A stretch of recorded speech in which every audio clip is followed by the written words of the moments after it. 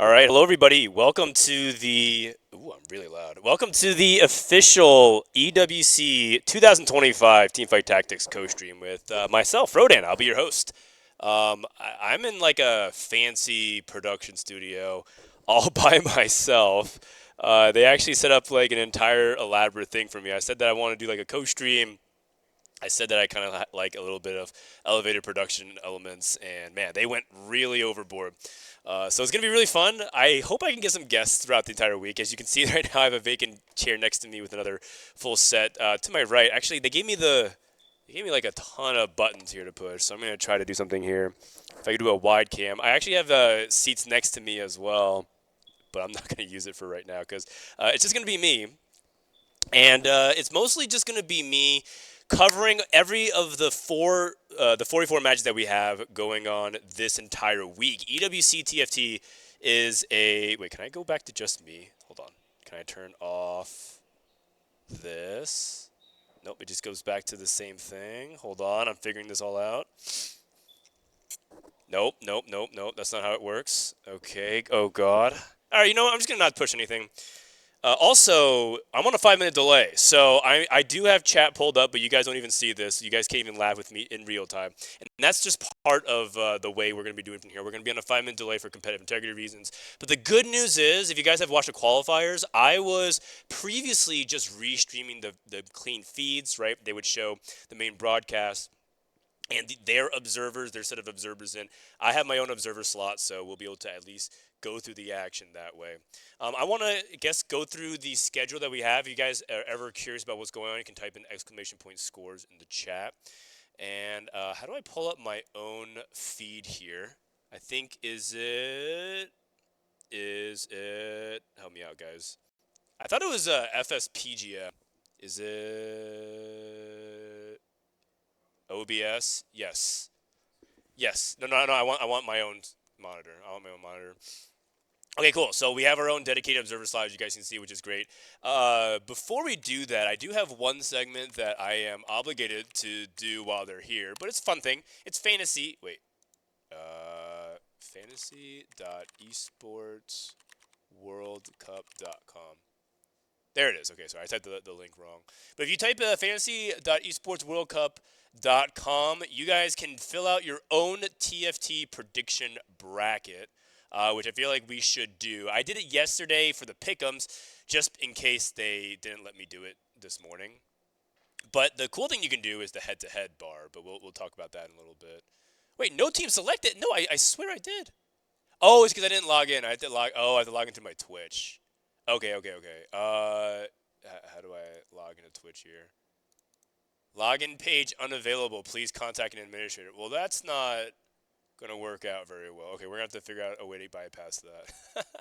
Because I want to log in Twitch. Okay, well, either way, fantasy.esportsworldcup, and then you basically pick your top 8, and then if you go play head-to-head, it'll pull up 2 teams. Right, you're going to click close here. You're going to pull teams and you say who's going to win Team Vitality versus AlQadsiah Esports, which is actually the series of matches that we have for today. So actually it's a good opportunity to use this into our schedule. Our first match is going to be Vitality versus AlQadsiah. Vitality is the most accomplished Western TFT 44 team. In our short history, as you guys may or may not have known, I am coach of the Vitality team. And yes, I will be co-streaming apart from their matches. But it's an arrangement we all worked out. And perhaps most importantly, they already know that they have all the tools to succeed. We boot camped in Paris for 2 weeks. And going into it, we feel pretty confident. And I think, overall, it was a really interesting experience working with, I guess, the Vitality guys, because they're an interesting bunch, to say the least. I texted Bryce, and what I said was, every stereotype that you could come up with or assumption of what it's like to boot camp with these guys for 2 weeks is 100% true. It's like anything that you can think about, like their lifestyle, the way they approach games, grinding, the brain rots, right, the mannerisms. It doesn't turn off stream. It's not some just yes, there is an element of a stream persona with them, but they don't turn it off. It's just nonstop yapping of hello, Precedent, hello, Setsuga, hello, Soju, and then they ask, is it my fault? This game is this game even good? This game is terrible. This Riot Games company, they just keep going on and on and on. And the crazy thing is, it's just one giant feedback loop. So when one person sets off, it's most likely to set another player off, and then all four of them are doing it, and then their girlfriends are doing it because they're in the room as well, and it just feels like this cloud, this virus, this brain rot virus, slowly seeping over to my side of the room. So I did my best to try and fight it off, but I think I might be infected. It might leak out at some point. Anyways, this is going to be the first match of the day. It's going to be Vitality versus AlQadsiah. I have a lot of fun stories we can talk about. Bootcamp was some real special time. And that's going to be the first match. Once you click on it, AlQadsiah is the other team, by the way. That's a team featuring Volterix, Flouders, Espat, and one other player that's not coming to mind immediately. Volterix is he's one of the most accomplished French players, but they're playing under AlQadsiah, which is a Saudi Arabian organization. And I think they're the underdogs. They're kind of a team of misfits kind of put together. They're like the French players that didn't really find an established team like Fnatic or AEG, for example, or even the Gentlemates. But I think, it's 4v4's TFT. Anything could happen. Match number 2 is going to be T1 versus Weibo. This is actually a really good matchup on paper if you follow other games and like League of Legends, for example. T1 is probably one of the favorites going into it. And I actually kind of wish I could log in and do the actual. You know what? Let's just do a notepad here. I'm going to give you my my top 8. Okay, well, you know what? You guys don't even know what that's for, so don't even bother with that. Okay, so let's see. So we have Vitality versus QAD. Okay, so I guess this first prediction that I'm going to go with is I'm going to have to go with Vitality greater than QAD. I mean, I think Vitality is one of the favorites. You guys didn't see it, but in the top 8 for the pick'ems, they actually have odds for what they think who are most likely to win. And right now, Vitality is ranked 3rd. And number 1, I believe, is Falcons, and number 2, I think, is T1. T1 is a really strong group of players. In fact, we can actually pull it up here. Let me Liquipedia TFT. It's a little bit scuffed, as you guys know, with my Costream. It's super fancy. I thought they were just gonna plot me down to PC with no delay, and we're just gonna yap, but it's a full production studio. I have all these giant monitors, and the stage is actually pretty elaborate here. Okay, let's take a look. Okay, so T1, AlQadsiah just oh, it's Rebanov. That's right. He was the last player. Sorry, man. T1 has Bintum, SCSC, Dooney Zuni, and Crazy Moving. T1's also pretty accomplished in terms of just being an org in TFT for 4v4. They have gotten 2nd at ACL. They got 2nd at EWC last year as well. Every time they've played in any local leagues, they've won. So in general, T1 is pretty well established. Their players individually have made it to several world championships and gone far in an open, in Macau. So T1, they're pretty well decorated. I also think that their teamwork is really good. A lot of people put Bintum, SCSC as 2 of the best Korean players, but they're also very good at teamwork. T1 in general are really good at positioning. I think the one thing that they do at 4v4 that I think a lot of other teams are not doing is sort of the way they think about how 4v4 is different from solos in terms of how you match against your teammate. And if you're not familiar with 4v4, we'll talk a little bit more about the format as we get into the game. It's a little bit harder to understand at the very beginning, but after about 5 minutes in your first game, you should be completely plugged in. And if you don't even know why people like 4v4 as much, maybe you just watch my stream, maybe you heard a lot of people hyped about it, maybe you're just a fan of K3 Soju, or let's just say some of these players on Flash Wolves, Ironbog, these are Taiwanese players, or Virtus Pro, it's a bunch of people from Vietnam. Let's just say you're a fan of them. 4v4 is a format that a lot of top players really like because, one, it's different, right? TFT is a solo game, so playing with your friends is a much more social experience, and people really appreciate that. But the second element of it is that it theoretically fixes, when I put that in quotation marks because it's all subjective, but it theoretically addresses some of the issues in solo TFT that you don't really get to see. So, for example, in solo TFT, you don't all have the same incentives. A player that's 8 to 10 points behind cannot even win the tournament, right? Or they can't even catch up in that one game. So they're playing like fundamentally a different game when they're like in 8th place. They're trying to play for like a 6th and 5th versus the person in first. If they're up by 8 to 10 points and they're advancing to the next stage anyways, they have nothing to play for. That is like a big weakness of TFT competitively, because sometimes people have had different incentives and different alignments. But in 4v4, every game is self-contained. After that game, the points reset no matter what.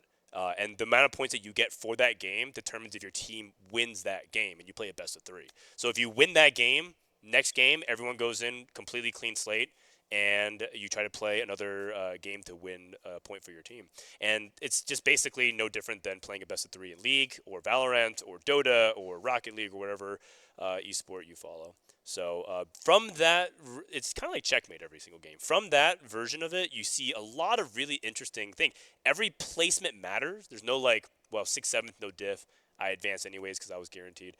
Every placement really matters in 4v4 because it swings the point differential in game. And so T1 is really good at figuring out all these systems about how to get themselves the best edge, and they're really, really, really sweaty about it. So I consider them to be one of the top favorites going into it. So we have T1 going up against Weibo. Weibo is one of the less accomplished teams, I think. What is it, WBO or something for their acronym? They're one of the lesser accomplished Chinese teams on paper, but the thing about Chinese teams is they all work together. I would probably say that the most known player is Sao Pimi. This guy's been playing for a really, really long time. He's kind of a veteran of the scene. He's been making regionals many times. I think he made Worlds one time. Just been competing for a while. Set 4. This guy made it to set 4 Worlds, right? So this guy's been around forever. But then Guan most recently won, I believe, set 13 Worlds into the Arcane. That's the anomaly set. He was a very, very strong player there, and he didn't actually do that well at Worlds, but he was kind of on a burner, right? He was going on one. He won the Pro League Week 2 tournament, which was the qualifier one. Then he won regional LCQ. Then he won regional finals. And Guan is a pretty accomplished player as well. So I would say that they have good players on the team. They're also in our group, so we didn't get good insight. You have to remember that teams don't really scrim within their group. So Vitality, QAD, T1, Weibo, we're all in the same group. We don't scrim each other. Okay, so that's Group 1. That's gonna be the Group 8 matches here. If I can just do that. How much time do I have? I have 10 minutes before the first game. You guys will let me know when the first game's starting, right? You're not, because I don't have the invites yet, so I just don't want to just keep talking. And yeah, you guys let me know. I'm not talking to chat. I have no chat interaction right now. Cause the Wi-Fi here won't even load my stream. So I don't even know if I'm live. I might be talking to the ether, but I'm assuming I am. Okay. Okay, cool. Group B, we have MOUZ versus AEGIS. This is gonna be our second match of the day. This is actually going to be pretty tightly contested. I think MOUZ on paper is the German powerhouse, right? They are the team with Sologasong, Wet Jungler, Salvi, and Losher. Where are they at? Right there, here they are. You could talk about these guys for a really long time. But the most important thing to recognize is that this is probably the creme de la creme of what the Germans have to offer. You could argue that there's a couple of other strong German players that could be on the roster here, but overall, this is some of their best that they have to offer. And even Losher, who's probably the least known player on this roster, is actually he's really intelligent. He's really smart. I love his methodology approaching 4v4. They're a really strong team. And Sologasong, if you follow like Twitch streams, a popular figure as well. I have to give him the edge over Aegis, but Aegis is no slouch either because Aegis has Puddle, Lyris, Gobo, Steer, and Opale. If you don't really follow the French team too much, these are just like mainstay staples. They've all made Worlds before. I mean, Gobostor, I think, made it the most recent. I want to say set 12. Gobostor was in set. Well, sorry, he was in set 14. Just kidding. He was there. He was in both 12 and 14. I was right. But Gobostor, these French players are all really strong. If you're anything remotely following the French, the TFT scene, you know the French community is very, very strong. I mean, they alone can stand as their own region and have a lot of good players qualifying for tournaments and everything, like on a global level, but not just Double 61, not just Jedusor, not just like Voltairix and all the players that you've seen before, but they go really deep. So Aegis, they're also being coached by Coco. Their coach is Les Coco, and I mean that's just really scary. One of the X factors for each team is who they're getting coached by. I like to think that Vitality has the biggest X factor head coach, but maybe I'm a little bit biased. Some would say. Aegis has Coco, right? Fnatic has Joy X. I think EVOS is by Kim. Um, there's some really strong players, I think, for China as well. So T1 has Dory. We'll see. I'll go through them as much as I can. EWC Fantasy, MOUZ Ages. Again, fantasy.esportsworldcup.com if you want to play. I think there's some prizes for the head-to-head. You basically just make the head-to-head prediction. You have to log in with your Twitch, although it won't let me do it. I want to actually put some predictions on the line. Okay, Group B, Virtus Pro versus Falcons. I think this is pretty one-sided, only because I think Falcons are going to be the strongest team on paper. I pegged them as the favorite. I would say that favorites are very, very slight margins, though, because it is a 16-player tournament, and it's TFT, anything could happen. But I would say that Falcons has to be the strongest team, both on paper and in practice. Falcons kind of whooped our ass a lot in scrims. It's some of the most recently accomplished players, right? Li Xiao, who this guy has won so much over the past year. Anything from the Pro League to ACL to winning the Esports. Oh yeah, He won the Esports World Cup last year with Wolves, and then left Wolves to fuse a super team on Falcons. Li Xiao and Shell T was on that team, and then they fused with Ning Li, was the coach of Wolves, right? And then they combined with Li Tuchuan, who is also one of the more accomplished players in China recently. Just putting top 8 as a top 8. And they also won ACL to qualify for EWC. It's not like they were given a spot back. So they won their international leagues for 4v4. They're very accomplished individually. They're also the super team because they won last year. They fused with the winning half of Wolves from the previous year, from 2024. Falcons have to be the favorite on paper, so if I'm a betting man, I'd probably put it there. The other team, Virtus Pro, is actually a team of Vietnamese. This is like the Vietnamese team that got in over YBY's team. YBY was with Talon. He had him, Midfeed, Succulento, and I think Asta. Or sorry, was it Asta? It was a fourth member that I don't remember off the top of my head. And then I think Virtus Pro was the team that like upset a lot of that. And I think their best star player is Morris. This guy has made Worlds before, and he's pretty accomplished. But I would say that he doesn't get as much spotlight as YBY and Midfeed and some of the other folks. But Maris is a really, really strong player. So I would say that Virtus Pro is led by him. And then Milo and Kian and NCC1 have had some pretty good results recently. I think they made some reasonable runs at regionals in Set 14. But I wouldn't say that they're that strong on paper. I'll probably say that Virtus Pro is in the lower half right now. They're underdogs for sure. Okay. It's almost 11, by the way, and I still haven't gotten an invite to the thing. So can we like verify that I'm waiting to see if I can get an invite here, because I'm just like waiting. Okay, because please do not let them start without me, because this was like my number one concern. They just set me up with this account. They say, great, you can observe, and I have nothing. I have no friends list. They just let me just sit here yapping. Actually, can we go to? I'm gonna go to program out here real quick and just see. Oh, let me go to the A stream here. Oh, they're doing like the preview here. Crazy Moving's a former StarCraft pro gamer, by the way, and this is T1.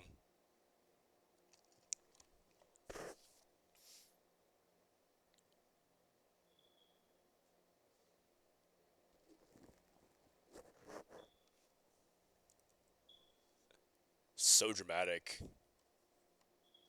Okay, and then A stream does not have anything going on right now. Just the casters yapping. Okay.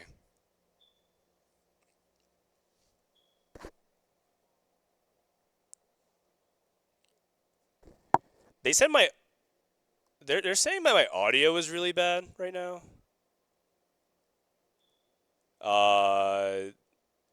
Can you guys investigate? They said my stream... my chat finally opened up, and they said that my stream audio quality is really bad. Okay. Please investigate. Okay. I'm going to type the chat. Hello, chat. I am on a 5-minute delay.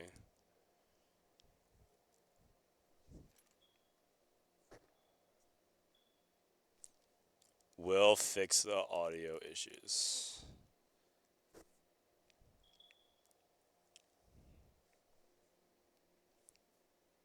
Okay. I guess that's just the segment stuff. This is the B stream. There's 2 streams going on. Oh, this is the Vitality stuff.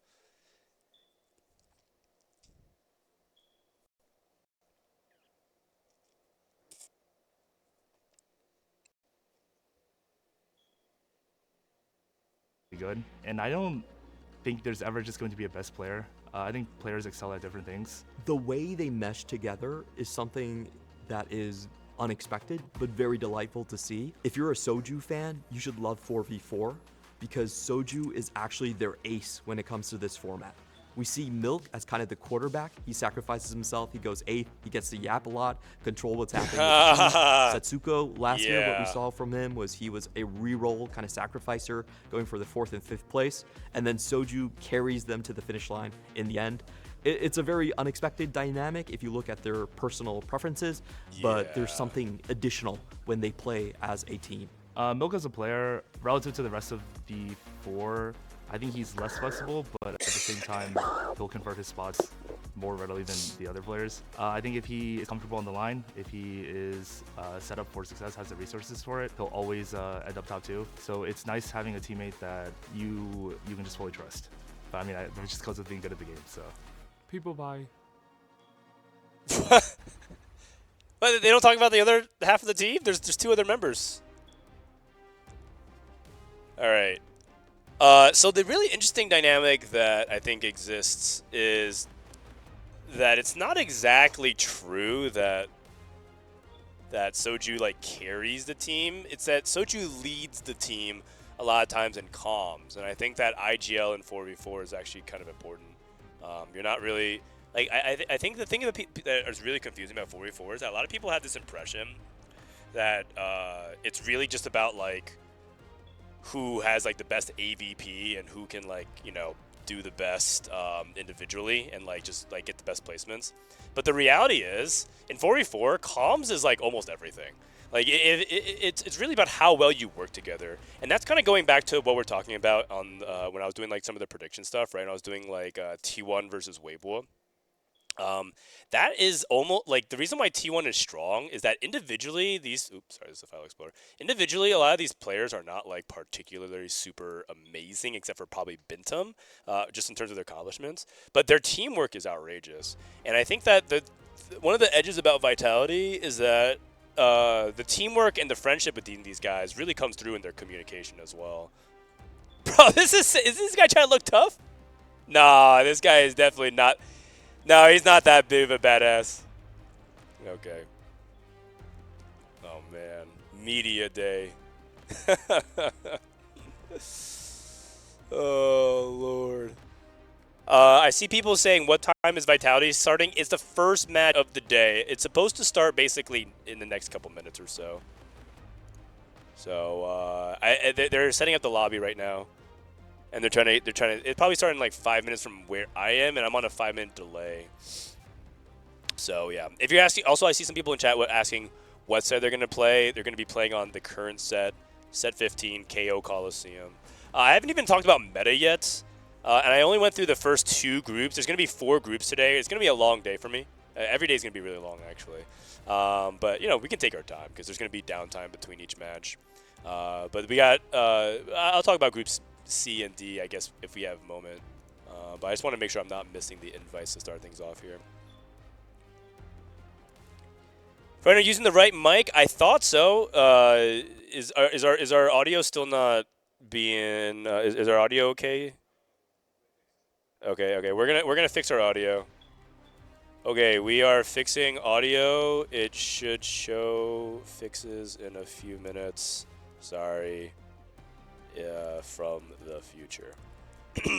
Okay, Vitality match is first starting in a few minutes, I think. Oh, you guys don't have stream volume? Oh, okay, got it. I can hear the stream output on my ear, but I just want to make sure.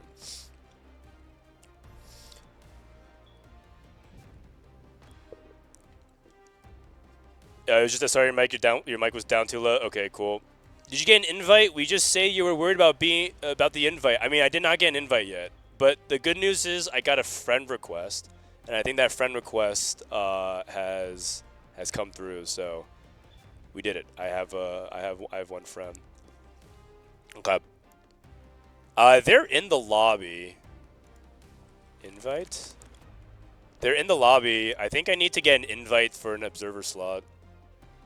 Please don't let them start, man. Please don't let them start. Okay, they're a little bit delayed. Okay, so 4v4 meta. And by the way, if you guys are talking, because I think some other people are co-streaming as well. I saw like Emily Wang is co-streaming with Greg and whatnot, which they might be covering different games. You are creating a lobby.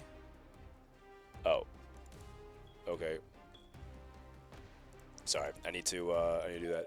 I can't actually have anybody join my co-stream. I can't get on any call because it's sort of like because we're on delay and technically we have an observer slot, so it's going to be like a competitive integrity issue. So I can't actually join anybody on call.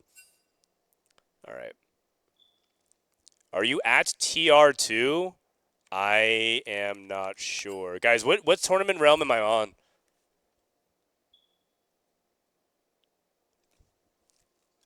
What tournament realm am I on? Cause there's multiple servers. Am I on TR5 or 2? I should be on TR2. Yes, we are on TR2. Yes. I'm on TR2. Yes. Okay. They can't invite me. Creating custom game. Okay. Let's put this here for now. Wow, you guys can stare at Soju's mouse. Soju actually forgot his mouse, and so he's using a backup mouse. It's like this pink uwu Lamzu mouse. He ordered another mouse to come to boot camp, but then it got hit by the tariffs, and I think he didn't pay the tariff, and said, "Now just use this mouse." Where are you at? I'm at the Costream production tent. Okay. On the other side is AlQadsiah. It's QAD. This is Voltairix. He's a really accomplished French player. He's made it to, like, I think 5 worlds by now. So, I mean, I don't think he has to prove himself. The thing is, he apparently does not work that well with other team or players from France. And so he kind of built a team. He just, like, asked random players to join him. There's no, like, story or cohesion beyond that. So, yeah. Okay, hello, what should we do? Are you guys 100% sure I'm on TR2? Cause, okay. Cause they're just not inviting me. I don't know why. It shouldn't take that long to invite. It's just a right click and click invite.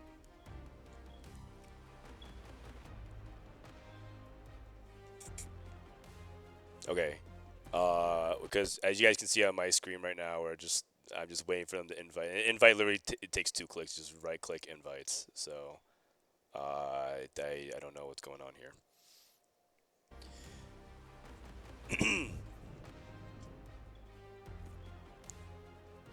Okay, there's a little bit of delay though. I mean, the B stream is actually going on right now. I guess I could like talk over the B stream a little bit. This is the other match that's going on at the same time.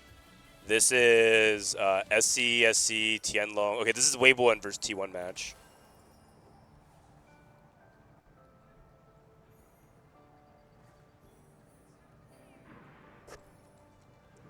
Okay, I guess I could just provide some commentary here while we wait for the other thing to match. Okay, protagonist. So in 4v4 right now, there's basically a lot of different. There's basically 2 different strategies that I think a lot of people are going to be employing. The first is, are you going to be able to get the Gangplank and the mech sources online? I think that's not a big secret by now, but Gangplank and Mentor Mech is the most dominant composition in the game, and a lot of teams are trying to look to see if they can play it. Now, that being said, it is 4v4, and sometimes you just don't have a spot to play those compositions. But there are teams that say, no matter what, we will play those compositions. So that's where the first deviation is. There's going to be some teams that say, we can't play Gangplank, and we're going to try to play a denial strategy. We're going to hold all the Gangplanks. We're going to hold Kabukos. We're going to hold, like, the yacht or whatever. They want to stop the Mentor GP. And then the second team would be saying, okay, we're going to force it no matter what. You have a single bow and you have a GP, it's time to play it because you want to go for Rageblade and the Kraken. So that's one dynamic that you might see.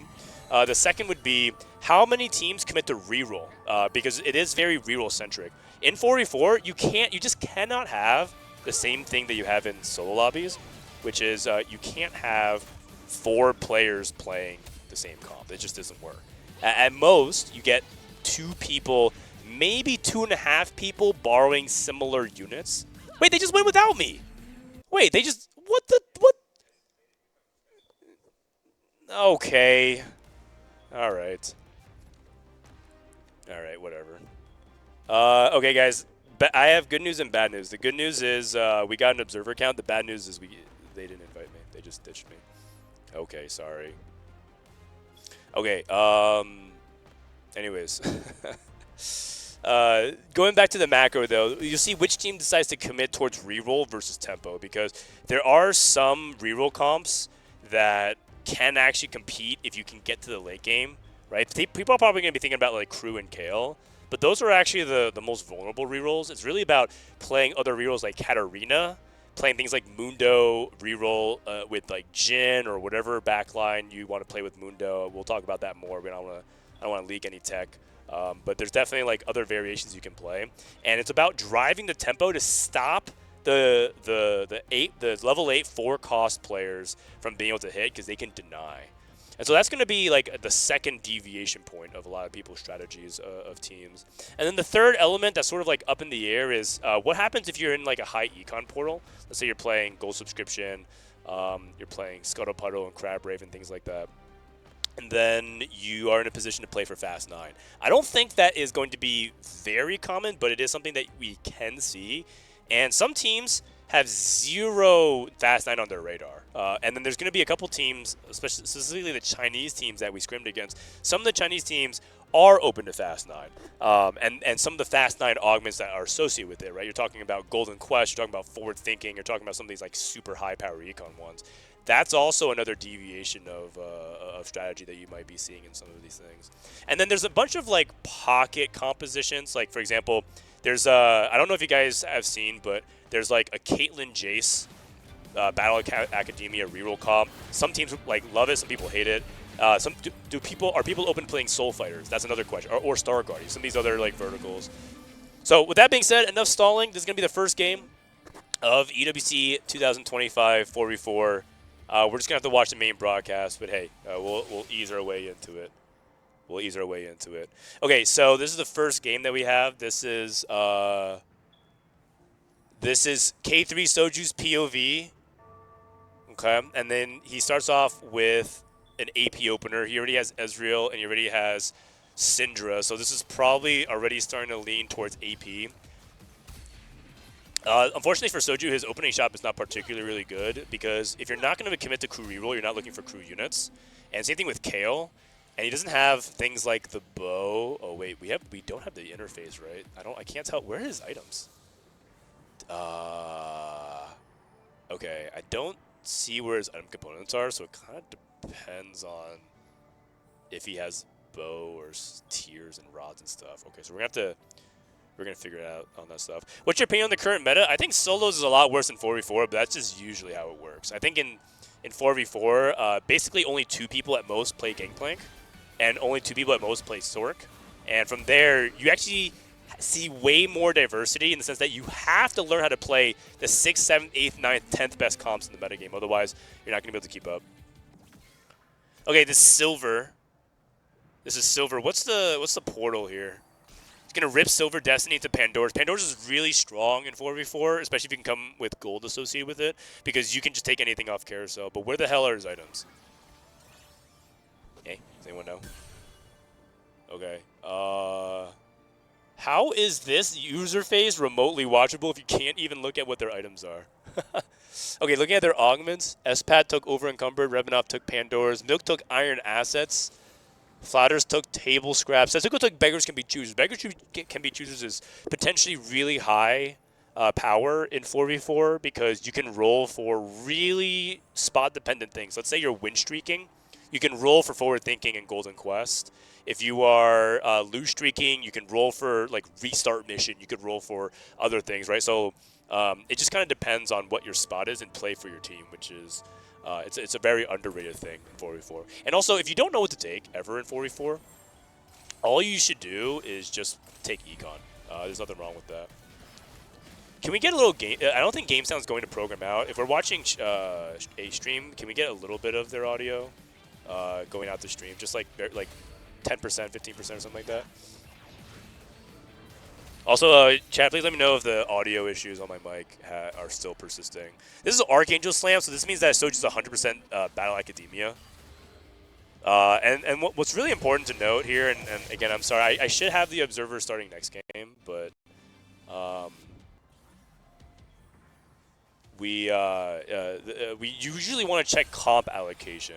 Comp allocation here, looks like we have Voltairix on Mundo Jin. He took Silver Spoon. Silver Spoon is like a little bit weak, I think, for an Econ Augment in 4v4. But I think it's like, if you can find a way to put together a 5-streak, it's always good to be on a 5-streak for your team. Okay, we have a Gangplank 2 for Rebenov with the Kraken and Pandora's already. He has 4 Gangplanks? That is an insane spot. That is an insane spot because he should be able to win streak now. This is actually a really good start for QAD.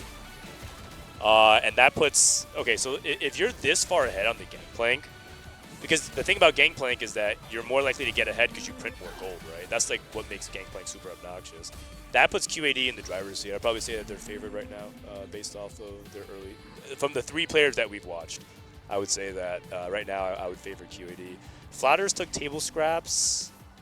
I don't know what he's aiming for immediately. Looks like he's also going to be playing for Battle Academia. We just say BA for short. He's going to be looking to be the Yuumi player. And the thing about Battle Academia is that the role in 4v4 is to tempo and then try to bleed HP later for your teammates. And that just means that QAD has 3 good spots at the moment. Like, I think Voltairix is high tempo. Rebenov is upgraded Syndra, high tempo. Does he have... He has Unstoppable? That can't be right, because he has his power up on Syndra. This overlay is wrong. It's showing, like, Unstoppable versus something else. Okay. We'll figure that out as well. Don't worry, it'll all be fixed once I can observe. But I'm assuming it's Rising Chaos or something like that for Syndra.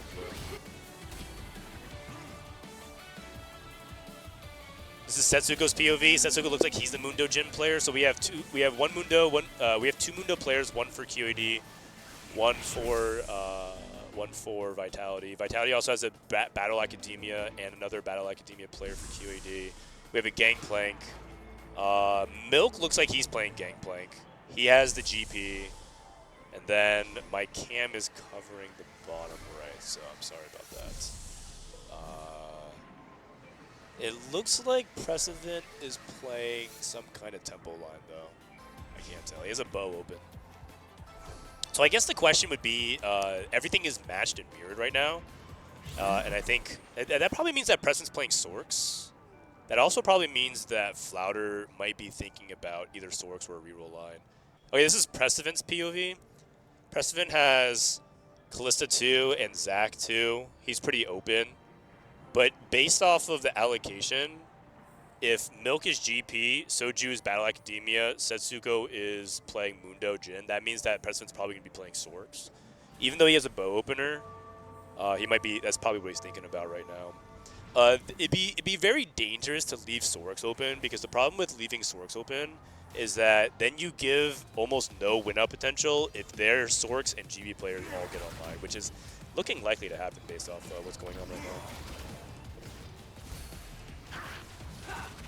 You know, I'm just going to say it. I don't really think Vitality's spot is looking very good here early. Their tempo players are not win streaking. They're behind.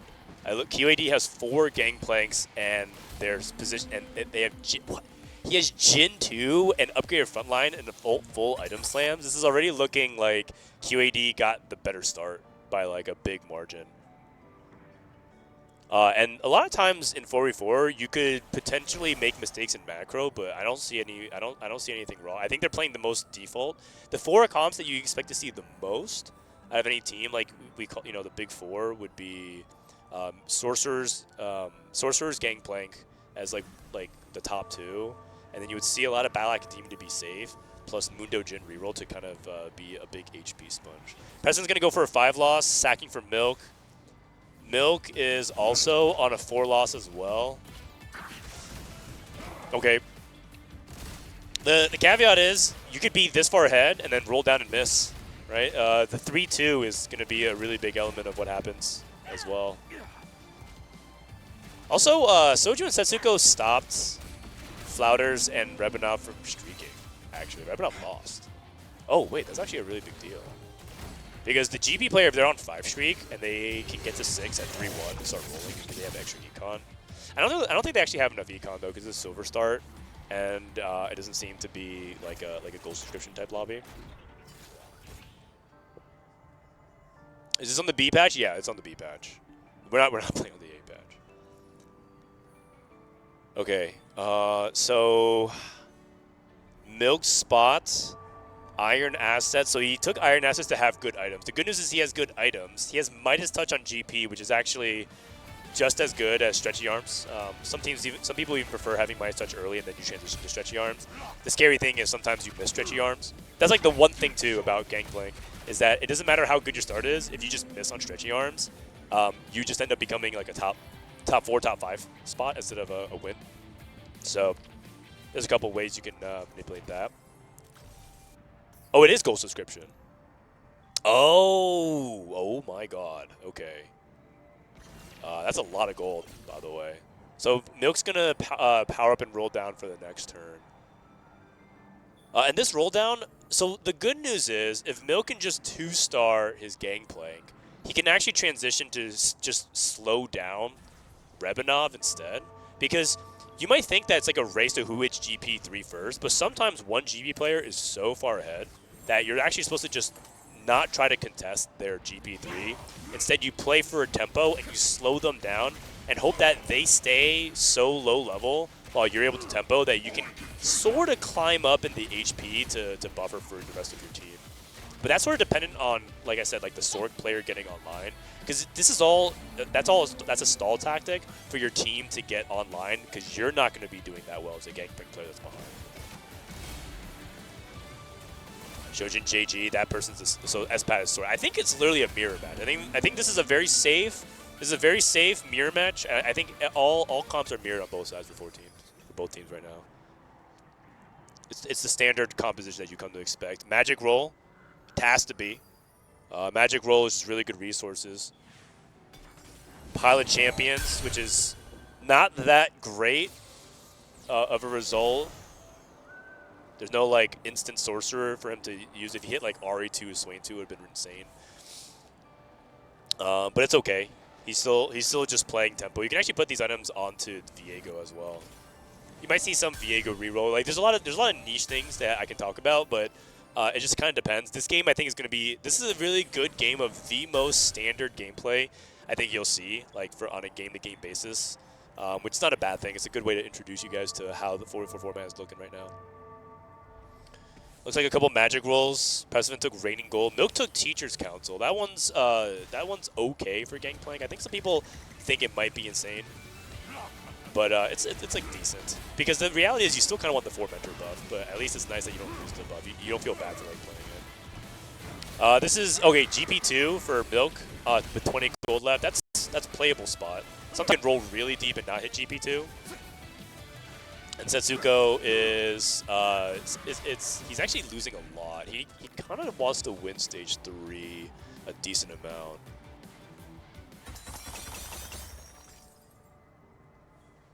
This is Precedent's POV as well. Precedent, like I said, he's a Sork player, so he had open bow. Am I stupid, guys? Where are the items? I'm trying to like look at their item bench because that's like a really big part of 4v4, how they're like managing the removers, how they're like slamming everything like that. But is it so? Am I covering it in the bottom right? I'm just like I don't know. I don't think so. Okay, Voltairix, Rebanov. Oh, that's his matchmaking pool. Is President playing Crystal Gambit? No, he's just playing Blue Streak. Ah, man, I really don't like Precedent's spot. He does have good items, though. Looks like he just needs 1 tier, and he has Miss Karma. And he took Raining Gold. I think Precedent is the scariest player. If I'm QAD, I think he's the player you try to target. You try to hold the Karmas. You try to hold any of the front line, because if Precedent misses, he can't make the comeback. QAD still looks like they're in the driver's seat, though. They still look like they're in the driver's seat right now. Their openers were insane. They're on a win streak. They have really good items. They naturaled a lot of stuff. Precedent wanted the tier. This got denied for him. He wanted the tier for the Shojin, and Espat denied it. Milk just takes bow, probably just to finish up his items here for GP. He wants to start making Rage Blade. And then,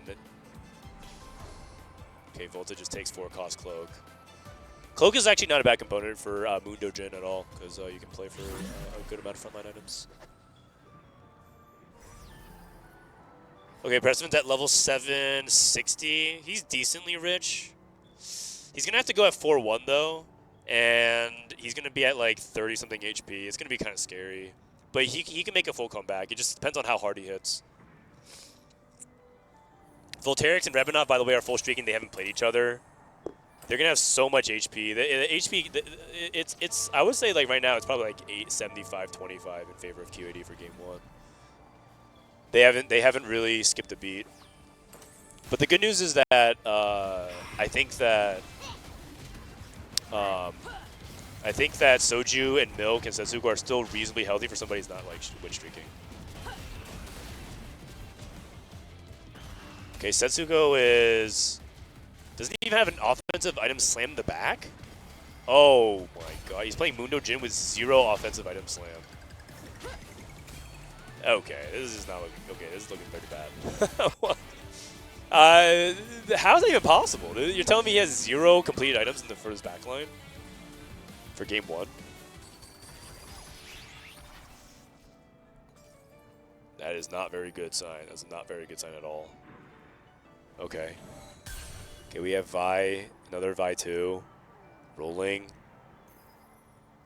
So he has 7 Vis. You can go for Vi 3. You oftentimes roll for Mundo 3, but Mundo's getting denied, and so you have to think about alternatives. A lot of times it's Vi 3, Udyr 3. You don't really go for like Neferi 3 though, or Aatrox 3 is not great either.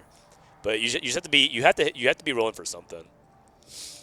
And the fact this is what I was saying Setsuko had to do, right? I said the Mundo Jin player wants to win streak on stage 3. And they want to be protected because they're the HP sponge for the team. And right now Setsuko is just losing all of his HP. So if Precedent doesn't make the comeback, I'm pretty sure Setsuko's bot 4. If Soju doesn't hit either, he's also going to be like basically fighting for like a 5th, which means it's purely up to Milk to high roll to pull out Vitality. Espat's also losing a lot of HP as well. I think both the Sork players are pretty vulnerable. I would say both the Sork players are pretty vulnerable right now.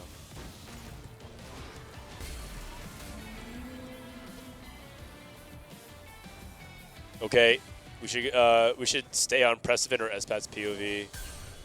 This is Precedent's POV. He's rolling. He's rolling here at 3-7. He's rolling one turn earlier as well.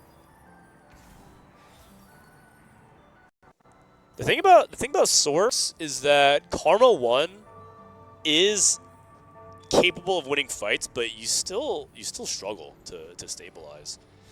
It gets reroll. Like that's the reason why reroll is so scary, is because it can really punish these Karma players that don't get online fully. Gold Orb. Gold Orb, we got items. We'll never know what he got. Okay.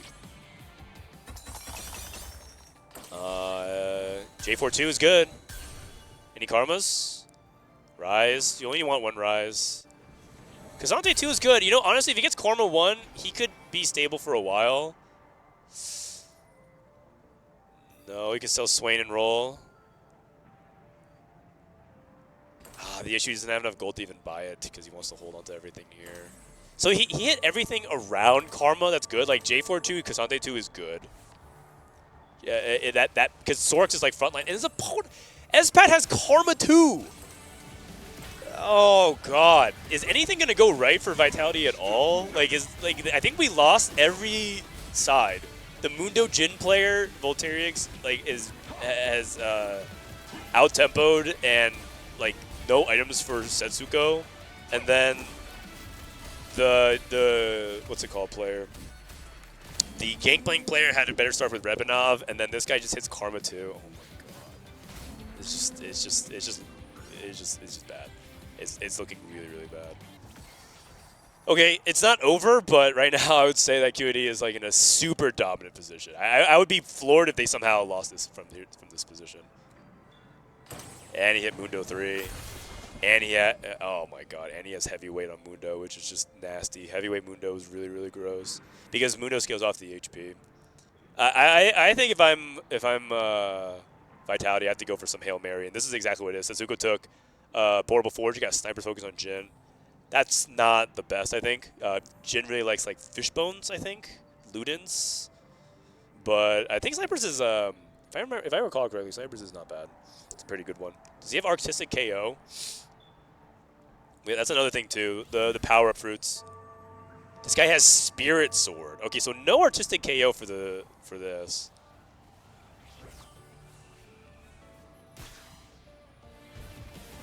No, he's playing Midas Touch. I think the overlay on the left is like one person behind, because Midas Touch is definitely not on Karma. Spirit Link. He had 2-star frontline, Spirit Link, Karma 2, he had everything, and he has 20 gold left. It is just crazy. What's next? Gwen on his side of the carousel?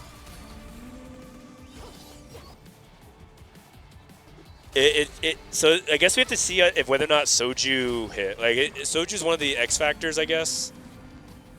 He just lost to Voltairix. Oh no. Oh no. And you know what's this is wait, Milk is streaking. Okay, so if Milk, let's say theoretically Milk is really strong. We don't know, but let's say theoretically Milk is really strong.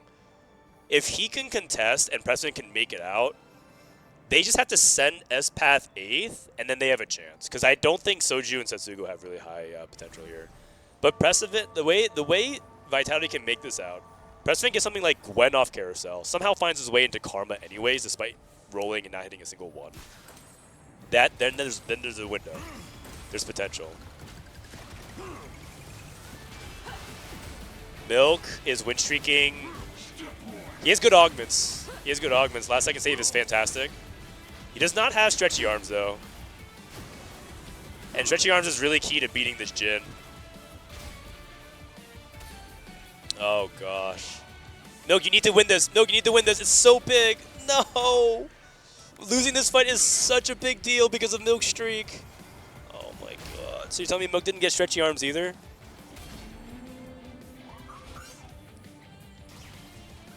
Uh-oh. No Gwen. No bailouts. Okay, I'm starting to lose any sight of optimism for this game for Vitality. Nothing is falling their way. I would say that the only thing mildly fortunate is that some of their augments have been pretty good. That is not good. That is not good. And Volterix is still 100 HP streaking. Oh, he has 100 HP because of the Vampiric Vitality. Oh dear. Oh wait, Rebanov pushed levels. Oh, he gave up on Gangplank. He conceded, and so he's gonna let Milk hit Gangplank then instead. Wait, that's actually okay. Wait, so if that happens, then that just means Pressman has to hit because if Milk can get online and cap his board. Wait, Archangel's Mundo.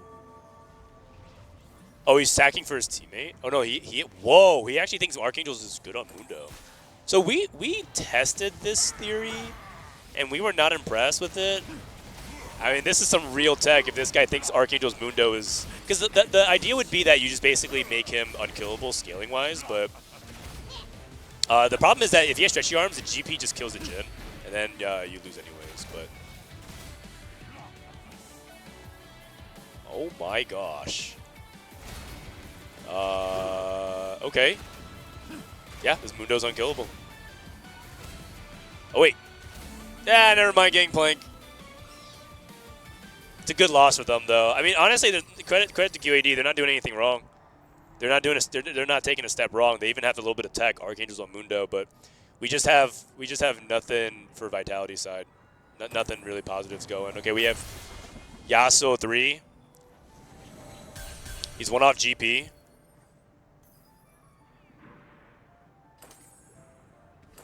He's refruiting GP. No. How many fruits do you have left? Oh god, a lot of these are not very good either.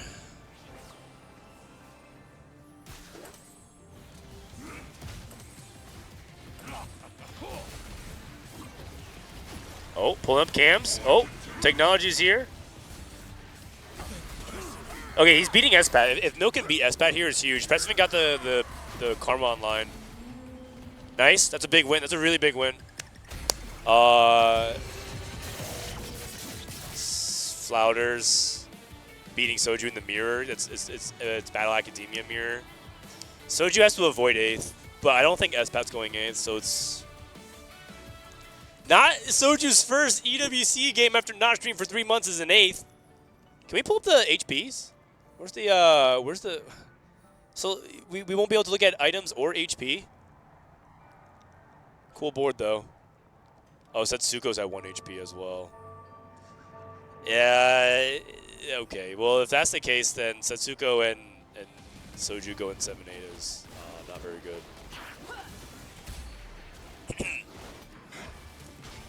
To say the least. That means that Precipitate and Milk have to 1-2, and I think that Milk has the HP for that to potentially happen, but it's extremely unlikely to happen because of Volterix having 100 HP, just too far ahead. Gold subscription again. And it is Joe back. Okay, I mean it's so late. It is so late. Soju never even hit Yumi 2. He hit Seraphine 2 on 8, which I guess some people can interpret as high roll. But that is very unfortunate. Couldn't hit. I just feel like nothing happened. Like everything happened on QAD. They hit everything. Like basically a stage faster than Vitality. The good news is I think it's harder. It's hard to get out high rolled like this. Again, I don't think QAD like played badly at all. I just think that the gap here was it wasn't it doesn't even feel like a close game to me because it feels like one team just got everything they were looking for, and we were playing a mirror match. Like there's no difference in comp, so we just like lose. If we play a mirror match, we just lose all those coin flips, and that just means that we're behind. President's dead too. Okay, I think that just did that. Pacifin's dead. Setsuko's dead. That means Soju has to go second, and Milk has to go first. And that's just not going to happen. I mean, Milk could go first, actually. That's the crazy thing. He actually hit his board, so Milk theoretically could win out, but... Can we... Where's the... how come this stream has, like, the HP and, like, we're just stuck here looking at an interfaceless TFT? Just have to imagine what's going on.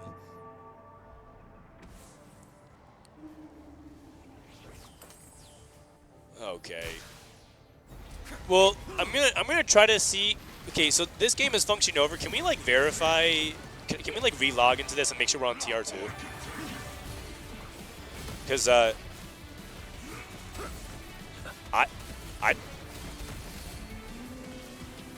So we were on the wrong TR server. Okay. So this one, I have to click on TR5 then.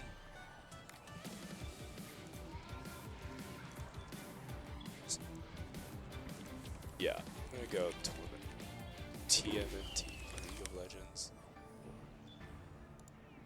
Okay, sorry guys, they logged me into the wrong TR. That's I'm gonna do that now because this game is functionally over. So I'm gonna go ahead. Can you guys log me in? I'm not on the program right now, so.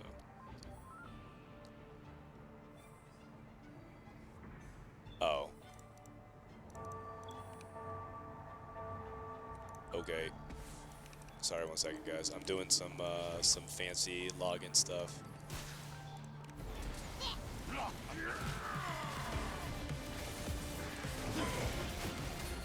I'm trying to avoid this headache in the future. So because we finally got the HP counts. Oh, it's 3. Okay, so Soju 6, 7. Okay. Well, the good news is, it's gonna be very unlikely. Well, that happens again, where QAD gets so far. They just, I feel like they just won the game on stage 2 because how far ahead they were, and then like everything else that fell into place. Their stage 3, they hit better, and stage 4 they hit better. Like nothing came our way. So the good news is it can't get more low roll than that.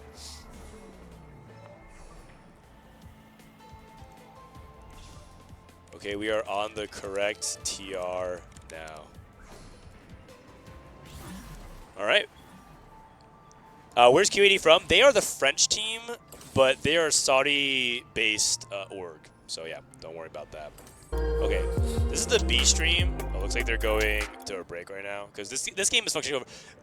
We're just watching the A stream because there's a rule where you can't forfeit, which is I think a little silly because personally the game is over. It's kind of like if a team types GG, like you don't allow a team to forfeit, I guess, because their nexus isn't down. But I guess they did remove that.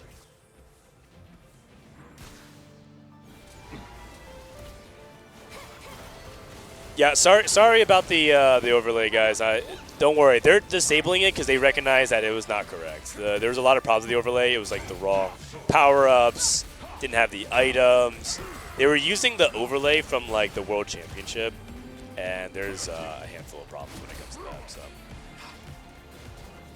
where's the sidebar? I don't know. I think they were using there's like a proprietary software that Riot uses called Barracks, and that Barracks is supposed to be like an advanced software calculation system where they could use like a bunch of different stuff to like calculate odds, how much gold people have spent, like how much gold they've used for rolling, what's the chances of them hitting from this spot. There's like a lot of advanced stuff with it, and now they're trying to redesign UI in TFT, which I think they want to try to do something pretty fancy with it, and it doesn't work very well. I think with 4v4. Are they gonna really make him play this all the way out? This is depressing.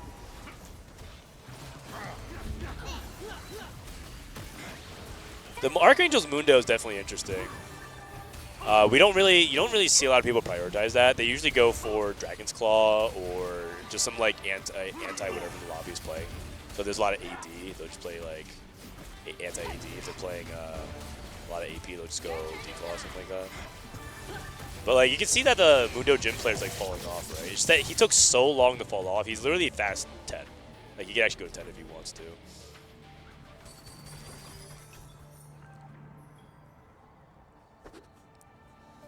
Seraphine is worse than Malzahar. I mean, Seraphine is definitely not the important unit in BA Prodigy for sure. I mean, again, that's like something that's considered to be high roll, but like if we were to use that energy elsewhere, it would be that Precipent would hit something like Gwen 2 for sorcerers. That's way more important.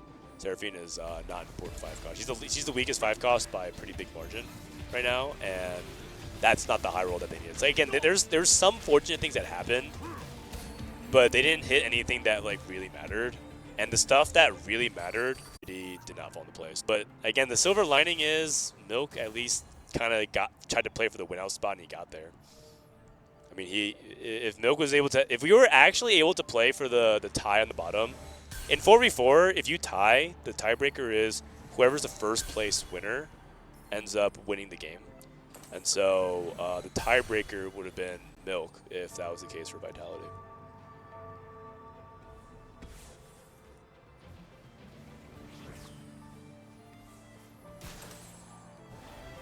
Did Milk end up getting stretchy arms? He did. I mean, oh no, this is Rebanov.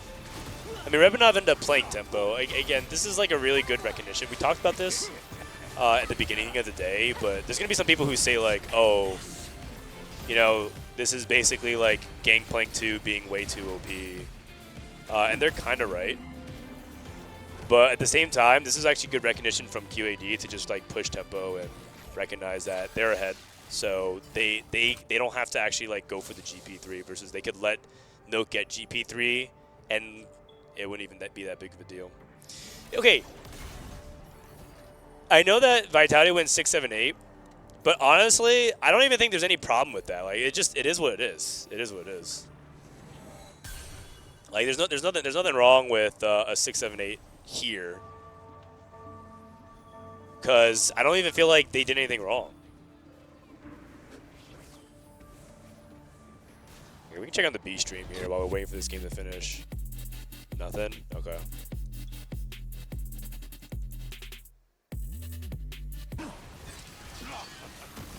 Alright, what's up, chat? Do placements matter at all? Not right now. Not right now. No, there's an EWC policy where they don't let players leave the game if there's players from both teams alive. Even though the game is like 100%, there's like 0% chance for this to have any impact. I think it's because last year, if I remember correctly, and I don't know, I didn't actually read up 100% on this, but there might be like an MVP award on the line.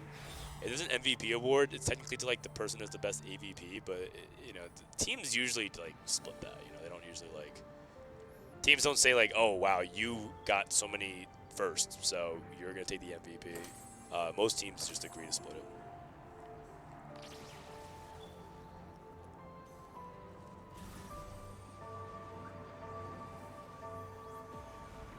Bro, Milk just cleans up, right? He just wins out. You know, actually, having things drag out might not even be bad for Vitality because sometimes they just need to get it out of their system. We've definitely had losses before in scrims where we just needed to talk and complain about the low rolls for like 5 to 10 minutes. So this is actually probably a good thing. Oh man, it's actually so painful because the Milk win out spot was very real.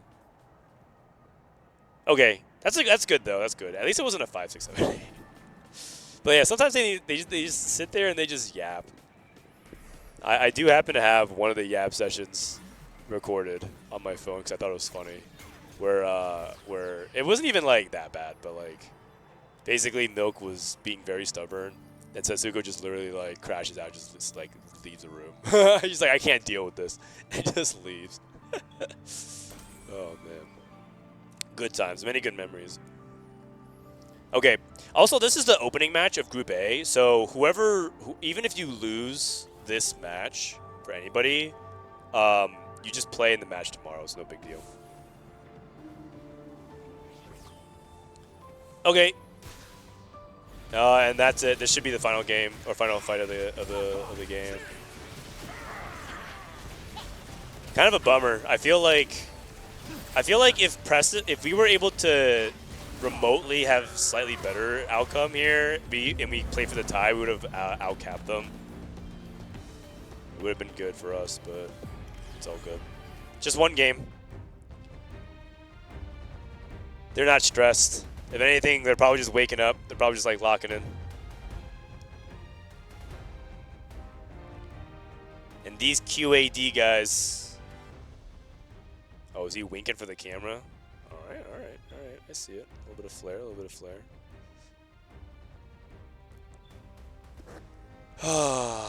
All right.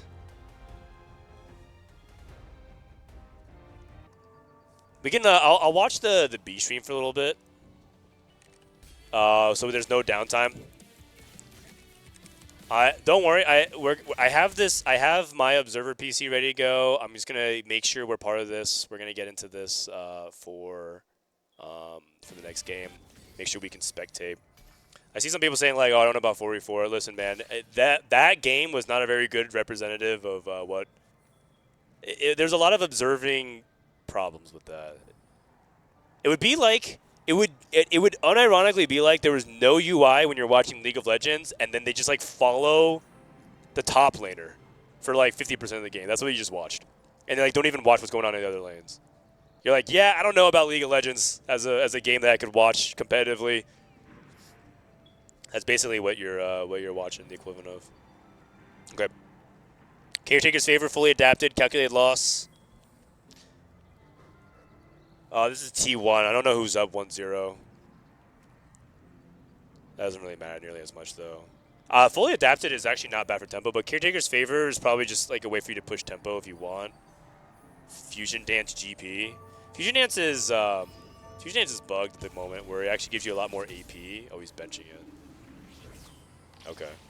But Fusion Dance is bugged at the moment, and so it works a lot better for AP than it does for AD. That's why a lot of people play it on Sork Gwen and not for other lines.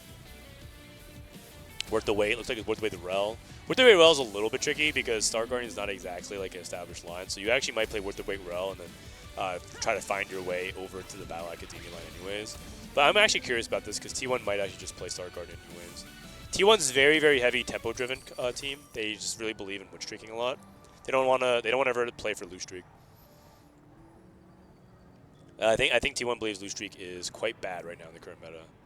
Compare this to like last set. Last set there was there was Amp, for example, where Amp you were allowed to like lose streak and open fort and just play for the win out Amp player. I don't think that really exists right now in the current meta. There's a couple of comps that like if you can hit and get everything online can be pretty insane. I think like Cassante, all out Cassante is like one comp that could potentially, if you have like the right augments and the right setup. We've seen a couple of that happen in scrims. Sorks is another one as well, but Sorks is like pretty sketch from blue streak because it feels like you just need so much to get online first that you can't really. You also just might lose to like a random GP as well. That's the thing about some of these reroll comps or some of these win out comps that you might just lose to a reroll comp anyways. You got like you saw Preston getting stat checked by the Mundo player. They just lost.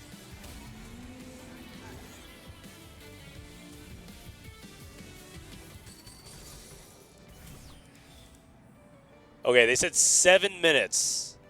They said, okay, wait until the players join 7 minutes. Holy cow!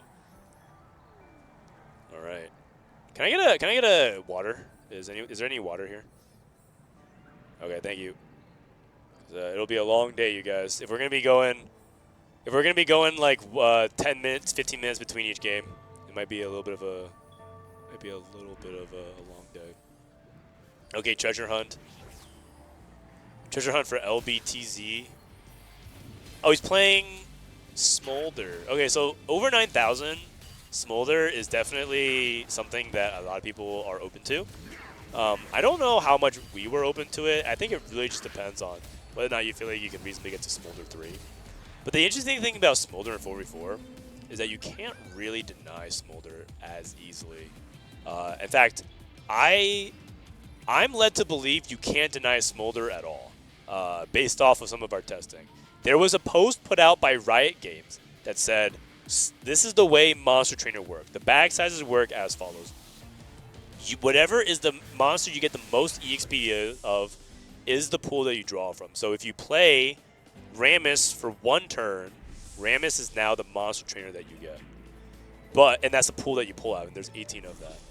And if you play Smolder for 2 rounds and you have more EXP with Smolder, thank you, then you get Smolder out of the pool.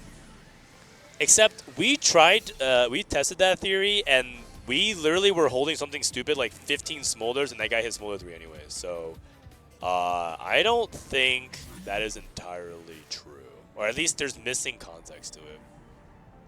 Crystal Gambit +1. Oh, wow. Crystal Gambit +1 is pretty dang good. I think a lot of people know that 7 Crystal Gambit. I mean, if there's anything that can destroy the Meg Sorcerer and the Gangplank boards, Crystal Gambit is absolutely one of those insane ones that are really, really good.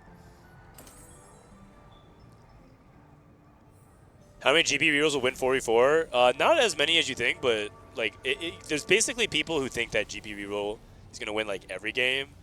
It's not. It's not. 4v4 is not the same as solos, but it will win a good amount. Yes, and that's entirely by design, because people are playing for the GP to like be the carry.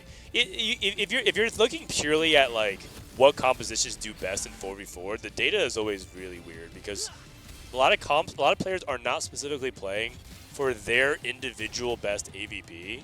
Sometimes they're playing for the team. And so you're gonna, if they ever release a stat sheet for 4v4, I don't think they will. But let's say we do release a stat sheet for 4v4, some comps are gonna look really bad. And you're gonna see like, why is this team playing a 5.0 comp, like repeatedly? And that's because of what its role is in the meta, not necessarily because it's a good comp or it's a bad comp. You can't just go off of win rate.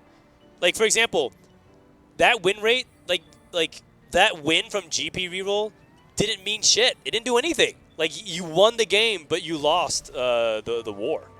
Like the GP3 from Milk, it didn't matter. You know what functionally won the game? The Mundo Jin reroll won the game, functionally. Voltairix was 100 HP. Like, that was like the win. So win rates are like, if you're a player that just like purely tunnels on end game screens, and that is like all like if you know what it is, it's like the same as some people who read the headlines of newspaper articles and say, yeah, I read the whole thing. You have no idea like what actually was written in the article because you read the headline. That's basically what's happening in 4v4 if you just look at the end game result screen. You miss the entire context of what's going on. Is Greg in? What's up? Is Greg in chat? What up, Greg? Oh no, he's not. It's just people typing Greg. That makes sense. Crew reroll. Don't see a lot of that. Weibo playing crew reroll. So crew reroll is a reroll comp that we're down on. We are willing to play it. Again, there's nothing in 4v4 that we're unwilling to play, but like it's something that we're not actively looking to play. This guy, these people just took Treasure Hunt into Thornblade armor. That is a really unusual pick choice here, particularly because Thornplated armor is not particularly super strong. Like it doesn't help against Gangplank for the same reason that D-Claw doesn't really save your backliners. But the reason why D-Claw is good is because the way Sorks play front to back, Karma's ability has to go through the front line, and so for it to pass, otherwise he can get stuck on a frontliner. 8/8s. Okay. You know what? It's probably because he's on Scuttle Puddle. Wait, levels. The thing is, you don't actually have to level for that. Oh god, he's gonna get wraps. Oh, if his goal was to keep his win streak. Oh my god. Oh wait, well, you know what? Never mind. This Diego died really quick. All good. And Bintom's playing Crystal Gambit. Actually, that ended up being really fortunate. If you guys are wondering if we're missing the next team or not, I have the game pulled up here. We're still just waiting for the invite here.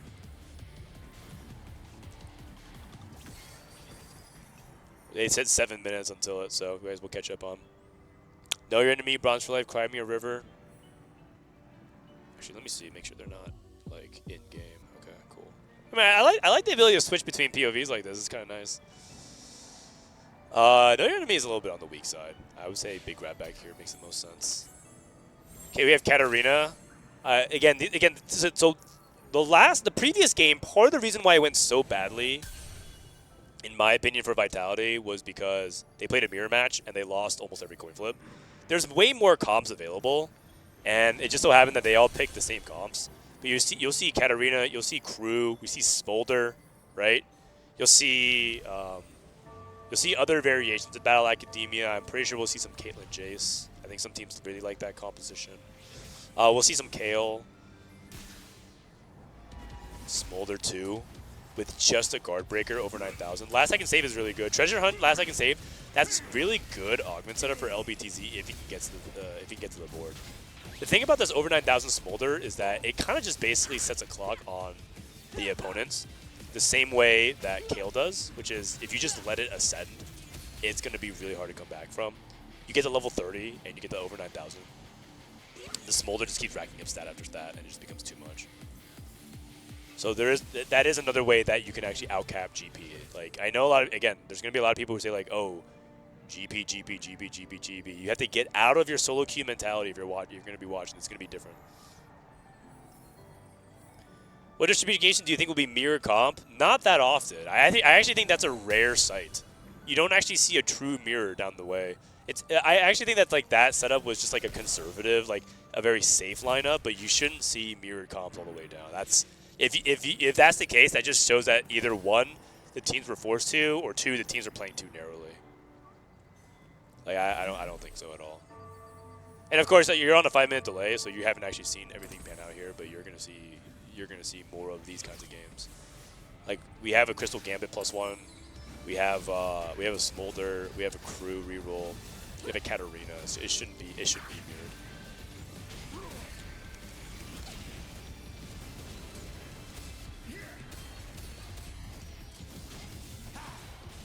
So 7 Crystal Gambit, the entire dynamic of it is whether or not you can hit Zyra, so you can get to 7 crystals. 7 Crystal Gambit is really powerful, but there's also another phase of 7 Crystal that is important, but you need to win a couple rounds in order for it to start snowballing. It's not like you play 7 Crystal Gambit and you're like, haha, I win the game. There's very few bits of that in this set, which is a good thing. I know some people are pretty unhappy about the state of the patch. I see some pretty wild takes. A lot of people just keep comparing this to the Syndra meta. I understand why they're doing that. I just think they're just being ridiculous. But I will say that, okay, maybe not too ridiculous, but I think they're like exaggerating for sure. Because there's definitely lobbies of that, but Syndra was like a completely different beast. Like it just makes me feel like a lot of people forgot how crazy Syndra was. It was like literally like 7 to 8 players in a lobby playing Syndra, and it was like correct to do so.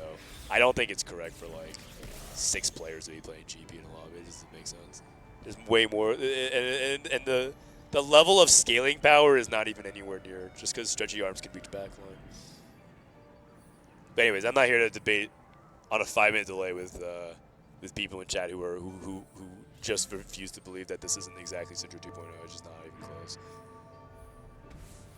Not done yet. So not done yet is if you die 8 times, you get 25% damage amp, and you also get some other stats, which is really nice.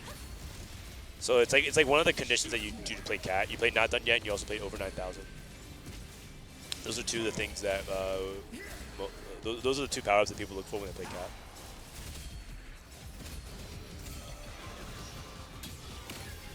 Okay, Bintum ends up getting a win versus Sao Pimi. Bintum's the Crystal Gambit player. Okay, we got an invite. Okay, you guys, we're ready. We're almost ready to go. I am in the lobby. I have good news, guys. I am in the lobby. Boom.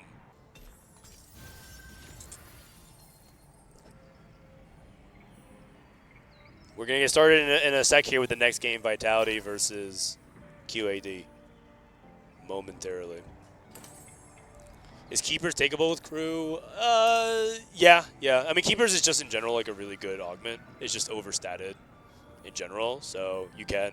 It has synergy with Protector trait as well, so you get some shields and you get durability for that. It's nice. It's just good, and it also fits with the game plan of Crew. Game plan with Crew is the longer the fight goes, the more damage you can just generate with the ship, because the ship is like, it kind of just does a lot of damage over time. Like your carry, like Sivir is not exactly good. In fact, I think most people prefer to move off of Sivir carry like game 1 Crew. If you look at the stats of like how often Sivir's itemized performance for Crew, you actually see that there's literally like no difference when Sivir has 3 items versus 0. Like it basically has the same AVP either way.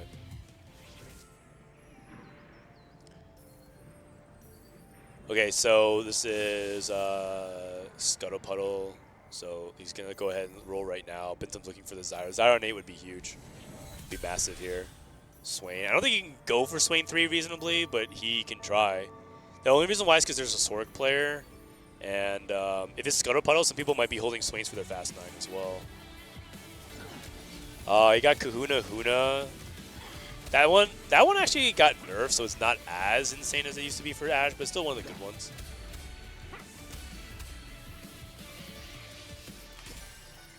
Okay.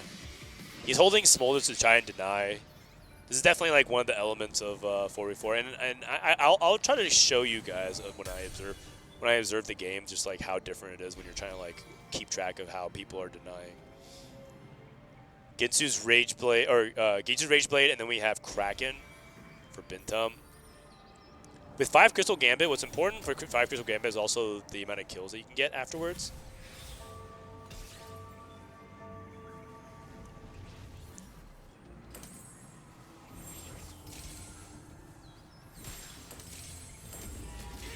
All right.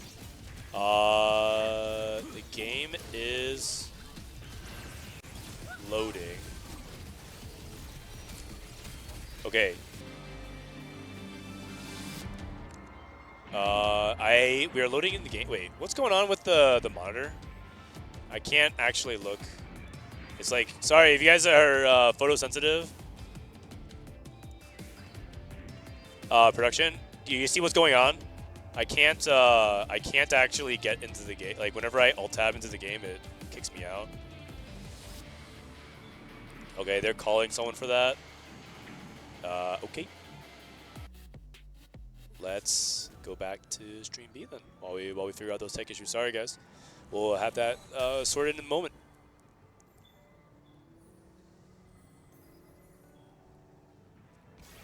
Cause I really want to be able to see what's going on POV wise. Okay, this is SCSC. He's also playing Sorcerers. He has a duplicator. Wow, it's really good. We can get the Gwen too. It looks like they're remaking the game.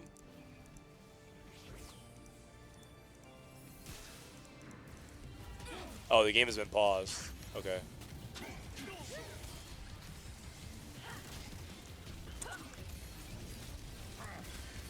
Is it a remake?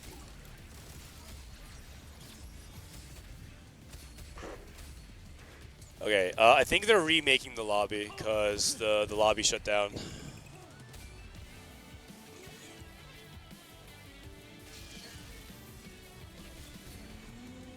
Okay, Katarina 3 looking pretty good. I mean, Cat getting onto the back line is why people position in that way. People are like separating a lot.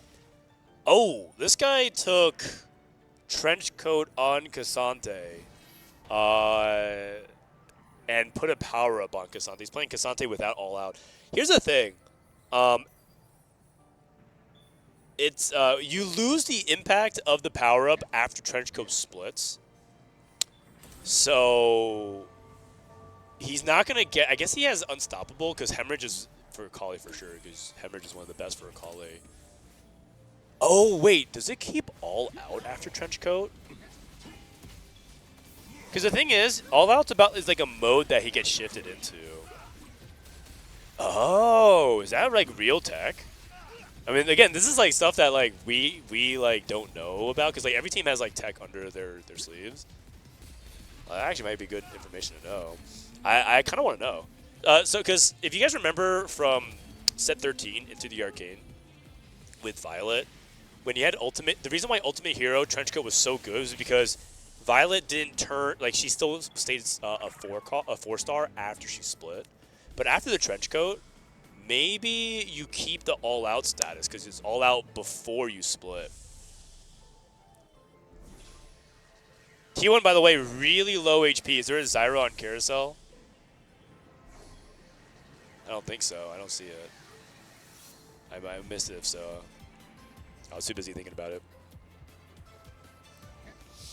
Can you toggle full view? I can't. I can't right now. By the way, I think the lobby remade, so we're getting the invite back. Sorry about that again, guys. A is delayed 3 minutes, so we're bouncing back and forth. All right, we have Guan on the crew, and right now everything's going well with the crew. I think crew on Scuttle Puddle can make sense, yeah. It's really just about like whether or not you have the econ to hit quickly. But the problem with the crew is that we still feel like it's like too easy for things to go wrong. This positioning is very intentional to draw away from Katarina, because Katarina usually targets like the weakest, right? And if you have units nowhere near Smolder, should be fine. Also, this Smolder is really, really scary. We talk about how if he gets to level 30, it's going to be lights out. He also has last second save and keepers, 2 very strong defensive augments. And he has Bis Smolder. I think the Smolder might win out. He also has Treasure Hunt, right? So Treasure Hunt, as you guys know, is super busted. This is like 3 prismatic augments in one, and 1 gold tier augment. I know people are complaining about GP, but man, Treasure Hunt in terms of augment imbalances, Treasure Hunt's on the very top of my list. This augment is nowhere near okay. It is unbelievable. If they printed it as a prismatic, it would actually probably still be fine. It probably wouldn't be like as anywhere obscenely as OB, but it is just so strong. I cannot believe how strong this augment ended up being. And lo and behold, the GP player from Dunizuni struggling a little bit. If he goes 8th and LBTZ goes first, T1's in a really bad spot. But Bintum could win out with the Crystal Gambit. Does he have 7? Oh, he did. He had Zyra. Oh, Bintum has Zyra. Oh, okay. So T1 has 2 potential winouts.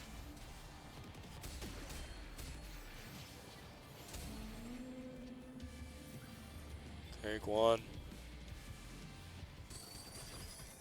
Crew's still looking fine here. Well, actually, no, he lost his last 2 fights.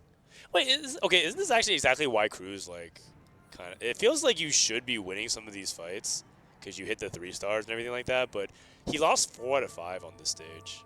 So after all that, like he actually hit really quickly. He rebounded his econ. He's going to 8, and after all that, you're telling me you're still losing stage 4. It's not even like he doesn't have combat augments.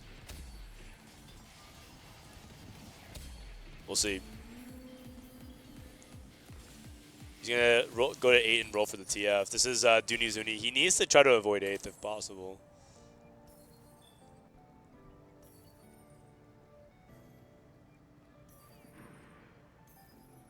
Checking in on the A stream. So it looks like we're waiting to get in the game here. This is my POV. My POV, we're still waiting to get in the game here. They're doing a nice close-up on Soji. All right. They're getting started here in just a sec. I just want to keep the gameplay flowing, you know. The gameplay flowing. Unflinching for GP. Unstoppable Kabuko. Man. What a freaking unit, huh? Kabuko.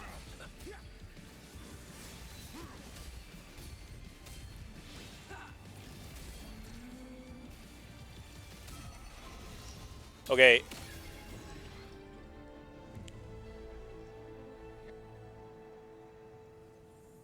I think Bintum can make the win out. Dunizuni is dead, but I think they're gonna drop Dunizuni off, play for the tie in the bottom, and then have Bintum win out with Crystal Gambit. I think that's what's possible here.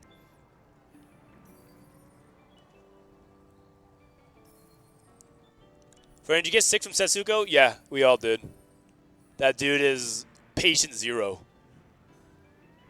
So our strategy, our backup strategy, if things are not going well after day 1, is we're gonna go and high five and hug everybody. That's we call that plan B. When all else fails, if it looks like it's not going well after day 1, we're just gonna go socialize.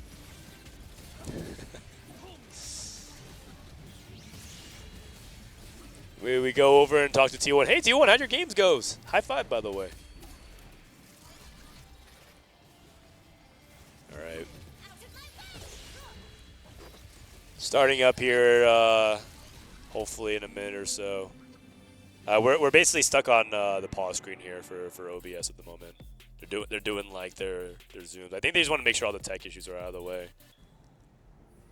Kind of a slow start. First match of the day, some tech issues, not a big deal.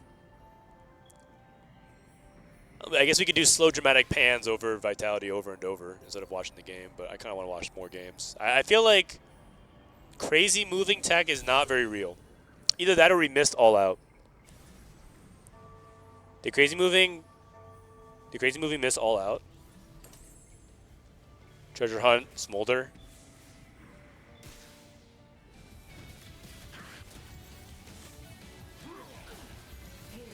He has no anti-heal for this? He has no anti-heal for the Mundo. That's really problematic. That's really, really problematic.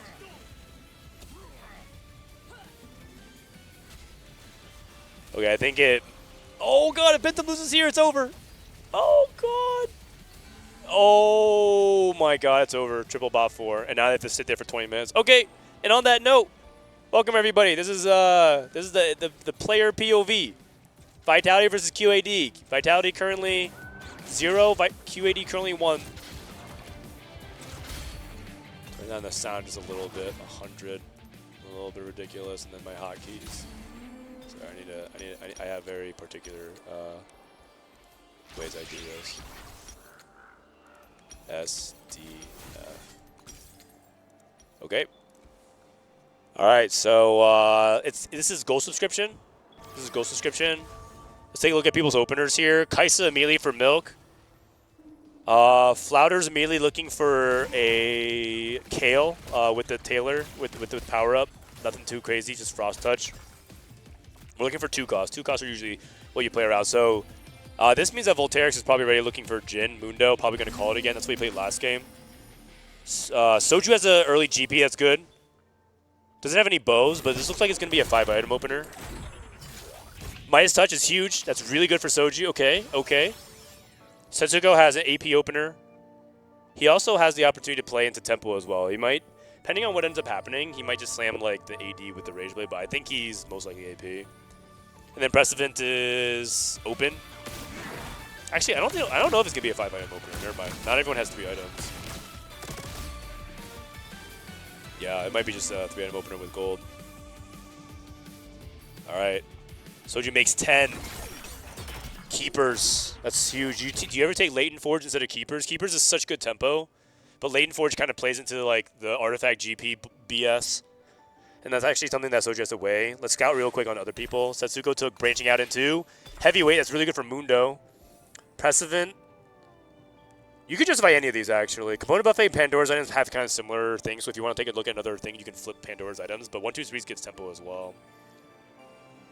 There's a little bit of a visual glitch. This is Soju. Soju still has not decided on Keepers versus Latent Forge. Soju's going for Keepers probably, though.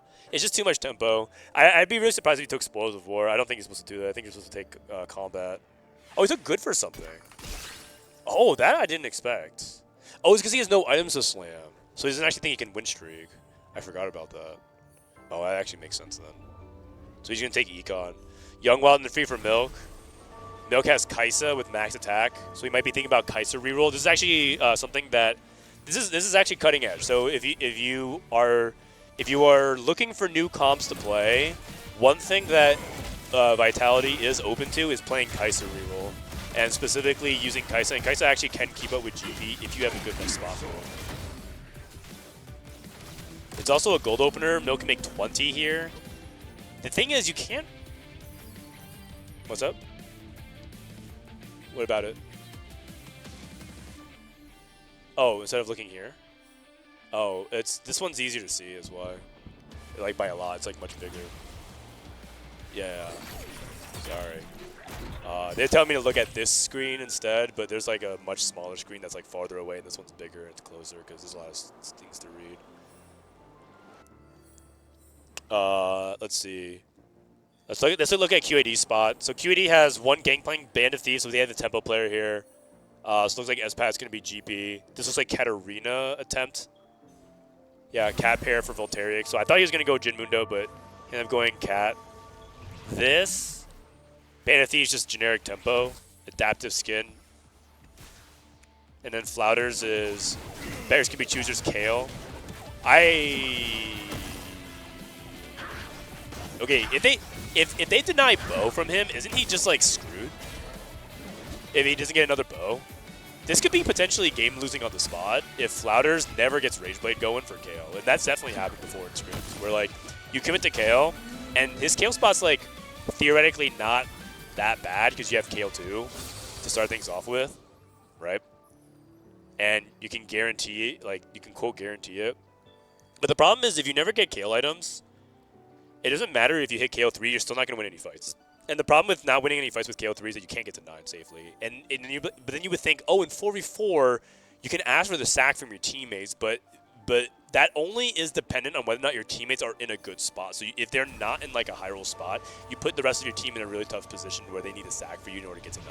And then here's the kicker, is that Kale is good, she can win out, but there are comps like Gangplank that can stop you from winning. Because if you are mispositioned even a little bit, the Gangplank stretchy arms and kills the Kale before anything can happen. Okay. Anyways, take a look at Espat's POV, see if he can keep win streaking here. Going up against Rebanov. Preston's able to keep the win streak, which is good. Bludgeoner for GP, so no Midas touch, no stretchy arms. Midas touch is what you're looking for early game, if not directly hitting stretchy arms. Okay, can Setsuko deny the bow? Is he going to deny the bow even? Bow is on... Oh wait, Milk can deny it. Was Young Guan free? Oh, he doesn't. Oh, they're just going to let him have it. Okay, so Milk takes sword. Alright, that's fine then. That's actually a good, really good thing for QAD. Milk taking sword because Milk's playing Kaisa. The problem with playing Kaisa is you really do need the swords. And she doesn't even want bows, so that's understandable. Okay. And was Setsuko willing to even take it? Maybe Setsuko wasn't willing to take bow. Bow is surprisingly not that good of a component these days. Oh, Setsuko actually reforged into a sniper +1. So that means he's probably Jin Mundo then. Which means, okay, so part of the, okay, there's a little bit of tricky dynamic. The best frontline for Kaisa is probably Mundo. But if Setsuko's going to play sniper, if he's going to play sniper, usually you play Mundo as your frontline as well. There's another alternative is that Setsuko can also try to play for like a sniper Gwen.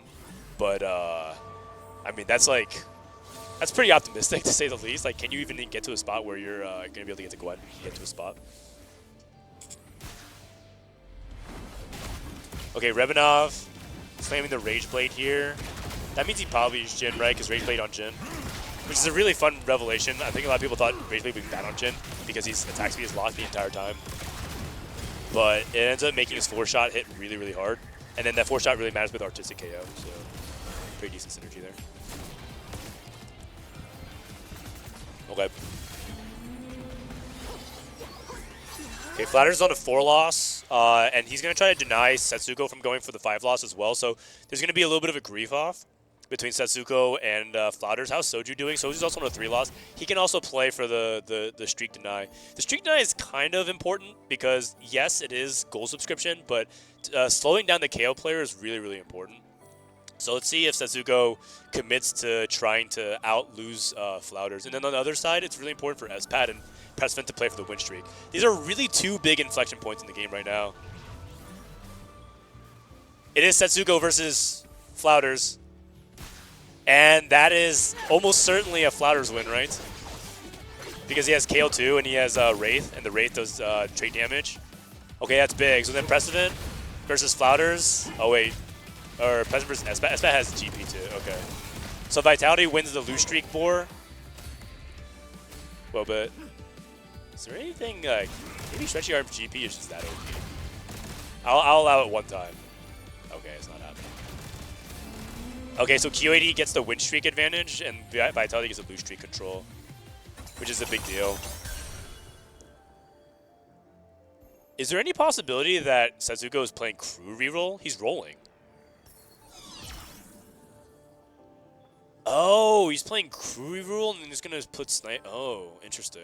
Interesting. I did not see that coming. I did not see that coming at all. Fascinating.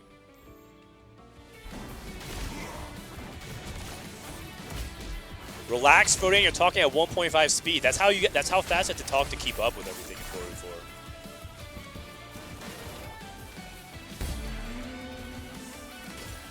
Okay, this Voltairix has a new augment called Slice of Life. Some people think this augment's like really busted if you get the right 5 cost, but you can whiff.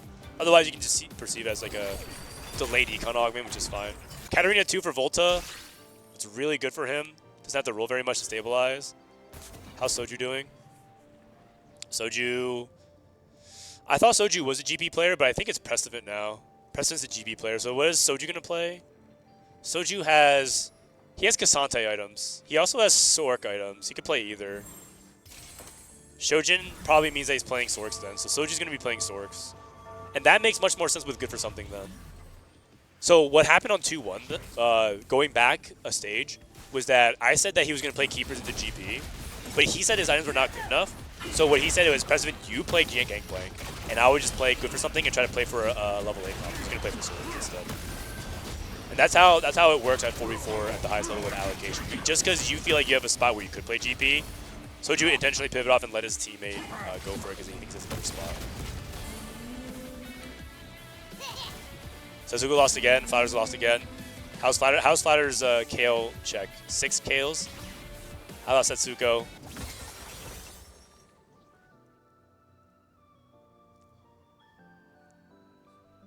Portable Forge. Probably. Frontline item.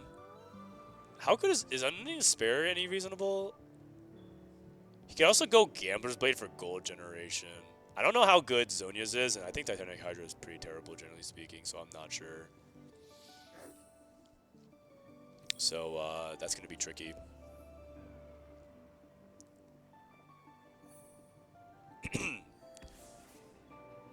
Okay, so it looks like he's going to go with Gambler's Blade just for gold generation. Flouters took Unceasing, which is the Juggernaut. Okay, he takes the Unceasing, which is an ally. Juggernaut dies, you get more tanky stuff. This is Milk. Milk took Mace's Will. Milk took Mace's Will so he can get Kaisa items, I guess. He has 5 Kaisas. His max attack is at 15. And his Kaisa is currently at 6. Reasonable, not that great, but not that bad of a spot, I think. Ispat already won. Rebanov also winning with Tempo Gnar. Tempo Gnar is also something you could play.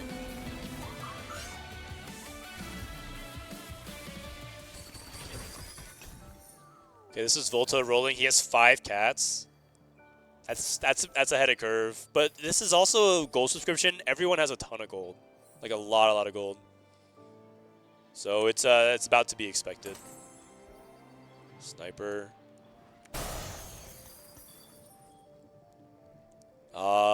Soju hit. Oh, he hit Water Lotus. That's really good. He hit that Wet Lotus. It's good stuff. That's like one of the best combat augments for Source. Setsuko did hit Sivir 3. Okay. Okay. He's also holding 6 KOs on the bench, or sorry, 3 KOs on the bench. I thought he had another one of these. So he's just playing Denial on the KO. Looks like they're targeting KO. Is Vitality targeting anything else? They have another KO on bench. 5 Kaisas. Pesman has 2 KOs on the bench. They're also holding Katarinas. Looks like they're targeting Cat. They're targeting Cat, Jin, and KO. And he has stretchy arms. That's good for Pressman. I think Pressman's spot's pretty solid. Pretty solid. And Espat wins. He has GP1. He took Golemify. Holy. Golemify is... oh, no, he took Gold Destiny into Golemify. Oh. Oh, I see. Well, that's unfortunate. It is what it is. Oh, they got the camera fixed. Okay, thank you. Hi, guys. All right. I lost track of the carousel. Is there any denies going on? Preston took bow. Milk is first pick because he has Young, Wild, and Free, and Milk took a belt, probably for Even Shroud. Oh no, for Guard Breaker because Kaiser really wants a high Guard Breaker. Okay, Setsuko rolling. He's on 5-6 Malphite, which is good. He doesn't want to roll too deep because of Gambler's Blade value, but he also can roll until he gets to level 6. Oh, that's big. That's big. One more Malphite. Does he stop here, though? Oh! That's really good. That's really good. Do you just roll twice the level, or do you just, like... Yeah, I think you just do. Because he hit his Ziggs as well. Whenever he had Ziggs. That's really big. And you go Stone Plate here. He's going to wait to slam. You don't want to slam until you see who you're going up against. Going up against Katarina for the Voltairix. Positioning-wise, this is a little bit favorable for Setsuko, as long as the cat gets stuck on the Malphite. No Edge at Night as well, so you lock onto the Katarina. Good stuff. That's what you want to see. That's what I like to see. Any pressure you can apply to these guys is huge. Also, the long fight means we can print a goal. Come on, print a goal, man. Where's the Gambler's Blade gold? Okay. That's fine. Flatters lost again. Flatters' KO spot is looking more and more dire. This is looking like Vitality has a slight edge right now. I'll probably say 60-40 at this juncture of the game. Espat also lost his streak. It's really good. That was very good. Rebanov actually took out his own teammate streak, which is very good. And Pressman already has his ideal one. Flatters hit Aatrox 3. Checking out Soju. Soju going for resistant. I mean, he's just holding serve, right? Him going win-lose on stage 3 is really good for Soju because he is trying to actually greed as much as he possibly can to get for a level 8 Spirit Bomb roll down. Like, he has good for something, goal subscription, so he's trying to all in. It's actually pretty likely that Soju hits Karma. Also, is he uncontested Sorks? Volta Cat?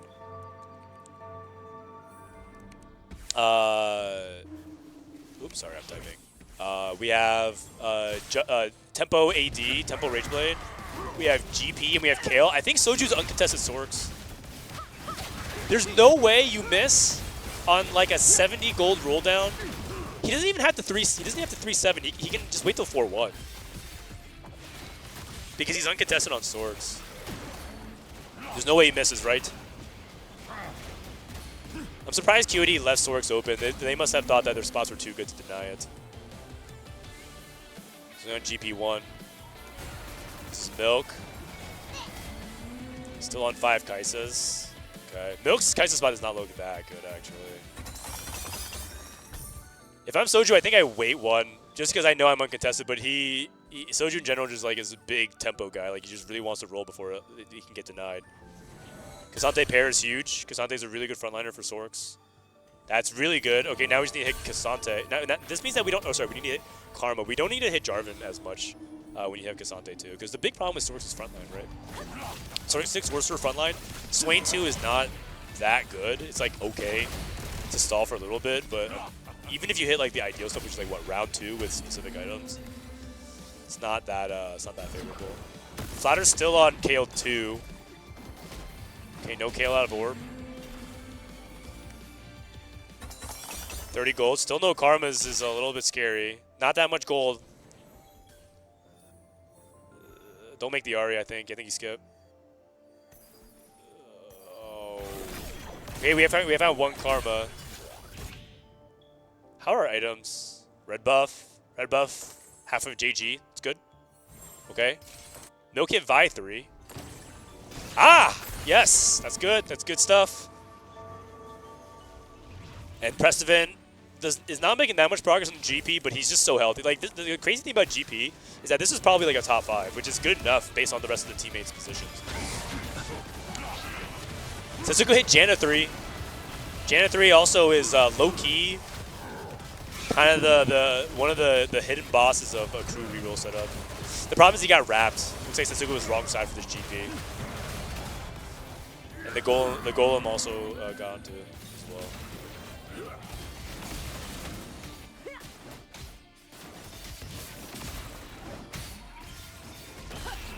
Only 5 Katarinas for Voltairix. He has not made a progress in this stage. It's kind of low roll for him. This is Prestivan's POV.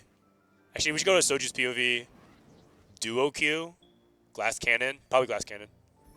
Glass Cannon really good for Sorgs, and he's just rolling until he hits Cat. Oh, sorry, until he hits Karma, sorry. Karma 2! Oh, wait, he doesn't need, J-Gage because he has Water Lotus. Derp. Thank God I caught that before the 5-minute delay where chat reminds me. It only took me 3 minutes. This guy is not locked in. I'm going to go watch Emily Wang and Greg. Hasn't streamed for 2 weeks. He's already lost it. Okay. What else do we have here? We got Bronze for Light. Bronze for Light is pretty solid. Pretty solid. For GP for the DPS. No, he did hit Stretchy Arms as well. I was going to say that he's locking his GP out of the melee range, but looks like he's going up against Soju. How's Setsuko doing? I think Soju's spot's good. I'm worried about Setsuko. I think Setsuko has a decent chance of going A. If he can avoid it. Oh, he ripped Duo Q to see if he can get Twisted Fate. He has Shen 3 though. Okay, decent trade. Milk loss. Flouters. Hit KO 3. He also took Portable Forge and got Static Shift. That's one of the ones on Gale that theoretically is like pretty good, but is he gonna win this fight? It's close. Really good loss actually. Really, really good loss. It's good for QAD. Can Flouters get to 9? This is the big question, right? He hit his board, but the question is, can he get to 9? And this is the hardest part about like if Flouters can get there, he's kind of a god because I feel like he's 3 levels off. He would, and if Gold Subscription doesn't give him a big injection, he's gonna be struggling a lot. That's Cat 3 for Volterix. Okay. Soju won his previous. So Soju's in a good spot, and if he gets Gwen, it actually might be like a win out. And Pressman's win streaking. Going up against Milk. See how Flouters. Flouters is the person to pay attention to because if he dies, the first domino has fallen, which is whoever goes 8th, and then it puts Vitality in a position where they can play for first, and they are overwhelmingly likely to win. The first person going 8th is really huge for the dynamics of the lobby. But Espat looks like he's losing here as well. Setsuko lost to.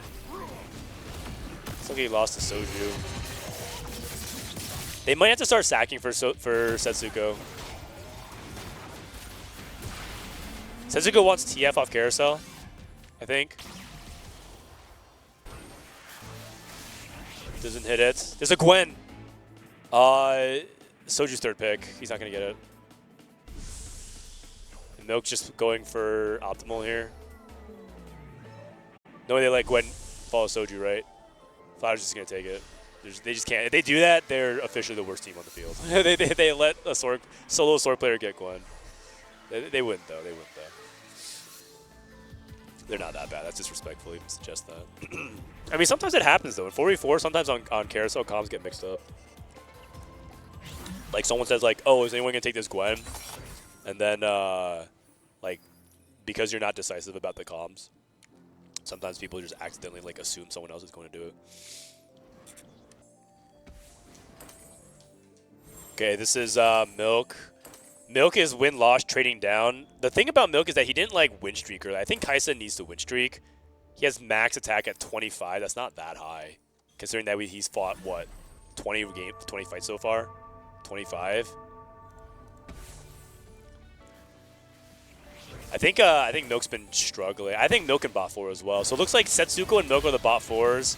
They're trying to send Flouters bot 4, and I think Rebanov is trying to fast 9. If Rebanov misses on his fast 9, he's trying to play fast 9 Varus. Fast 9 Varus is pretty good if you can get to the board, but the thing about fast 9 is that it's really, really easy to miss. And if you miss against the rerolls, you are so cooked. Like, you just cannot kill Mundo 3 with Varus 1. You just cannot deal with Katarina jumping your backline with, 1 star. And the alternatives of missing, if he's trying to play Ashe, like, Ashe is not that reliable.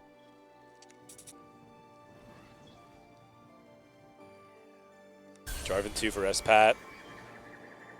Okay, so they're just playing tempo level 8. I mean, honestly, I think the QED is playing their game playing spots well. And then Precedent is making slowly more inroads towards GP3 Kabuko 3. I think QAD's strategy is to try and hope that they delay Precedent hitting GP long enough that they can stall for Flouters to get online, but Flouters at 1 HP. And Volta did not remove, but he did position on the opposite side. But I don't know if Cat will jump to front line. Okay, it looks like it's fine. Oh man, that was a little bit. So sometimes Cat just jumps onto the KO, and it's over. Can Flouters get to 9? Rebanov lost again. And that is... They might have both their level 9 players at 1 HP. Level 9, 40. So if you're a Vitality fan, which I am, I'm also their coach, you're praying for like no gold on the gold side. We're hoping for like 2 gold. The 2-3 gold. You can also play for TF, it's right. You could play for TF instead of Varus. It's TF, Zyra, Varus, Braum. You could splash in Crystal Gambit with Janna and Swain, and then you can go for J4 and Cassante for protectors. And then you have a flex spot. Oh, I guess you play Gnar.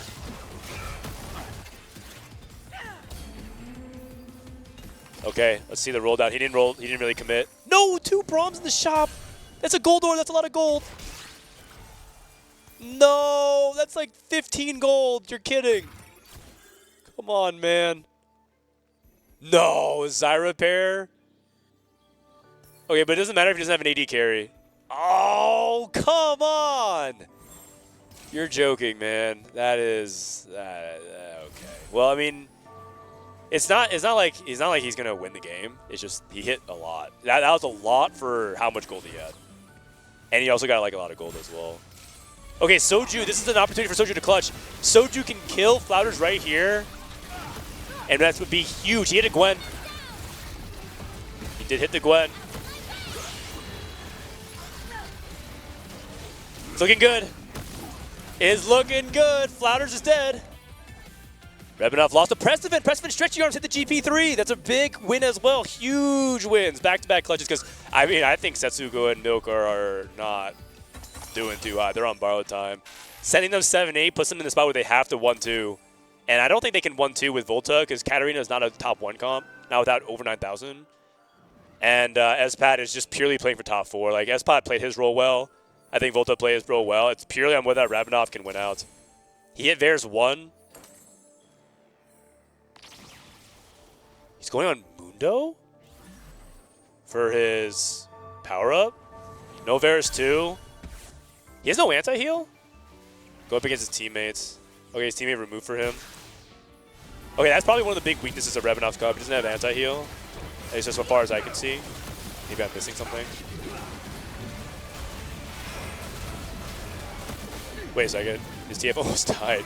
The Caitlyn. You know, Caitlyn's a little bit underrated. Okay, looks like it's fine. Setsugo gets a win over Prestivan as well. Looks like they're just sacking. Soju sacking. Everyone's sacking for their teammates. Trying to stall out. It's really about whether or not they can send Rebanov 7th place. Rebanov gets 2 free rerolls from the Twist of Fate.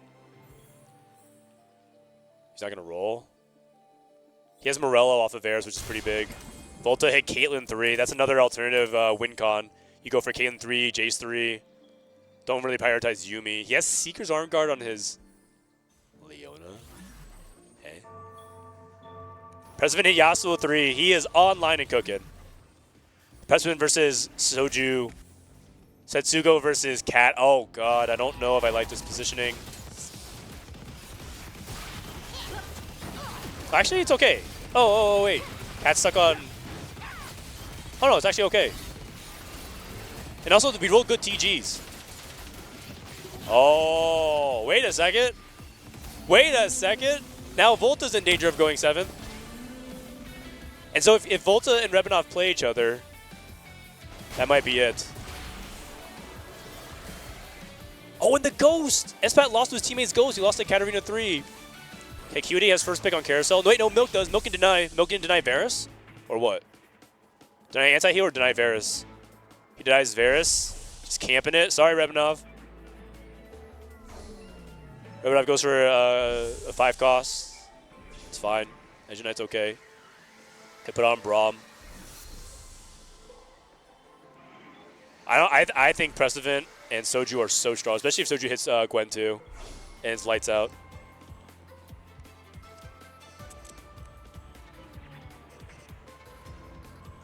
I mean, it's hard to basically it's hard to figure out who has the higher cap between Soju and Precedent right now. They're both in such a good spot. Ah! I mean, I'll say it. GG. It's looking pretty good. It's looking pretty good. I don't know if they can beat that because the thing is, this Fast 9 board just gets wiped by the Gwen if it's all 1-stars. His board's not bad. I don't even think Revenant built that bad of a board. He actually even high rolled a little bit on some of his roll down, but I just don't think he hit enough, which is like the crazy thing, right? He had 2 5-stars or 2 5 costs, and yet it still feels like you don't have enough. That's what I was talking about with the Fast 9. It's like you need a lot. You need like a lot to make it work. And that's where some teams are split on. Some teams think, well, it needs a lot, but it's worth it. And some teams says, yeah, you need a lot, and it's definitely not worth it. Just play like the higher tempo or the reroll lines. And just play like, why would you play this over Sorks, where it feels like Sorks has like a very, very high cap, and you don't need to hit 4 or 5 costs to stabilize, and Cassante too. Milk won as well. Setsuko, on, did he give a life as well? Who did Setsuko lose to? Setsuko lost to Precedent. Yeah, Precedent gave him a life as well. And Rebanov and Volta both have Precedent and Soju in their pools. Actually, Rebanov is guaranteed a Vitality player. Volterix is guaranteed a Vitality player. They have no more lives to sack. The caveat is whether or not Milk is strong. Max attack at 44. He's almost doubled his count since, so he's ramping up. 58, 260. This is huge. This is huge. Milk can clutch it right here, and Rebanov going up against Precedent. Either of these wins go in Vitality's favor, and it's basically game over. I mean, come on, man. I'm hyping up a GP3 mentor. Just needs to work on the TF. Where are the stretchy arms at? Stretch those arms. The Pirate King. Ah, you love to see it. We're back on the board, baby. 1-1.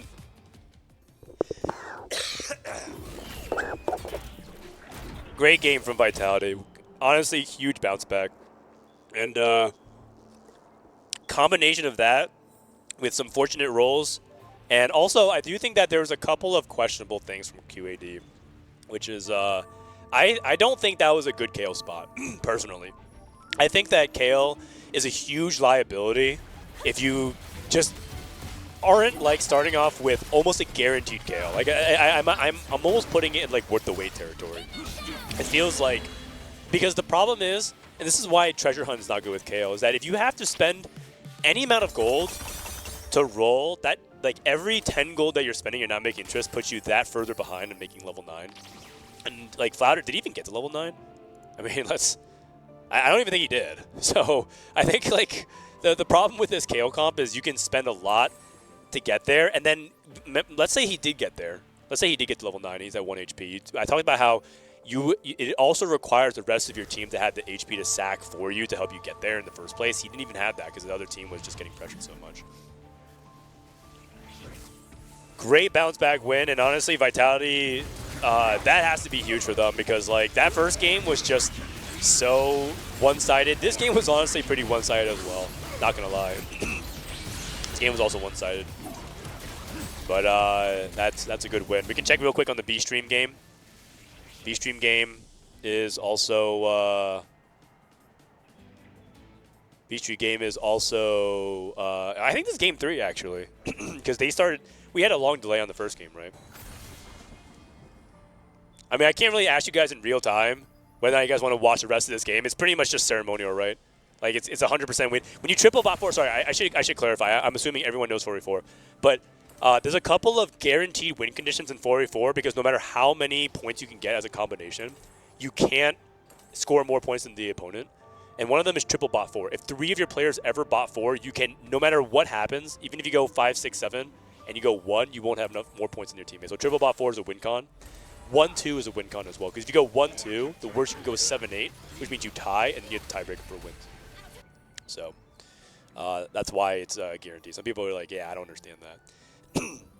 I'm telling you, 4v4 might be a little bit convoluted at first when you're watching some of the first games going on, but once you get into it, you'll start realizing some of the beauties and the intricacies and complexities. It is a little counterintuitive too. Some people don't like the fact that you can play your teammates. It's a little bit weird. But I think that's a good thing because the whole HP management is a resource and stacking for your teammates and how you position for it, and you weigh the risk and reward for that, how you play off your teammates on carousel. It's like it's all pretty good stuff. Oh, we got Story Champion for Garen. They just dry picked it. So a lot of teams believe that that Protagonist. Oh my god, I can't scout. I was like pressing the keyboard to scout. But a lot of people believe Protagonist is the best like hero augment in the game, basically, because Protagonist gives you the one cost. But the debate is whether or not you click on these hero augments without Protagonist, and it looks like they do. Oh, they took Chaotic Evolution. Oh, they're playing Jace Cade? Are they? Chaotic Evolution. That's an augment that some teams. It's a love or hate. Again, there's a lot of augments that some teams are like all or nothing on, and we've talked to some teams. We didn't talk to that many teams, but I've scouted a lot as well. Oh, this is a Trainer Golems game. Oh, okay. I'm getting the context now. I'm getting the context. Oh god, a Trainer Golems game for Game 3. Holy cow! Holy cow! A Trainer Golems game that you fly halfway across the world to play Trainer Golems. Oh man, in 4v4. That is crazy. This game is still not over, man. So true and Precedent. I mean, we can just watch them. They're just, I guess, you know what? They're probably shit-talking each other at this point. Just to like, who's going to win? He's going to go, oh, Precedent. Precedent. This is what Soju says. He just keeps saying Precedent, just harassing him. Kind of like how Stewie in Family Guy keeps saying mom, mama, mama, mom. Mom, mama, that's basically Soju and Precedent's dynamic. And Precedent just at one point throws his head down and goes, what? And Soju goes, oh, nothing. I hope it works out between the two. I'm cheering for them. Why am I watching it? I'm watching this only because I'm imagining their shit talk in their head. All right, back to the other game. Back to the other game.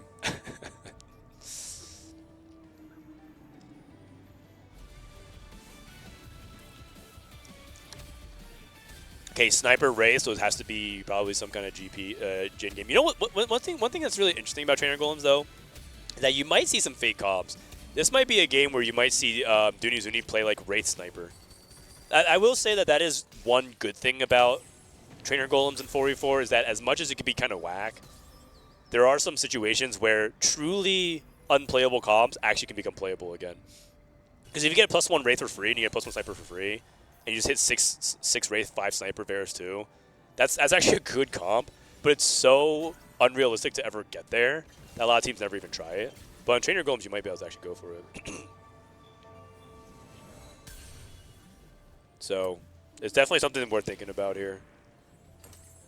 Wraith, Juggernaut, and Sorcerers. Looks like everybody has Karma, 4-1 Blighting Jewel. There's some Blighting Jewel tech with Karma.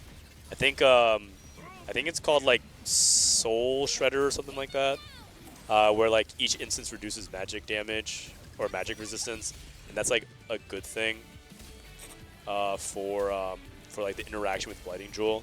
They also had, and by the way, Soju won. He actually like cleared Precedent. So. The interaction there is like pretty powerful. One thing I think people like Shadow Clone, so that way you can have 2 Blighting Jewels to reduce as well.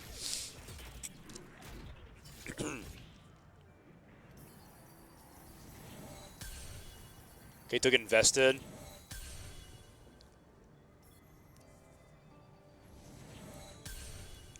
Okay, roll down here for LBTZ. I'm like taking a little bit cruise control. This is basically bonus. They told us that usually between games we go to break, but I told them that, you know, you guys know my style by now. I just like jumping from game to game to game to game. But I can't technically join anyone on Discord call because of competitive integrity stuff, because I'm on a delay and I have observer access.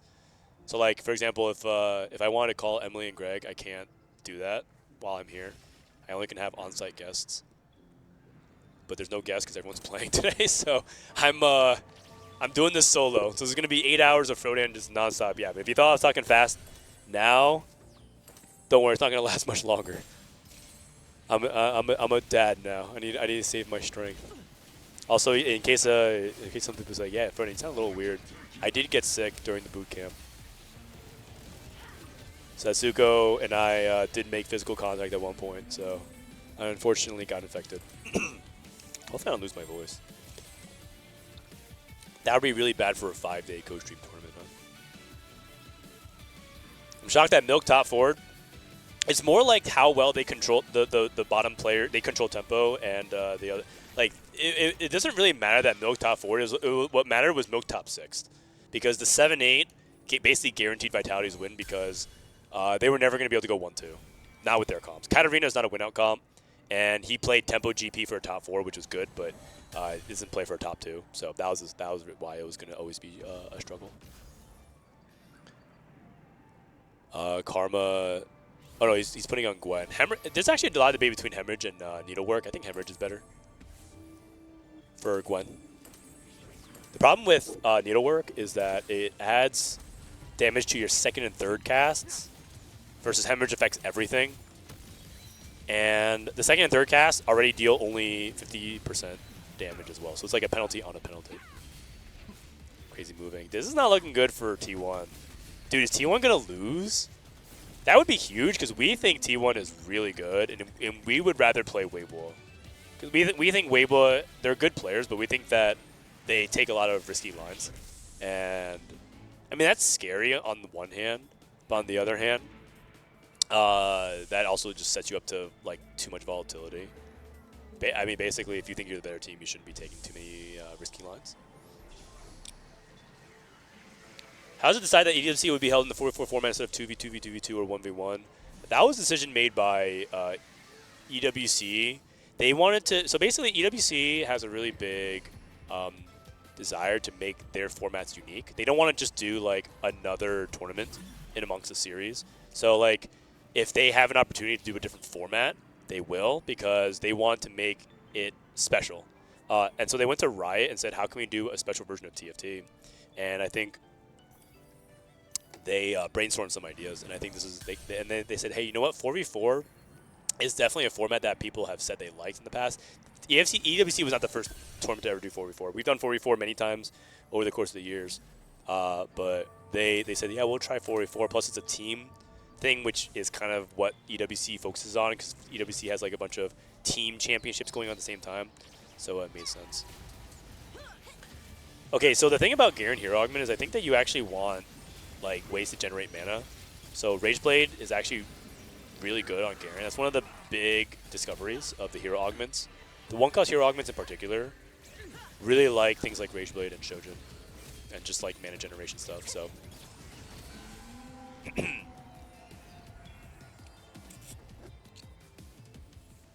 okay, I think we're going to break, right?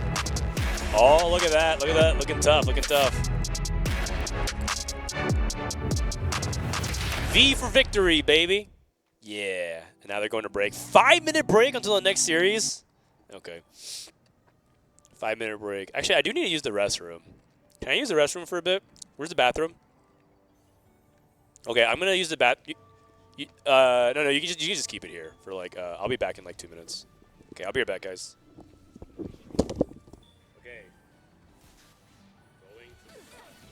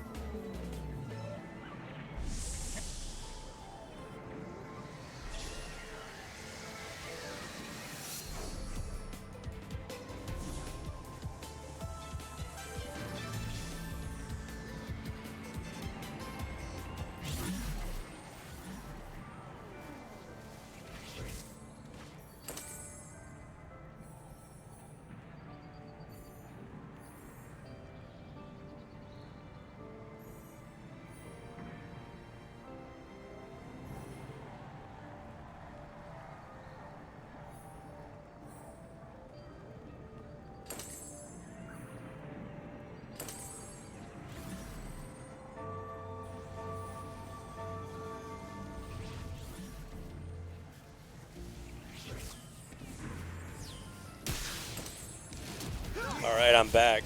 Did you guys miss me? Say yes. Yes or yes. Okay, we accepted the invite. We accept the invite. We're going to be started here in a minute or so. Okay, I have to say, man, Saudi Arabia is like super clean, man. Everywhere I go, there's like no trash on the floor. I don't know if that's because people like just don't do that or they just have people clean it up all the time, but my God, everything is just like, it's a little uncanny.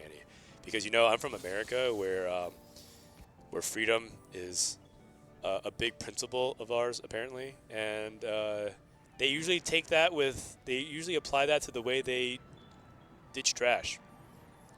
Yeah, you want to put it in the trash can or you want to miss it by a mile, it's all good. Because, you know, I just came from a bunch of U.S. airports. Okay, anyways, looks like we're going into game here. It's the moment.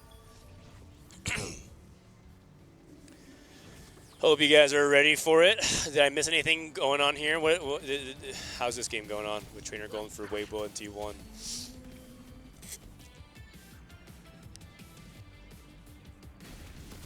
How is that going with Weibo and T1? Looks like T1 went 7-8. Oh, wait, but they have to go 1-2, and Crazy Movement's win streaking. Wait a second. This is actually kind of hype. Okay, okay. I think the game is starting here in just a moment here, but I do want to see what ends up happening. Like, don't worry, the game is in progress, but they're paused, as you guys can see. Sorry to make it all schizo. Precedent from Vitality. I think Precedent's actually probably the most underrated player in Vitality, but he has made Worlds recently, so I think people are starting to properly rate him. But for a while, people kept saying that, you know, as one of the lesser accomplished individual players on Vitality, you know, was he just there because he's Soju's friend? I mean, part of it is friendship is important, but I think I'm glad that he's starting to put in the results. I mean, Soju, I can't really say enough good things about this guy when it comes to 4v4. He's the team leader in IGL, and he's like a big reason why Vitality even came together in the first place. And he's very, very, very good at 4v4. I would say that he puts so much more effort at 4v4 than 1v1. And it shouldn't be surprising to see him thrive in this situation, because the thing about 4v4 is that you have to be willing to pay attention to multiple things at the same time. And Soju is really good based off his career history at playing distracted. You know, when other people are talking to him in 4v4 and saying, hey, I have this going on, and hey, this other thing is happening, and by the way, your hair looks like a bird nest. He's used to handling a bunch of different threads of conversation going on simultaneously. And I actually think it fits his skill set pretty well. That, and then he also loves helping his teammate out. All right, we have Artifact Anvil. Oh, man, this portal is... Well, I mean, if you thought it was clowny on solo queue, it's actually it's basically just as clowny as in 4v4. A lot of games could be made or break immediately on stage 2, and you might see some people just like, you might see a lobby where it's like 4 people have 50 HP and 5th place player is dead.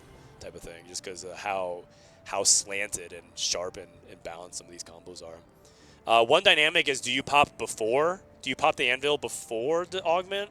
And I don't see any of that. I don't see any of that coming out from these players so far. I see AlQadsiah for Precedent. AlQadsiah's not particularly that amazing with artifacts, though. Milk has Mundo, so he's going to be looking for a Mundo option.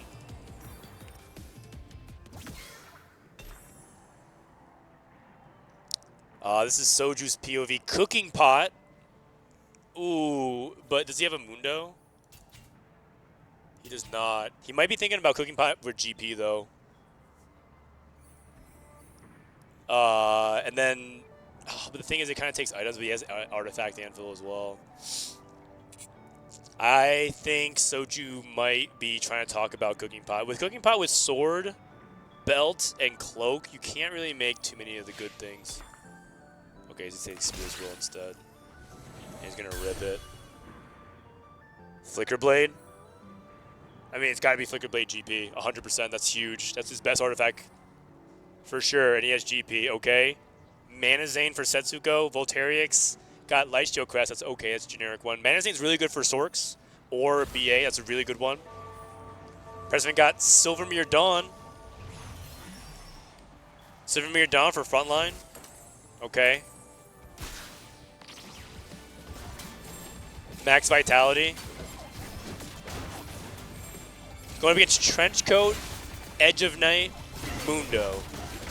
And last time we saw that, it was good for tempo, but then it fell off. I'm really curious what QAD's got up their sleeves. QAD's got, they got some tech. They got some tech for sure. Looks like Milk didn't get an offensive artifact here.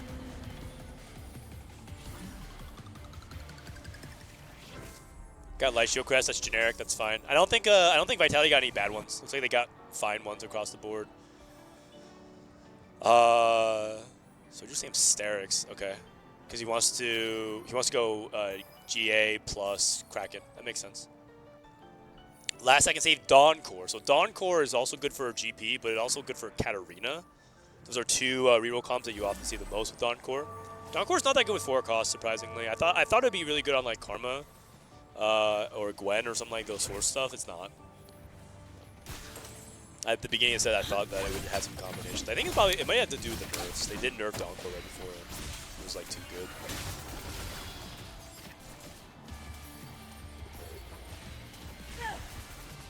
This is Precedent on the other side with Silvermere Dawn. Silvermere Dawn is probably the most awkward for Precedent, but he's probably just gonna play some kind of 2-cost reroll, and he's the only person that doesn't have like a Giga spot.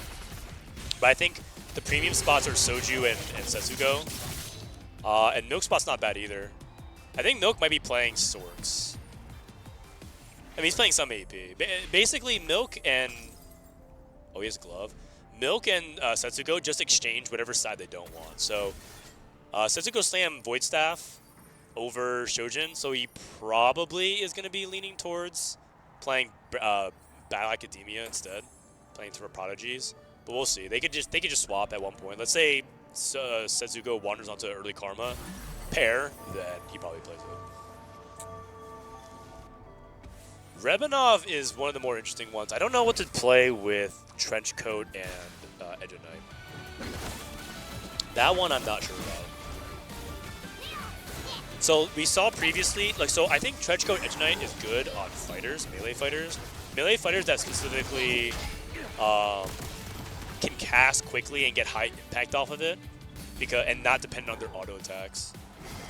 And I just don't really see too much of that being super valuable. We saw someone try to do all-out Cassante with it, but it didn't feel like as good as it sounded on paper when I was watching with Crazy Moving.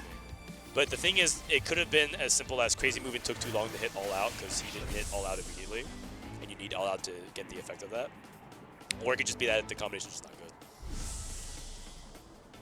Another spat, a pan. The thing about this pan is that it actually gives outs in a multitude of ways. And the most prominent out is that it gives you a potential to do some stupid stuff like Crystal Gambit, but I don't think they were considering that for real. Precedent just took it.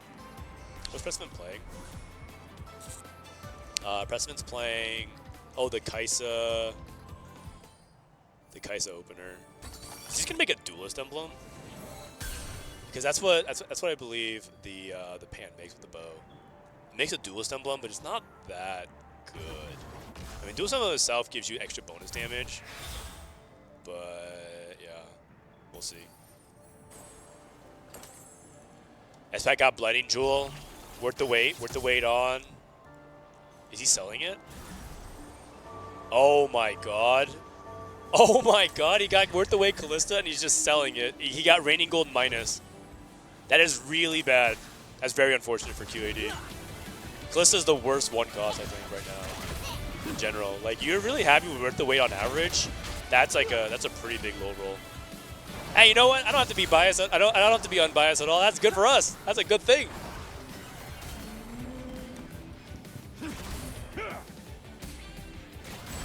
And Soju got Flicker Blade GP. I mean, this guy just has. Isn't that actually kind of sad that this guy has to cheat in order to win at EWC? This guy just Flicker Blade GP at 2-1. Come on now. Come on now.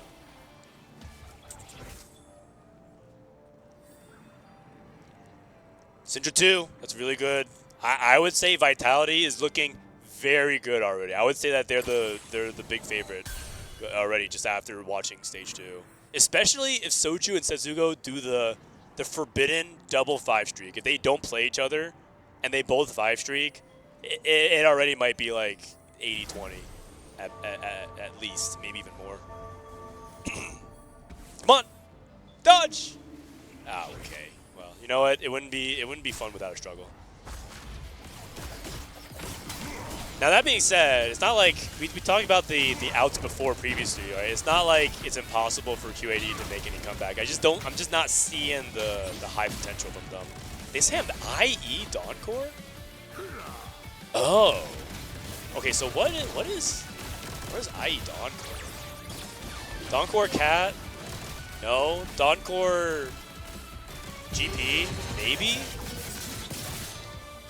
But you don't really want IE either. Wouldn't you want Edge of Knight? I guess he slammed because he felt like he needed something. Because the first sword that you get usually wants to go towards Edge of Knight for GP. Because Edge of Knight, Kraken are the two items you want.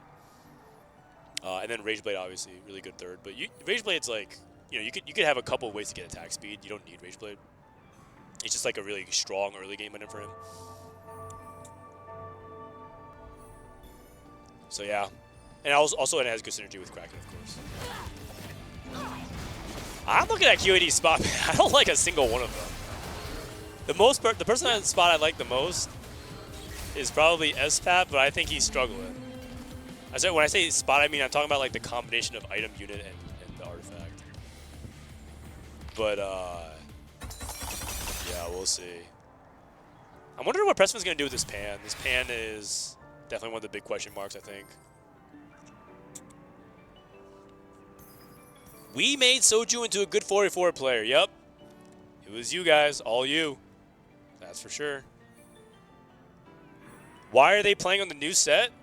Because the old set is no longer here. So we have to play on the new set. Silvermere Darius. I don't know about that. The problem with Silvermere Darius is that you have to roll, like he doesn't have Darius early, and he doesn't have tempo, and 3 cost is the easiest to deny in 4v4. I think the problem with Silvermere Darius is that he's not high roll enough. I think Silvermere Darius probably has a space in 4v4, but I would say that this is not one of those spots because I don't think he doesn't even have like the IE like setup with it either. So I think he's just gonna play Silvermere Donna just like a frontline item, and then maybe if he's playing Kaisa, he's gonna commit to putting it on Darius later on. Yeah, but I don't think he's gonna make Darius the primary game plan. This is Setsuko's POV.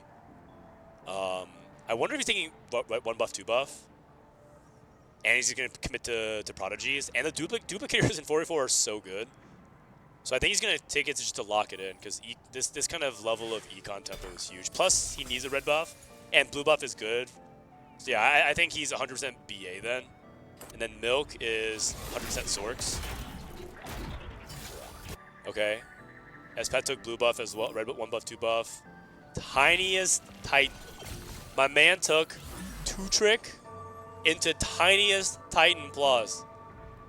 Oh my god. Dude, if things were not looking good before, they're looking pretty terrible. I mean, theoretically, the HP at tiniest Titan is good, but you're supposed to be delaying for something. Like, the whole point is that you are racking up your econ, you're getting your HP slowly but surely, and you're building towards something. Like, you're supposed to be getting momentum towards something. And I don't think he's actually building towards anything right now. Like, there's no Crystal Gambit. There's no like Golden Quest Fast 9. There's no forward thinking. Right? There's no Kale. Like, you could take tiniest Titan. You could argue, you could convince me potentially that maybe you take it when you're like rerolling Kale and trying to push for level 9. He doesn't even have something like over 9,000, right? Like the scaling one where like every round you pass you can get something. He made Void Staff. What is going on? Void Staff, i.e. Dawncore? It's not GP. I thought it was like maybe he pivots to GP. What is this guy cooking? What is he cooking? Is he playing like... Is he playing IE as a replacement for Jewel Gauntlet? So like he knows he's not going to get Raw, so he's going to slam IE instead of Jewel Gauntlet and try to play into Prodigies. President already has Gen 3! Okay. Okay, I think it's Vitality. It would take a generational throw attempt / miraculous series of comeback outcomes. Like QAD has to get like a prismatic orb, and it only favors them, and it doesn't favor Vitality, and they need to like hit their augments, and Vitality needs to miss. Type of situation here. I would be floored. Unless I'm missing something with QAD's spot, like maybe there's some kind of Dawn Core thing. That's been lost. I'm just really confused where QAD is going with their allocation right now. I just don't see it. I mean, because the thing is, he can't play Prodigy because Espat's playing it with it as well.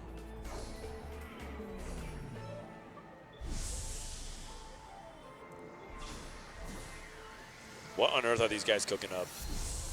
Wait, is he playing Cassante? I think that has to be it. That has to be it. He has to be playing Cassante. He has IE. Is Dawncore for Akali? Okay. No, it has to be Cassante. There's no other choice, right? Like, what else? What other combination is there? Wow, what an interesting setup for it. Their allocation is Cassante, Mundo, Sorks, from low roll Sorks, and BA. 3 tempo lines in an artifact setup. When artifact favors reroll. I mean, this is Setsuko comfort zone. He's just 2 fights away from 10 streaking, and his spot is looking impregnable. Although he's only playing Garen 1 tank. I don't know if Garen 1 can hold on long enough, but he does have Mana Zane, Rising Chaos, which is just cheating. Dude, they had to bust out all the cheats for Game 3. Rising Chaos, Syndra with Mana Zane, Flicker Blade GP on 2-1.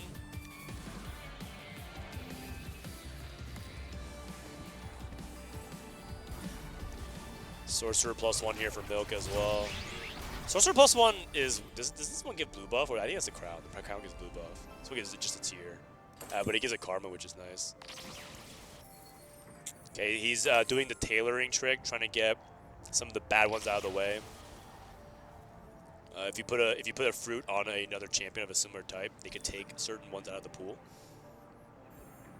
It just increases your chances by a little bit %. But he's looking for efficient, he's looking for Shadow Clone, he's looking for just some of the usuals.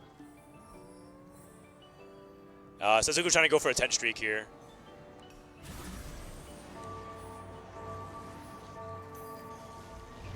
Oh, Rebanov is pushing to 7 instead. Oh, he's so poor for Tiniest Titan. It looks like he hit a Braum though. Okay, Trenchcoat Braum. Trenchcoat Braum sounds nasty actually. I can see it. Trenchcoat Braum sounds pretty good. Now the thing is Is the rest of the team going to be able to keep up, right? Soju's on the win streak instead of Setsuko, that's totally fine. As long as one of them are. And Precedent converted this into heavyweight Mundo, which is really good. Mundo scales off that HP, so if you guys haven't heard by now, I mean, the secret should be out by now. I'm pretty sure people mostly know, but heavyweight on Mundo is really, really good. Colossal? Would you ever take Colossal? Take Selfish, okay. GP3 at 3-7 with Trubis. The only thing he's lacking is stretchy arms. And you know what? He can actually stay on Midas Touch for a while as well. Oh my goodness gracious. Well, you know, this is you know, I'll say it deserved. I feel like the Vitality guys at our scrims, games have not been going well. Games felt like a lot like game 1 where it's been low rolling. Like egregiously low rolls. And I think our confidence going into today was actually not very high. Being very truthful, confidence today was not going very high. So some of these high rolls feel like probably just like the variance swinging the other way finally. Stretchy arms. Oh my goodness. Setsuko rolled down and he didn't hit the Yumi. Okay, so a miss on Setsuko's end. Preston's going up against. How's Milk doing? Milk's still on Karma Pair. But he's not leveling to 8 yet. He's rolling off. He's rolling at standard timing, 4-2. Voltairix did get to 8 with Invested. Did Voltairix use all of his rolls? He has to. He's at 10 gold. Okay. QAD is not out of it yet. They're not out of it yet.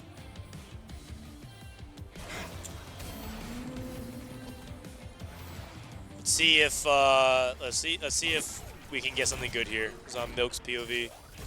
I would say Milk's the player that is about to roll down.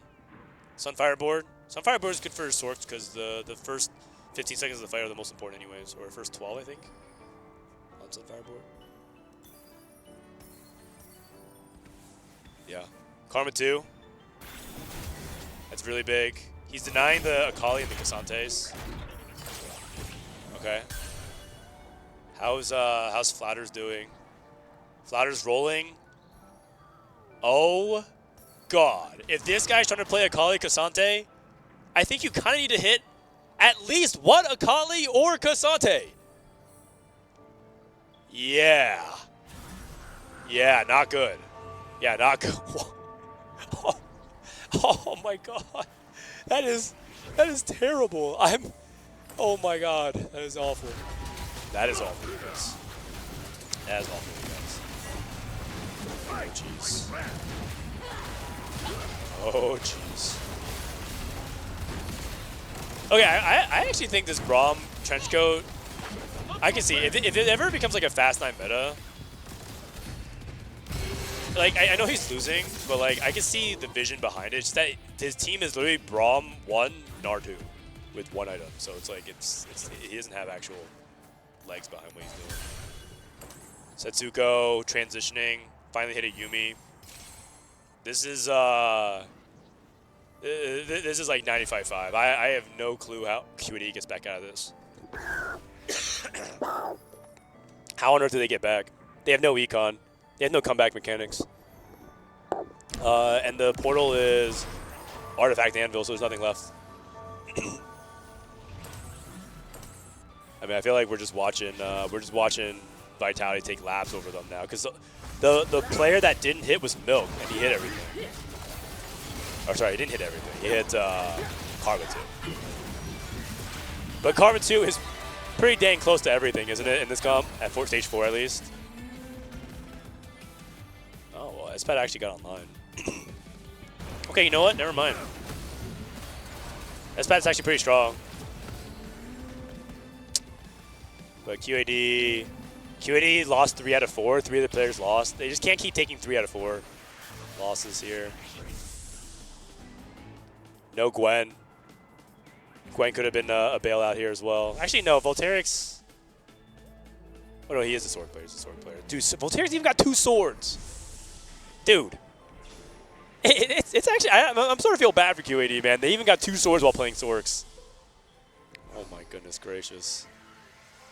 When it rains, it pours. Setsuko could take anything, really. Soju and Setsuko could take anything. They're in such dominant positions. And then to make matters worse, Setsuko still has his duplicator. Doesn't have Yumi too, though. I think he's just sending to 8 to 0 every turn until he like hits his board, because he just knows that they can just deny. Like right now, they're targeting Karmas. Robinov hit Braum 2 on 8. Okay. Vitality. What are they holding here? They're not holding that many Karmas, actually. They're only holding 1 Karma. They're trying to send Voltairix 8. They're just targeting him right now. This is Soju. Soju playing Sponging. Sponging a bunch of Crown cards and stuff like that. Wait. Soju benched Flickerblade.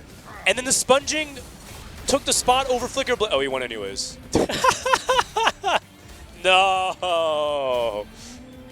That was definitely not what he intended. The Sponging actually took the spot on GP somehow, because he was slamming items, and then he missed Flickerblade on GP. He was removing. Okay, actually, you know what? It's actually good, because now he can still keep that as a remover for his teammate. That's so funny, actually. Oh well. Like so basically he couldn't put Flickerblade because the Sterex gauge went from the Yasuo to the GP while he was removing. That's funny. Okay, Voltairix going up against Flouters. If he loses here, it's basically already over. Because I'm pretty sure Vitality goes 1 this game. And they go 8. He did hit Karma 2 though. Yeah, it looks like he wins. Flouters stacking for him. Setsuko versus Soju, the 2 strongest players in the lobby right now. Pretty good loss as well. 3-unit loss, not even bad. Espat down to 1 life. Flouters lost again. It actually might be a 1, 2, 3, 4 to close it out for series number 1 here. And then after this, this is only the first of 4 series today. After this, coming up, I'm going to pull up my schedule here real quick. After this, we got AEG versus MOUZ. So it's France versus Germany. Then we have Citadel Gaming. You guys love Robin, yeah? Any Robin lovers? Old Man Robin Songs is playing in match 3. And then match 4 will be Team Liquid versus EVOS. Well, we have a full slate of games for you guys today.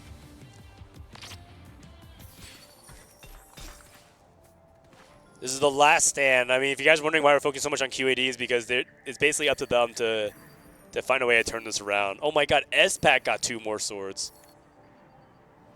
Oh my god, this is just so unplayable. These spots are just so unplayable. 0 Cassante Akali. And he ended up pivoting into Varus to hold the Cassante items.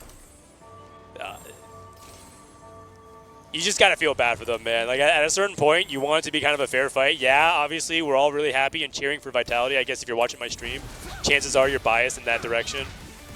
But like, it's just a beating now. I don't even understand how they're gonna low roll this hard. They low rolled harder than we did in game 1, I think. Like, I thought our spots in game 1, but at least we hit something like Seraphine 2. But like they hit like nothing, you know. Espat's dead. Milk just has to try to survive a little bit. Rebanov lost. Voltairix actually won. Who did Voltairix beat? He beat Setsuko. Yeah, Setsuko also hasn't really stabilized. He hasn't hit Yumi too. He has a Seraphine in shop. But Seraphine's not exactly like, oh my god, I hit Seraphine, it's over.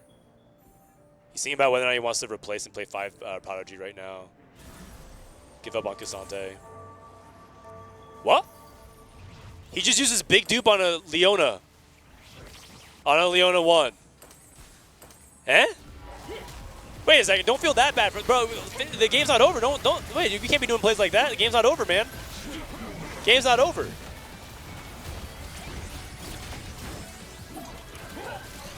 Impressive in. Keep this Karma out. Sometimes Mundo just stops Karma from being able to deal damage. Oh, I think Voltairix is dead. And Rabinov, they're going for the triple bot 4. Okay, Setsuko won anyways? What a beast. What a beast, man. This guy is doing victory laps. Soju hasn't lost since set 14. His composition is ungodly strong. Playing the best comp in the game, and he hit it uncontested. I would say that the issue with QAD in general in Game 2 was macro. This game, I feel like they had a combination of like slight macro like question marks. I really don't know about this trench coat thing. I just like can't get behind it. And then I also think that they low rolled. Like combination of like questionable macro and low rolling. Like super. Like when I say low rolling, I mean like this Braum 2 was like the only thing they hit. It was not very good. No gets a chance to put QAD in the dirt and call it for day number 1 no matter what happens. QAD and Vitality are done for the day, and it's another 6-7-8.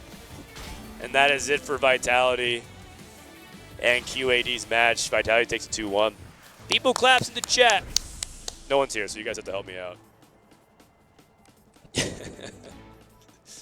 Did Soju ever slam his flicker bait? I felt like he kept his flicker bait on his bench for so long because he was just so far ahead. But I feel like Vitality was not allowed to lose from basically at the end of stage 2.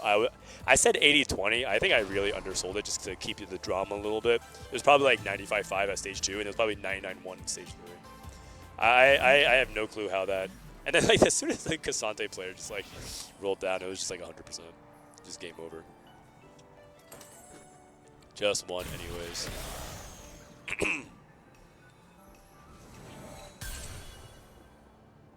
Okay, and I guess here's the thing: if Flouters dies here, Vitality can actually just leave the game because the rule specifically says.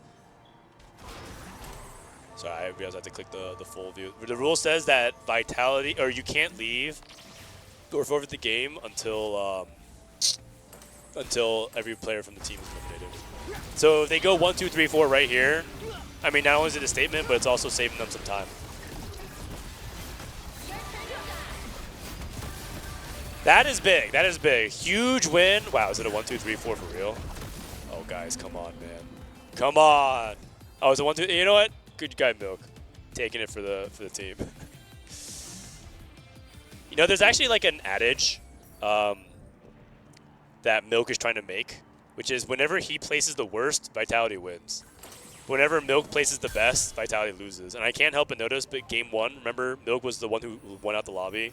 Vitality lost that game. This game, Milk went last out of all the Vitality members. And yeah, that's it. Looks like Vitality's just selling out their boards. GG's. We'll catch up with them a little bit. Let's see what's going on in the B stream. In the meantime, I want to get some post-game shots of Vitality. So, but they're gonna be playing each other for like a while, right? They're gonna be just like sacking these matches, letting Soju get the win. Actually, you know what? That would mean Soju back-to-back first places for Team Vitality. Just putting it out there.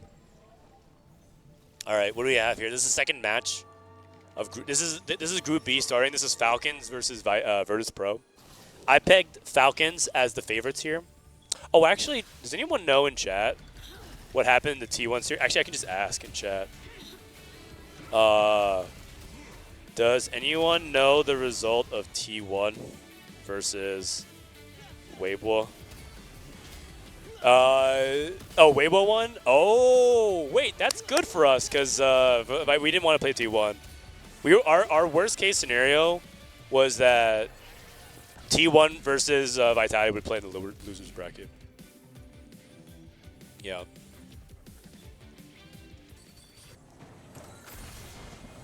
Bro, how much longer are they going to keep playing? I want to get some reaction shots. Dude, they're showing the react. Just let them leave, man. Just let them leave. Just let these guys leave. They're just sitting there just waiting for it to be over. But yeah, I think they had a couple of macro. I think they had a couple of questionable macro choices, but it was very much accentuated by the low rolls. All right, look at these guys are so happy. Oh, they're in good mood. Preston's already laughing. Do you ever play double Kubuko instead of 3-starring? Sometimes. This just depends on the board state. But yeah.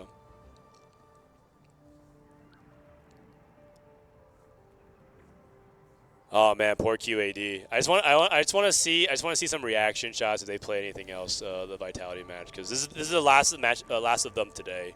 They'll play tomorrow. So tomorrow, if you only can watch one match tomorrow and you want to watch the Vitality match, because I know they're a popular team, or we are a popular team, we're the first match of every day for the first 3 days. There it is. People claps. All right, so tomorrow, Vitality versus Weibo Gaming at this time, basically, for a chance to go to the top 8. But that is a good win to start things off for Vitality. Man, look at those guys. The black and yellow. So handsome. So good at TFT. Definitely didn't just high roll out their ass. Back-to-back games to pull themselves out of a deficit. You know, there is a little bit of a meme that Vitality loses the first game of the series and they have to make a comeback. The handshake, the fist bumps, good sportsmanship. Honestly, after game 1, I was a little bit shaken, man, because the thing is they high rolled, but then like it just means that they just have to get one more good set of openers, and that is really, really problematic.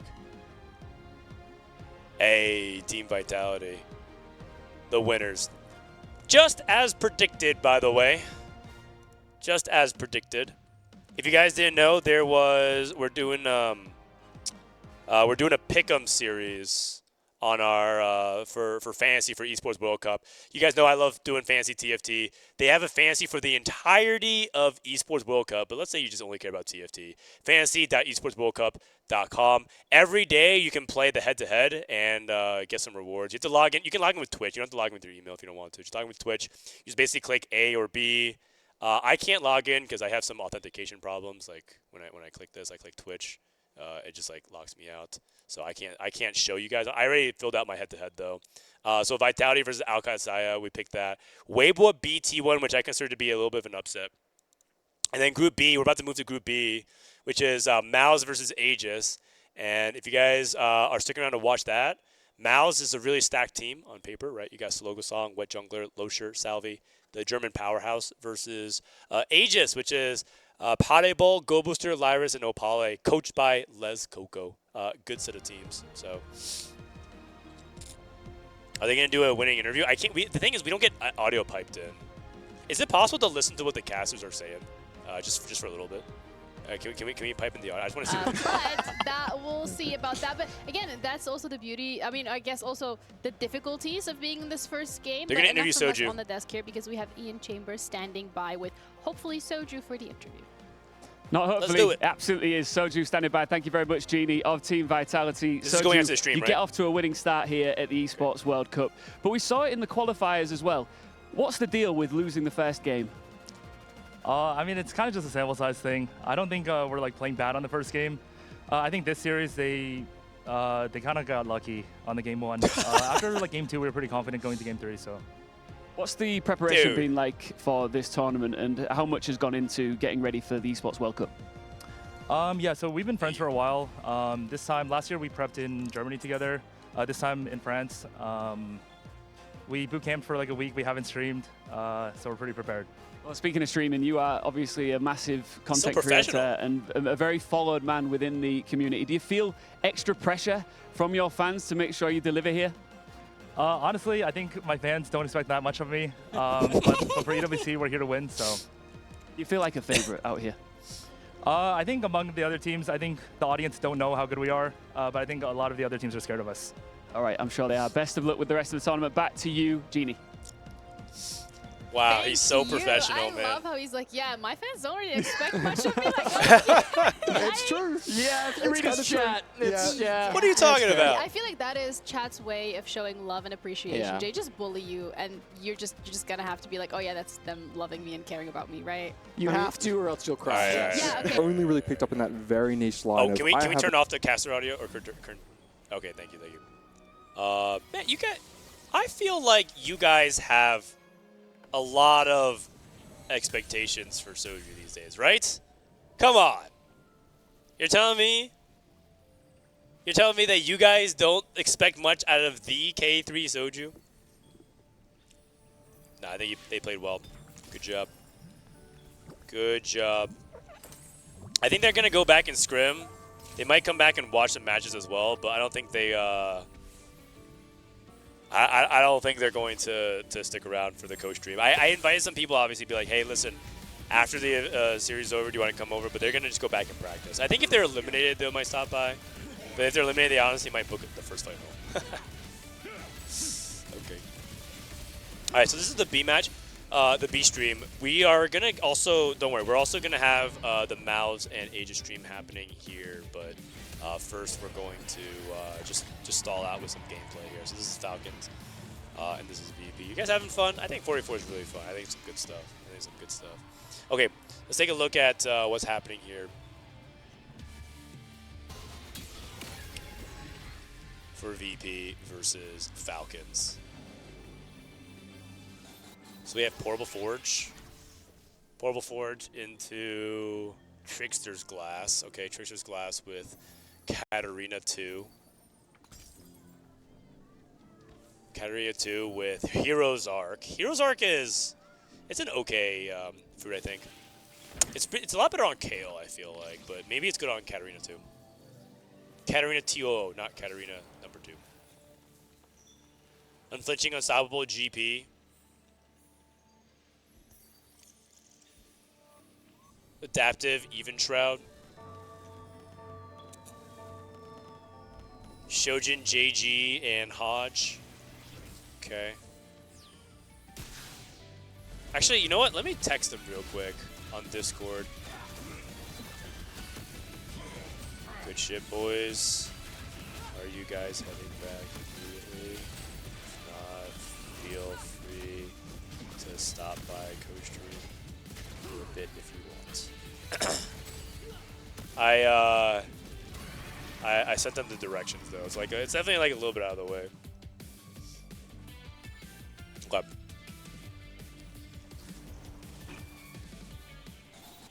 Shojin JG Hodge on Clan, so he's going for... Wait, what's that? Is he re-rolling? Oh, they're going so fast. Sorks, GP. Socialite. Looks like it's Cassante. Volibear? You're telling me they're playing Volibear? Hold on a second. I need to see that. Volibear in 2025. Gold Orb. Item Anvil.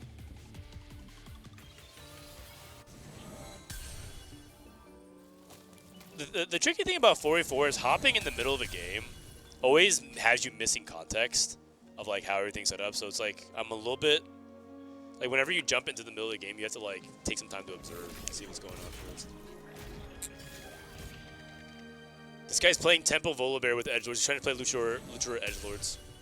Lucha Lords. The thing is, Volibear just gets stuck on super tanks. The problem that you might run into is that if Volibear ever runs into a Mundo 3 or like a Cassante and you just can't kill it fast enough, he just like gets focused. Even if you have Edge of Night, it just doesn't do enough. Like, I feel like it doesn't do enough DPS to actually compensate for that. So.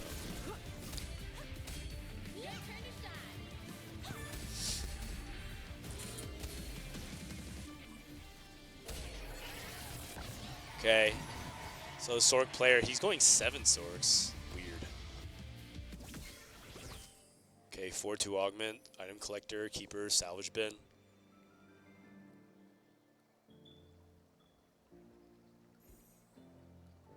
So the thing about Sorks is that your frontline matters so much that sometimes you just take Keepers anyways, just make your frontline better. And you separate your Karma, like your Karma, ooh! So you just play it, you can play like Rise frontline. It's really not that big of a deal. He's long as Sork. Shouldn't you just cut Kennen here? Just play Cassante. Or... Oh, I see the problem. But just you're not playing mech anyway. Just cut the Lucian. Just play something for your front line. Bro, these guys are moving too fast. They're moving too fast, and now the power-up bug is on the screen. It's going to go -1, -2. You have to like go back to the player to watch them finish their pick first for the menu to conclude. Cat's on the back line, Katarina 3. There it is. Twisted Face. So Milo's trying to play. Oh my god, he's trying to play Juggernaut Flex. I don't think Juggernaut Flex is a real thing.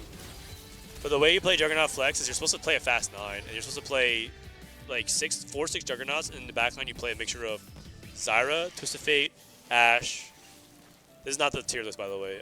I actually think a lot of this. I think Ashe is terrible, but Twisted Fate, Zyra, Ashe, Gwen, Varus, and then some other stuff. Like you play some combination of that.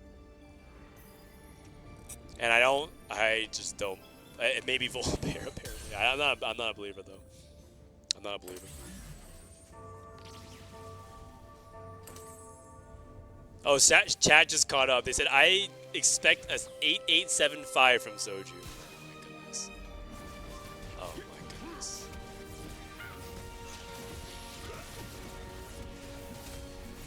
Okay, this is a Kali Rise. Wow, these guys are just busting out. These guys playing a Kali Rise?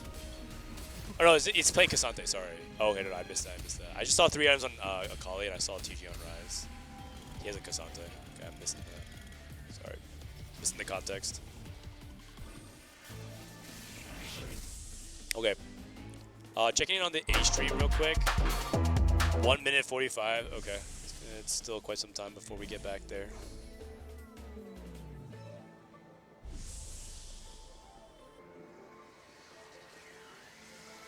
I mean, the Li Tuchuan probably takes his Varus, because Varus is like really good for the Cassante as a way to cap. But the problem is he's still stuck on Cassante 1. Doesn't matter if you have like Varus 1, Cassante 1, Akali 1, you're not winning anything.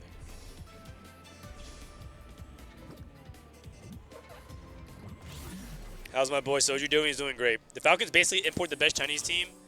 They actually did one step above that. They took the best performing Chinese team and combined it with the winners of last year. And they made a super team. Just like they did in other games as well. I think Falcons is a very scary team. Recon 3. Heroes Arc Resistant. I'm not the biggest fan of Cat. Without over 9,000 or not done yet. But maybe Heroes Arc is okay. I'm willing to see it.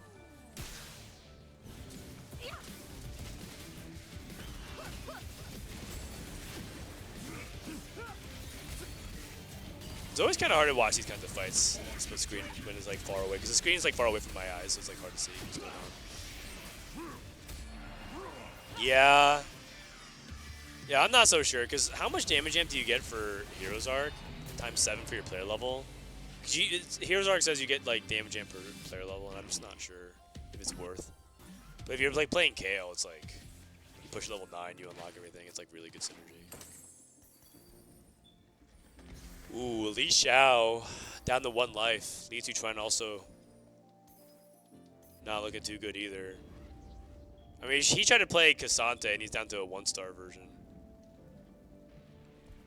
He made Rise 2. I think one thing about some of these compositions is like if you're going for a 4 cost that's like a synergy bot like Rise, it's not worth making the Rise 2 if you can potentially roll more gold for other stuff. To be fair, he doesn't have a Cassante pair, so it's not like selling the 8 gold or not using that 8 gold would have amounted to much. But it's just one of those things that's interesting.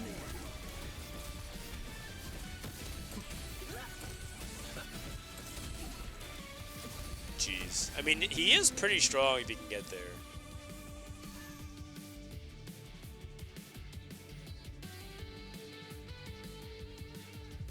Oh, Li Xiao's dead. He went 8th. That's a really big deal.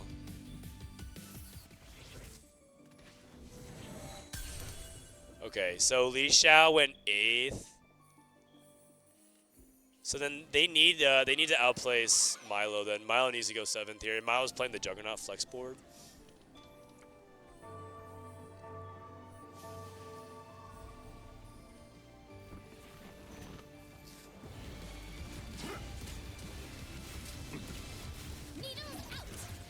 Okay, looks like we're getting the invites. I can show you guys real quick.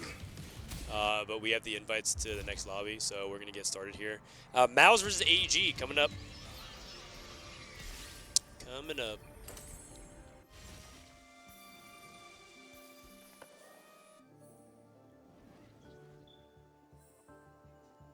Bro, he committed to the Volibear. Man, this guy's a madman. He has Gwen, though. He has Sniper's Gwen. Gwen pair. Hold on a second. Hold on a second. So for us, very selfishly, we want Virtus Pro to win because if you're looking for the Vitality POV, we want Virtus Pro to win because we think that Falcons is a better team. So Virtus Pro with an upset here would be huge. You're talking about, like, we think Falcons is the strongest team in the field. So them going bot 4, or sorry, them not winning would be huge for us.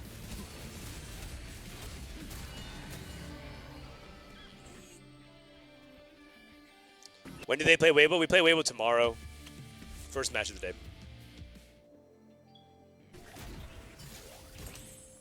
Don't hate on Ash's jugs. No hate, man. No hate. I just think that Ash herself is not very reliable, but the jugs are great. I mean, okay, the thing is, Juggernauts are not the best frontline late game, but they're very cheap and effective at what they do. So, like, their price, the price per poundage you get is pretty good. Like, you just get a bunch of meat in the way.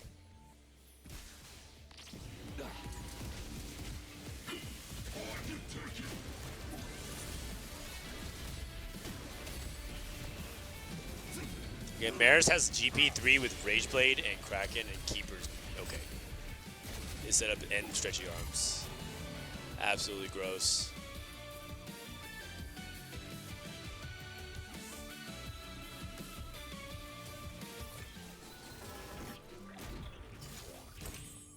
Okay, so Leafy try and win 7. Oh god, Nealing just went 6. Oh, that's not good. All right, well the game is over. Wait, that's actually sorry, that is good. Sorry, I'm getting it mixed up. I'm doing the that's not good for that team. I'm trying to do the unbiased commentary. Yeah, you know what? Sorry, Falcons.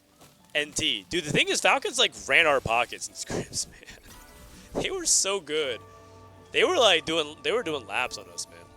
So we're happy to see that. We're happy to see that. And Virtus Pro, in general, I mean, they take some ballsy lines, man. They play Juggernaut, Volibear. I should tell these guys. By the way, VP played Volibear. Also, T1 did a weird tech trench coat plus all-out Cassante. I think they're on their way back, though. I think they said they're not going to stop by. They're just going to go back to the hotel. All right. Okay, is there a way? Okay, so if I go to chat, if I go to twitch.tv/Frodan/chat, I'm going to talk to chat for a bit here. Some guy says, hey, box, bots, hog. Hey, that's a huge delay, guys. Yeah, there's a huge delay. Oh, did Boxbox raid me? Oh, Boxbox, thank you for the raid. Sorry, I'm gonna raid. Oh, Boxbox, thank you for the raid. From 5 minutes in the future. We're on a stream delay, but I read the chat. I don't ignore you. Special, precious, well-informed, gainfully employed chatters. Okay. Anyways, I need the scores. Okay, the scores are. Oh, this is the timesheet table. Tournament information, qualification details, participant information, participant rosters.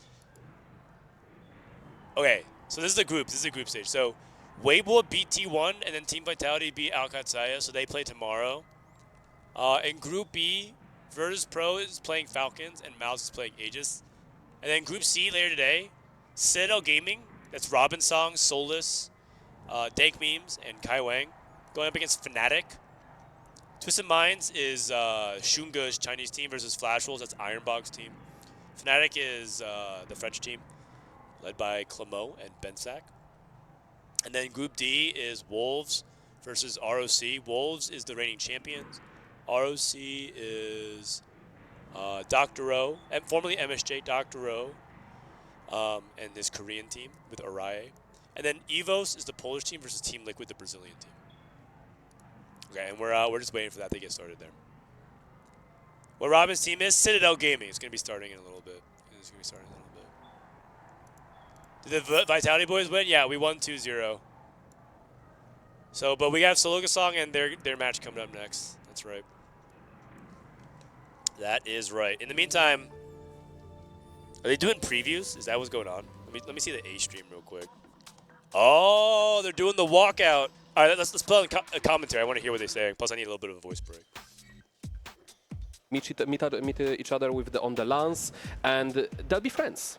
And you know, it's way easier if you can hide your ego in 4 versus 4 and just work as a team, and then you have a greater success. Hence, such a big teams as we've seen in the qualifiers, such as Navi and Gentlemates, then make it through. Yep, I think that's one of the big things, the ego part of it, where you have to say, hey, I usually play for Winouts on my stream. I'm usually this beast of a player. I have to get down and dirty and play for a reroll, for example. And some dirty. players have to be able to adapt to do this. They have to do what the team needs and not what they want to do individually, selfishly as a player. And I think almost all the EMEA teams have nailed this coming into this tournament. That's why we have 5 EMEA teams, the most of any region, which is a surprise usually in TFT.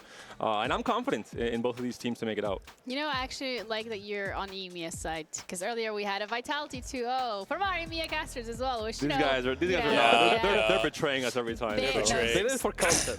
Yeah, Stuart did us dirty for that, but no bias here. There's literally not a Dude, reason to be biased. even towards EU choose either way. Rene. But I do think as I well, love like it. when we're looking at both of these teams, this is again going to be their first match on the stage, the first match that you're playing where you're sitting in front of your opponent, where you have an opportunity to see how everything plays out. And it's also a little bit of a different environment than a boot camp when you're sitting on those stage lights, you have the cameras in front of you, you have the casters in front of you. If we talk smack, they can hear it.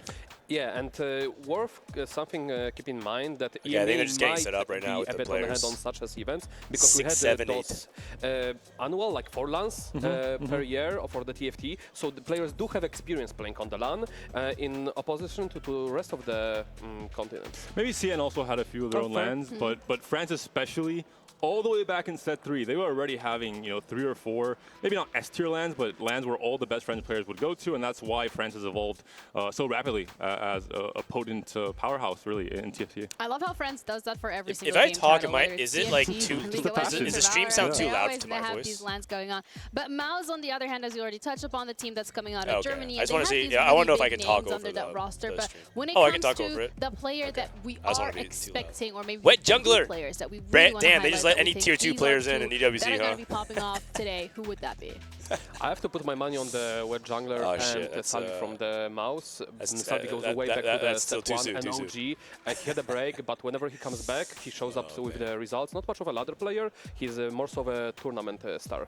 Yep. When it comes to Team Aegis, I think Gobo is one of the rising talents comparable to what jungler. Extra in fizz, case from extra France, wit. alongside Jedizor, for example. And then the other player, I would say Lidesser Opal, but I think it's important to have someone like Puddle that has played for a very long time, has a lot of experience.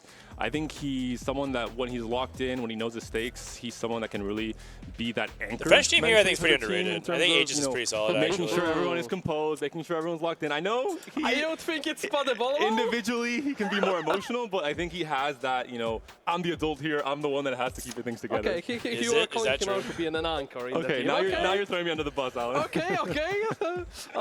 I'm really curious to see the emotions here and the gesturing between the matches here. You'll see how serious we'll be. Wait, what's the delay? Why is I everyone love saying how I you're can't? not fully throwing him under the bus because you don't want to disagree out loud, but I would really like for you to do that. Not throw him under the bus, but just disagree. Listen, we are on the first match, day 1. I have plenty of days to do so. I will not hesitate on the rest of the days. I think it's more because Puddle on his stream, he gets tilted very easily. He will be Okay. more Oh, reactionary. it's true, he does. But I think He's it's pretty more low. of Content. yeah. the mental of a team, right? Who on a team is Bro, they're going still to be in make game. sure, like, Let 'em right, go. if you're Team Falcons, if you're the Let 'em favorite go. team and you lose game 1, who's like, all right, no, it's okay, guys, doesn't matter, right? Let's just reset. Dude, we know have to we're listen. strong. We know Be we're a good. commentator we can when there's, bounce like, 10 back. minutes That's left in the hard game. to do. When that first You one, can't just let you it need to finish. have that ability to just go back and reset, then approach it from like from ground zero, like we've seen Vitality do in that previous series. This is very pivotal because, like, as a past competitor, like I can tell sometimes when something goes wrong, when the game or series goes wrong,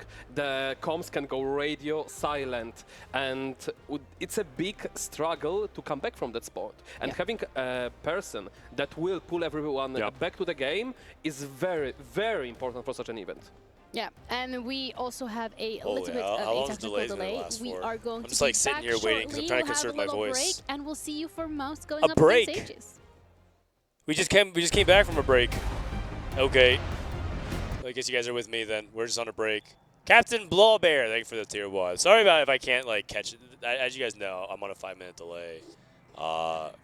It's just like an EWC policy. So I wish I could talk to chat in real time. I feel like it'd be like really fun to have the chat interaction. Particularly because I can't call anyone on Discord either. Sage. Is it a 2-0? I mean, I guess we're just watching the end of this game. Maris finally wins. Let's end of game 1 here. They're still having them continue to go through. I guess while I have an opportunity, if you guys want to fill out the fantasy bracket, you totally can. fantasy.esportsworldcup.com. And you guys can do your head-to-heads. I wish I could log in, but I can't. They don't give me permissions. And you guys pick to win. So far, I guess I could do Group C and D while I have an opportunity. Let's see. My Group C and D predictions. I have... Let's see. I picked VIT. I couldn't do it on the website, so I'm just doing it here. And you get rewards, I think, if you just log in. You can also do it for any other game, but, you know, if you just care about TFT. So Vitality over QAD, we got that right. T1 over Weibo, we got that wrong. I have MOUZ over AEGIS, and I have Falcons over Virtus Pro. And then right now, I would say that I'm losing that one because I think Falcons is lost their first game. I think Virtus Pro's at 1-0. Okay, Group C. Group C, we have Flash Wolves versus Twisted Minds. So Flash Wolves is like the Taiwan All-Star team. They have, let's see, they have Ironbog, who is the only player to ever win back-to-back regionals, which is like extremely impressive. He literally won set 13 regionals and set 12 regionals. He didn't win set 14 regionals, but hey, you can't win everything. So he's very accomplished. Sorry, when I say the Taiwan Super Team, it's because Flash Wolves had like a Taiwanese structure team, but they actually have 2 players from Hong Kong. Ironbog is from Hong Kong. I make this mistake every time I talk about Ironbog, and then I always have people who say, he's from Hong Kong. I'm like, you're right. I need to remember that for next time, and I always forget. I'm just checking to see if the lobby is restart or something like that. But K Bao Bao has made it to Worlds as well. I don't think YYDM has made it to Worlds recently. Oh, he did. He made it to set 12 Worlds. Just kidding. Okay, just kidding. I'm a liar. But these are players who have all pretty individually have gone far in championships before. But they're going up against Twisted Minds, who has like a lot of names that you see from the Chinese tournaments. And if you guys watch my stream, you watch China Regionals, you watch Worlds, these are players that you see like very often. Ahao is like a multi-time regionals winner. He is one of the most winning player in TFT history, just in terms of prize money, because he's one of it. He's really accomplished. Also, he's unfortunately one of the players that got punished for win trading back in set 11. But the reality was, and this is not me defending their behavior, but the reality was, everyone was kind of doing it in China, and they just made an example out of him. So I don't think he's like dishonest in that sense. I think he thought it was something that everyone's supposed to do. It's just like in the culture of it. Anyways, that's neither here nor there. He's the win trader that got punished for underperformance in set 11, not set 13, the one where Precedent lost out in final lobby, and then Dissop won the championship with Shi2 Ren. That's a different guy. The other Chinese win trader. That we know of. That have been punished. HN is also a longtime competitor. He's been around for like ages.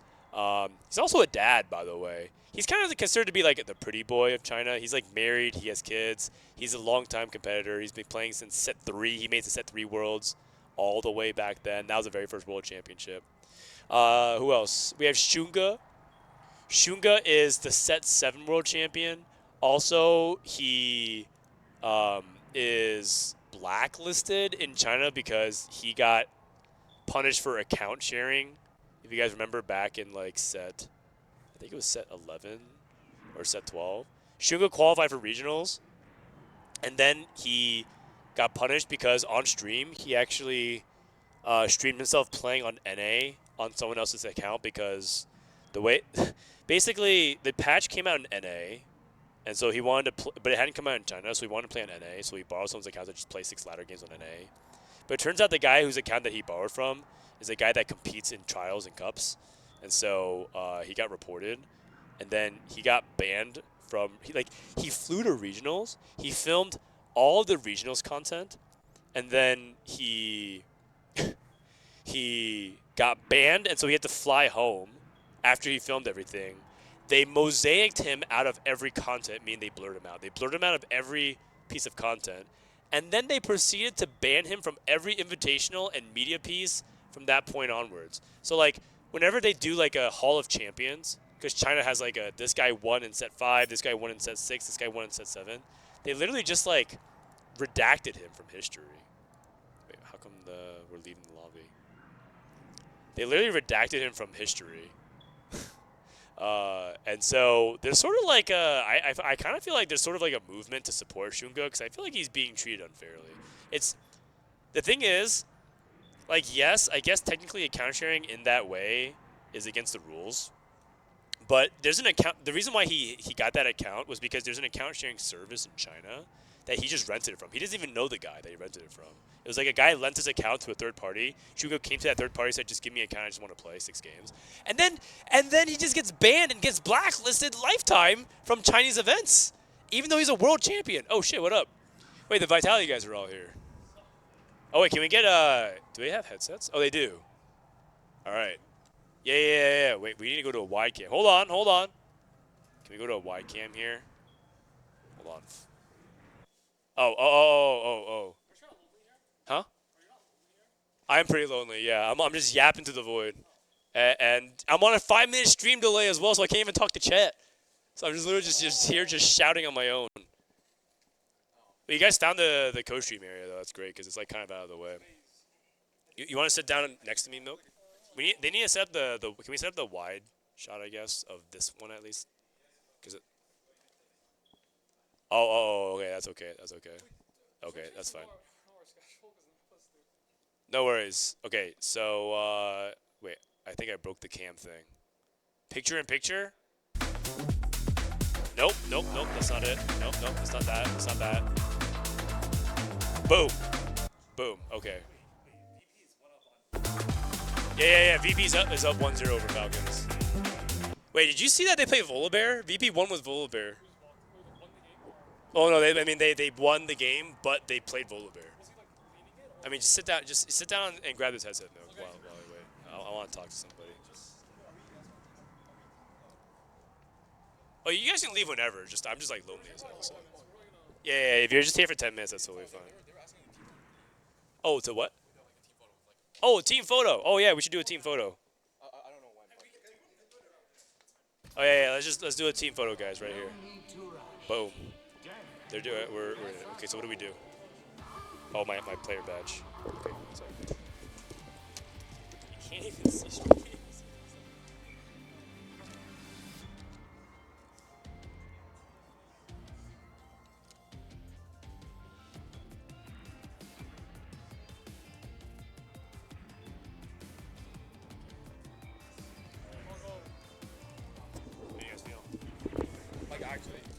Actually, put on the headset just for like a minute or 2 minutes.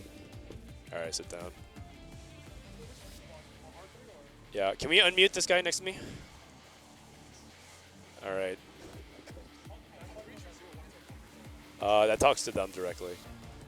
So, yeah, can you? All right, can you say something, Milk? Testing? Okay. So, how you feeling after that match? Honestly, I think we got a little better because we know, like, yeah, I think we just figured out it just in time. Like, literally last night. Yeah. What? I saw you on cam now, so. Oh, wait, just sit next to me. What I told you? You just sat next to me. You sat next to me. or somebody. Oh yeah. Actually, why don't you take the headset here? Yeah. I mean, it doesn't really matter. Do all the headset just headset work? No, I can't hear you. You can hear us? Okay. I'm trying to turn on the. I'm trying to turn on the cam. Yeah, no, I'm trying to just like show because we're not in game yet. This is 0. They haven't started yet. Oh, we're ready. We're ready. Okay. Okay. So we have the game here. This is 3 goal log. But yeah, in game number 1, Virtus Pro played. Oh, who won in this? It hasn't started yet. It's first game. Really? Yeah, it's first game. It's first game. Wait, isn't this the EU qualifier like finals? No, I don't think this was. No, MOUZ was like 5th seed, I think. Yeah, this is like the first match. Yeah, and AEG won the entire thing. Yeah, this is probably like the 2 best teams from EU. Oh my god. Wow, a GP pair. Wait, Frodan, do you see our game? Like where the GP guy just had 5 GPs on 2-5? Yes. He had a 2-1. No, on 2-1 he had 1 before he clears augment. Yeah. Then out of nowhere he has 3. Next turn he has 4. And then 2-5 he has 5. Okay, the thing is we were supposed to win that game still. Yeah. Yeah, probably. But I would say that game 3 made up for it, didn't it? Wasn't that just like crazy high roll? Yeah. Like a lot of it is just like live or die by GPs. Yeah. But I was surprised that they didn't even play GP one game, didn't they? Yeah, they had like Donkor IE, and then he just decided not to play it. And then he tried to play Kasante, Kakali, and they rolled down and they found 0. Yeah, he had no econ or anything, so that's for sure the wrong read. Yeah. A team that really likes... Oh, sorry. Hey, no leaking the read, man. Oh, my bad. Yeah. If you're watching your stream? Like, relax. No one's watching. Oh, my bad. I won't talk about the game anymore. Alright. Sorry, my bad. They're kicking milk off. Okay. Alright, sorry. We're probably dipping. I mean, you don't have to dip, but you also don't have to talk about what the read Oh is. yeah, but we're probably gonna watch the T1 games, eat, scrim. Yeah. Who you guys scrimming? Yeah. I'm gonna eat them on scrims. You're right. Okay. Sounds Are we good. leaving then? You guys can leave if you want. Oh. Wait. How do you feel our games, though, Frodan? I mean, I feel like the first game was not even like any of you guys' fault. I just feel like nothing fell our way. We played a complete mirror match down the way, and we just lost every 50-50. Bro, like the Karma player hit before precedent. Bro, that's not even a so much goal. 3 over Setsuko. You played Okay, actually, they pushed instead of like roll for GP, and then Soju they had Yumi 2. Wait, you played BA. Right? They had Yumi 2, and Soju couldn't find anything. So it was just unlucky, I think. And then they played like some weird macro stuff. Like I don't think Kale's like. Their KO game did not pan out very well, and then game 3 they were just like super lost. I don't think they had any. Yeah, I was kind of confused. No, after game 2, I knew we won. Like midway in game 2, because their read is just bad. Yeah.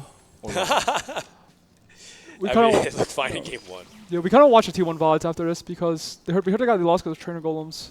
Yeah, like you trainer goes for game 3, but I didn't see. We only watched halfway because I can bounce between games, but I can't really see it. Is there like a link to like a YouTube link to the clean feed of their game that we can get? I think it's in the Discord. Yeah. Okay. Yeah. Dude, my heart rate was 150 the entire time. Yeah, you stressed out. Yeah. Okay. I could right. I think. So do you want to say something just on mic? Just like one sentence. You're just like here wandering around in the back room. Does this one work? Yeah, it does. It does. Oh, every mic is working. Oh, okay. All right. So how do you feel about your? Okay, we heard you being so professional, like in the interview. What interview? The afterwards, post game. Oh really? Oh, I don't know. Yeah. I mean, we lost the first game and then Monka. Yeah. Were you guys nervous? You make it sound like you guys were nervous. I mean, we were like confident, but like it still like kind of sucks. Yeah. 3-game sample size, you lose 1 game, you're fucked. Yeah, so. it's true. It's true. Yeah. I mean, we're happy about playing Weibo over T1 though, right? Yeah, I think so. Okay. I mean, we haven't scrimmed Weibo at all, but a lot of teams are saying that T1 is good. So. They did the over 9,000 Smolder, and it was unbelievable. Like they high rolled everything. Oh wait, Weibo did? Yeah. Yeah, I'm pretty You sure. go watch their games as well. Oh yeah, I'm pretty sure mana regen's pretty good on it. I'm not sure though. It's pretty good. We never. Yeah. Okay, I do want to cover a little bit of what's happening here. We don't have to talk too much about what the previous is. This is still leveling from Wet Jungler, but he's loose streaking. Okay. Golden Destiny into prep For Opale. What are these guys committed to? Oh, Stars Are Born. Yeah, Stars Are Born GP2. Oh no, this is probably teammate. Oh. Stars Are Born. With, Alright, I think we're tipping. Alright, we'll see you tonight, Frodan. Sorry, Dan. Yeah, no worries. Well, when are you gonna be back? Probably at like 7 p.m. Oh, okay. So I'll just join you for the nighttime blocks. Okay, sounds good. Good night. Yep. Good night. Or good afternoon. Alright. As you guys can tell, I'm definitely not home. I'm in Saudi Arabia. I'm in the studio by myself, and now everyone's leaving. But it's for good reasons, because they're going to go practice. Trust me, if these guys are here talking, that means they're out of the tournament. So it's a good thing. Okay. Also, if you guys see anybody that's like just wants to hang out and watch games, let them know. I'm talking to the Vitality staff. If you see anybody, just tell them to come over, because I'm by myself all day. Don't want to be all by myself. Losing my voice, I can't even falsetto. Okay. So we have Stars Are Born. It looks like it's Stars Are Born to AP. I say I don't like jumping halfway through and losing context, but now I'm jumping halfway through and losing context. Am I sick? Yeah. I high-five Setsuko once. Look what happened. Let it be a lesson. Over 9,000 for Gobo Steer. Okay. Over 9,000 with execution, so it's probably going to be over 9,000 cat. When is Robin playing? Robin's playing after this series. After this series, Robin plays. So this is game 1. He plays after this best of 3. I'm surprised Glove goes so late. A lot of times Glove is a pretty good component for a lot of people because it's really important for like the sort boards. Just anything like any of the crit builds in general. Okay. So we have Katarina, solo leveling, pack tactics. If you're playing solo leveling, a lot of times you're trying to play for like a level 8 comp unless you have like a really good GP spot. Because theoretically you just have like a really good spot to leverage that into like level 8. But I don't think it's been that good for White Jungler because he looks like he was playing a bunch of 1-stars. Aatrox 2, solo leveling. I've seen this actually not go that well in the past. I feel like I feel like with solo leveling with Aatrox 2 is that he doesn't do enough damage. So I've seen this Aatrox tank forever, but then he does like nothing. He's Sam Kraken though, so maybe he's probably gonna go into GP. And also Kraken probably offsets some of the damage issues. So that actually makes sense. He's going up against Stars Are Born with AP opener. Is it gonna be Mundo? I wonder if Solo Gasong is gonna try to play this like Stars Are Born into Mundo 2. And then try to go into like Jin Mundo. Oh, GP. Thing is, I don't think he can do that because I think he's going into, he has to let GP for his teammate. Salvi is playing probably BA Prodigy. And then Losher has, oh wait, Losher is worth away Ezreal, so he's playing BA Prodigy. That means Salvi's probably on Sorks. Okay, so it's Sorks, BA, Kaisa. He spent his his Stars Are Born on Kaisa. And then GP. So pretty standard, I think. Oh no, Kai'Sa's not super standard though. A lot of people don't play Kaisa. Oh, Pale is also playing Kaisa. Are we having a Kaisa contest? Solo took the Stars Are Born Kaisa because I think he wants to try to preserve his 5 streak. I think he wants to preserve his 5 streak, which is like really, really important.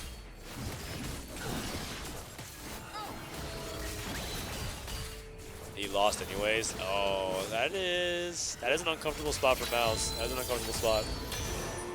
Okay.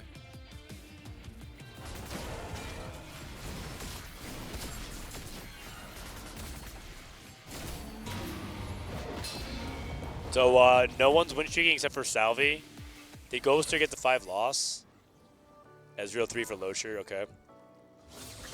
Okay, so Katarina, GP, and then Lyris is probably going to lean towards BA. He has an early Leona.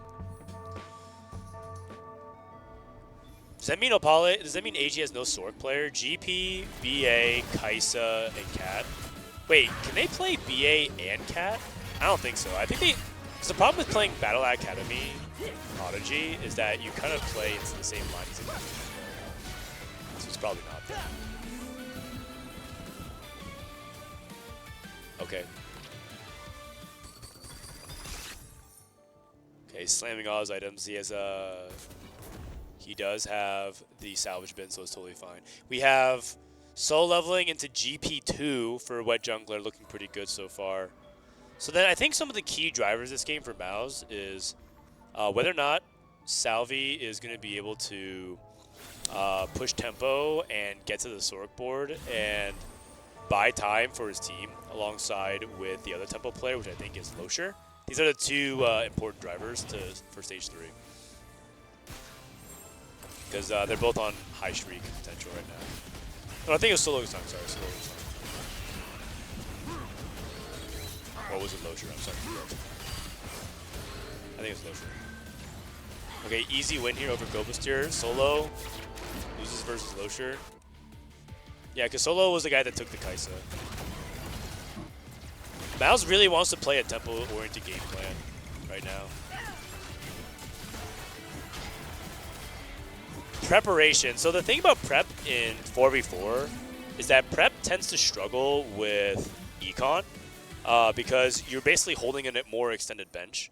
And in 4v4, econ is really, really important because you really want to be able to have the option of rolling down and helping your teammate, griefing other people's units, things like that.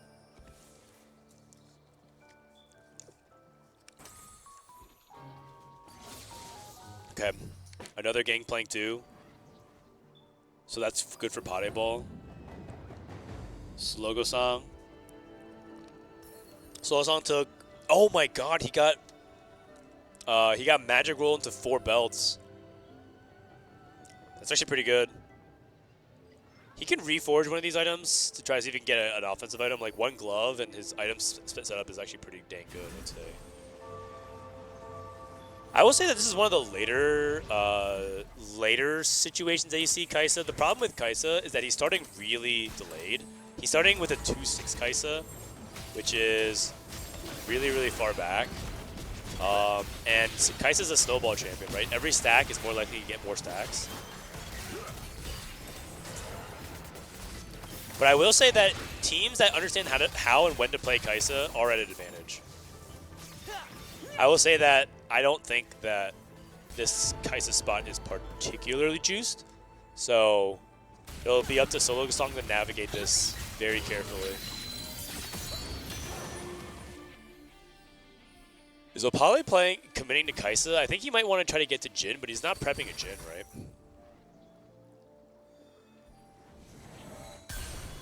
I feel like the problem with committing to Jhin is that, or with preparation, is that you might have to go really, really, really deep to find the unit that you want to prep.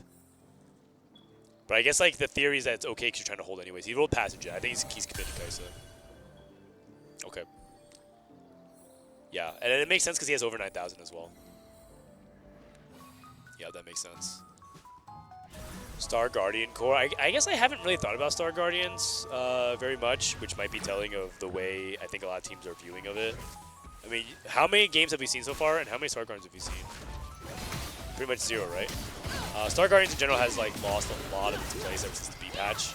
They got nerfed. A lot of people don't think Star Guardians are very good, and that's true in 4v4. If you need to get like a 6th place, sometimes you can play it, but it's like usually the goals for a lot of these comps is to go for top 5 or better. Top 6 or better with like a temple comp is a little bit sus.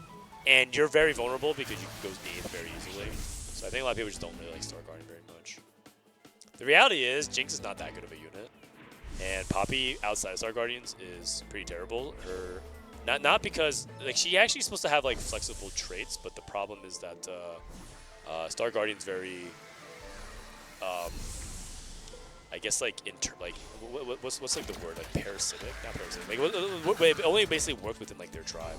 But I think that like Poppy doesn't actually have a lot of flexibility outside of Star Guardians because of the way it buffs themselves. But I think if they can make Poppy a little bit better and versatile out of it, the level 8 roll down actually has more options. But yeah. Anyways, the point I'm trying to get at is Star Guardians is not very versatile for both.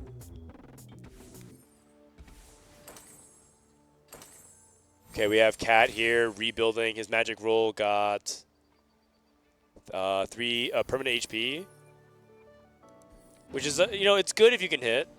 It's one of those things where you actually kind of want the item sometimes instead. But I think he has salvage bin, so he should be good on items right now. But permanent HP is definitely a strong combat. His white jungler. GB wrapped to the backline, looking pretty good. He's playing Ashe in the back as well. Nothing too crazy at the moment. Looks like he's just going to farm Salvi.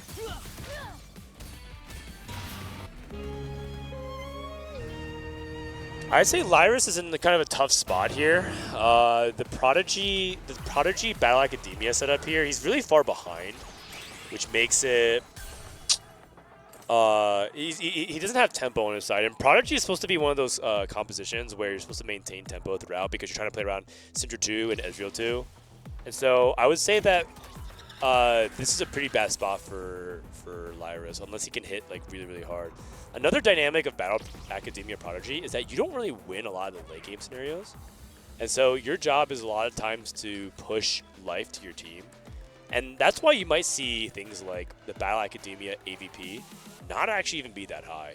You might actually see, if they were to release stats, Battle Academia would be one of the compositions that I think performs, on average, pretty poorly. But it's one of the core compositions for a lot of teams because it's pretty stable on just 1-star Yuumi, assuming that you're on a reasonable tempo cadence. And also because it's just really good at dominating the early mid-game. And that's not really what Lyris is doing right now. He's actually kind of playing the worst part of Battle Academia, which is like you're losing the early game and you're trying to like high roll your roll down so that way you can win some life back on stage 4, which is very hit or miss. Okay. Okay, Salvi gets the win here. So he is trying to transition to Sorgs. He's holding on to Kaisa and he's holding on to Katarina. Losher is going for Ezreal 4, by the way. The thing is, Ezreal's not exactly like that good of a late game carry, so I feel like even if you get the Ezreal 4, is it even going to be that impactful? I feel like the extra gold matters a lot. It's also not just gold, it's bench space. Like, if you're holding all these Ezreals, that's just fewer units you can use to hold for your team. Sogasong's Kaisa. 2 wins, 3 losses. Reasonable, I'd say. Not the best, not the worst. How's Puddle doing? Keepers into mech. Here comes a roll down. He's looking for as many GPs as he possibly can get. Unless he's going to stop here. We've seen some teams stop rolling for GP and push level. Solo hit another Kaisa too. Okay, come on, Solo. I want MOUZ to win here. I think both teams are like pretty strong, and so if I were to come down to preference, I would want MOUZ to win because I think they're like, oh, nice. I think they're just our homies.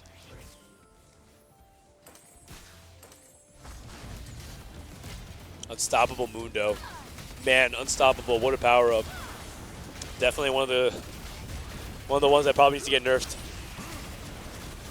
Alongside some of the others. Kind of sneaking attack here.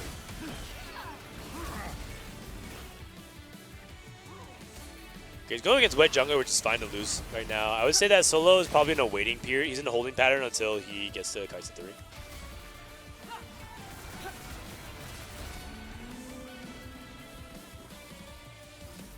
Okay, let's take a look at the augment here. This is Govos tier. Govos tier, last second save, one of the best augments, one of the best comeback augments in the game. He takes Crown's Will though, that means that he needs this 100%. Oh, he's playing Salvage Bin, so we can actually use this to reforce some other different things. Oh, wait a second. They did do that. They did Katarina and they're doing Prodigies. Wait, they actually committed to that. What the heck?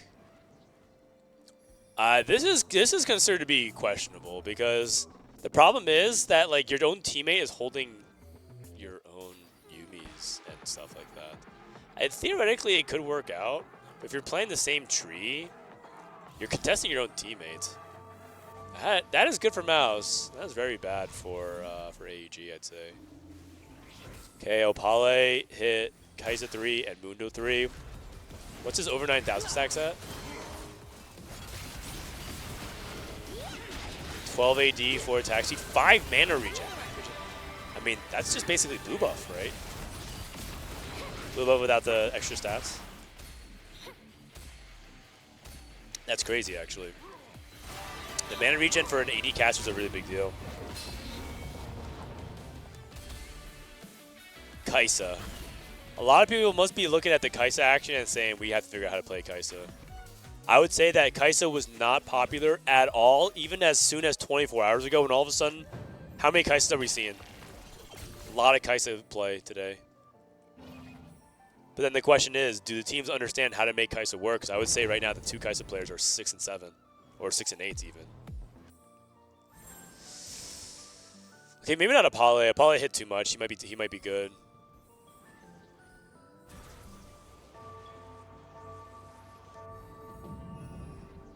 Yeah.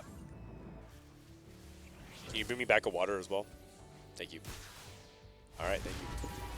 I'm on my own, guys. I'm truly on my own. Before, it's just me in this empty studio by myself, but at least I had a producer. Now he went to go to the bathroom. It's really be by myself, guys. That's okay. I have hundreds of my best friends in chat. Yay. Except they're 5 minutes delayed.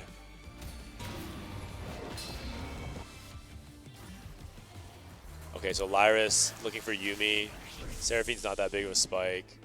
I don't think he can play Denial. I think he has to take his best unit here. Might be Tyr on the Lee Sin. Oh, his situation's pretty bad for AEG. Takes a vest, okay.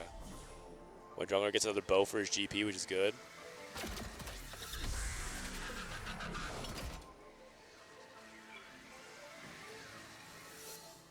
I would say that right now, my MOUZ has to be favored at the moment.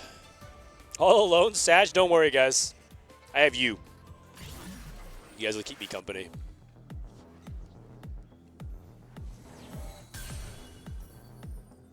K'Sante 2, that's good. K'Sante 2 is the best frontline you could probably hit here. You do have to cut a Prodigy, which sucks because then you lose the healing properties of Prodigy. There's a 5 trait unlock piece. Prodigy's abilities heal for 10% of the damage dealt. So that sucks, but that's okay. You have K'Sante too. In fact, you probably could argue the move items from Leona to K'Sante.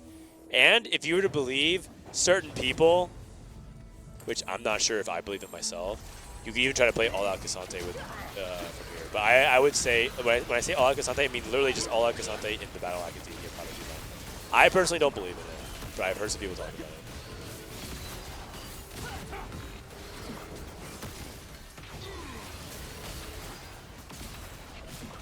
Who knows?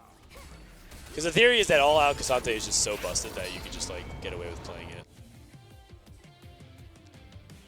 Okay, Gobo Stewar. Gobo Stewar.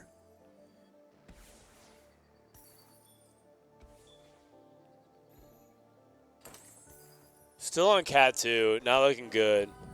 Things in general look really bad for AEG. Bodybull did hit Kabuko 3 though. Kabuko 3 went off GP.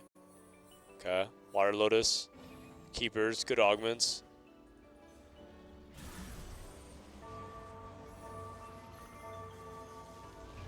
Okay, Salvi hit the Karma 2, which is looking good. No Gwen yet though.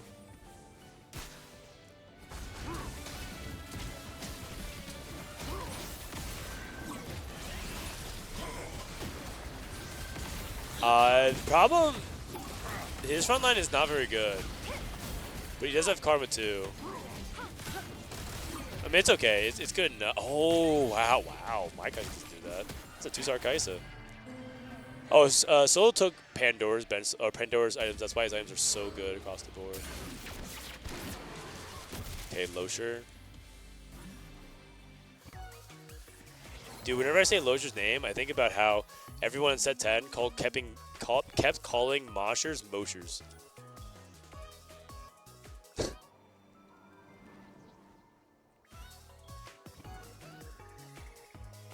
And that was just a bit the entire set. Everyone just kept saying Mosher. Because Poppy was a 4-cost, and they would say, oh yeah, it's a emo Mosher. E-Mosher. Alright, what else we have here? Intervene locking on Poppy. Interesting. BA project. So we have 3 people in the BA line. And because Losher has Worth the Wait Ezreal, by the way, I think he sold the Ezreals. He didn't end up keeping it, which I think is smart. Ended up pushing levels with it. This is Potty Ball. GP2. Yeah, nothing huge here. He's not rolling right now.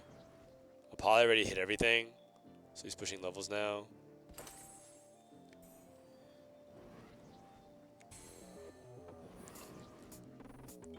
Lyra's actually won a couple fights, which is pretty big after Carousel, but Gobuster is still free falling with no Cat 3. I feel like if you play Cat and you play BA Prodigy, you're just asking for yourself to get punished really hard. And to make matters worse, the players that are contesting them, which is which is Losher, also already has a really good HP lead with a good tempo spot.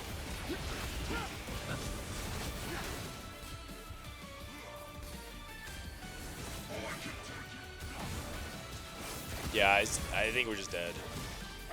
How much is this? I think we're just dead. Oh god, okay. And Wet Jungler hung on.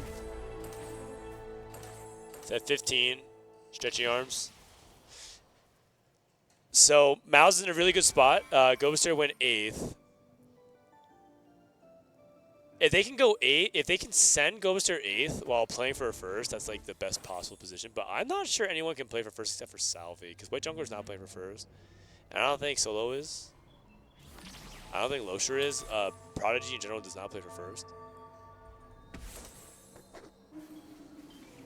Soul Tripper, Mage, Mech Pilot, probably just... Oh, he picked Soul Tripper. I was going to pick Mage. Soul Tripper. Deal magic damage, reduces magic resistance by 4 for the rest of combat. Interesting. Really, really interesting.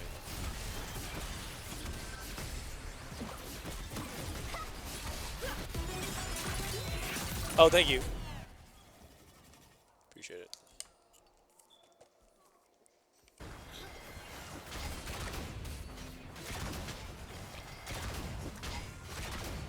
Alright, I need to ramp up here. My jungler lost again. Solo lost again as well.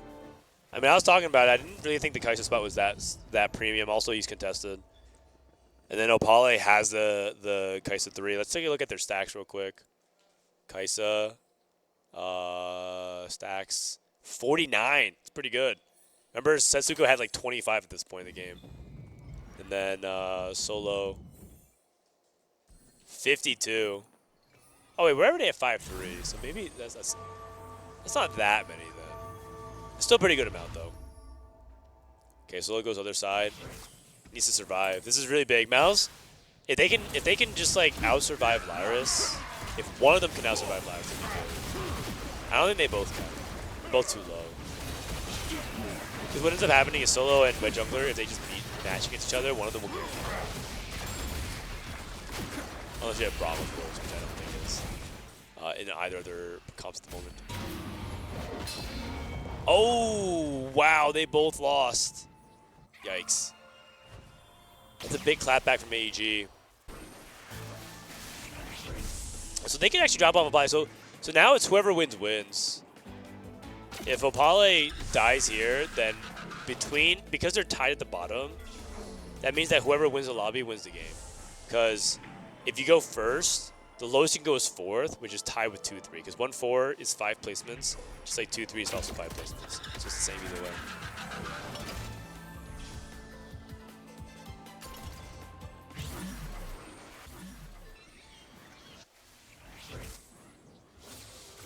Okay, here we go, level 8. Level 8. The problem is that half our board is like 1-star. We have a couple 3-stars, and then the rest of our board is like pretty low quality. Opale, of course, is trying to even play for a secondary win condition. If they can send 3 members of MOUZ bot 4, they also win the game. Potty Ball hit Gangplank 3, by the way. Man, AEG might do it. They might do the BA Prodigy plus Katarina and win the game. would just be very surprising.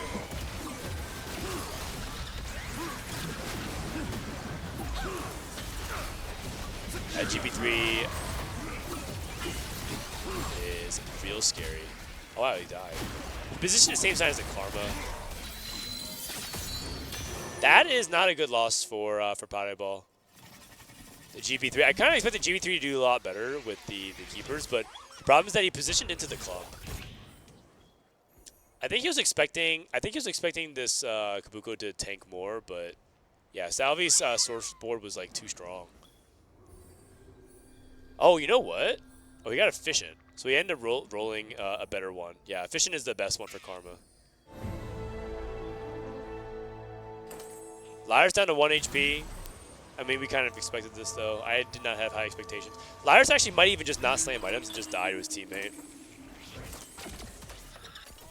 Slam versus Puddle. Okay.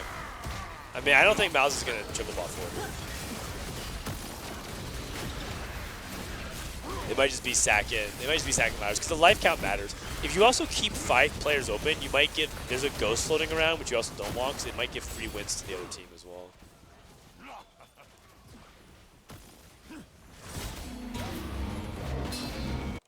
Okay, so Lyre's down, so it's 5, 6, 7, 8 tied, which means whoever wins wins. One thing we don't know too much about, especially on my end, is how do you cap the Kaisa board? I think there's a lot of people who think that maybe you're supposed to play something like Supreme Cells, like the 4 Supreme Cells. And there's people who say, like, no, you just play, like, the good units. Because the problem with Supreme Cells is that, yeah, it's a powerful buff, but then you are playing so many low-quality units. Like, you're playing, like, a Darius and a Kennen, or, like, not very good units in general at the moment.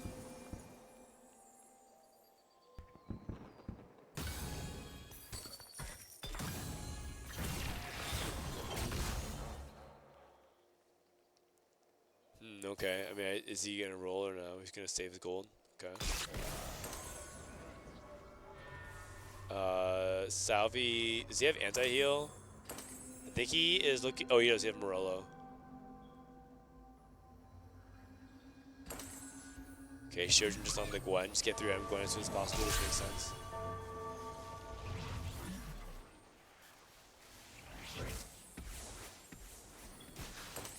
Now it's Puddle versus Losher. Really important fight for AEG just to keep their HP count high here and just send Losher forward guaranteed. But it's not over because then MOUZ can still have Salvi play for first. Okay, so Losher's dead. Okay, it's gonna come down to Karma versus GP, which is just so appropriate because that's just the way the meta is right now.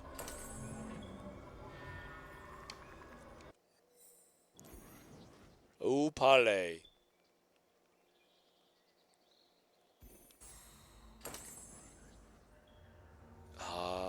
Needlework, probably. Stormbender. Oh, actually, I've heard Stormbender is really good as well. Okay, yeah, that makes sense. That makes sense. Because I think someone said that like this Stormbender does more damage than you think. So I'm willing to see that. I can believe that could be really good. This doesn't really matter here. I think if you're Opale, you just willingly let Puddle kill you at this point because you just want as many. You just want to power load the GP as much as you can. Oh. Oh my gosh, this guy's gonna steal a game. Or he's gonna steal a light. The thing is, does Kaisa actually beat the Swords player? Puddle lost. Salvi lost. Oh. He lost a GP player? Oh, okay. So I guess a lot is going to tell us on this next fight. Salvi versus Opale. Salvi's at 12 HP. If he loses even a single unit, he's dead. And AEG wins his first game.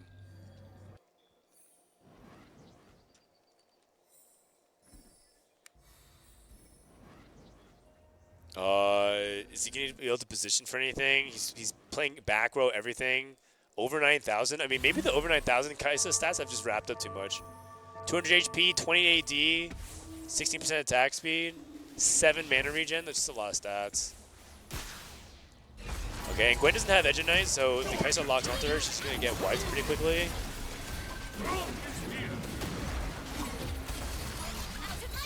It does not look very close to the first half of the fight. Gwen needles again. Oh, oh, oh, oh, oh, oh. Oh my god! Oh, the Kai'Sa didn't get the cast off. Mundo! Declaw Mundo! Oh. Hey, hey. Kai'Sa's not bad, right? Kai'Sa's not bad. I'm telling you guys, the teams that understand how to play Kai'Sa the best are going to have a significant edge going into this week. There's definitely room for Kai'Sa in the meta. And that's something that, okay, admittedly, I didn't update much of TFT Academy for it, but come on, I can't keep you guys all the tech. Sometimes the good shepherds are the ones that lead their sheep to the water to drink. Okay, the analogy makes sense when I started.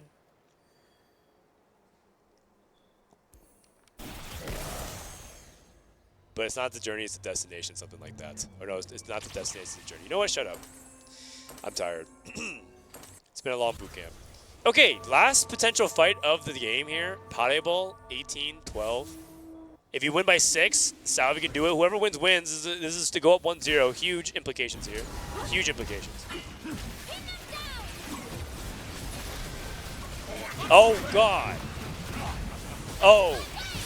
Wow. That GP just wrapped on us. What happened? Puddle with the thumbs up, and he runs to... Oh. Oh, my God. Oh, Lord. They are not happy about that. They are not happy about that.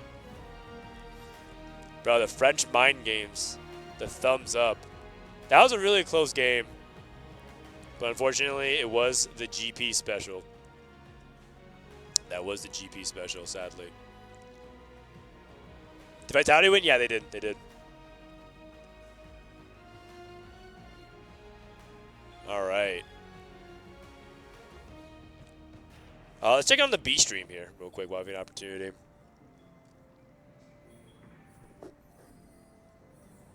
Dude, Falcons? Huh? Falcons at 5-3. Dude, Falcons might get 0-2'd. Or 2-0'd. That is really surprising. Dude, they're playing Cassante twice, and they might fail with Cassante twice.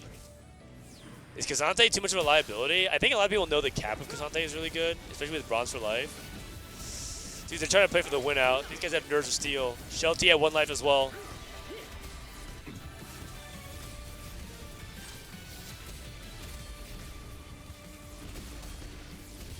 Oh, he's playing Kale. Oh, he played Tempo Kale. You two trying at 1 life. Shelty wins. Gets GP. No, he's dead. Oh my God. It's actually kind of close. It's actually really close. If Shelty had won that fight, Milo would have been at 1 HP, and then we would have had 5 players at 10 HP or less. But this is a really, really big deal. If Falcons gets knocked down, Virtus Pro with the upset.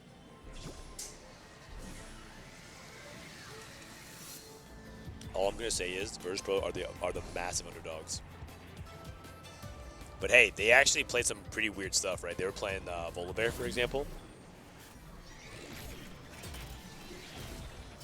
Supreme Cell should look like really optimized with Mentor really well. That was the build on PBE. People would play Darius with Supreme Cells and Mentors. Are they playing Saudi Arabia? Yeah, we are. Yeah, we are.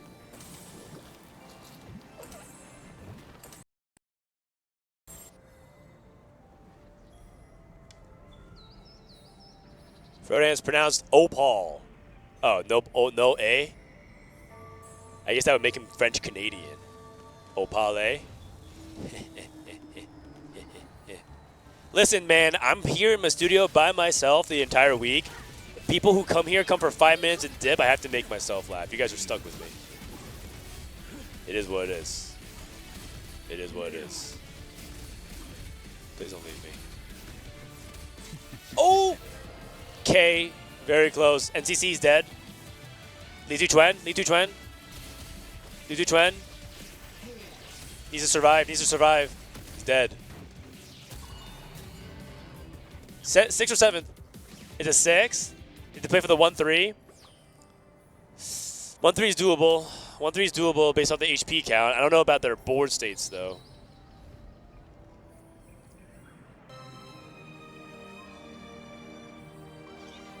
Okay, blue buff, JG, red buff. Gwen 2 for Ning Lee. That is massive for the Sorg player. Okay, so Falcons, they have a shot. They need to manipulate their HP though. They need to make sure that Li Xiao and Ning Lee do not kill each other. Going up against Kian. Kian? Is it Kian or Clan? Oh, GP. Kasante aggro onto the GP. And that's really bad for the GP player. Oh, okay. Okay. Dude, I love these player reactions. Ning Lee, go to the Ning Lee board. Ning Lee lost! He lost to Maris? What is Maris's board? Darkblade, thank you for the 4 months, man. Oh my goodness. Oh my goodness.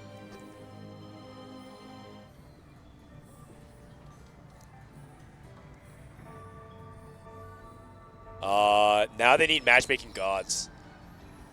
They need matchmaking. I can't believe he lost with this board. He only had 1 item on Gwen 2. Maybe that was the reason. 1 item Gwen 2. I guess Gwen 2 with no items is not that threatening. Oh, they need 1 more left. Do they have Braum? Do they have Braum? No. You know, I'm not really seeing it. I think Virtus Pro's gonna 2-0, man. I think they're gonna do it. And that'd be so big if on the other side of the bracket, because MOUZ and AEG are also good teams. I think Group B is pretty hard. I think Group B is pretty hard. And Virtus Pro is like the underdog. So that would mean that one of AEG, Virtus Pro, or MOUZ and Falcons get eliminated tomorrow. Hemorrhage. Okay. Double Titans. Wokch. No, that's it. That's it. They're playing each other. Oh. Oh, man. That is sad. Oh, my gosh. Wow. Virtus Pro with the upset. You know what? They actually played some pretty interesting lines as well. You know what? I think that maybe there's things about the meta that we don't know about. When I say we, I mean Vitality. I thought we have a really good overview, but Virtus Pro might have something as well. They took Mess Hall. Holy cow. Mess Hall. All right, guys, I got the invite for the other game. Here we go. The Berlin well fell down. Lol. Okay. This GP is secretly a pretty good champ. True. Keaton Crash Out stream was good yesterday. Only GP. Sounds like something Keaton would do. I thought someone said that Keaton was co-streaming EWC. Is he co-streaming as well? Damn. Li Xiao actually had the win out as well. Virtus Pro over Falcons. You know what? I think as Vitality, by the way, we're like obligated to cheer against. We're like obligated to cheer against Falcons because Falcons is like currently in the lead for the team standings for EWC, and for us to keep our jobs going into next year, Vitality wants to outplace Falcons. That's just like simple economics. Wow, I can't believe it, man. VP 2-0. I gotta DM the boys about this. VP 2-0 Falcons. Sheesh. Also, Milk sent me a screenshot. His heart rate hit 150. Oh my gosh. You spent 23 minutes in zone 2. Dude, Milk was just straight up doing cardio. So stressed. So stressed. Sounds good. See you there.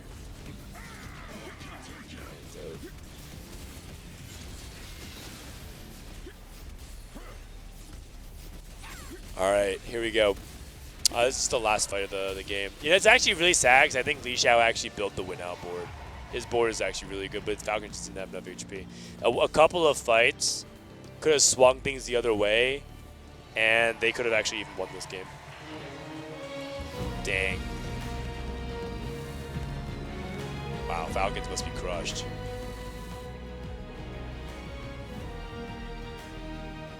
(2-0). Falcons was one of our main practice partners. So they must, and they were giving us the run around. They were like, they were dunking us with all kinds of playstyles, all kinds of comps. Oh, Li Xiao was not happy. Oh, Li Xiao is not happy.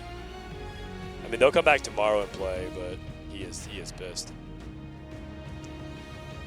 All right, go Vietnam. CN versus Vietnam. It's actually a big time clash.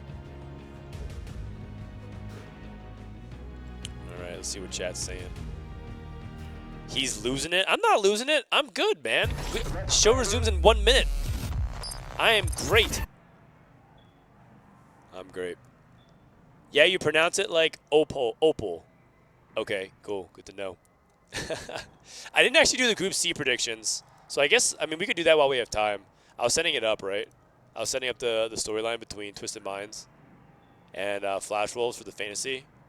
So I think I'm going to go, I'm actually going to go with, I want to pick Flash Wolves. I really do, actually. But, you know, I'm going to go with Flash Wolves. CN overrated. Oh, wait, I don't want to say that, though. They're pretty good. I don't want to say that in case we need to get scrims. Okay, then Group C. This is going to be the match we're going to watch after this series. So after this game, we're going to watch Citadel versus Fnatic. And Citadel versus Fnatic. Okay, so Citadel has Robin songs, Soulless, Dank Memes, and Kai Wang. Dank Memes and Kai Wang. Man, what a roster. I feel like this roster is basically the equivalent of AlQadsiah. How it's like Voltairix and a ragtag team of like people that you don't really expect to team up with. Like one of the most seasoned vets, one of the top players of their region. Older guy, man of experience, walks about from time to time. I think it's the same thing. I think Citadel and AlQadsiah have similar vibes. It's like NA QAD versus Fnatic. Now the thing about Fnatic is that I think a lot of them are like not full-time TFT, and even carried over to like their prep. I don't know if they were like even able to do full-time prep. I think they did boot camp in Fnatic in the London headquarters, which is where we did ours last year with Dishsoap and Weijin and Miwawa. But I would say that Fnatic in general, their weakness is that they aren't like all in TFT compared to some of the other people. The same thing with Citadel as well. Like Kai Wang works a job. Solus also has another job too, as a lost Arc Raider. And Dank Memes is a full-time shit poster. So like these guys have other jobs as well. So who's actually the favorite? I don't know. I feel like chat will riot against me if I pick NA over, or if I pick EU over NA. Man. You know what the clutch factor is? Marcel. Marcel is the coach of Citadel. And as we know, Marcel used to work with men at TFT, and they had the black market augment stats. So you know what? I'm going with Citadel. Hashtag Gundadel. Okay, Group C over Fan. The thing is, I can actually see it going either way. I can see it going either way. Oh, the game's starting. Okay.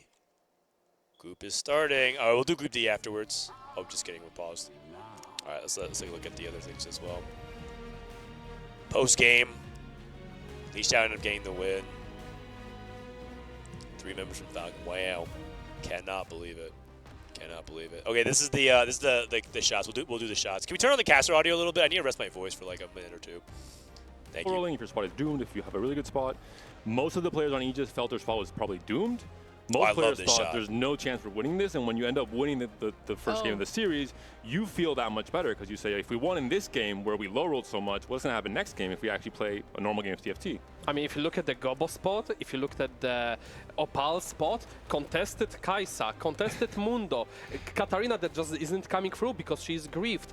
We were so sure that Aegis will be sent out on the first game on the backstage, and they just pulled through the opposites and managed to clutch it up. And it was very surprising because stage 3, I would be betting against them.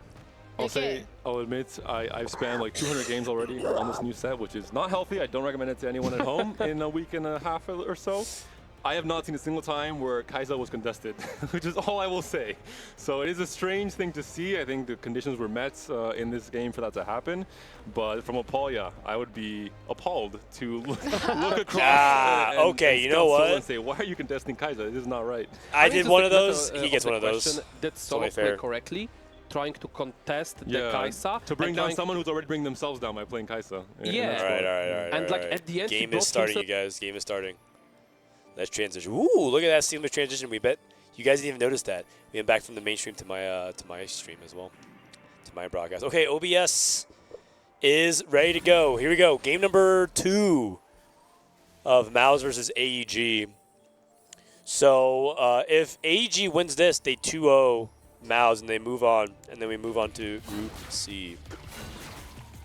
We move on to Group C. No fist bump, no handshake. Yeah, no, not really. Does Vitality play again today? No, we play tomorrow. What up, Tay? Miss you, babe. What is this? What regions are participating? We have every region. We have Americas, EMEA, APAC, and China. The 4 major regions in TFT.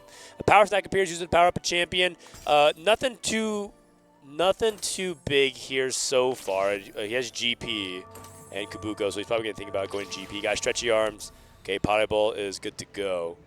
Oh, we got a little bit of a tactical pause here. I guess we could look at their spots. So, Puddle has direction to go into Gangplank. Nothing from anyone else so far.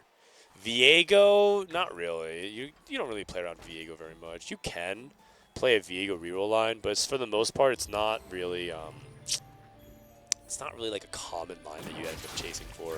Because the thing about these 3 costs is you have to have the clearance to be able to chase them, and the way you get clear to do that is you usually have like immense tempo and resources that it feels like they can't stop you. So like a condition to play Viego is actually Gangplank, where you get Gangplank, and then you get the econ from Gangplank and the tempo, where it feels like it's not even worth holding your Viegos, because 1, it's expensive for them to hold 3 costs, and then 2, you have so much high HP anyways that like they could just target someone else. And so that's how you kind of get away with 3-cost reroll in 4v4. Surprisingly, I would say one of the most interesting developments from a macro perspective in 4v4 this set is that 3-cost reroll is actually surprisingly hard to grieve. It's like really about the 2-cost reroll that people are trying to target. And for a long time, we held like a staunch belief that 3-cost reroll was unplayable in 4v4. That is not true, actually. It's just that you have to know when you can play it. Soul's probably master GP. I mean, yeah, probably. Probably. Heavy's the crown. I've seen some people pick this. I personally, I mean, banger song, but not really that great of an augment. You can play it on like KO or something, but probably not. Portable Forge. Mundo 2? Huh?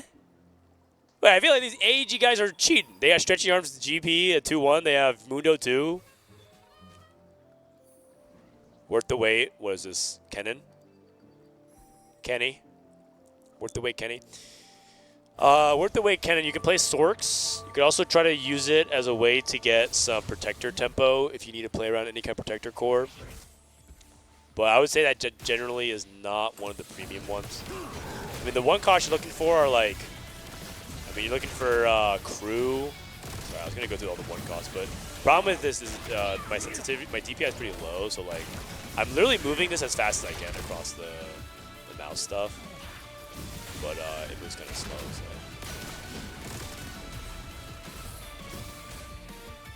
Is the Stretchy Arms player? I think it is.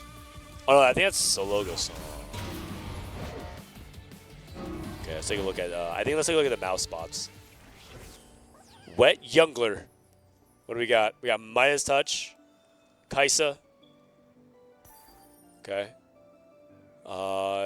Maybe they want to play a Kaisa game. The thing about Kaisa is that I don't think Kaisa is like a line that you play every game. The way like it's being represented. It's almost being represented here on stream today as if you see every team playing Kaisa and playing it a lot. That is not true. In fact, almost every time we switch to another POV, like almost every time we switch to another POV, to like the other B stream, because we're technically on the A stream, we haven't seen Kaisa. So it's like, it just so happens to be that the games that we are in happen to be seeing Kaisa. So I'm not sure why that is.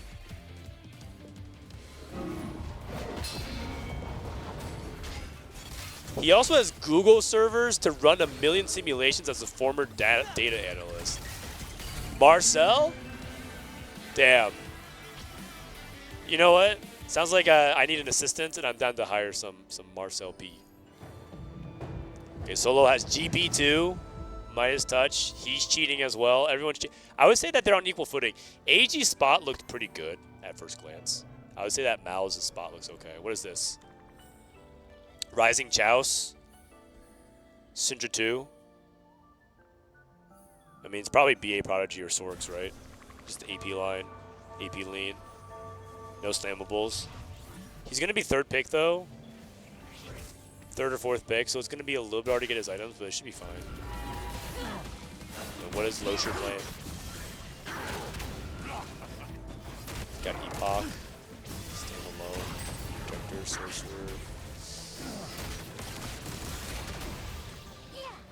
His spot is complicated. He might just try to force himself into Sorks. Just take a tier, go into Sorks. Because he already has like some of the core units, but he doesn't have Lucian 2, doesn't have a really good start. Okay. See what these guys go for. So this is if this is the Kaisa player, he's gonna want to go for a sword or a glove for Lyris. Huh? Takes a vest. Oh, I think Wet Jungler's the Kaisa player. That's right. He has the Midas Touch. Yeah, he had the Supreme Sense. Oops. And Wet Jungler took the glove. That makes sense. So Lyris has bow, glove, and vest. Fascinating. Salvi is the one who took the tier. What did Losher take? Losher took belt. She's going Sunfire. Right, Lyris is playing something else. Playing Worth the Wait. Oh, he's playing Worth the Wait Sivir? Oh, yeah, that's the one that you want. Okay. So Worth the Wait Sivir. This is the Kennen player. So Salvi made Void Staff. How's Losher going to look at? Losher just open-ended then. Sivir is not the one that you want when you're trying to go for crew reroll. I think the crew reroll, one desire of choice is Malphite because one, Malphite is just a better unit than Sivir, and two, it anchors your front line. Because the problem is, even if you get Sivir 3, your front line's bad. It doesn't really matter. But still, I do think Worth the Wait is one of the better ones for some of these lines. I mean, obviously you can get some of the super high roll ones like Worth the Wait Kale, but I would say that this is generally one of the favorable ones. Even though you prefer Malphite. Okay. So Lyris ends up getting the win, which means no one's on 5 loss? Yeah. Pade Ball, 2 loss, 1 loss, 2 loss. Oh wow. Oh wow. All of a sudden, MOUZ finds themselves up in a 4 tempo spot. 1, 2, 3, or 2, 3, 4 right now. And Gobuster is the only person that's playing for a win streak at the moment. 3-cost reroll impossible to play in 4v4. Oh, no, it's not true. Frodan, what 3-costs are even played? Smolder's Ungriefable and the rest are artifact checks. Sort of, but we actually see a decent amount of I mean, okay, I can't say too much. But yeah, I would say that like Smolder is like 1, for example. And Trying not to leak here. Can I pick another? Is there another 3 cost that's like pretty easy to pick? I mean, I did say Viego was one of them. A new one here. There's a 3 cost that you can play. Oh, I did say also Caitlyn Jace. People actually do play Caitlyn Jace. And I guess that's basically where it stops because you're not really okay. I'm not gonna say anymore. I'm not gonna say anymore. Yeah, you know what? You're right, Travis. You're right. 3 cost is unplayable. True. Yeah, I have no tech. I don't know. No 5 loss. I would say AEG is behind. I would say MOUZ is ahead. Actually, they do have a 5 win streak. And they do have it on a person that wants to tank HP. Dude, the French love putting AP on Mundo. How much is this AP scaling here on his ability? Let me see. Gain 500 maximum HP. Okay. That's pretty good. And immediately trigger the passive. Standalone. Standalone's good early. I do think he has some fall off late game, but it's definitely one of the best ones for Mundo.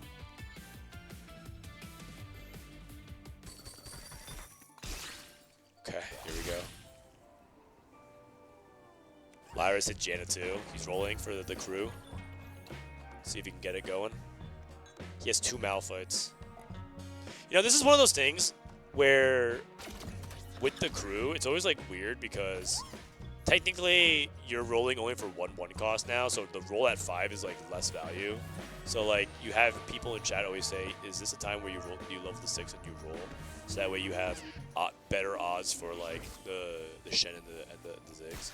But I'm pretty sure you still roll at 5. Because the one thing that's really valuable about rolling in general in 4v4 is that you see more shops. And you see more shops, more chances, even though it's 2% odds, that 2% actually has a pretty high hit rate because there's probably a 4 cost that you see that's going to be impactful. Like let's say you roll a 2 cost and your crew and you see Karma. You're like, oh, that's not useful to me traditionally. But in 4v4, rolling across that 2% Karma, and you're trying to, and there's a Karma player on the opposite team they're trying to target, is really valuable. So I think the value of the shop is really important still in 4v4. You don't want to just be like, well, you know what? I'm playing my own game for my best possible odds. They took a look at my boy, Sologasang. Magic roll. Oh, he's going for plot armor? He's trying to go for triple combat, GP. Thing is, Magic Roll is like pretty good as well. Because if you get pilot champions, there's like a lot of champions that you can kind of get at the 2 and 3 cost. It's pretty good. GP2. And obviously, item rewards are pretty good too.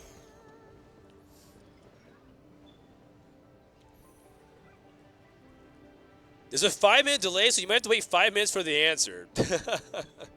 Yeah. For sure. Sorry, man. He's gonna...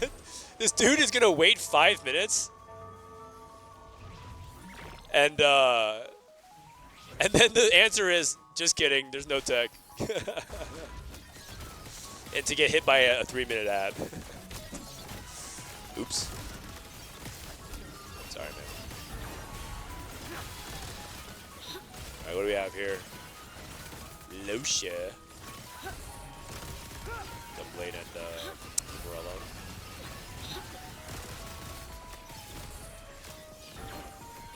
Okay, not really much going on here. I'm not that big a fan of this AP setup. It feels like he's very, very low tempo. He's 5 loss.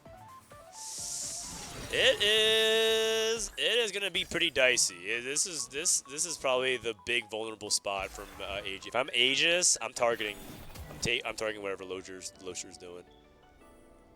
This is Salvi. Salvi looks fine. Wet Jungler. Wet Jungler's actually playing Kai'Sa from the high tempo position, which is really good. How many kills does he have? 23! For reference, that one game that Satsuko played it, end of stage 4, 25. Kai'Sa is good. Kai'Sa is good. And you're also seeing another variation of Kai'Sa, by the way. We talked about Kai'Sa Mundo. He's playing Kai'Sa Protectors. Because you get to tie in through Kennen that way.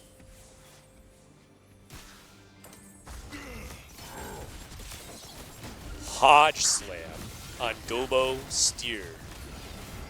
Whoa, Hodge Jit. Hojin. Archangel's Mundo. Dude, this Archangel's Mundo is really interesting. It's making me think that they know it's BIS, and we don't.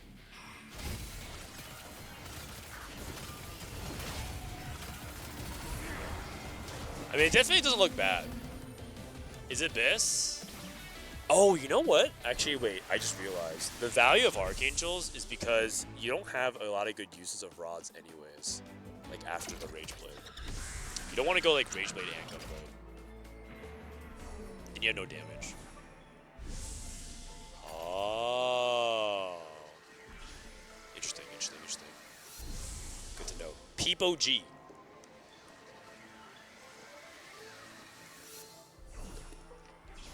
Who won game one? AEG did. AEG did. Okay, Losher took the rod. He's BA Prodigy, so he's trying to play Prodigy from behind. I mean, I like it better than Sorks from behind. Also, he has a Yuumi already. Okay, that's pretty big. That's pretty big. I would say that he is probably in an okay spot. Paddle spot is it was good at the beginning of the game and hasn't really improved much since. Six Malphites. I would say no team is like super high rolling right now. I would say Golems has the best spot, but I wouldn't even be surprised if this Doomy beats it.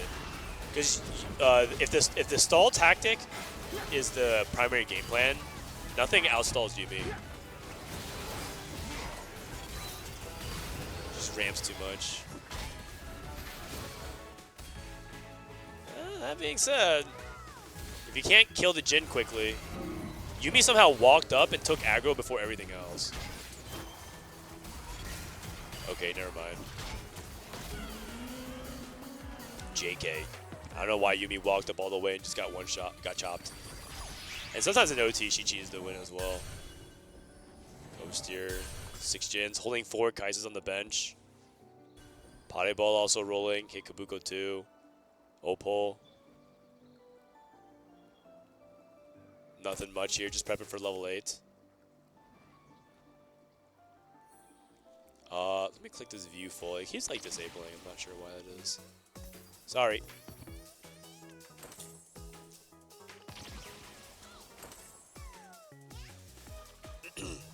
Will there be a VOD available for those who missed the games? Yeah, we'll try to get that on YouTube ASAP.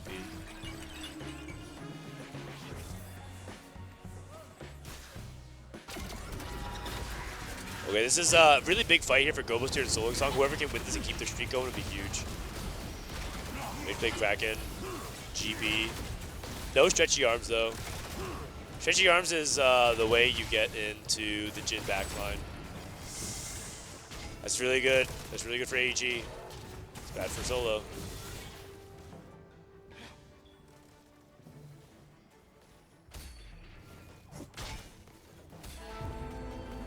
Losher wins. That's pretty big though.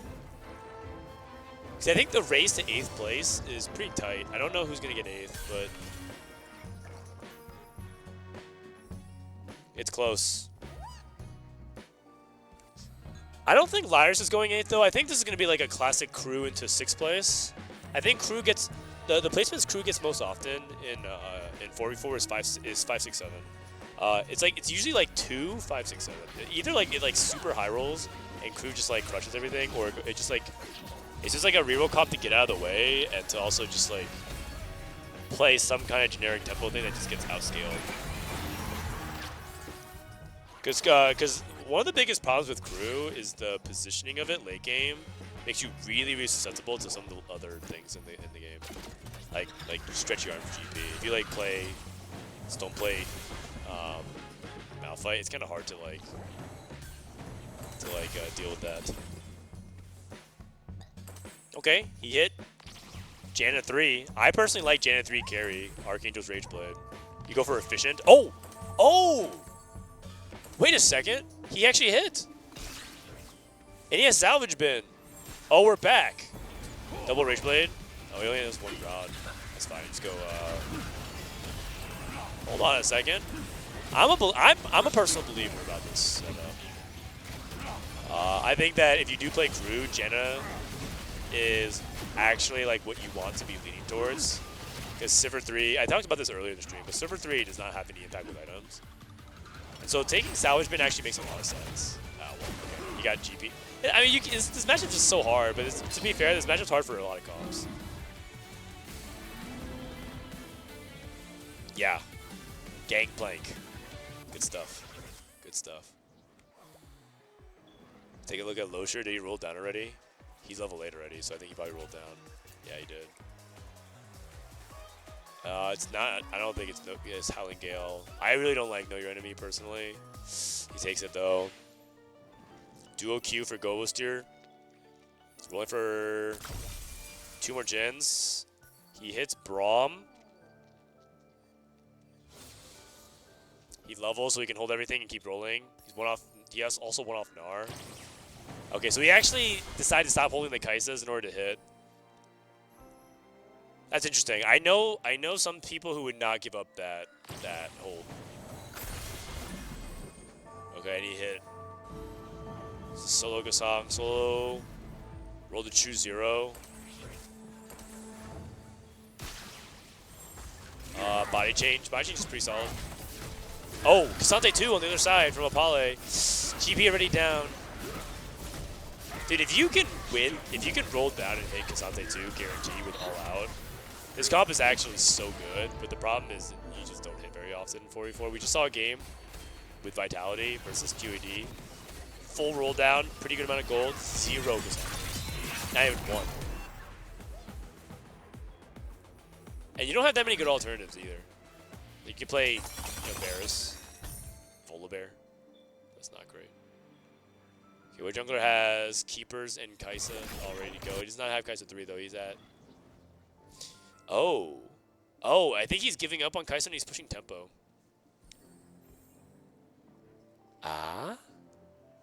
He's not. He gave up on Kai'Sa entirely. I mean, I guess he doesn't have any scaling. He doesn't have over 9,000. He doesn't have, anything else like max attack that would give Kai'Sa the scaling. So I guess he's okay giving that up. That is surprising to me though.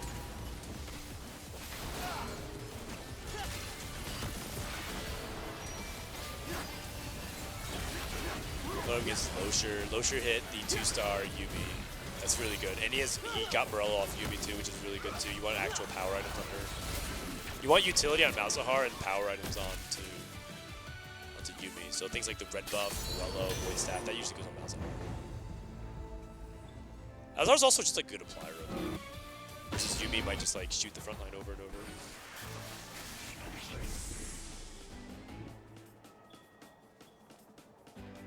There's a Gwen.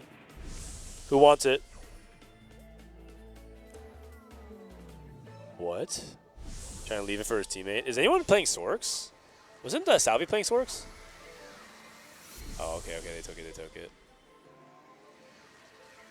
I don't know if AEG is playing Sorks, though. They're playing Kasante. They're playing Crew. They play Mentor GP. And they play Jin, Mundo.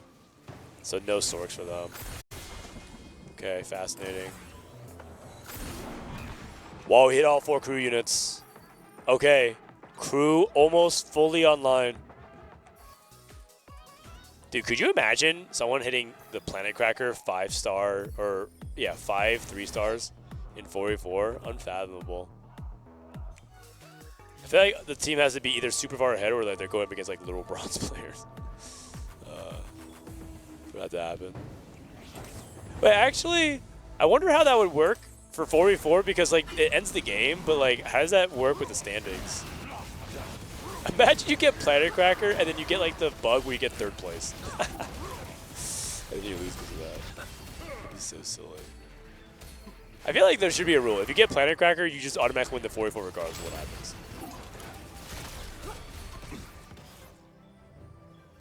Okay, looks like he's the winner for solo to song. I promise you, man, this Janna build is actually pretty good in crew. The only issue is that I don't think he has any combat augments, and he took econ. Like, he took a ton of econ. And I don't think it's, like, that good. without any of the combat augments with crew. Because crew really thrives on defense. I think you just have things that stall out so that you can just keep doing more and more damage over time. But yeah, I'm not a fan. It's okay, it's 44 though. A lot of times you do it to take the econ augments. It's not an indictment on them. It's the fact that in 44, econ is a huge premium because of how often you're holding things, both for your teammates and for the enemy.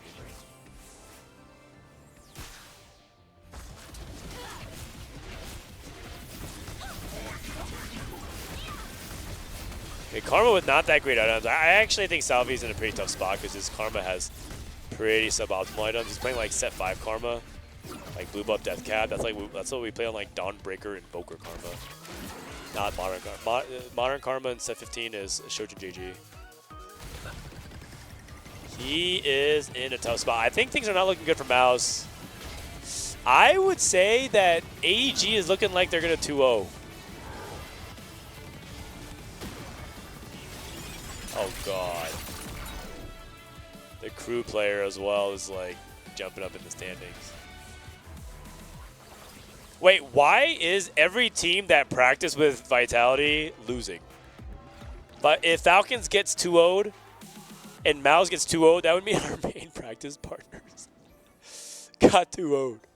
I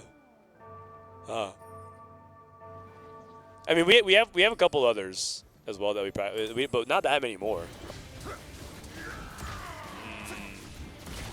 That would be a pretty bad precedent.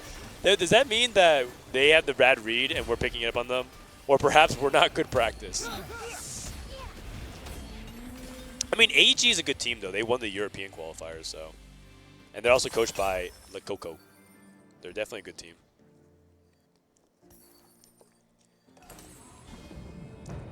Okay, so the Solo Song strikes back. 3-star GP, good items. No stretchy arms though. Oh god. No stretchy arms. No. Oh man. Well, if you're a solo stream viewer, you're used to this experience. Watch him have a great setup and then just low roll the thing that matters. That is unfortunately a very big. That's one of his moves. That's his MO. Oh god, I see another fruit from our stage, and he's one of their big comeback players. Okay. If MOUZ lose this, do you think they go for the handshake with AEG, or do you think they just sit there? Because AEG was emoting them. Oh, you guys, it's not looking good. Okay, Opal lost pretty heavily. Did he sack for his teammate? No, he played Go Booster. Go Booster needs a sack for him. He's rolling for a Kali too. Okay. He rolled, but he can't afford it. He could sell something. He could sell Rise. I don't think he's gonna do it though. He's gonna wait one. Losher hanging on by a thread. This is why I didn't really like his BA position, because he just doesn't have the HP to buffer, and he's going to fall off anyways late game. Going up against the crew. Janna, the crew. Stall comp. There is just so much HP on the board. Oh gosh. No, Leona's taking a good job though. Another Yumi cast. If Yumi can get one more, it's over. Oh no! Oh my God, 4-0. Oh my God, 4-0. Oh, that's it. That's it. And MOUZ, they can't. They don't have the HP. If they go 7-8, they don't have the HP for the 1-2. They have to win all of their matches next round. And Opale has to go 7. They cannot go 7th here. I think it's... Oh God, another upset. Okay, this one was so close. It's actually, okay. If you were to go based off the history, AEG is probably the slight favorite. I just want to say. But MOUZ, I mean, they're my boys.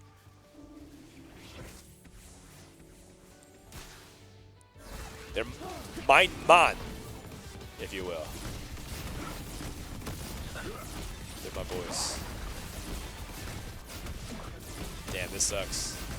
Satch. But you know what? AEG is a good team, and also we practice against AEG as well. So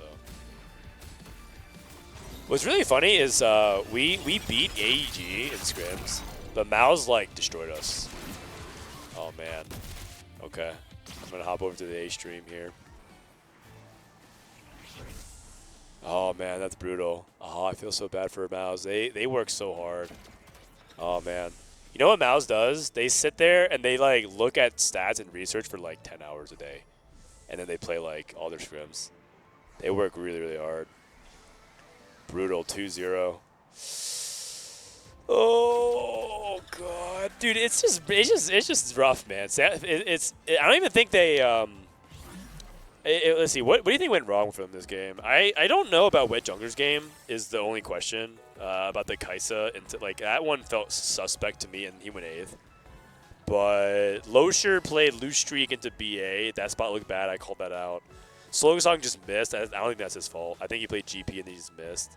And then Salvi played Sorks. And, I mean, he just missed on that as well. I mean, I feel like, isn't it just like an unlucky game for the game 2? Game 1, what even happened? And you know, AEG went Sorkless and then 2-0'd. And they found, it's this Cassante, man. They found the Cassante and they just crushed. And Cassante actually is core to other comps. Like, Cassante is important for the BA player, for the BA priority player. He's also like one of the preferred units you want to roll down for when you're playing Sorks. So it could swing the opposite way, right? Like, instead of rolling down a 4-2 and you hit Cassante, you hit no Cassantes, you know, the team grabs a Cassante and you're locked out, and then you go 8th, and then they go to the top 4, and then just completely swings the opposite direction. Dang. AEG. All right, let's take a look a little bit at what's going on in the B stream. We have Fnatic versus... Oh, wait! I thought I was supposed to be... Oh, okay, no. I was supposed to join this game. But they said that they're not going to wait for me if that next series needs to start. Okay. Which means that if we want to spectate. Okay. I guess I'll ask the stream in like 4 minutes. Because I don't want to spoil it. If I type in chat, what do you guys want to watch? Do you guys want to watch mainstream delay with Citadel with no observer? Or do you want to watch observer with the other match? I don't want to spoil it though. Is double Elim? Yeah, it's double Elim.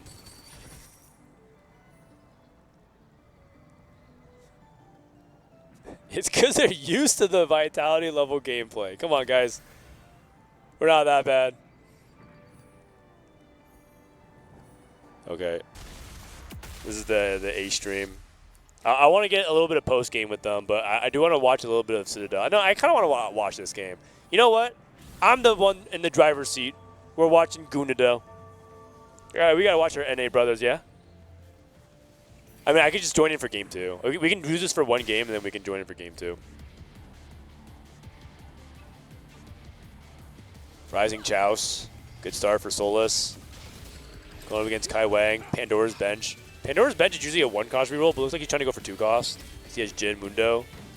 That's probably fine in 4v4. A lot less acceptable, I think, in solos, because in solos you just don't have the time to do that, but I think it might work well better in 4v4. Kai Wang is a really interesting guy. Kai Wang is a guy that I play with, that I talk to, and he just, everything the guy just says sounds smart. He reminds me of Socks. Just like whenever he's saying something, it's just like, he just sounds smart. He's just like this nerdy, intelligent Asian dude with glasses, with a job, and he just says smart things, and I'm like, God damn it. He doesn't say much, though. Whenever he talks, he does say something smart.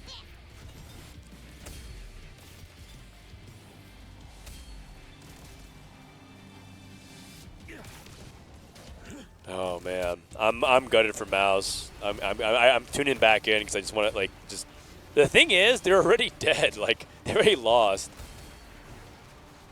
and they just have to keep staring at the screen, watching AEG go 1, 2, 3. Bro, it's EWC TFT is just, you're just watching yourself get cucked. It's just rough, man. You can't do anything but just watch. Just let it finish. brutal. Absolutely brutal. Okay.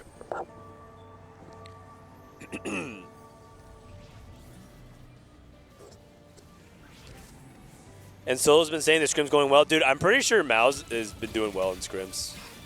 Yeah, I agree. They beat us.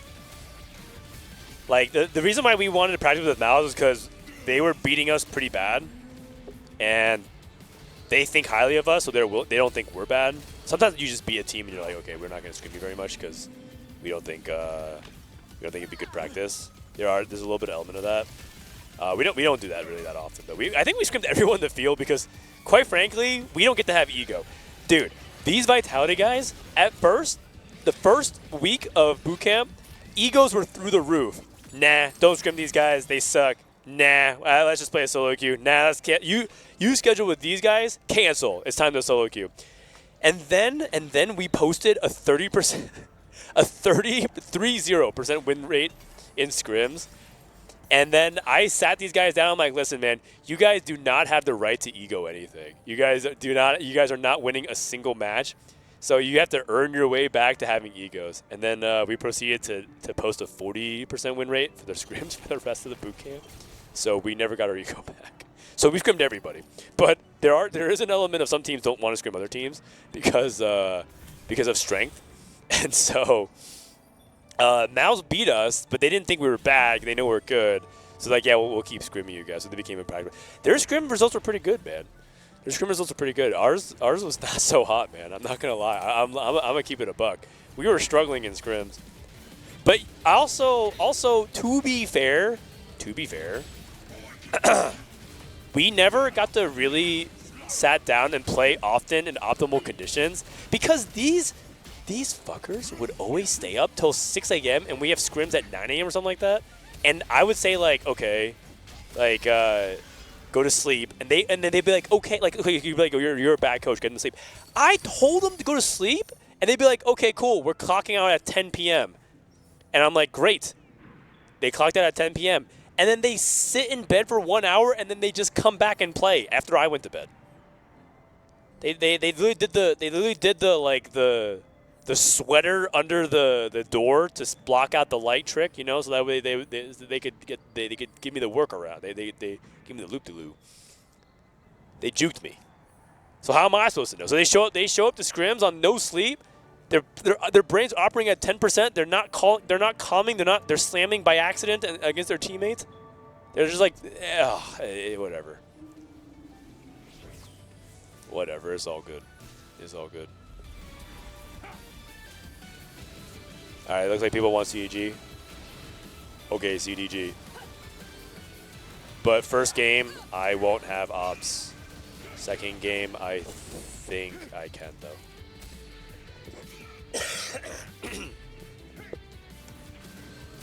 Deal. Okay, excuse me. All right, sorry, let me tune back into this game. Sorry, I was too busy yapping about our boot camp. Man, when I come back after EWC, I actually did a good job, like taking pictures and videos and stuff like that. I have story time with Frodan after I come back, but not during EWC, obviously. But it'll be fun. It'll be fun. Because I went to the Worlds LAN with Dish Soap and Emily Wang and all them and Ramblin', and I was like, I took like 3 pictures, and I was like, what? That's it? This is a good memory. So I took a lot of pictures and videos and stuff like that. I'll just share with you guys. I'll take out all the scandalous ones and keep the safer work stuff. Okay, we're in stage 3. We're in stage 3. Mundo 3 for Kai Wang with Pandora's Bench. It's pretty good, actually. It's pretty good. Okay. And the Portable Forge with Gold Collector. Gold Collector's really good on Jhin. Pretty bad on Kaisa. He's playing it on Jinx. Okay, this actually makes sense because Jinx 1 is better than Jhin 1. And he doesn't even have the power for Jhin anyways. Kai Wang, if you guys don't know, is just kind of a ladder warrior. He has done really well on ladder for every set for the past 7 sets. Always top 10, minimum. Sometimes even hitting as high as rank 1. He's just like a good ladder player. He got recruited by Robin for Citadel specifically because of his ladder prowess. If you guys are sitting there at home saying, you know what, Frodan, you're a fraud. Vitality, washed. These German players from MOUZ, of course they lost. They're overrated, right? You're just a straight up hate watcher. You're like, I could do better. Frodan, I could do better. I could do what your job is. I could do what you do. I could play better. And you know what? The fastest way that I recommend to you, because you might be a better, like, well, I don't know how to get on the team. My suggestion to you just be climb ladder and just be like top 10 every set.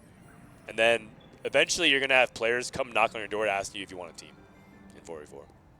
Because clearly you got something. And that's what Kaiwang is. This guy does not, as far as I know, is not like a networking beast. He just literally hits top 10 every set and holds it and is just regularly always threatening to be like top 1 even in rank. Dank memes. Is this guy playing Soul Fighter? Oh. No, this is Cassante, right? Okay, the thing is, I saw Dank memes playing Soul Fighter one time. No, he has BT Slam. It can't be Soul Fighter. Wait, is it? I saw Dank. No, because he would have slammed Shojin instead. Wait, no, don't you keep? Wouldn't you slam Archangels then for your Kali? Anyways, point I'm trying to drive at is Kaiwang kind of represents a lot of the unknown players kind of making their way through the ascent.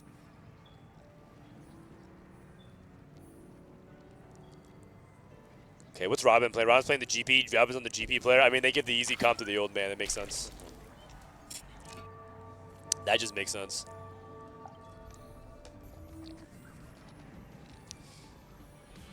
BT, Rageblade, Kraken. Okay.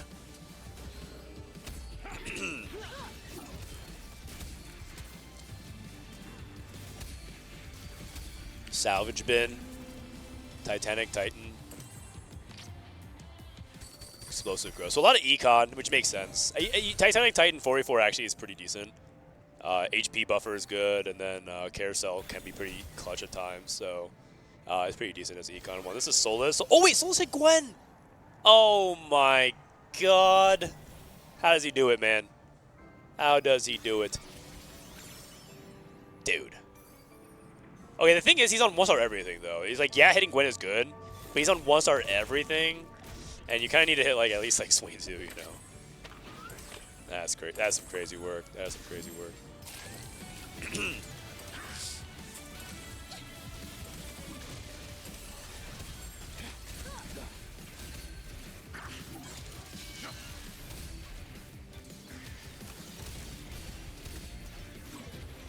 Okay, Rageblade. Oh, this guy playing.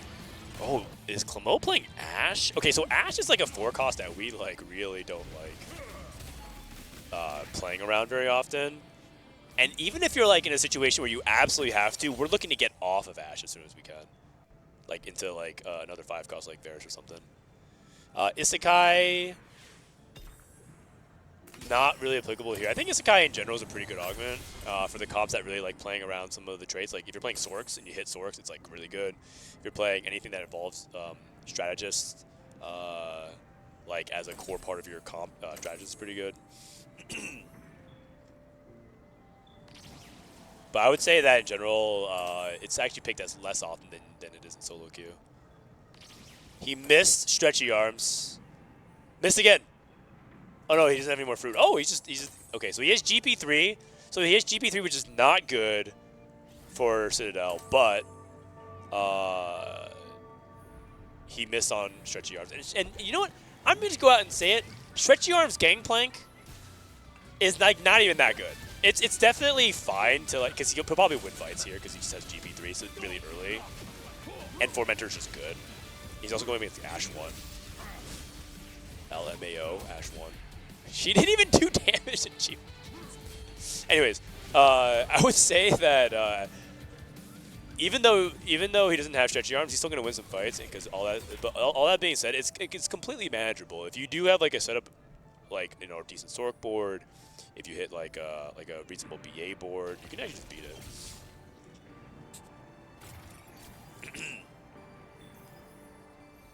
Triple sword or triple DB because of sword overflow. Okay. Wow, he is not making any inroads.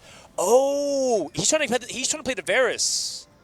Oh, he's giving up on rerolling a 2 cost because he hit Mundo 3 before he even hit Jin 2 or something. So he's trying to use Pandora's Bench into 5 costs. Oh.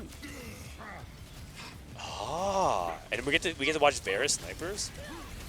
Okay. You know what? This Kai Wang guy is kind of smart. I mean, I already said it already before, but Kai Wang guy is kind of smart. I like it. Okay, well he's losing, but just wait. He's rolling his 5 cost. He's about to look real smart in like 3 turns. The problem is, I think the problem is that I don't think Varus 1 is good enough by himself. I think you need. It's like you basically just need the Varus 2 or nothing. Like Varus 1 just like. The thing about Varus is sometimes he like snipes backline. Because he shoots his, I keep wanting to call it Doom Barrage, but that's the name of his power, but I just can't even call it. He shoots his Barrage, and then he can randomly cheese backline. Wait a second, they're not going to let, okay, they're not going to let Varus fall to Kai Wang.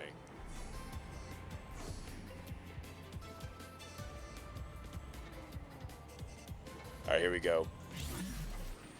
Pandora's Bench. Oh, we don't have the POV, that's right. Sorry, first game, if you guys are tuning in just now, I don't have Observer for the first game, but for the second game, I will. They know to. Can we let the admin know to invite us for the second game? Production team. Oh, they already know. Okay, thank you. You guys are doing great. Shout out to these guys. These guys are just sitting here listening to me yap. There's literally no one in this entire building except for me and these producers. They're just sitting here listening to me go crazy on TFT. There you go. All out. We're still looking for a Cassante 2 or a Cassante pair, and we can rip it. So Dangmeez was not playing Soul Fighter, he was playing Cassante. Soul Fighter in general is just, ever since the nerf, just really not preferred. The only time you would ever play it is if you like take Tactician's Kitchen and you get a Soul Fighter emblem. You for some reason have the big starter kit and you get Samira, you know. Dangmeez is not looking too good though right now. Not looking too good right now. Yaoroi also, it's a race to bottom. Whoever goes 8th. First domino to fall. Kai Wang also losing a lot of HP. The problem with Kai Wang is if he never hits, he's just dead, right? The mercy of Pandora's Bench. But the thing is,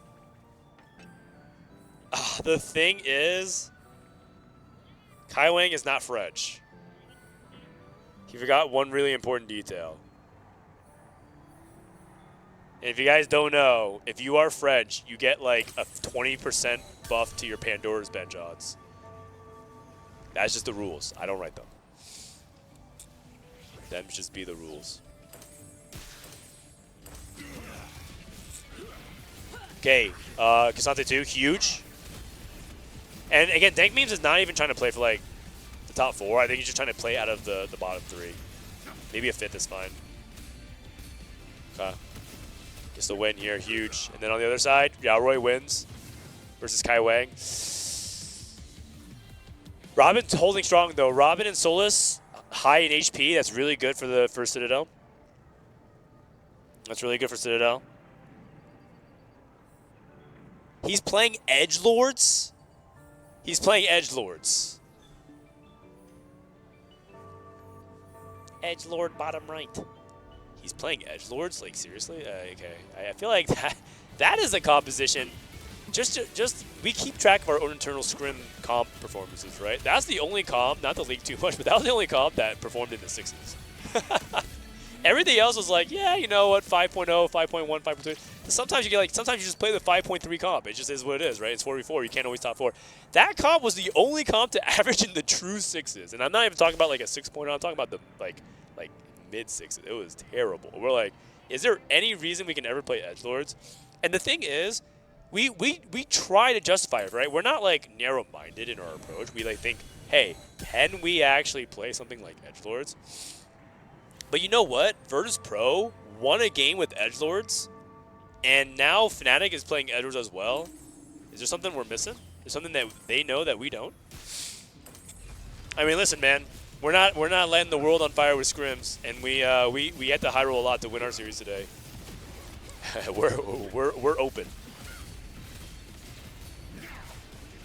We're open to learning new things. He won. The thing is, he's also at 1 HP, right? There's a reason why he's at 1 HP. Think he's dead? Oh, God. I think they might have the 1-2. Oh, God. Have you seen Shesharon's Viego? Yeah, I have. It's hard to get to, but it can be good.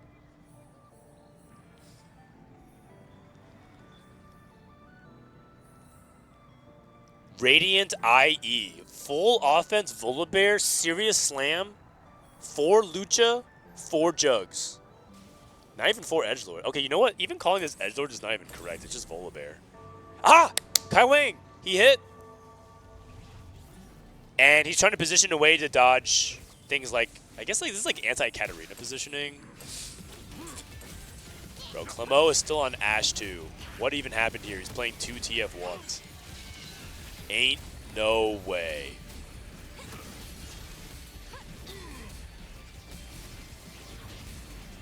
But I think they can make the comeback. I think they can make the full comeback. I think Citadel can do this. And Robin and Soul have so much HP. Kyrie can definitely top 4. They can even play for triple bot 4. I think they can do it. What is he rolling for now? Huh?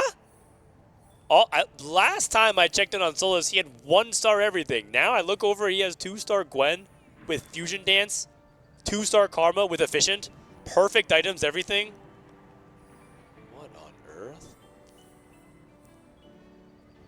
What's the secret to their power? What do you think of Ace Soul Fighter? I think it's pretty bad. I think Ace Soul Fighter is not very good. I would say that Soul Fighter is fine in our scrim stats, but it just feels bad. It's one of those things where Soul Fighter actually performs worse than a lot of comps that you might see played. Oh, sorry, it performs better than a lot of comps that you might see played, but it feels worse. I'm not sure how to describe it other than that. Like, it's one of those things where you play it, and you just don't feel like you have options. You don't feel like you have a lot of agency. You don't feel like you can help your team very much. You don't feel like you have item flexibility. Like, there's just not a lot of pros that you can bring. Like, a lot of times there's some intangibles to comps that, if you add them up, make them playable in 4v4, right? Like, an intangible of Smolder isn't just its raw power. It's hard to grief it. You can't grief the Monster Trainer player. It's really, really hard to do. And that's value. There's value in that. You can't just take the raw stats and raw power, right? You can't just take the raw MVP. You have to think about like where it's positioned in a 4v4 game, because it's all relative to your teammates. But Soul Fighter feels like it almost lacks every intangible, and also there's a bonus ramification of it, which is you contest the cap of your own team if you're playing Sorks. Like, you need to hit Gwen, but guess what? Your Sork player wants to hit Gwen too. So like if Dankme's played Soul Fighter here and Souls was playing Sorks, you're both racing for Gwen too, and you both can't cap without that. It's just gonna be, it's problematic. And then you add to the other fact where that Soul Fighter just is generally speaking underperforming. Who thinks a favorite to win EWC? Well, if you asked me about an hour ago, it's Falcons. Now, if you ask us now, I'd probably say the second team that was on paper that I would favor would be T1, but they lost. T1 and Falcons both lost. I'll go with Falcons still. It's just group stages. Anything could happen. They could win their group 2-0 or 2-1 rather, and get out. Okay, Truck wins. Yaroi is dead. Okay, so it's a 6-7. It's a 6-7.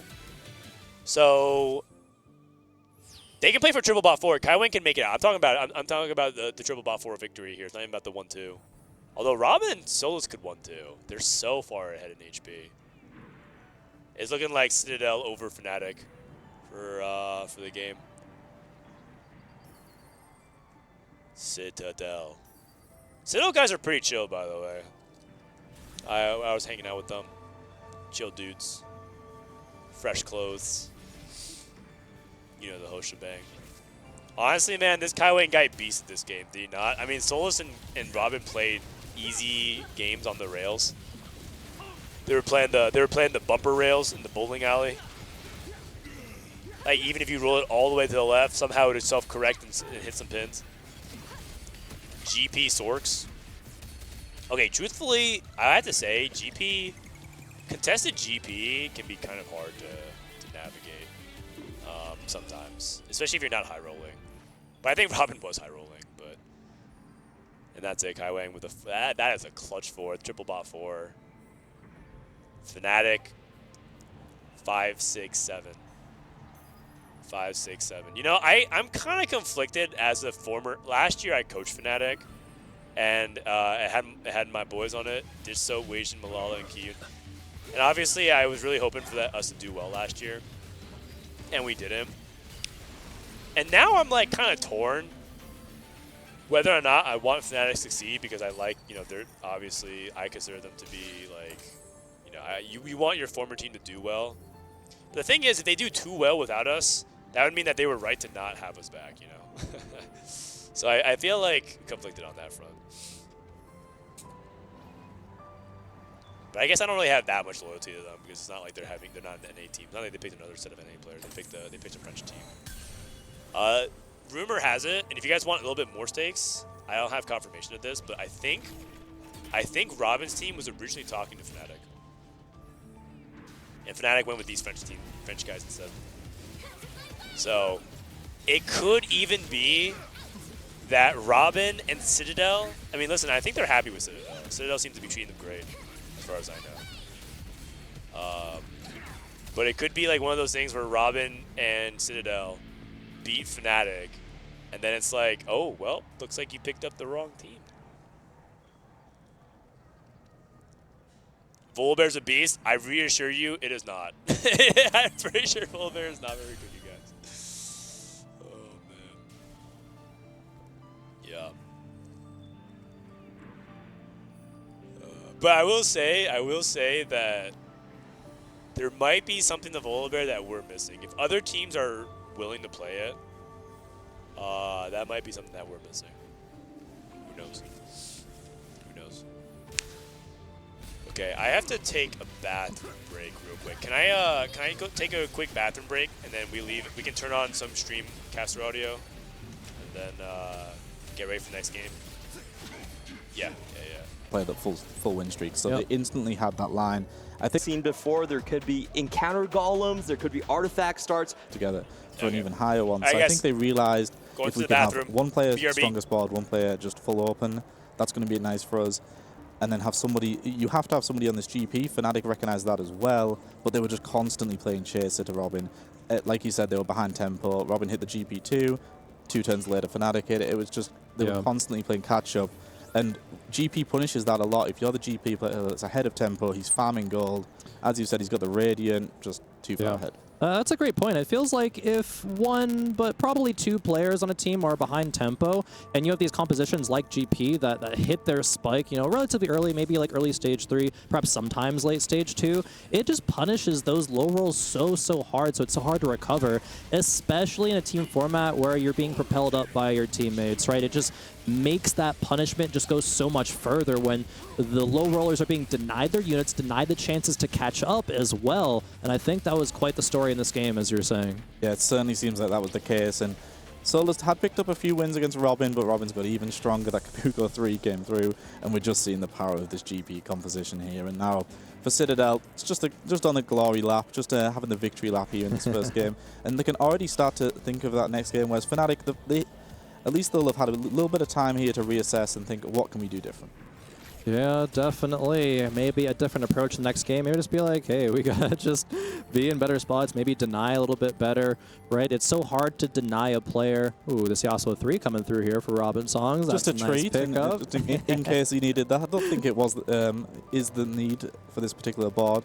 He can wait a turn as well. He's got the HP to work with. I want the Yone too as well. He wants everything, Robin. Yeah, being a little bit greedy here, as he can be, right? There's no reason not to. Oh, it does actually sell it off. Wants to take out Solus right now, put it into the game. Just to get on to the next one, right? Momentum. Yeah, of course, and we said those last-minute picks coming through, those upgrades, that applies when it's Team v Team right at the end still as well. Wanted that surprise on Solus, maybe giving him a little bit of false hope, thinking, no, I'm winning this one. And there it goes. We see the power of the GP and just a dominant performance from Citadel in Game 1. Citadel Gaming 1-0, already up at the top of the leaderboard with a fairly dominating showing, especially from those top 2. But I really think the key of the game here was Kaiwing being able to stabilize around that Varus 2, move up the leaderboard, force Fnatic down, and that's really the difference. Yeah, especially in a game where there was 5 players on single-digit HP, right? There was so much that could have gone wrong for either team. But hitting exactly when you need to, having the exact amount of gold, right? Selling units for your teammates. There's so many small things that come together that have propelled Citadel Gaming into this game #1 win. And Barry, you know, America's 1-0, you know, starting off strong here. Fnatic were leaning into some of these lines that they're never going to have the highest cap. We saw Clamu was going for this Ash Juggernaut variant, which it's okay to have somebody that's maybe leaning these middle of the pack compositions, but it just didn't have enough damage. Every matchup we saw it in, it didn't look like it was going to take down any of the units, and I think maybe a few of them played flexibly, lent in towards the, okay, I'll go level 8, I'll see which backliner I hit. That's not really the meta right now. You kind of need to be committed a little bit earlier, so I think for Fnatic, maybe left themselves a little too open. Yeah, and something that I'm noticing as a trend as well is there's a lot of early win streak players that are playing around specifically either around like a Syndra or an Ezreal, just one of these early game, you know, AP or able to hold AP items. And it often is the player who's able to have that early win streak that their team is able to get the advantage, right? Playing from ahead, playing from tempo seems to kind of be the name of the game here. Keeping that HP high means you have more HP to work with when it comes to working with your teammates in 4v4-2 of removing items, making your board a little bit weaker, and we see that pay off here. Keeping enough HP for Solos and Robin that they get to go 1v1 for a few rounds to figure out whose board is the best. And at the end of the day, Citadel Gaming able to come out on top and take our game #1. And personally, I'm excited for game #2 because we've seen that those game #2s can be absolute bangers and possibly send us to a game #3. But what do you guys think is going to happen? I think there's potential for a game 3, as much as I would like to just confidently say, you know, America's 2-0. I think Fnatic did show a lot of signs of life as we especially take a look at the results here, at all the finishes. Barry, what stands out to you from the Fnatic side specifically? I think you touched on the AP slams coming through the likes of JG. We saw actually Ben Saki is stabilized on that Prodigy board. He did have the double death cap instead, but I do think having somebody leaning Karma or Prodigy Flex, that's a good way to go about it. So I think Bensak did his part here, but unfortunately we had Volley, basically the first time we've seen it all day. It's a little bit more niche. Ash Juggernaut's a little bit more niche. Maybe just sticking closer to the meta. And one of those boards that I personally love to see was the Volibear board from Yoroi. It was fun. It was doing quite well. It did end up falling out in 7th, but one of those, like, that probably wasn't a 7th board. But anyway, it was quite fun. And I'm excited to see more of these boards that get cooked up here in Yeah, I'm looking at the fork of TFT at EWC right after this break.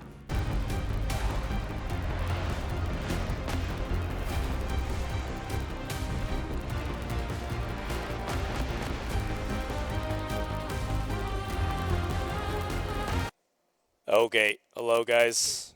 Sorry, wait, what? Not the bees, way too dank. Uh-oh, sorry. Wait, is there audio? Oh, sorry about the audio. I'm not sure what happened. Hey, what happened there? Okay, I'm trying to get into the next game of EWC Group C. If you guys are just tuning in, I see some of the mods in chat waking up. At a civilized time zone. I've been up for a while here in Saudi Arabia. I'm trying to show you guys the bracket. If you guys type exclamation point scores in chat, it should be the bracket here. You just have to click the visualization. And if you guys refresh it, some tools might be unavailable due to heavy traffic in this file. Oh, well, either way, I'm gonna refresh it. Okay, the visualization. Vitality 2-1 over AlQadsiah. Oh, we got the invite. Let me get this in here real quick. Weibo 2-1. And so Vitality's going to play Weibo tomorrow. It's going to be the first match of the day. Group B. Group B, we got AEGIS and MOUZ going on. AEGIS 1-2-0, Virtus Pro 1-2-0. AEGIS versus Virtus Pro is going to be tomorrow, and then MOUZ versus Falcons. Wow, what a matchup, man! That matchup we have to watch. That's literally 2 of the top 4 teams I thought in this tournament, and they're literally facing off at losers. So it is what it is. That's just the way the nature of the beast is. Citadel up 1 over Fnatic, and then Flash Wolves versus Twisted Minds. Flash Wolves versus Twisted Minds. That's the other team. Oh, I have to go into the spectate feature. Okay.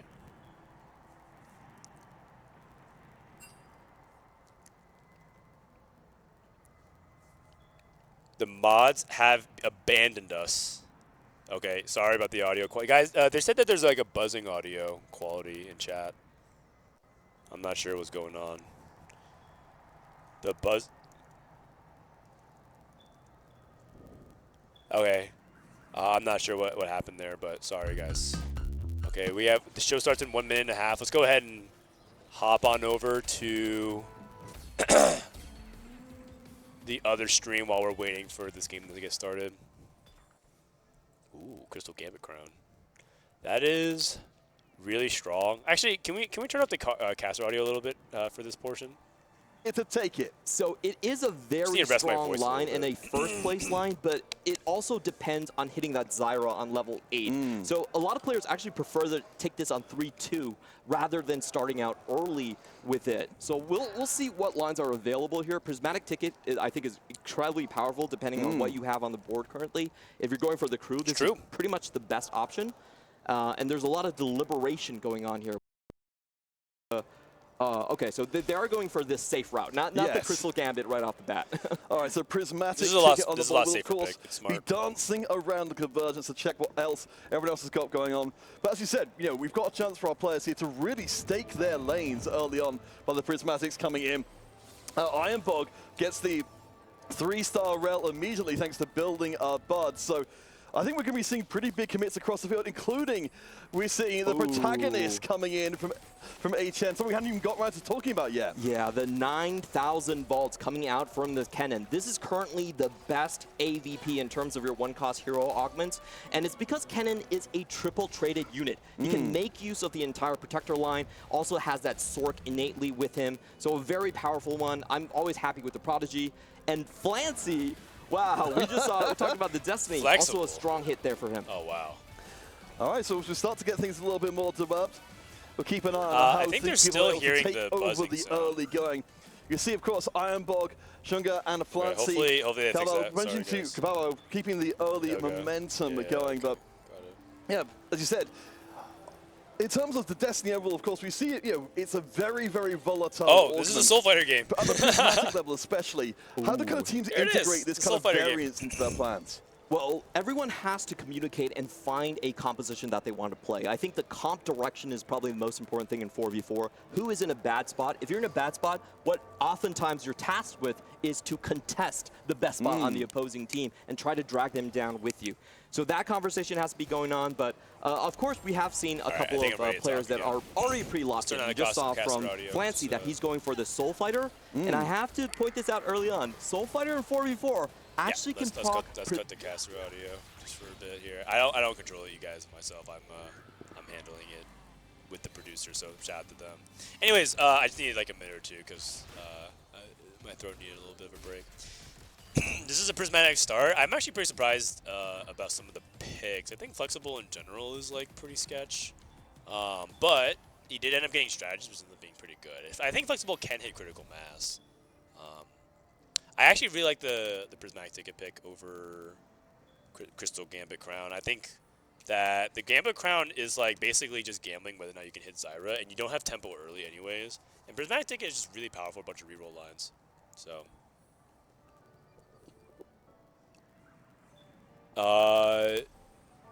Your mic has some weird noise. Still? It's been like 5 minutes. Am I talking on stream and it has a buzz? Do we have anyone on audio? Can they look into it? Okay. You don't hear anything? You're watching the stream? Okay, strange. Our audio guy is watching the stream and says there is nothing. So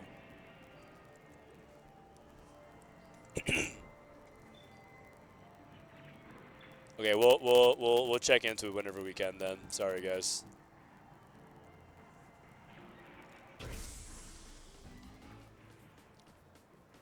I'm trying not to talk too much then. I feel bad because like there's a lot of buzzing.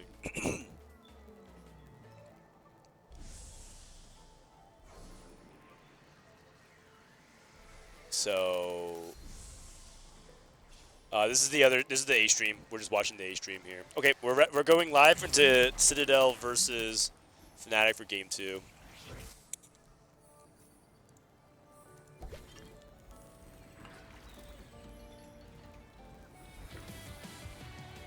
Okay, looks like there's a little bit of a pause. This portal is Prismatic Party. So Prismatic Party is going to be like a lot of high econ stuff and setups. Open the stream with your phone. I mean, I don't know how useful that's going to be, man. I'm not controlling any of this audio stuff. I'm just literally sitting here.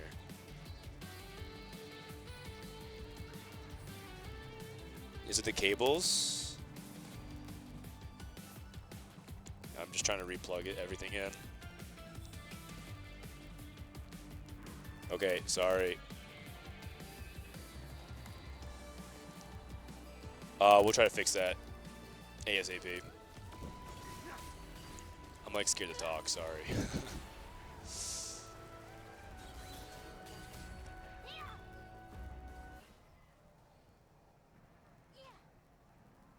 Protagonist 9,000 volts cannon. I actually think Protagonist is pretty good. You pretty much can't really miss. All the 1 costs are something that you can choose 3-star. The static started when I raised my headset to leave. So it's the headset then. But yeah, I don't know.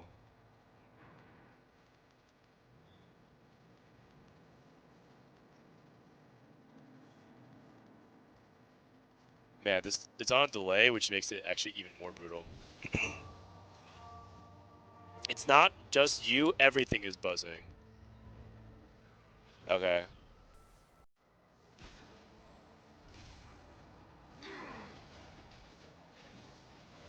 Do we, I guess, do we have anybody working on that? Okay, copy. Audio guys are checking. Okay. I guess I'm just going to proceed forward as if it's not going to be that big of an issue.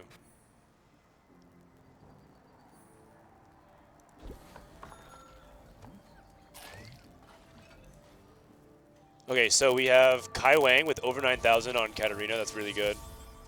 That's one of the scaling ones that you can look for to try to play around Katarina. So I think we have a lock on Katarina. Robin doesn't have real direction right now. He has Ari, so I guess he's thinking about AP, but he can play anything. Tank beams. Ooh, Living Forge. I think Living Forge is always a good one. It's one of the best prismatics you can start off with, I think. You gotta have a really good reason not to pick it, I think. Because I just think really highly of all the artifact combinations. Solus took Build-A-Bud and got Neferi 3. Lucian 3 for Bensack. Lucian 3 is actually pretty strong if you can like find a way to like bullet hell, I think. Pursuit is fine as well, I think. Pursuit and then slam Jewel Gauntlet for Bensack. Takes Killer Instinct. Oh, interesting. Robin took Expectness, and I think he got gold. He has 20 gold right now. Okay, and then Dank Memes ended up picking Living Forge and getting Infinity Force. Yaroi took Juggernaut +1.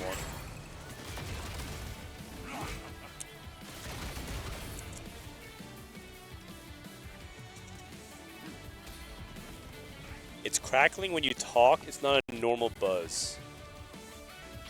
Okay. Sorry. Going long. And then we have 2 Build-A-Buds. Okay.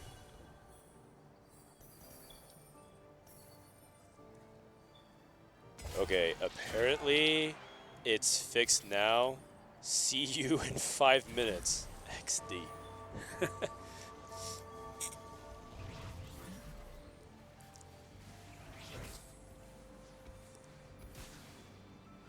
Okay, anyways.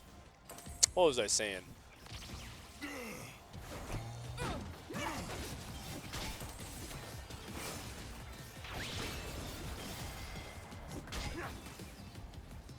Okay, so we have Crystal Gambit with +1 for 7 Crystal Gambit, which I think is also totally fine here. And then if he wants, that also could mean that they're going to just try to play for tempo while this guy plays a loose streak with Armor Truck. So he's going to play for 7 Crystal Gambit win streak player.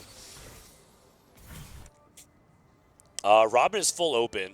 I think he's trying to deny things probably. Like he's just playing. He has like no opener. Remember I said Robin can play anything. That also is basically code for he doesn't have a good opener, so he can just kind of play like whatever. And then we have Executioners. Executioner is probably just gonna go on like just whoever. Like you can put it on Jace, but all it is just to get you to Striker's Flail and the Katarina. And Executioner's Crown, the whole use of this is just to accelerate your Katarina phase, which is fine. Okay. You don't actually have to play even 3 Executioner. Usually you play like the Rise for it, but now that gives you an extra slot, so you can squeeze in something else like Cassante if you want. Okay, so he's losing here. The Juggernaut +1 is pretty interesting, I think, from Yaroi. What do you get for Juggernaut Crown? You get Stairs Cajun and Aatrox. So he's putting it on GP and tempoing. The question would be like, what is he trying to play for in the long term, which I'm not entirely sure about. Does Vitality only play 1 series today? Yeah, they play tomorrow. You just missed them. They'll probably play in like 20 hours from now or so.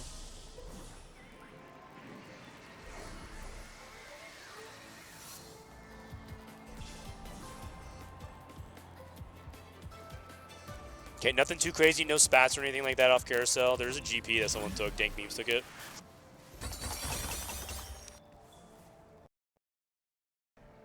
One of the things to ask is like who's going to keep up the streak going for the pursuit, the Build-A-Bud players. Soul's also got Nefiri 3, which I'm not sure what he wants to do with that. That kind of means that he probably wants to play on the Juggernaut.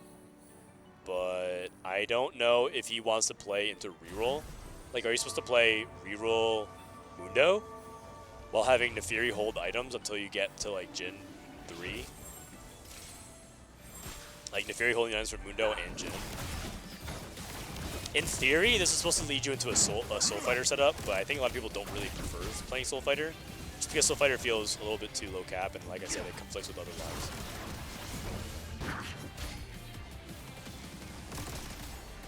Oh no, he shot the dog. Okay, well, that's bad for Soulless. Fnatic is on a double win streak right now. They can end both with double 5 streak, which would be huge. Meanwhile, Robin, full open. Dank Memes on a 4 loss. It could be the worst case scenario. Citadel snaps each other's lose streak, and Fnatic keeps both their win streaks. So that is a possibility. Janna 2. I mean, I think if I'm Armor Truck, I actually think the most optimal way to play Crystal Gambit is actually to win early and then lose later. Like win stage 2, lose stage 3, cash into stage 4, and then just try to win stage 4. I don't actually think the double down is very good on average. Just because you don't, unless you can get like a pretty good cash out, chances are you're still going to be in a tough spot after double down. Even though I know a lot of people love double down. I don't think it's a very reliable strategy. Okay, it looks like Bensek and Yaroi play. And Bensek keeps the streak. A lot of times at this point, it's who is better to keep the streak on. Is it better for Bensak to keep the streak, or is it better for Yaro to keep the streak? I think it's probably better for Bensak, because he's playing Build-A-Bud, and for him, it's really important that he's able to relay this tempo into like an actual level 8. And Yaroy has GP to help print gold, so... Like, the GP player is really self-sustaining. Like, he's actually not that... Because he prints his own gold, you're actually completely fine with like, losing your streak at times, as long as you can just get the GP too. Although, I'm not entirely sure what the game plan is with the Juggernaut Crown, Stair Gauge, and Rage Blade. Because, like, yes, Rage Blade is a GP item, but is he actually playing GP, or is he trying to just tempo into Juggernaut 4 or 5 costs? Like Juggernaut Flex. Kaiwen hit Katarina 2, that's big.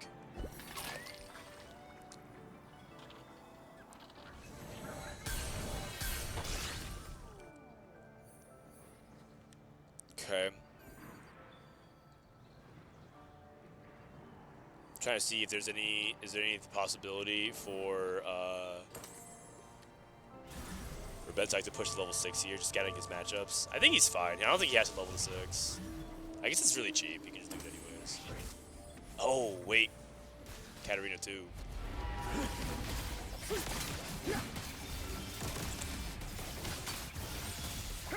This cat is pretty scary, actually. And because the cat can actually dodge a Lucian. It should be fun, though. Yeah, it should be fun. And I feel like Lucian 3 is actually pretty strong here. Probably didn't need a level, but better safe than sorry. Okay, let's take a look at Robin's songs. Robin's actually one of the most important players to pay attention to because he's open for it. And I would say right now in general, open for it is not very reliable. Especially if he rolls double econ.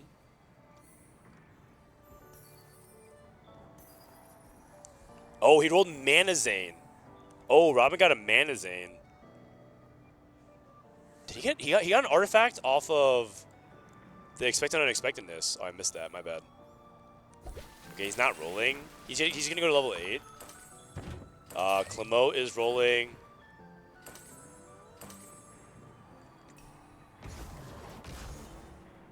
Dank Memes hit Gangplank 2 with Prismatic ticket. Kai Wang hit Radiant Relics Hodge. Radiant Hodge is like her best item by far.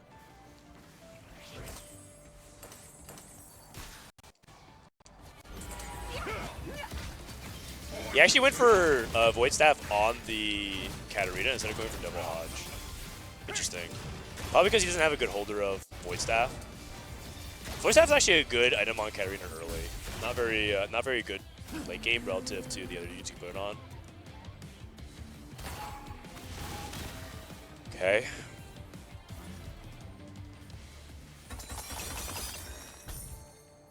So Robin's gonna go for a level 8. Okay, so Robin's hope is that he can just trade down the rest of stage 3, win, lose, get to level 8 at 4-1, and then roll for the Mana Zane Karma. And try to beat Bensak to it, because Bensak got Isekai. He got Sorcerer Isekai. Oh man, that is scary. That is really scary. That Echo is really powerful. If it gets online, you get 3 items on this Echo. The Sorcerer Echo just chunks. Radiant Guard Breaker for Soulless. Okay, looks like Robin's going up against the GP too.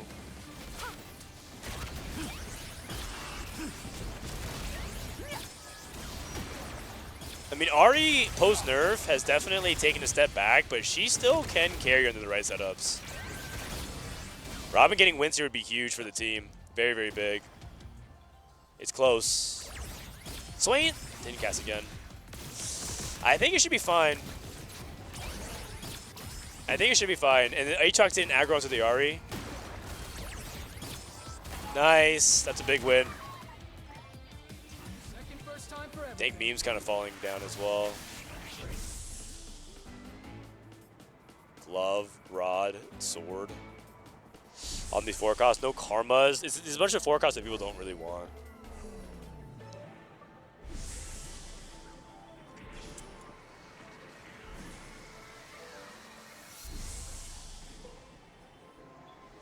Okay. Kai Wang has Katarina.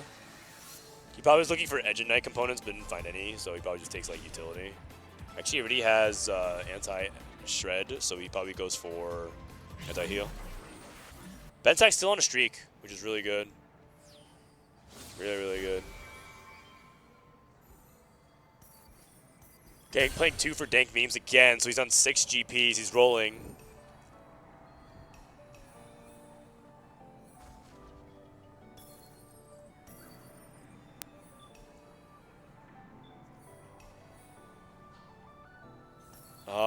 Not really working out too great right now. How's Armor Truck doing? Armor Truck already cashed out 1 round of Crystal Gambit. Looks like he's gonna play 2 small caches. And then just all in on A for Zyra. I mean, that feels a little bit too gambling to me. Does it not? You just like send it on 8 and hope that you just hit Zyra.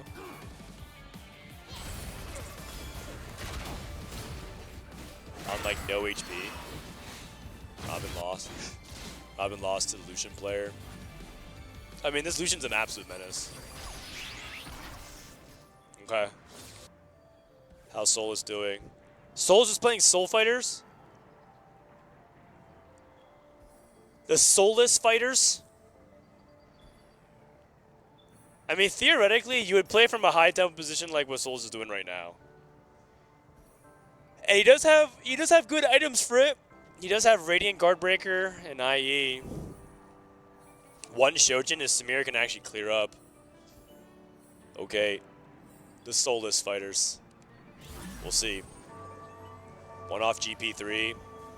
Robin just needs to grit his teeth and get through it. 1 more fight. Bensak versus Yaroi. God, this Lucian just one-taps everything. Choo-choo.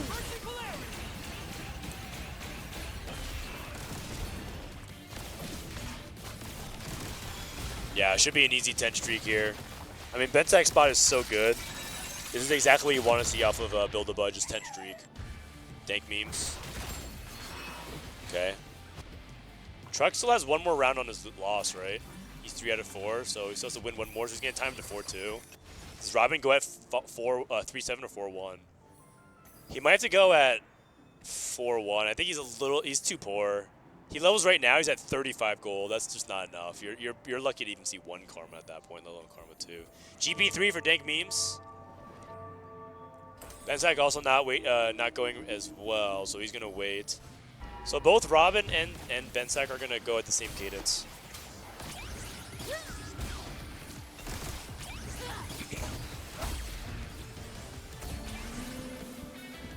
Okay, you can do it, Robin. Here we go. Expected unexpectedness. Sometimes he gives you 5 costs. You can just give him Gwen. He makes RE2. Gwen? No! What is this? What is this? That is not good.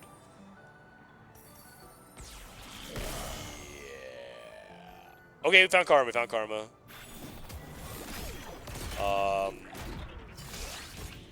Yeah. Our items are also not that great either.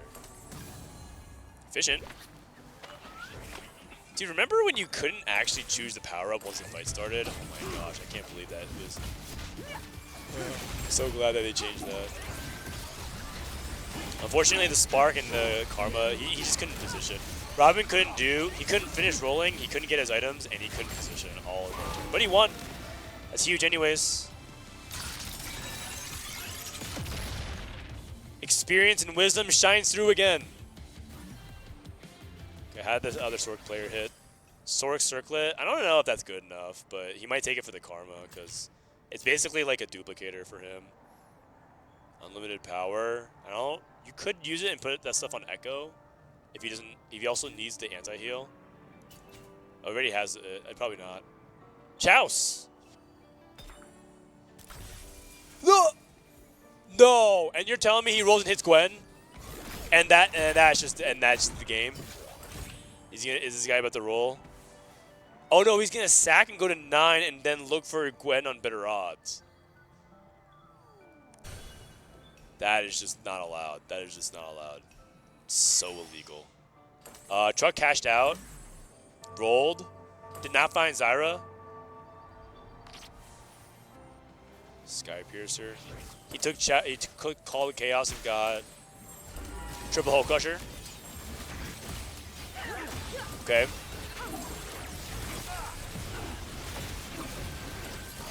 Okay, what's this Crystal Gambit at right now? His Gambit's at 10. You know, Truck going 8th is really big for Citadel because I feel like the chances that Bensack and Fnatic win here are pretty high, I would say. Roll. Ash Pair.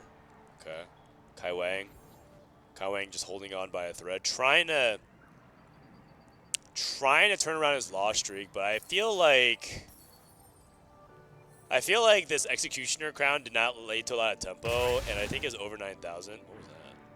His over 9,000 hasn't hit critical mass yet. There's definitely an element of critical mass with over 9,000, but I would say that it's not there yet, not anywhere near, especially on Katarina too.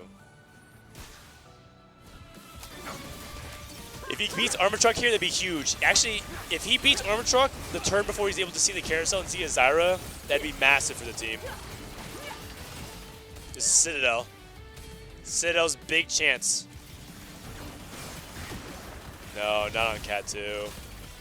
Just too tanky. Yaroy lost though. Second first time for everything. No Zyra Gwen. I mean, there's no way Bensack gets Gwen. Solus is also playing Soul Fighter, so he wants the Gwen as well. Gwen first picked.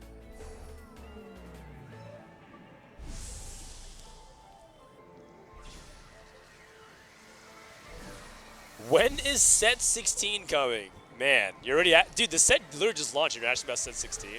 It's actually in a few months, not too far away. I'd probably say it's like end of November, beginning of December, right before the Paris Open. You already know, set 16 is the best set of all time. Kai Wang levels. He's playing Tempo Cat. He gave up on Katarina. Yaroy holding another Katarina. Yaroy has 6 Katarinas on the bench. Full-fledged griefing. Okay, Juggernaut goes onto the Kabuko for Yaroy. Robin, Karma 2. Robin's Call of Chaos was 5 random emblems. He's removing for Kai Wang. He got Sniper Gwen with Supreme Cells. Oh my goodness. That sounds like a good combo. Now, I'm not sure it's triple Sniper's Gwen combo territory, but that sounds like a pretty good combo. So Robin's trying to give life to Kai Wang because they're trying to guarantee the 8th. And Armor Truck's starting to cash out. Starting to cash out. The thing about this Crystal Gambit board is once it starts snowballing, it can be really hard to stop it.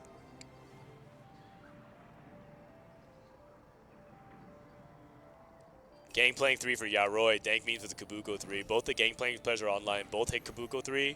Both hit Gangplank 3. No stretchy arms for either of them, though. We have Desperado, which is like the 12th attack. Deals extra damage. And then we have Attack Expert, which is just gain more AD. Neither GV players have the optimal setup. Solus, Samira 2, Volibear, Souls Fighter. Here comes a big cast. Wait. Okay, here comes a big cast. And yeah. Wall of CC. Not bad though. Not a bad loss. Okay, Truck gonna cash out again. Gets more gold. And, you know, the scary thing about Truck is that it feels like he has to just keep rolling the 0, but I think he needs to stop. I guess he could roll the 0 every single turn to hit Zyra. Is his, like, main out. But, like, he's not going to get to 9. I guess he wanted to roll for, like, Gianna 2. Actually, he has Gianna 2. I guess Swain 2. He must have cashed out like extra items, like a Thieves' Clothes or something. Did Benzak hit a Gwen? Okay, hit Swain. One more roll. Looking for the Zyra. No Zyra.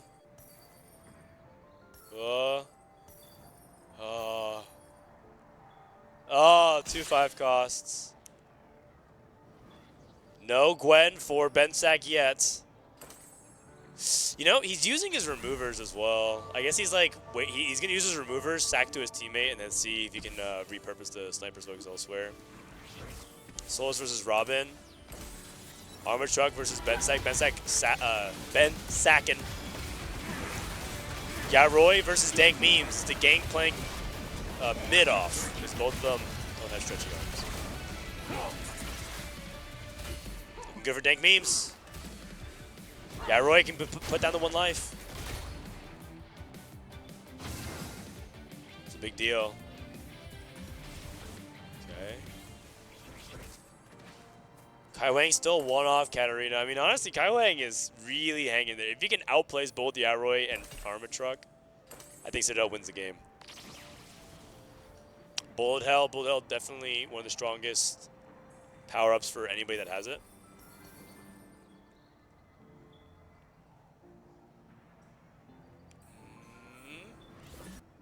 Not seeing too much otherwise. Souls is also removed as well. Souls up against Benzak. Yaroi up against Clemo. Clemo should be sacking. It's Robin. It's Robin versus Armor Truck. Old man, can you do it? Is it the old man clutch Manzane? Gwen's down. Oh, and he stops it before Armor Truck's able to cash out again. And Clemo has lost as well. Oh, wait a second. I think Citadel could do it. Dude, Citadel can 2-0?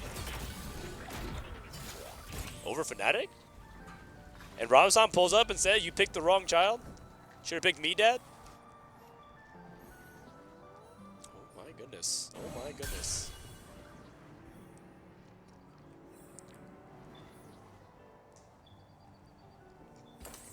It's 1-0 for CTG right now? Yes, that is correct. If Citadel wins this, they 2-0.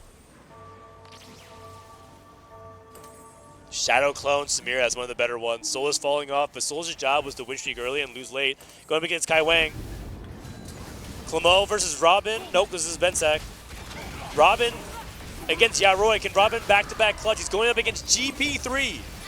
Stretch your arms, GP3. Oh, he cannot do it. No, he cannot do it. You know, stretch your arms, GP is kind of good.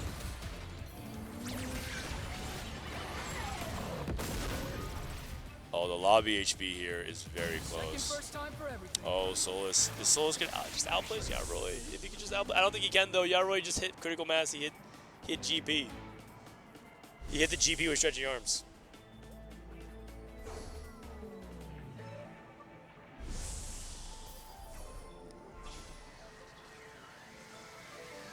He's playing 6 Soul Fighter, by the way. That's definitely like one of the ways that a lot of Soul Fighter has adapted, because 8 Soul Fighter got nerfed, so you just go down to 6 and you just flex in other spots, but yeah.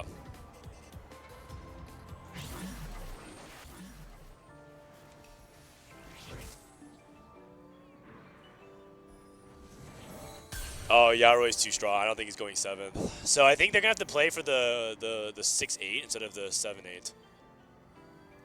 And try to send in Clemo. Kai Wang hit Katarina 3. Hold on a second. Katarina 3, I've seen cheese some GP fights. If GP positions poorly, they position a clump. He had Yumi 2.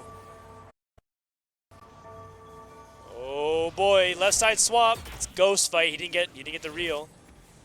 It's Yaroi versus Benzak. Benzak should be weaker. He's still playing Lucian 3. Solus against Dank Memes. Is Dank Memes sacking? I think Dank Memes is not that strong without stretchy arms. Uh-oh, wait, Dank Memes killed Solus.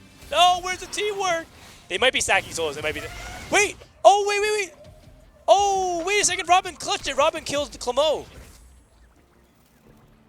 Robin killed Clemo. Wait, and Bensack? Bensack beat his teammate. Oh, no. Disaster class for Fnatic. Oh, we got to go to the stream. Disaster class for Fnatic. I thought Bensack was Bensackin for Yaroi. But Yaroi ended up dying to Bensack, and they had the HP, and they ended up going for triple OR. That's a disaster. Fnatic messed up here. Oh, Lord, that is not good. That is not good. I mean, it's more than not good. It's over. Citadel won. 2-0 Citadel. Okay, this is the part where I tell you guys, I'm not even surprised.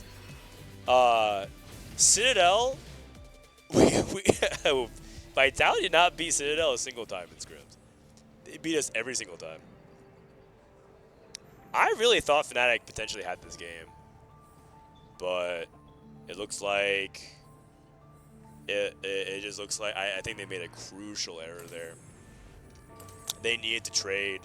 And if they traded, Solos went 7th, they could definitely 1-3, I think. With the GP3 and the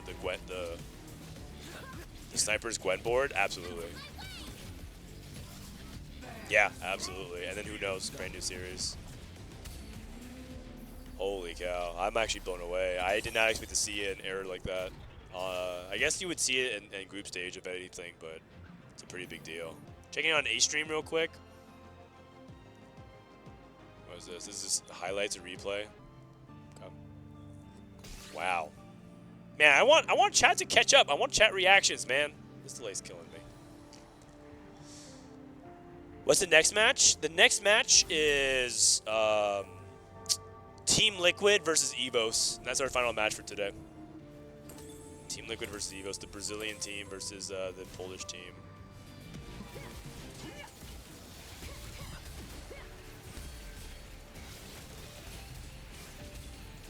Team Liquid BR. They're the team that that got in over Team Liquid NA, over Team Greg, as well as 100 Thieves. Man, I'm happy for Citadel though. Good for them. And they obviously I actually was saying that I think that they're a pretty solid team. I don't know about the Soul Fighter though, but it worked out okay because of the build the bud tempo. And sometimes, you know what, you just gotta take that raw 6th. That being said, it should have been a 7th. You know, now that I think about it, I feel like Citadel has consistently had situations where in their games, it feels like their opponents throw. So it's kind of hard to sometimes tell if Citadel is like, it's like they are playing well enough to win, at least. But it does feel like their opponents consistently throw. Is there something about them that's just throwing everyone off?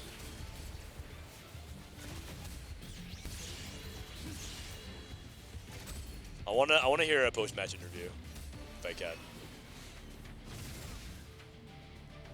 Man, brutal finish here for Fnatic.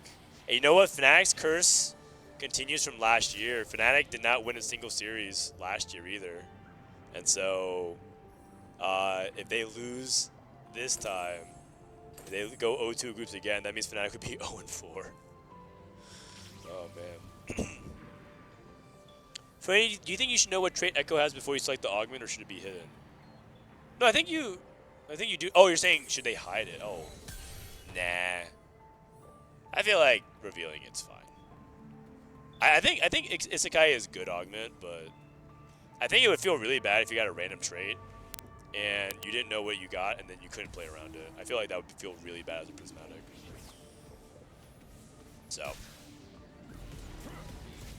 I like it though. I think it's fun. I think it's a fun augment. Okay, really quickly on the other stream.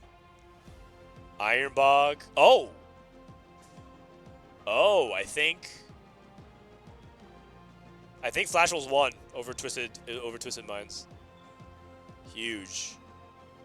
Did they win the series or just a game? Just a game, okay. Alright. Let's go! Can we turn on caster audio? for the B stream. Because team, big hugs all around from Dank Memes and Kai Wang there. Robin Song's got left hanging. Oh, they just left him hanging. No! That's okay. He's propping the rest of the team up, right? He's allowing them to celebrate. He's, you know, Grandpa Robin. He can, you know, maybe he's back. You know, maybe it wouldn't be. That's true. It's true. Oh God. Yeah, and I think for Robin here, he's been to this type of stage before. He's had Crown experience at the highest level very recently. So he's not going to be overreacting too much. But for some of these newer players on the roster, getting this win is just going to... This is your time to shine on the biggest stage. Fnatic is pissed. You can see how demoralized some of those Fnatic players looked. They had high expectations for themselves, and they've got to turn it around tomorrow. And as we see on our screen, some very unique play, I think, from the side of Citadel here. Around that Nefiri, also playing around the Executioner +1 was very interesting. Yeah, absolutely. It's like, okay, what do you do with that Nefiri, right? Okay, it's just a soul fighter. Maybe you're going to go to that line. But I was really scared for Solus when he wasn't able to fully streak out in stage 2. I was like, ooh, okay. Nah, he was fine. We talked about the direct contestation, like playing behind from tempo versus playing from ahead. Bensack had fantastic tempo. Solus just a step behind, but still made it work. Just denied the rest of Fnatic the ability to catch up and come back. And I think, honestly, Fnatic kind of did that to themselves, again, going back to the GP thing, but Citadel's also capitalized on that. Yeah. 2 games. The first time around, Citadel really on the same page regarding that GP line. We saw getting sold from the Pandora's bench. This time round, whereas Fnatic on the flip side, similar position where they have 2 people contesting the same units and didn't end up pivoting it off. So, unfortunately for them, they will have to come back tomorrow and try to change this around. Why are they still playing? They don't allow that. To answer some of these questions about Citadel and their awesome performance today, here in game number 1, we're tossing it to the stage with an interview. Yes, with Puckett and Robin Songs. Let's go. Thank you very much, gentlemen. That's right. I'm here with our winner, Robin Songs, and of course, Citadel. Talk to me about the 2-0 over Fnatic. How tough did you think the group was going to be, and did you expect a game 3? Well, we scrimmed a lot, and usually you don't scrim the people in your group, so we actually had no idea like how strong they are and like their game plan and stuff. But it doesn't seem very strong. So you guys look pretty confident up there. Quick question from the chat: is Gangplank going to win somebody this tournament? I think Gangplank is not that good, actually. You guys should not play it. Definitely don't play it. Anyone else out there? Okay. And Robin, talk to me a little bit about the team, because Citadel is coming in with a roster. You guys have played together for a while. Is that an edge you have in this tournament? I mean, we actually haven't been playing for a while. We formed this year. There's some teams that like also played last year, like Vitality, but we have very, very good team chemistry, and we're all really good friends inside and outside of the game. So I think we do have the edge of like being really good friends, and like everyone vibes and matches together. So yeah. Are you the eldest on the team, or just the hype man, the team leader? Because I see you getting the rest of the boys pumped up. Dude, low-key, I might be the eldest in the entire tournament. I'm 39. Can you beat that? I think I'm 59 according to my chat. So. All right, chat. Robin Songs is aging in front of your eyes. He's also a winner. Desk, back to you guys. 59, he's not even elderly yet, but you know, he's still out here leading this team in EWC. We do see our results here on the screen. Dank Memes with that GP rerun. Absolutely. Kai Wang taking a second as well, right? As Barry and I were asking, there's a big question mark on how Kai Wang is going to perform. I think Kai Wang stepped into this mold, stepped into this EWC tournament. All right, man. I love Robin.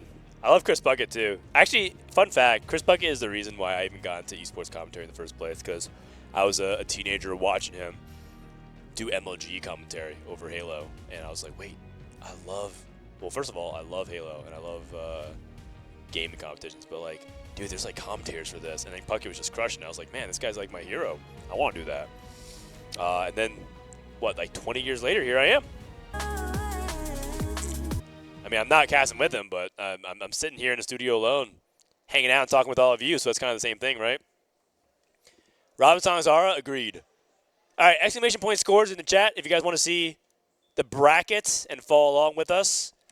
If you guys hung out with us most of the day, we're almost done. Our last match today is Wolves versus RC or EVOS versus Team Liquid. We're going to go with Team Liquid. The Brazilian, people Brazil, want to cheer for them. ROC is a Korean team with Dr. O, Panda, Araye, and Wolves is like they're the reigning champions, but they lost half their roster because Falcons poached half of their roster. But the remaining players are pretty good. It's got like Pseudo Wudo, You guys might know him from previous. It's Coral, Sarin. Yeah, just like, you know, some solid CM players. EVOS is the Polish team, anchored by Kesman. And then Team Liquid is Bab, Zera, VCLF, Ego Illusions, and Lucas. And AKA the players that Riot did not pick for Tier 1. Decided to go with VIT President instead. That's going to be the last match of the day.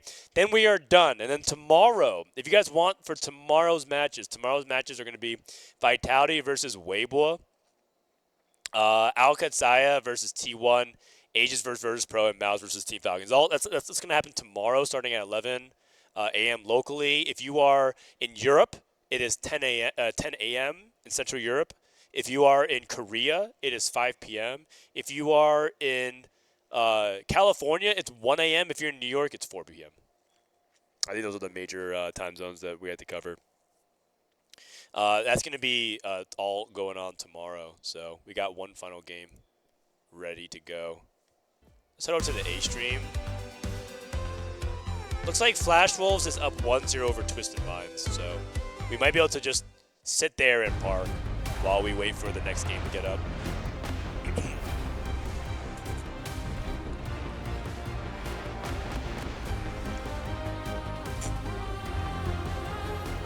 Where's the Poby of TFT? That's a good question. Who is the Poby of TFT? No one knows.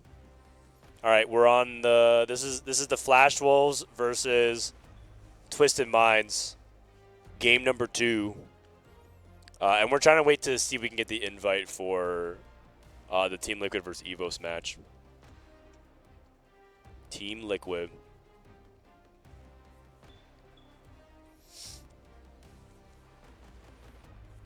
All right, well, I was trying to wait for the caster commentary on that. I wonder what happened in game number 1. I think K Bao Bao won the match with Ironbog top 4ing, right? It looked like Flash Wolves. It looks like Flash Wolves just capped higher. All right, here we go. Game 2. Loot subscription. Dude, loot subscription gets kind of wonky, man. I just want to say that, like, every time you think like you have things squared away, and then all of a sudden, everyone hits like the artifact that they need. Throws power levels out of the window.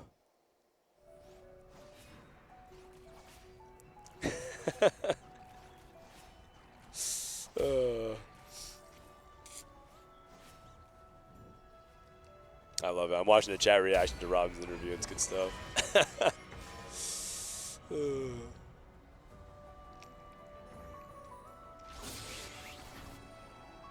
All right, here we go. So this is Loot Sub. We'll do some like general commentary. We're just gonna do some loose commentary because right now I'm trying to conserve my voice a little bit. Over 9,000. Unfortunately, that's not a really good one for Silver. Or rather, you don't care that much having it on Silver. It's not like a condition where you're like, oh my god, I'm crew reroll now. So it's something that I think, at least in my opinion, it's not. Maybe these Twisted Minds guys got something else. Maybe they got some other tech. Nico Pair. Okay. I don't really think Nico Pair is like worth holding very much, so I would. The thing is, you don't really want to make gold and sell your pairs, but you don't really want to hold into Nico Pair either. So I guess you just tank it. You just sell one Nico maybe and hold like Kaisa Aatrox, Kaisa Kennen, maybe Rurel. But not exactly a good opener here for HN, I would say. 59, more like 79. Oh wait, you can make 10 for sure. He holds on to the Kale. They must value Kale then. Aura farming. Do you think in any world Aura farming is pickable in 4v4? I feel like the answer is no. I can't think of a single scenario where I'd rather pick Aura farming. Okay, maybe if you have like if you already have GP2. But like even then, why are you picking Aura farming, you know? Soul leveling Udyr, okay. Soul leveling Udyr with open vest. What was the loot sub? The loot sub was it gold? He's so rich. He is so rich.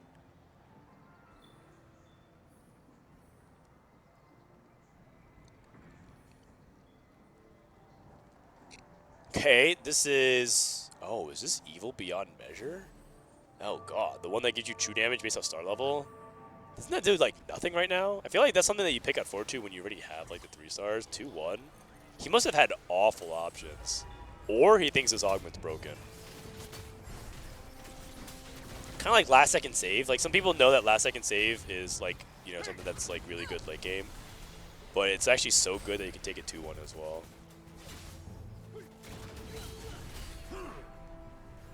Yeah, I'm not sure I'm a full believer though.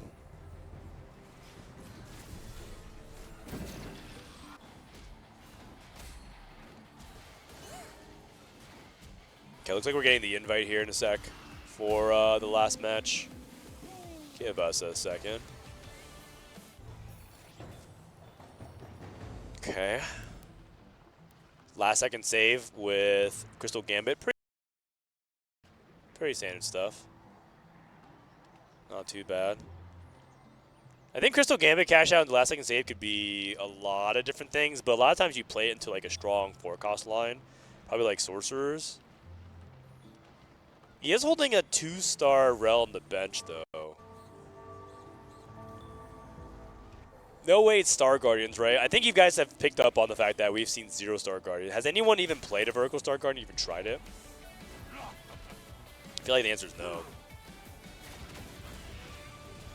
Well, I got a text from the Vitality guys. Oh, Citadel immediately texts us asking for some scrims.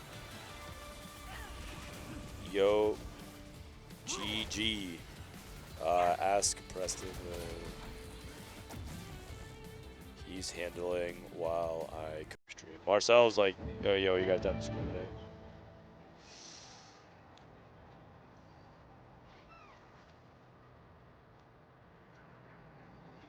Okay. All right. We have Sniper's focus on GP here. So definitely going to be playing by GP. GP's really good with range extension. Oh, shocker. Really good with range extension and stretchy arms. Pretty much want every range extension because the range extension keeps him safe, and then Sniper's focus like scales off of the range that you have, so it's just really good. Good synergy. I mean, has Mortdog done a rundown or like what they're gonna do for this? Because like obviously it's the first patch, and we discovered this like basically the last few days of the patch, like the last 4 or 5 days of the patch.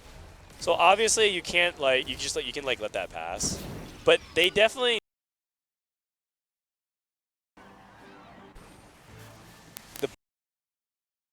Uh-oh.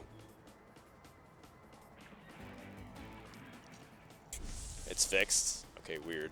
There's definitely some audio issues going on. I'm not sure why it's exactly happening.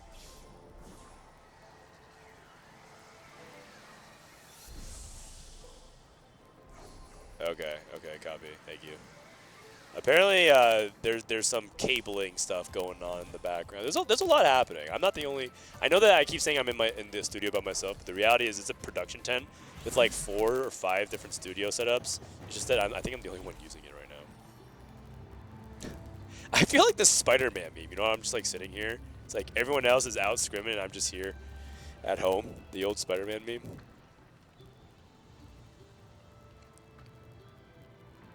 All right, last second save. Is he? Oh, wait. I think HN is committed to over 9,000 silver. Oh, wow. He took hefty rolls and he committed to crew. He's been making gold aggressively. Wow. Over 9,000. Okay. Okay. I did not expect to see that today. Some really interesting setups then.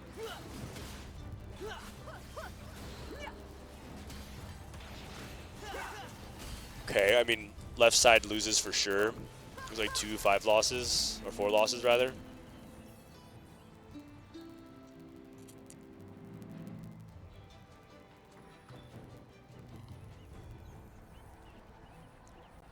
I guess Crystal Gambit here for YYDM has to figure out whether or not he wants to cash out now, or if he wants to push.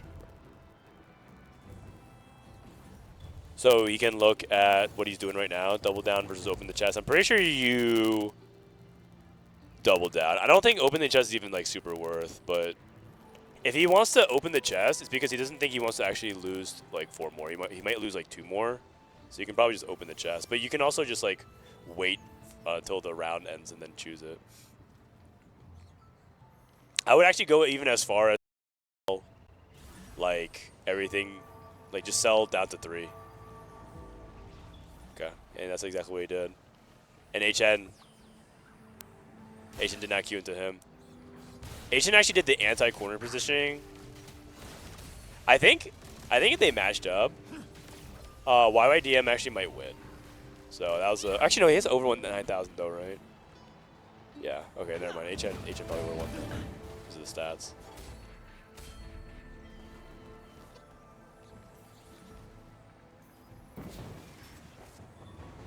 All right, Caretaker's favor. Caretaker's favor.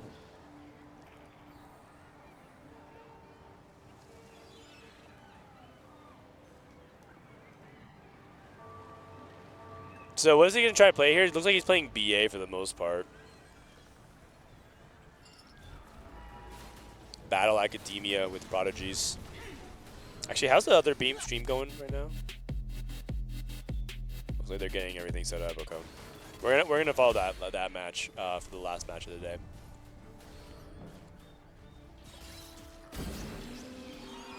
Caretaker's favor. Okay, and I think that probably just means that he's going to play BA and just play high tempo. This is the ideal BA spot, I think, for Battle Academia. I think that the spots that we saw before where they're loose streaking is like the toughest spots. I'm personally not a huge fan of it. Loot sub gives a bunch of gold. Okay. He actually can even go to 7. I don't know if he should, but he could. That's how far ahead he is economically. He's definitely going 7 next turn at 3-2. Which means that if you like kind of anticipate that, Haru hit Kaisa 2. Okay. I mean, you take Glove for JG. Oh. Oh wait, is he slamming like Steadfast or something? Crown guard? He's not slamming at all? Oh, it's his teammate. Wait, don't you... I guess he wants to... I guess he's okay giving up his win streak to his teammate. No, they're just doing delayed... Okay, I see. They're doing delayed slams to try to trade HP. Okay. Okay. That's pretty advanced. That's pretty advanced. So like what he's trying to do is say like, oh, I'll slam later and try to make sure I don't win the fight, but I can kill units like halfway through. Recon Bob. Any Recon Bobbers? Any Recon Bobbers? Alright, I'm in the lobby. No? Okay. I mean, Recon Bob's pretty bad. Understood.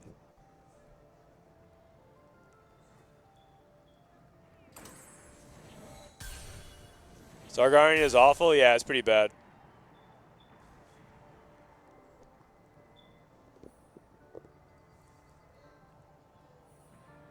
Is my audio cutting out, or is it Frodan in and out randomly? Was that from the cabling thing? Okay. Okay. Okay, so basically, they're doing a bunch of re-cabling stuff in the background that's affecting. Okay. Okay, I think we're getting ready to go into the next game, by the way. So we'll put a pause on that. Which may or may not sound like I'm cutting out for any reason. I'm not sure why they're doing this now, but I think it's to fix issues long term. But for our own setup, the audio sounds fine. That's why there's a weird disconnect of what we're hearing versus what you're hearing. Day 2 should be good. Okay, shh. Okay, alright. This is Team Liquid Brazil. So TLBR, wait, I actually didn't make my predictions, right? I actually didn't write my predictions. Let me see. So Group D, I didn't do my head-to-head. If you guys want, fantasy.com esportsworldcup.com for the head-to-head. I picked Citadel over Fnatic, and I picked Flash over Twizzle. But hey, you know what? I got 2 out of 2 on that one. ROC versus Wolves. Oops, sorry. ROC versus Wolves. I'm going to go Wolves. And then TL versus EVOS. I got to go with Americas. Oh, sorry, with over EVOS. And that's it. How many items can one champion hold? 200? That's a tiebreaker? Wait, okay, if you guys get any of that wrong, unfollow me right now. How many items can one champion hold? That's a tiebreaker? That's not a tiebreaker. Also, I think, guys, my client, I can't alt.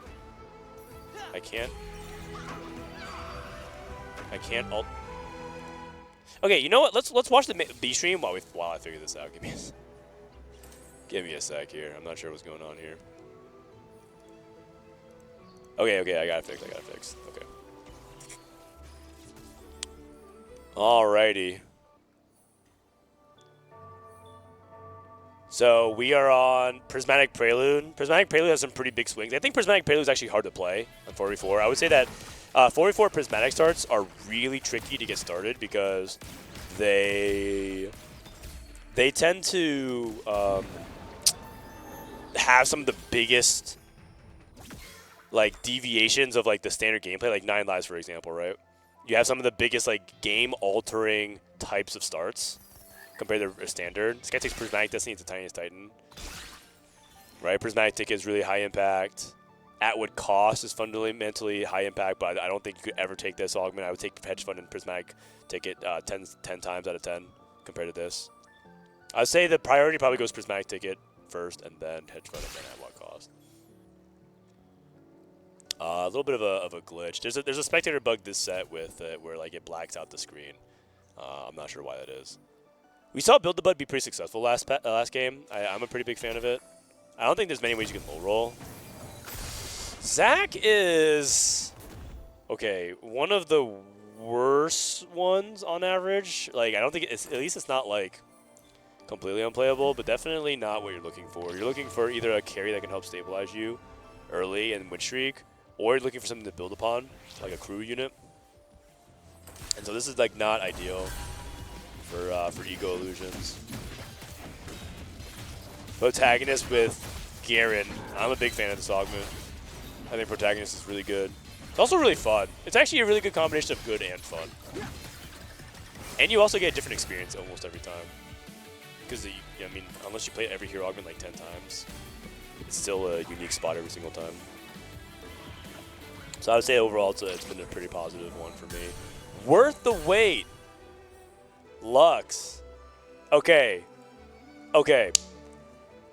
Now, here's the thing. Believe it or not, there actually is Lux tech, but I'm not going to reveal anything until I see it. So we'll see if Shredden has the Lux tech. I'm just going to go ahead and just say there is, but I'm not about to drop it. We'll see if this guy can go for Lux 3. We'll see if Shredden even goes for the Forbidden Lux 4, but I don't think he will. I think the problem with Lux 4 is that it takes too long to get there, unless you're able to, like, have dupes and stuff like that. Flicker Blade Kaisa with Kraken. I don't think Flicker Blade's like that good on Kaisa, so it's probably a placeholder until he can find something else better, but it's fine as a tempo opener.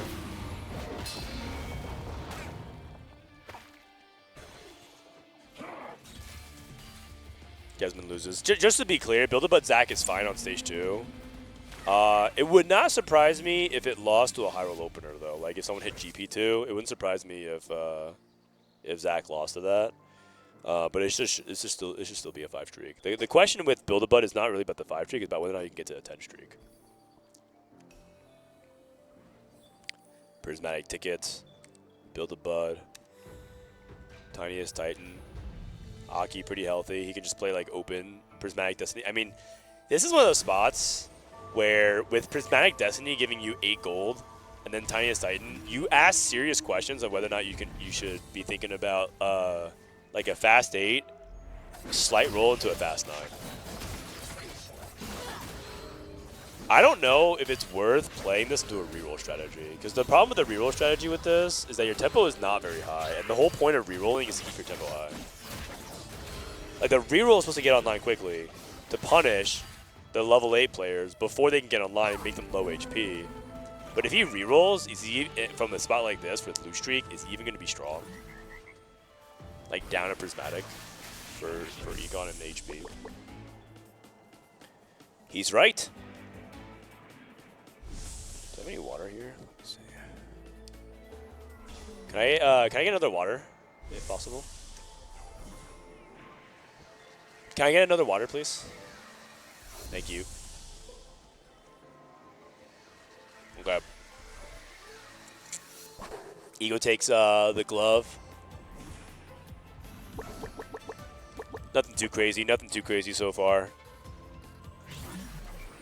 I also didn't finish catching up on macro and everything as well, so. Prismatic take a crew for Lucas. Man, a lot of teams like crew, huh?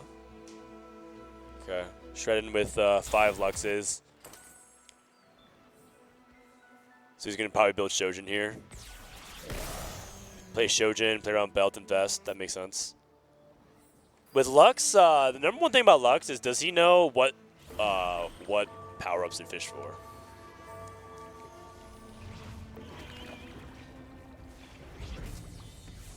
Okay, Shredded.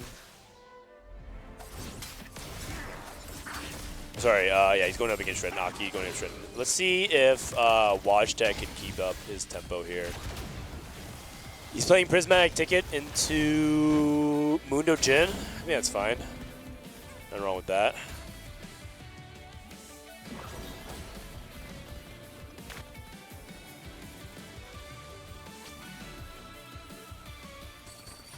Okay, Yumi. Garen 3. Wow, that's pretty early. That must mean he found extra copies of Garen. You know, he found another copy of Garen. I wonder if he can go for Garen 4. So he's at 10 copies right now. 27 is the count, so 17. 17 rounds from now, 6 rounds per stage, so 3 full stages. He gets to the end of stage 5. I mean, that's like reasonable. But the problem with 4v4 is that, thank you, is that it's not just about when you hit, it's also about your bench space and the econ, right? Could you use that econ to grief and help your team hold other units? And is it going to take too much bench space for you to like reasonably manage all that?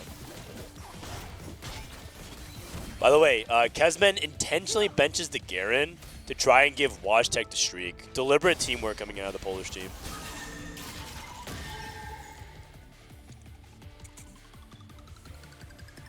Isn't Garen the worst one? I don't think Garen's the worst hero augment, no. I wouldn't say that. I would say that on average. Wait, actually, okay, hold on, because Kennan's pretty good according to the stats, and so is Zach. And crew, like, you get free crew. Like, worth the wait and protagonists can't be bad either. So you might be right. I mean, listen, there's 4 of them. One of them has to be the worst one. It might be Garen. But, like, even then, it's not like Garen is... It's like protagonist is just good. Protagonist is just good. The end. That's it. I'd be surprised if anyone thinks protagonist is unpickable.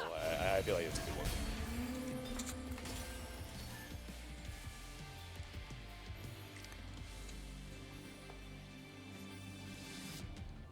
All right. Prismatic ticket time. Ticket. Tiki. Roll. 5 Sivers. Let's roll. You could roll way more than this. You have Prismatic ticket. And I actually think it's worth dipping to like 20. Because the speed of which crew hits almost determines the entire minute you're placing range. Okay, but he didn't hit that much. He's on 5. He's scared. I get it. He doesn't want to dip too much. He wants to. He's holding like Shen pair 5/5.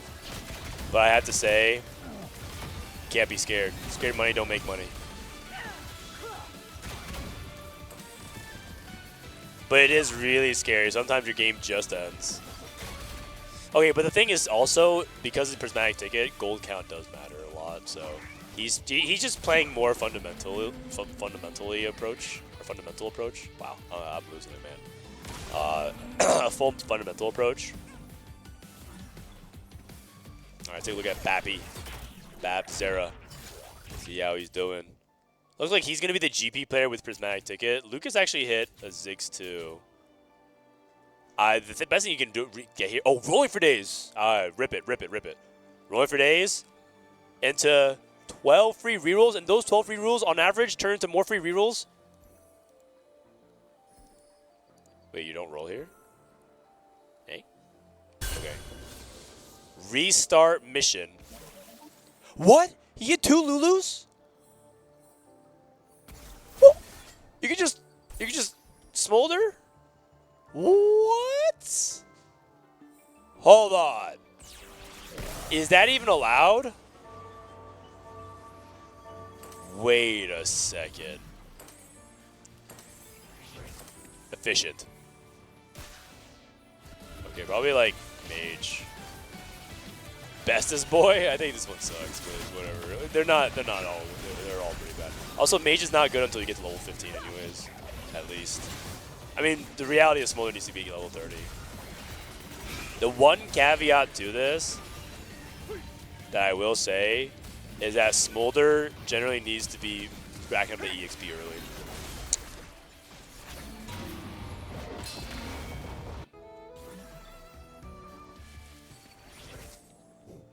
Where is the he's wrong emote? What? Surely you're not using that for me. Me, the guy who's right. Wait, Zera, and Lucas have the same exact augments. Prismatic ticket and rolling for days. Lucas really not rolling here. That is really surprising given that you're playing Da Crew. Is it matchmaking pool? Let me see his matchmaking pool. Aki, Kesman, Washtag. It's all EVOS players. Really? Does he want carousel pick priority? Over what? Aki also took restart mission, by the way. Xayah 2, Swain 2, Shinzao 2. Nothing too amazing. But again, he's playing Tiniest Titan. Actually, wait, he played Tiniest Titan open for it into restart mission. That's amazing. He's so rich. He's almost just natural to 7. Yeah. Okay, so Aki. Is Aki Sorks? He's gonna try to Sork into level 9 Gwen. That's probably the most reasonable out for him, but his items are not very good for it. Whoa, this guy took Recombo. Woo! Wait, I missed it. What do you, oh, God, sorry. I'm so sorry. I wish I knew. He got Jace 3. Oh. Oh, God. Okay.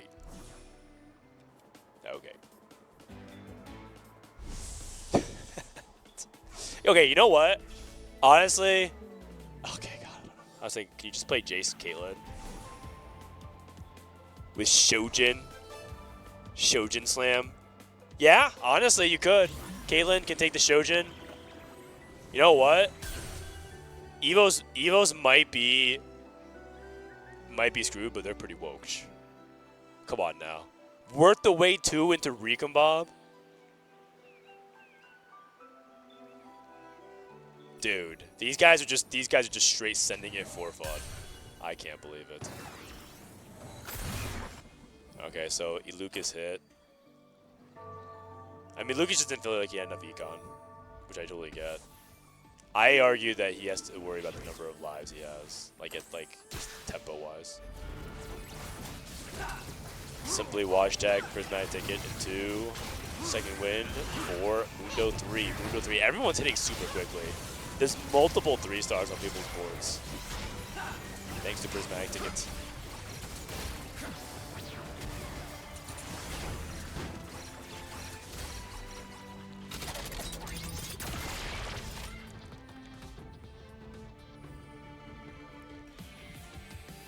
I'm telling you guys in chat, Ken is not the worst hero augment. I'm just telling you that. Yeah, I let you know that immediately.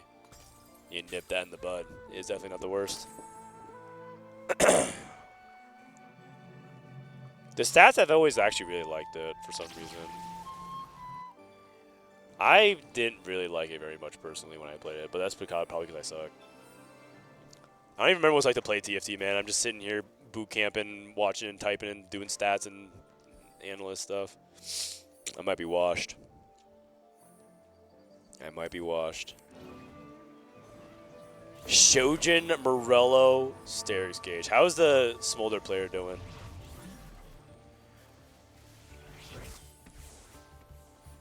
What's our level at? Colossal? Okay. Monster Trainer level 9, that's not bad.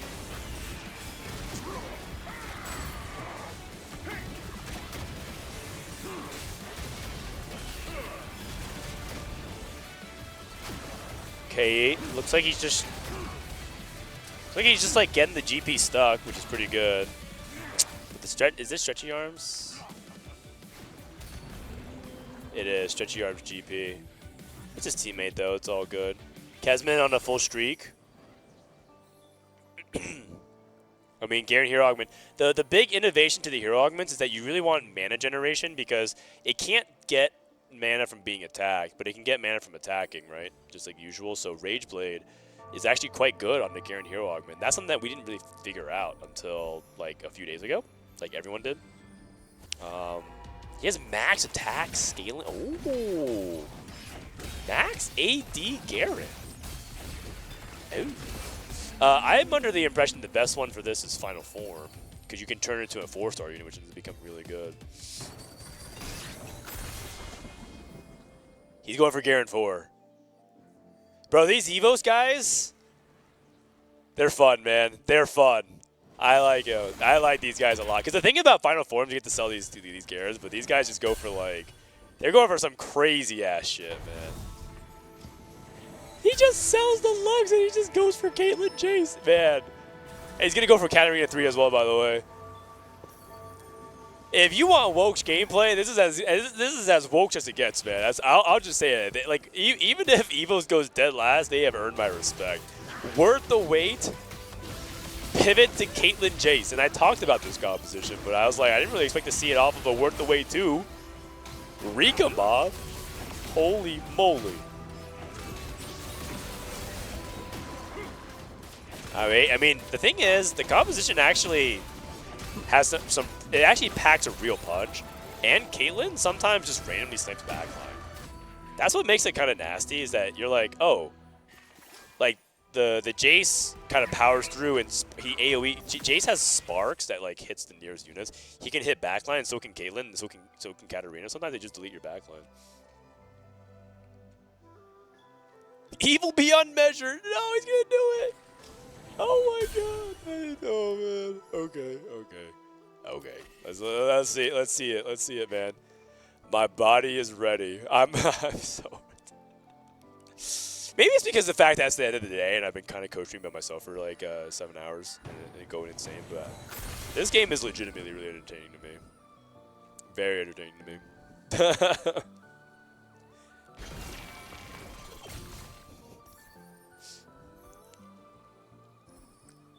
Okay, looks like he's done rolling here. He's going to push up levels. Kesman's still on a streak, by the way. Looking good.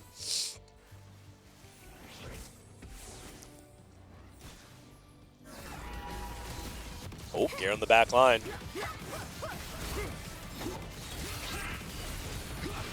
Damn! That is a clean wrap. That is not good for Lucas. How much HP has this Garen racked up, right? Because the thing about this Garen with his cast is that he gets max HP, right? 2025. Whoa, it's current year. I mean, what are the odds of that? Current year. That is how much mass he has accrued. Thick Garen.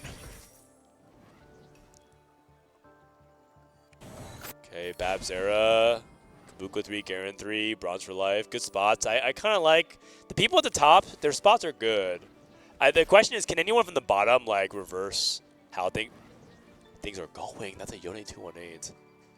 Except here's the problem with Yone 2 on 8 is that you're down 15 gold now. I think this Yone unit is some cheeks. Is anybody with me?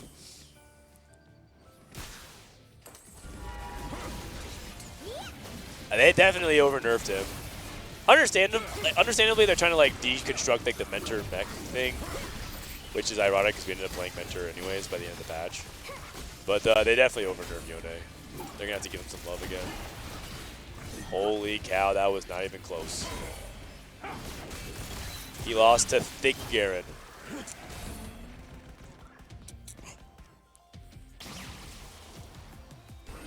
Okay, here we go. There's a spatula on Carousel. Does anybody want that? Ego's playing mech. Like, I really don't think there's that much about it. He's probably has to complete a Yone item. Right? Just grief the spat on your way out. You're just dead anyways, man. I think I'm liking EVOS' spot. I think the worth the wait Recon Bob play is gonna work out. Is what I'll say. Is what I'll say. I'm generally not a fan of Mentor Mech Yone, but you know what's good for it? Sometimes you can deny carousels on spat on your way out to 8th place. Because the problem here, okay, so the problem is that he took Build-A-Bud and he got Zac 3, but in reality, that probably means that he was supposed to reroll into tempo, which feels bad because Build-A-Bud, the whole point of this was tempo, but I think he's supposed to reroll here. See, I didn't see an out. What can he even make? He can make Soul Fighter Emblem, and he can make not Duelist Emblem. What's Bow? Supreme Cells. He's just gonna lose to Lucas. I think it's looking really bad for Ego. Aki has Gwen with the Sorcerers. We talked about the tiniest Titan setup into Sorcerers. I mean, I honestly think that they did a good job with this. I think this makes the most sense. Oh, looks like he loses though. I mean, Watch Deck is really tanky. This is what Mundo can do. He can stat check the Karma, and just like, if you don't have the Karma 2 with like optimal setup, you just get stuck on the front line.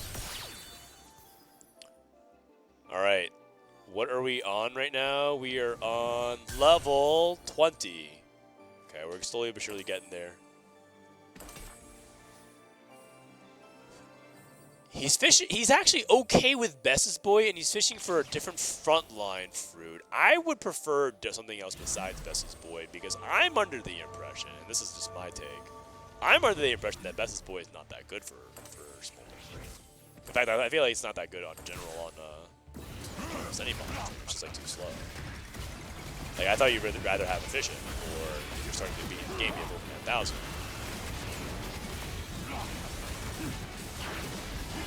You also have Flicker Blade and Kraken, by the way, so do we even really need Best's Boy?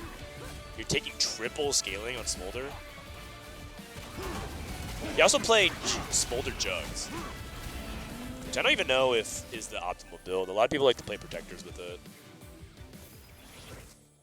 Luke's is at 1 HP. Yeah. Yeah. Oh, this guy hit Jace 3. Or sorry, Darius 3. What? Hold on a second. Are you guys seeing what I'm seeing? This guy decided to pivot into Darius Jace duo. No, come on, man. Come on.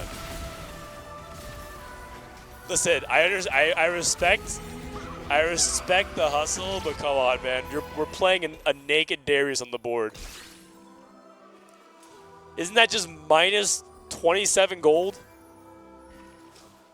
I guess 24. You can keep one Darius. Is it because Caitlyn's are being held? Oh, he's at 7 Caitlyn's. Is Caitlyn's being held? 1 Caitlyn?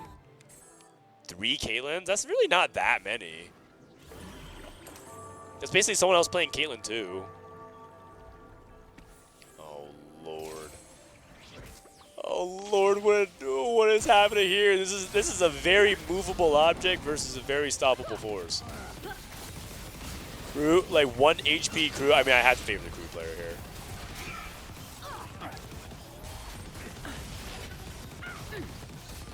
Yeah. Yeah. Oh no. Somehow, I feel like Lucas is gonna avoid an 8th. All kind of depends on the matchmaking, though. Bro, how bad is it gonna feel if this guy takes worth the weight into Rico Bob into it?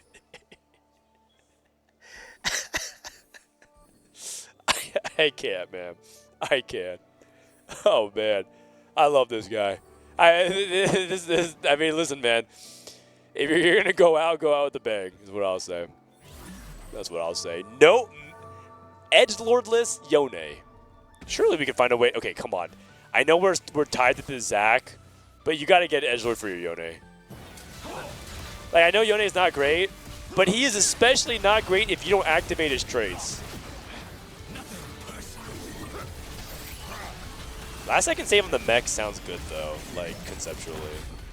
Because the mech actually ends getting more. Whoa, wait a second. Oh, is Babs there sacking? Yeah, he's sacking, okay. Oh, Shredden won! And Lucas went 8th! Hey, you know what? Okay, honestly, mission accomplished. Mission accomplished. One off Caitlyn. Dude. And Matt, just sell the Darius, just do it. It's really not. You don't even have items on the Akali. Like, who is the Supreme Cells for? Just sell it, and I promise you, if you find one Kabuko, it's better. 26 gold. You need it, man. Oh, he downgrades the Akali. Oh, he hit. Yeah, you know what? Genius mode. Dude, I just don't see the lives. You know what? I should just stop yapping.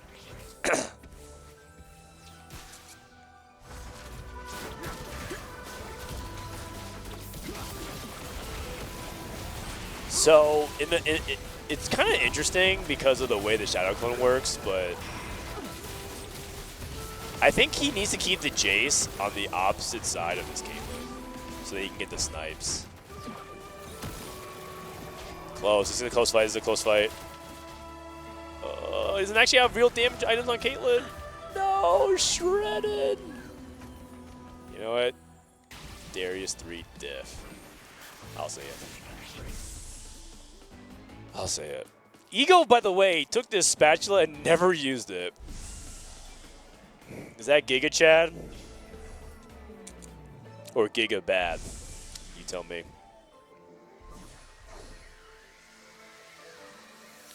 TL's trying to avoid a triple bot 4 here. Ego Illusions. VCLF.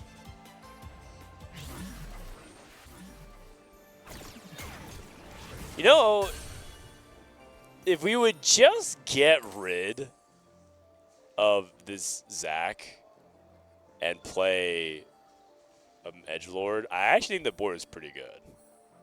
He has Karma with 2.5 items.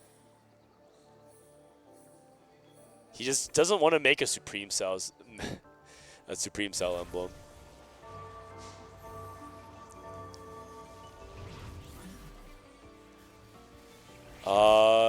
Okay. Going against Watch. He's trying to have the mech wrap. The mech wrap?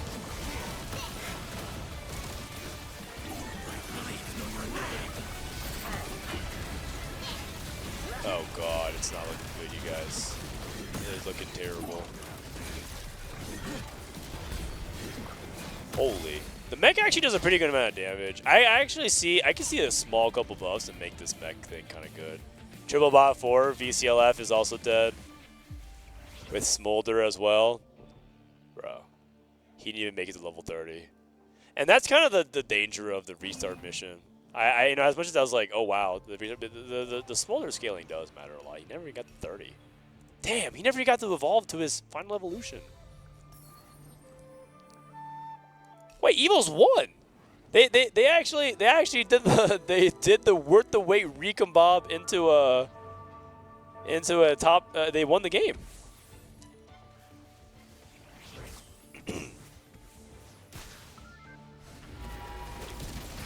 By the way, Frodan, Simply WatchTech's name is read as Simply VoidTech. Just if you want to know. I like WatchTech though. It sounds fun. Watch out. Wait, this guy hit Garen 4. Bro, these guys chase. They chase all the tubers and they win anyways. Is that not a team to root for? These guys actually go for tubers though. Okay, we have some downtime, so let's go ahead and check out. Oh. Group C is still going on. We're literally finishing up Group D, man. All right, I'm not gonna lie. I love all of you guys in chat. You guys are like my extended family. But I am not. Since I'm solo casting, I'm not gonna stick around for another 2 hours. I have to get back to the team vitality. If I have to go check on the scrims, I will say that if vitality for some reason is no longer need to scrim and like they're practicing as much, I'll stick around for the following days. But I do want to get back to the practice rooms because I'm a man on a mission. Mission. You know, if the other series is really good though, we'll definitely stick. I'll definitely stick around. It might be worth it. You know, honestly, it's not even that bad to stick around because I'm farming intel for the team. I can take over to my notes. I'm just gonna look. I'm gonna look Setsuko straight in the eye and say, "Worth the wait 2 into Recon Bob on 3-2, won the game," and just see how he reacts. The funny thing about Setsuko is sometimes if you just know the combination is bad and you suggest it to him, sometimes like he tries hard not to flame, but then because he wants to be respectful, but sometimes he can't help it, and it's just really like. And Milk knows this, so he pushes his buttons. So like sometimes he just suggests like terrible lines and plays, and just gets Setsuko all worked up. He goes, "Bro, no man, no."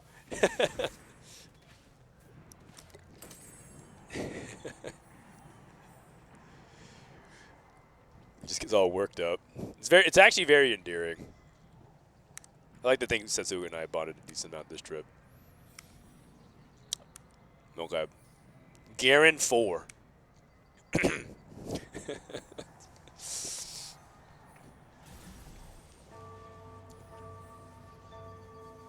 Actually, you know what? Now that we're looking at it, since the game is over, everyone's kind of playing for themselves for fun. Garen 4 might win. What is the amount of HP we have on the big G? What do you guys think? What do you guys think? Jelly bean counter. How much HP? I'm gonna go with 3,400. No, I'm gonna go with 3,600. Final answer. We'll wait for this round to finish. And whatcha? 5,000. Wow, I undershot it by a lot. But you know what? Price is right. You guys didn't get it right either. 5,000. Eh? Oh, wow.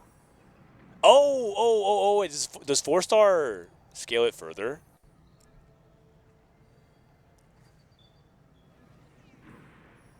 Dude, that is so much HP. Deal 2,059 physical damage. Oh my god. Oh my goodness. That is just way too much damage, man. I love to see it.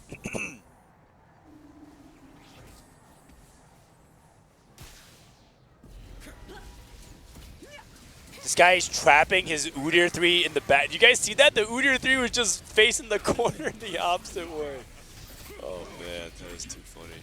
Udyr, you sit in the corner and think about what you've done. Okay, looks like GP wins though. Babzera gets the moral victory. That's right. That's right. All will crumble in the face of Stretchy Arms Gangplank. Kneel before the king.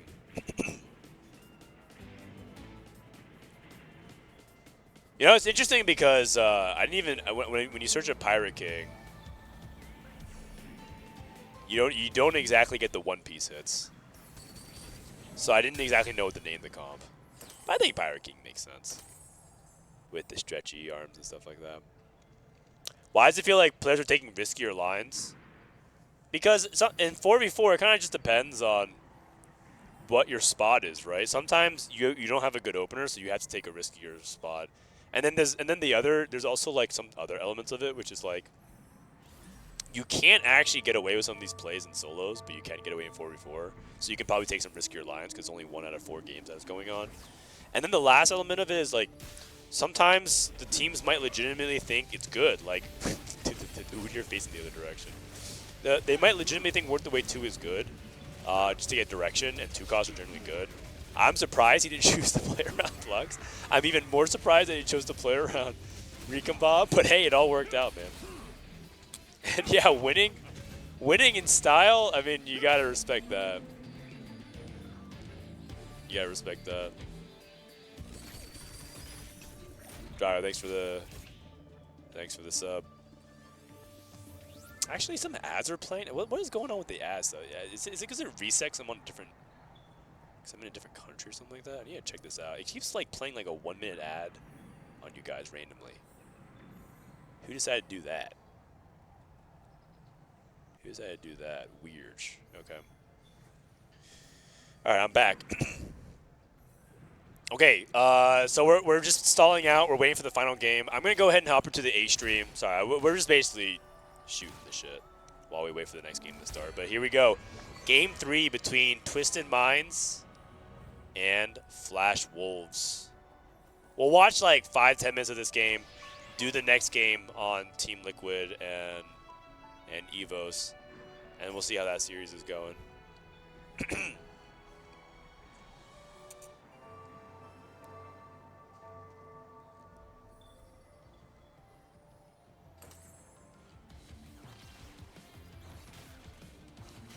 Okay, looks like he was just doing some early anomaly tailoring or power-up tailoring. There's so many like borrowed terms from other sets. I just kind of keep saying. I call this anomaly a lot of times. I still say guard breaker instead of striker's flail. There's so many like leftover vocabulary. I mean, I still say fawn, force of nature instead of like a tactician's crown. So much. I need to kick that habit eventually. GP pair, Midas touch. Component Anvils, looking pretty good for K Bao Bao. K Bao Bao. Mundo, start with this, standalone, okay. Open cloak. So he probably pops his cloak for stone play and then pops it for Rage Blade. And you don't even have to play around Jin, you can just play Mundo plus X, like Mundo Gnar is perfectly fine. Heroic grab bag, insta click. I think a lot of people. Oh, Scoreboard Scrapper. Yeah, you just think about it for a second, but it's got to be heroic grab bag from this spot. It just makes too much sense. Too much tempo. It's also, it's kind of like the heroic grab bag. It's not even just the duplicators. It's also the fact that you get starting gold, which kickstarts your economy, and you're likely to win streak because you have Mundo. Rageblade, Declaw is probably what I see. You can also go for adaptive if you want. Wait a second. I need to show you guys this. Bro, this Garen, how much HP has this guy farmed at this point? 6,900. Or sorry, 6,090. Oh, he won. What the heck? Well, dude, we're gonna be here for so long. Okay.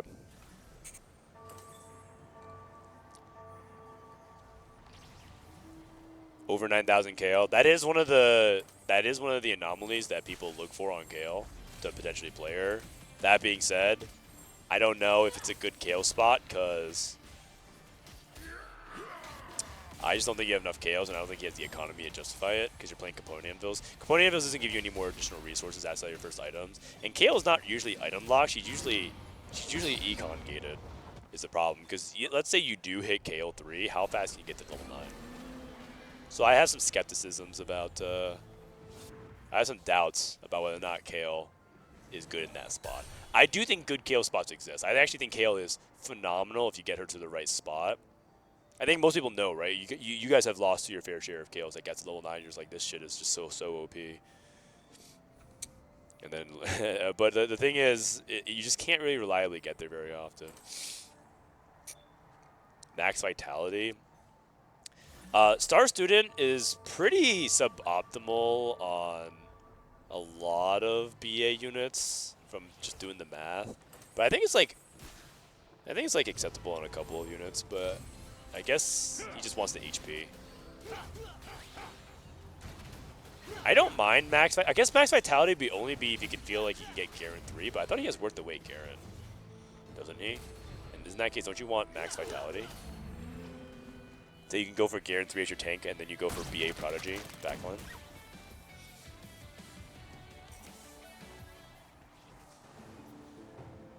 Bro, grab back Katarina. Midas touch. Not the best for Katarina. The thing about Katarina is I do think that you kind of want some scaling stuff. Over 9,000 and not done yet are some of the best ones that you can play for Cat, but I just think in general it struggles a little bit without any of the scaling, because like his late game it just can't really keep up. Wait a second. Guys, I just looked over. I think the Garen won.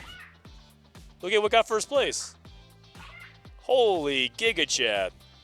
I mean, sorry that they didn't really matter. So, like, functionally, you can see it as like, you know how like when the buzzer ends for halftime, and then a player like shoots the ball, but it doesn't count anyways.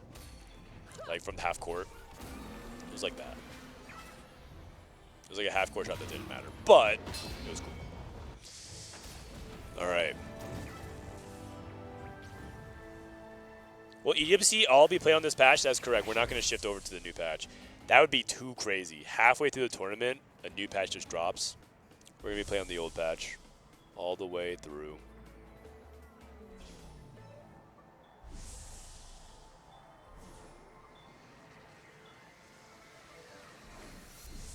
I'm confused about Yumi's items. What do you think about the trio? Yumi just wants Jewel Gauntlet plus AP. That's basically it. And then there's a couple of items you could put on her that are like not AP. So you could put, like you want, like ideally for Yumi, it's like Jewel Gauntlet, Archangels, Death Cap, stuff like that. But you could also go Gunblade because you need to do something with swords. You could go mana items on her. It's not as important because you have 5 Prodigy. It's also like fine to play those mana items on her until you get 5 Prodigy because you don't have that much mana regen.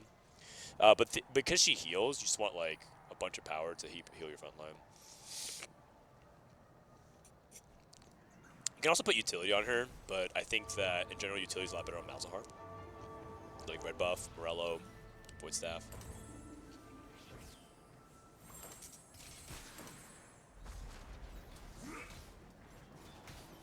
Alright, what do we got here? The worth the wait Garen is... Okay, you know what it is though? He's trying to go for more star student potential, because the more potential you have as a Garen, the more HP you scale. So that's probably what he's thinking about.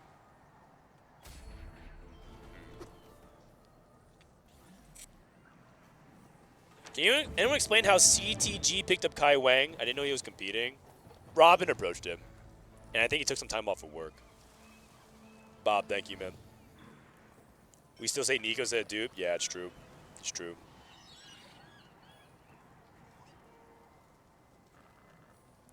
No, guys, GP didn't win. It was the Garen hero augment. It's OP. When does GP get leave from the game? Probably in a few days when they nerf it in the patch. I think 4v4 is pretty fun to watch though. Like, it's not just GP, like 3, 4 GPs in the top 4, right?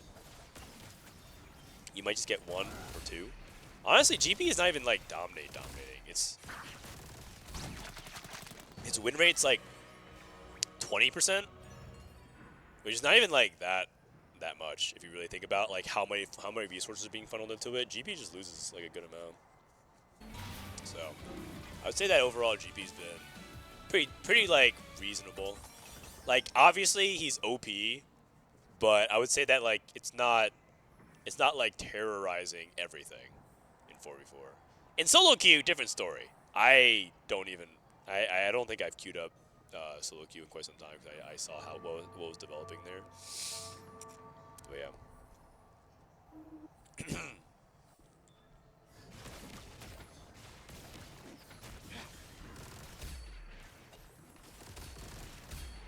Okay, we got aim for the top. Aim for the top is an interesting augment 4v4 because you can see who you're going to play next. And also, based on your win streak or lose streak, you get resources. So it just kind of depends a lot on sort of the dynamic of how you feel like you're in a position to win streak or lose streak. I think aim for the top is a lot better if you're win streaking, though. They're not back yet for the B stream, right? 4 minutes? Dude. All these matches take forever to get from game to game. We're still waiting for a long time.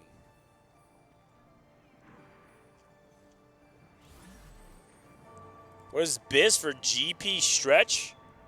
There's an entire website you can check that out on. It's called TFT Academy. You should check it out. Check it out sometime.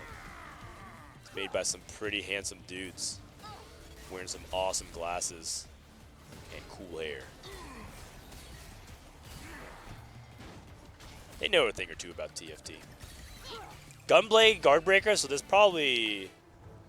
Oh yeah, wait, sorry. This is the Worth the Wait player. Just kidding. Archangel's Void Staff, that's also probably Yumi. FWYYDM. Explosive Growth, Plaza Armor, Teacher's Council, Sunfire Board, Care Package, and Last Second Save. Last Second Save, really good. Sunfire Board, though. Oh, Sunfire Board while playing Katarina. That makes sense. If you're playing a composition that wants to end the fight quickly, like Katarina, which is very burst forward, then Sunfire Board is generally a pretty good pick. Last Second Save is also just generically very good, but it like does the opposite. It elongates. It extends the length of the fight. You don't always want to do that. Plot Armor. I think this augment's a lot better for compositions that can really utilize the resistances really well. Otherwise, it's just generic combat, and it's not. It feels like less good than. There's like a unified positioning thing where like if you put 3 units in the same row, you would get like resistances or something like that. I think was it called Unified Resistance? I forgot what it's called. Not like Stand Unified or something.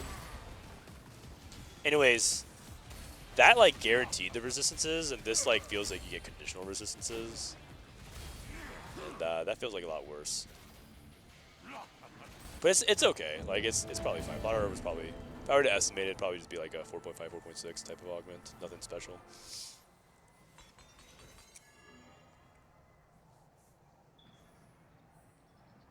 Okay, Cybernetic Uplink.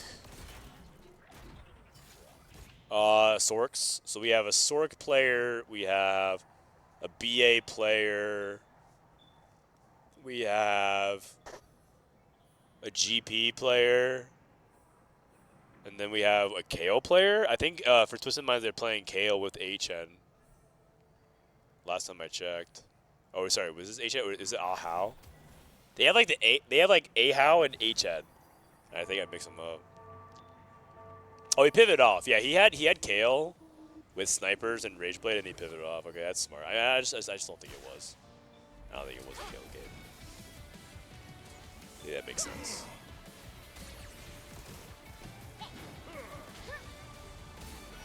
So then what are they playing then? GP? Oh, so if he's a GP player, then what's... Then I guess what is Shunga playing? Or was it Shunga? It was Flancy. So I don't have control over this game.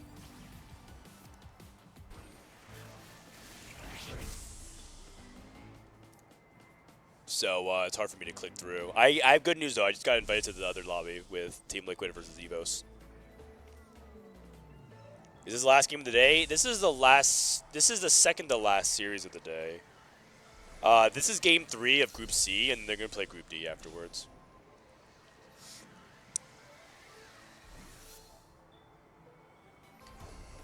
All right.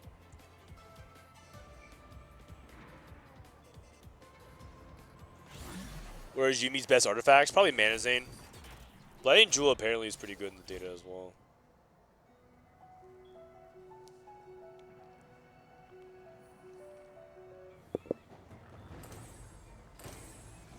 It's better than Syndra. You're talking about Gangplank? Oh, you're talking about the current patch. Yeah, because you guys are. If you guys are tuning in, I'm on a 5-minute delay right now. So, and they're gonna keep that enforced throughout the entire week, which is kind of sucks because I'm talking about myself, and I'm not allowed to call anyone on Discord either.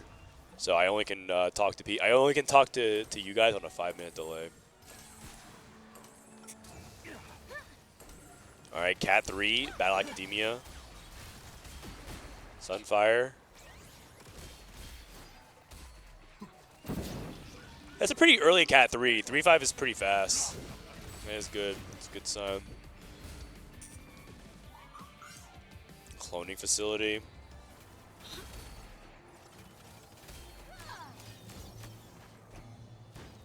So Aha is pushing levels. He has Slammin'. I guess he's gonna roll on 7 then, right? Oh, I see. So he's slow rolling on 6 while pushing 2-7 with Slammin'. I like this. I've done this a couple times. You can just take Slammin' to like, cause you want to roll on 7, but rolling on 6 has value as well because the earlier you get the GP is better. So these like unique, like level 7 2-cost reroll lines can actually utilize Slammin'.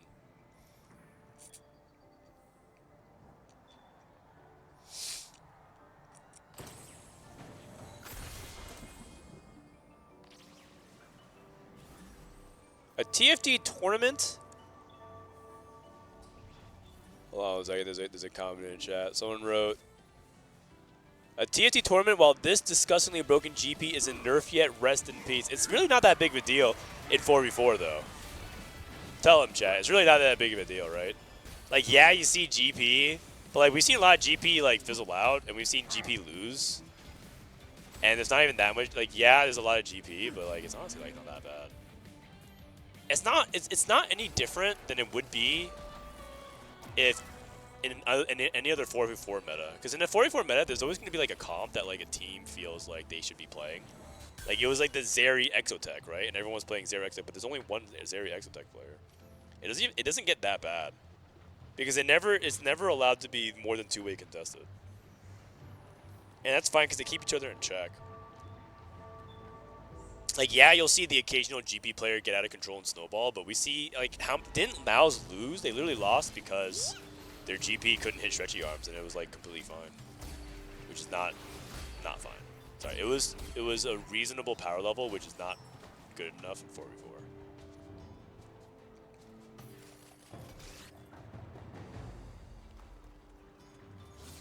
Like, GP with stretchy arms is not that impressive, you guys, in my opinion. Okay, this is 2-star Karma Sorks for HN.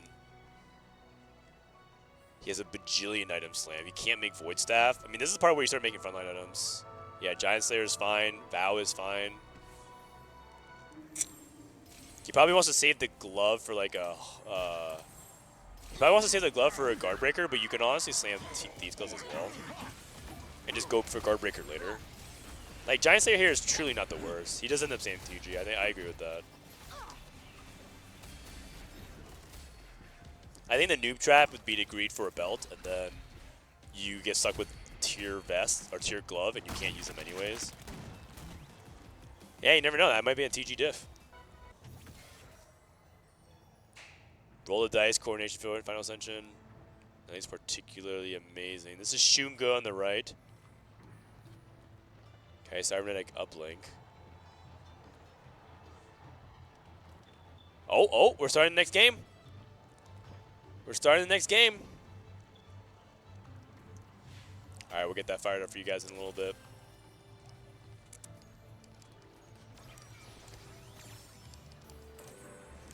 All right, I have to alt-tab real quick. Give me a sec. All right, what else are we seeing? Oh, we're seeing Star Guardians. Wait. Is he actually committing to Star Guardians, or is he just playing this because until he gets to BA? Wait, Shunga played Worth the Wait Garen into Star. Is it because someone else was playing BA and needed to get out of the way? No, YYDM was playing BA.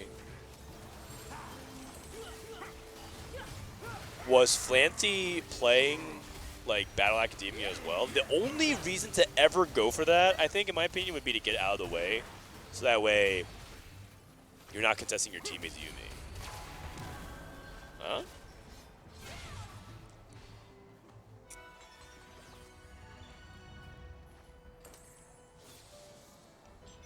Thank you, 5 minutes ago, Frodan. No problem. That's what I'm here to do. Did Citadel win? Yes, they did. Yes, they did.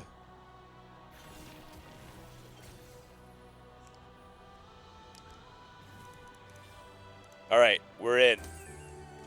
Okay, sorry for the delay. We are finally in for game number 2.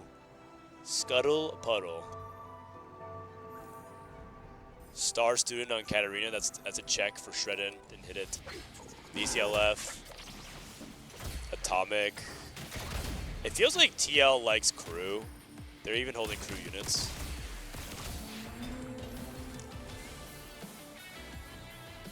A lot of teams actually like crew.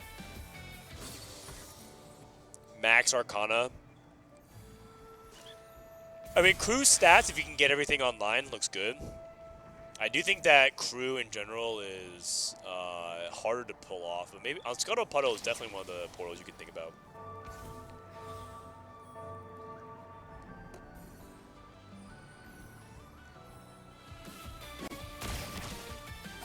Guys, I'm from the future. Frodan will respond to this in 5 minutes. You don't know that. Did you know about the delay before going? No. But I was going to be here anyways for the coaching stuff for Vitality. I was actually prepared to not coach stream, and then they set this all up for me, so I appreciate that. Grand Slam, Patient Study. Ooh, Shimas. Patient Study is also pretty good, too. I like Patient Study a lot for Econ. It's just 3 gold no matter what. So, I'm a fan of Patient Study. 3 gold if you win, 3 gold if you lose. Sounds pretty good. If you don't have a good frontliner unit, then taking all that Shimmers for the Mogul's Mail doesn't actually accomplish anything.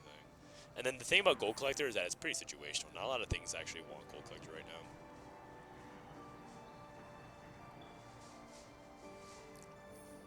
now. Alright, whose board is this?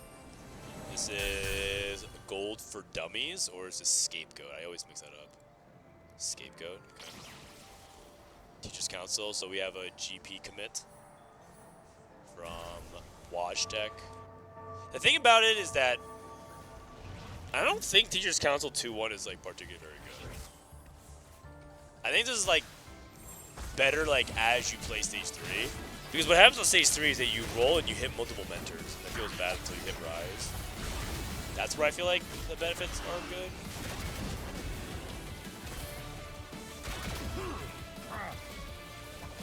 Frodan's the Vitality coach? Yeah, that's me. I'm the Vitality coach. Dazzling Display. Enemies who take damage from social abilities do 25 less damage for 6 seconds. This augment, I'm not entirely sure how to understand it. Like, is it just 25 damage, period? Is it 25 damage that stacks? Is it like per sorcerer? Is it not 25 flat, it's like 25%. They just forgot a little character. My ears hurt a little bit from the headset from wearing it so long. So I'm just stretching out a little bit, sorry. Fully Adapted Mundo. Psychic Forge. Okay.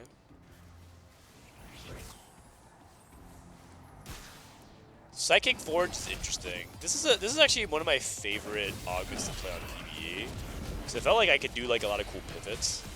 So let's say you take Psychic Forge, and then you hit like a Golden Quest, and you don't feel like you're happy with the items, for example, you could always like reforge it. But it's like pretty slow tempo, because you have to like delay yourself a lot from like hitting things, and also you might get the wrong type of item. So let's say you're like going for a 3rd Gnar item here. You could just roll things like another Last Whisper, another red buff off of the attack marksman roll. Like you just complete an item, you leave it on the bench, and just keep turning into Last Whisper and red buff the entire time. It could just be pretty bad for like what you don't for what you already have. So I've definitely seen it blow up in people's faces.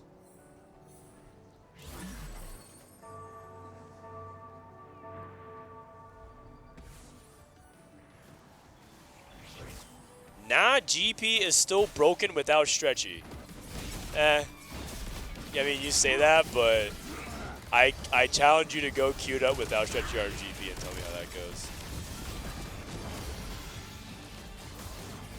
I mean, he's broken early game without Stretchy Arms. But like late game, he's nothing special. From my, at least my impression was. Are there any heavy favorites? The favorites was Falcons and Corner Frodan. They lost 0-2 today. Well, okay, the thing is, it's TFT. Like, is there anything as such as a heavy favorite in TFT? The whole point of TFT is, like, anyone can win. Like, I feel like the odds for Falcons are like they're twice as likely to win as like the teams that like the average team, but it's still not that high of a percentage. And I would say that the lowest odds team to win, I would actually say going to this tournament, it was someone like EVOS. They could also win the tournament as well. That's what makes TFT interesting. It's also something that I think people like don't like if they want consistency, it like frustrates them. But that's like one of the selling points of the game, that anyone can win. Even you guys, 4 of you jabronis in chat could literally fusion dance and show up to EWC and roll for Gangplank, and probably win. Because let's be real, GP is that good. It makes you guys potentially a contender as well. But that's what makes it interesting and worth competing in.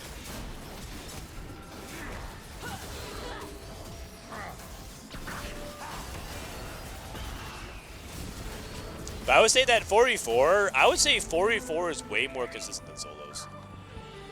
As in, like, I would say that mistakes are punished pretty hard in 4v4. And I would say that there's a lot of ways you can make mistakes compared to solos. That's my take on it, though. I know that some people, like, I know, like, Disso, for example, doesn't like 4v4 very much. I think because he's just generally been, like, a person that, like, wants to focus on solos. He's very individually minded. He doesn't even have study groups, right? Like, Disso's, like, an exception to, like, a lot of the top level because he doesn't really study with other people. And that's reflected in his, like, his desire to play solos versus 4v4. But a lot of people, like, really view this 4v4 in the same way. Alright, end of stage 2. Is Shredden trying to pull off another Monster Trainer Smolder game? Level 7. Smolder. Looks like he gets an easy win here. Fast Night doesn't exist this patch? Not true. It's just not easy to pull off. But Fast Night definitely exists. Did Garen 4 or GP win the game? The Garen did, actually. KKDJ, thank you for the prime. Okay, Gangplank 2 for Lucas. Okay, so the 2 GP players did not end up win streaking a lot. In fact, it's like the Mundo players that drove tempo. And then some of the Prodigy stuff. I mean, Watch Tech is reasonably healthy. Thrill Seeker for Juggernaut. I guess Aki is a really big X Factor as well. The Crystal Gambit. Crystal Gambit into Sorks. Did he double down? He already doubled down. So the theory behind double down is so that you can get extra resources, so you can cap higher than a lot of opponents on stage 4 and just spike. But on Scuttle Puddle, everyone gets a lot of resources anyways. And so, is that even a reliable strategy? I feel like on Scuttle Puddle, the advantage of playing Crystal Gambit is reduced. Okay, his items are so good. What is this? Shojin, JG, Morello, almost a guard breaker. Okay. See if anyone's going to grieve him. I don't think anyone's trying to grieve him, right? Is Lucas trying to stop him? Not really.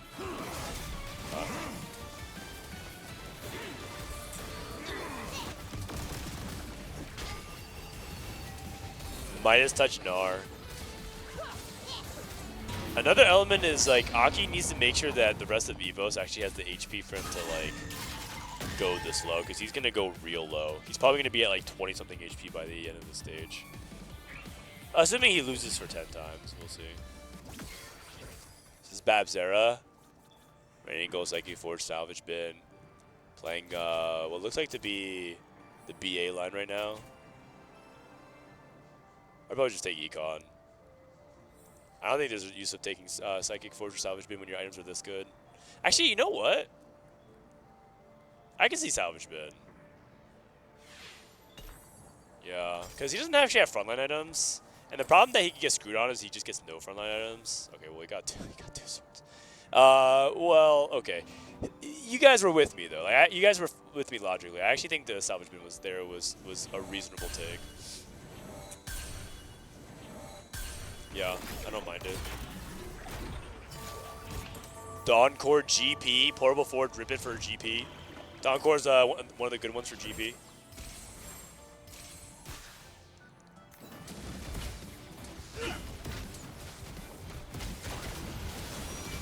The reason why is because Dawncore reduces your max mana for the ability to cast spam cast, and so just reducing GP so that he's spam casting is really, really powerful. He really likes it. And it also gives AD. People might not remember this in Dawncore because I think it's an AP item, but it actually gives 20 AD, which is not bad. 20 AD is pretty solid. Aki hasn't cashed out yet. Oh, he took quiet quitting. Oh. Can't use your shop. Jeez. Jeez. And now Ego Illusions is trying to open onto Aki. He's trying to open onto Aki, and Aki is going to try to sell. I mean, honestly, do you even keep the 4 Crystal Gambit? Don't you just sell? Oh, he's keeping Crystal Gambit because what if he gets a Spatula off Carousel and he can play for the 7? Oh.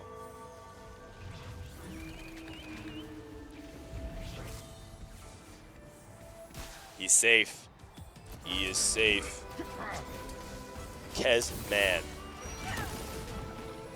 Kezman going for hefty rolls, Kale. Critical attack Grail. So that's basically like a Jewel Gauntlet on her. So her ability to crit. So he needs a Rage Blade.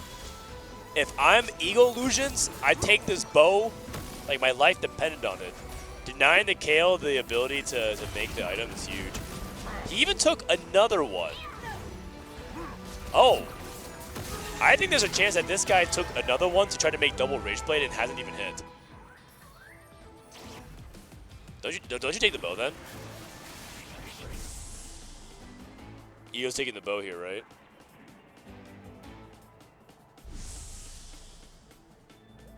Oh, the dagger in the heart. That's rough. So now what do you do if you're Kezman? You don't want to make like an item you can't slam twice. Oh, it's brutal.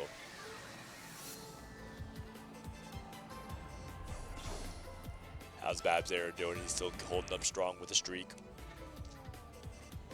Looking good. Smolder for Shred. KO 3, which is really big. Aki cashed out. He got an artifact Anvil. Okay. So his cash out was just artifact. But now he's going to lose 2 more. I said he's going to start the game with 20 HP. It might even be less than that, depending on how these fights go. He can't even sell. He doesn't even have his shop. He can't even sell the artifact to see what's going to happen. Oh, jeez. So he's going to lose. Okay. And Ego, he queued to Ego. Unfortunate timing for Ego. He was trying to sack until 3-5 and didn't queue into him. So some unfortunate matchmaking.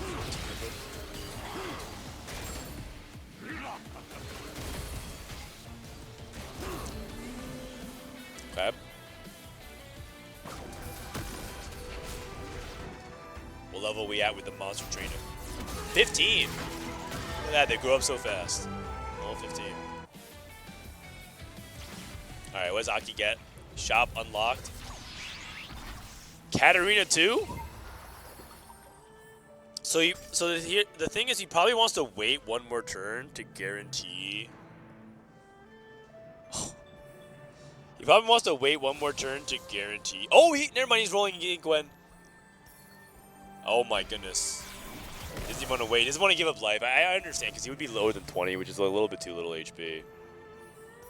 You don't want to be a true. You don't want to be like a true 2 lives.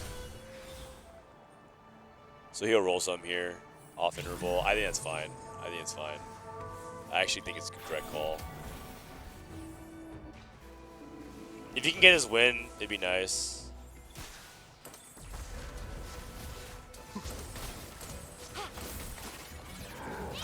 Puts the Carmines onto Gwen. He wants to wait for the artifact because if you wait for the artifact on stage 4, it eliminates some of the gold generating artifacts. out of your options. So if you wait till stage 4, you can't get Gold Collector, you can't get Mobile Mail, you can't get Gambler's Blade. And that's just important for maximizing your odds to hit something correct. Something good for the comp. So it's heads up from Aki. Okay, let's take a look at VCLF and Shredden. Okay, looks like they're cooling off here. GP2. Wow, Aki rolled to 0, but he made Rise 2. Okay. So the argument against making Rise 2 is that you still don't have enough gold. You don't even have Karma Pair. It feels like, again, that gold could be used more wisely into rolling for Karma 2. I don't know if I like that as much. Because Rise 2 is actually, believe it or not, Rise 2 is actually a frontliner in Swords. You keep him frontline very often. And like, just because you don't have any tanks and Rise doesn't actually do that much damage, you don't have items for him. GP. Oh god. What about trench coat? Oh god. What about trench coat for your frontline like Uncle Sante? Is that so bad? Oh bro, he's stun locked. You have to move faster. You can't take too long. Tiny Terror. Tiny Terror Gwen. Okay. I'm starting to think Aki is not going to make this comeback here.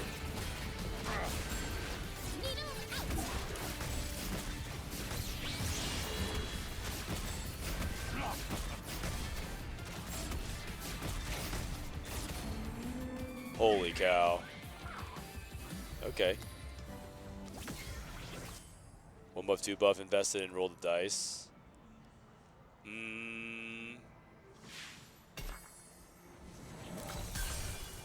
Okay. Oh yeah, he takes a duplicate because he wants to hit the Gwen. Ego Illusions with the roll down. 6 Sork. He took invested and rolled all the way down, and this is his board? Yikes. He's trying desperately not to go Wraith here. Looks like Kabuko 3 for Lucas. Watch take GP. Kesman hit the Kale 3, is now pushing levels. He's taking invested to get to level 9. Shredden took Coronation. Looks like Cassante is pretty popular in this lobby. I think it's going to be hard to hit. What I don't like about the Smolder board is that the front line feels pretty sus. He also doesn't have like efficient on Smolder, which I think is really important. I think this Brato's pretty bad.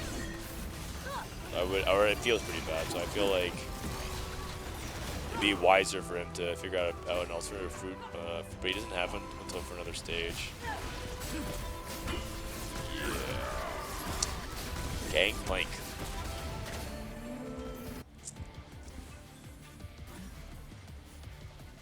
Looks like Gangplank is now driving most of the lobby right now. Looks like Gangplank 1-2. And then we have BA Prodigy. So basically it's everything at the top is holding serve. It's the comps on the bottom that are going to make the difference maker. Who outplaces who? Kesman is trying to get to 9. He's at 34 HP. He made double JG, by the way. He didn't even make the rage. Oh my god, he didn't even get Rage Blade. He's making double JG. I just realized. Oh, it's so horrible. It's so horrible. Holy cow. He had to make double JG. We're playing CN Kale. I just realized. That's not good. Okay, loses. Ego got the win. They're playing a bunch of scaling stuff like Smolder and Kale. You know, I'm not really liking EVOS' spot. I think TL's in the driver's seat here, but we'll see. It depends on whether or not one of these players can like hit Gwen 2 or something like that. No Gwens.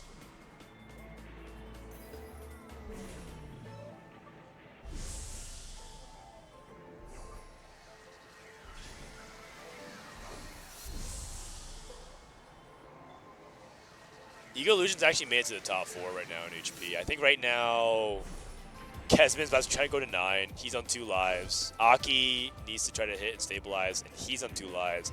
And they need to have WashTech trade HP. WashTech is at 85 HP. He needs to start giving it for his team. He needs to start giving team life to his team. All right.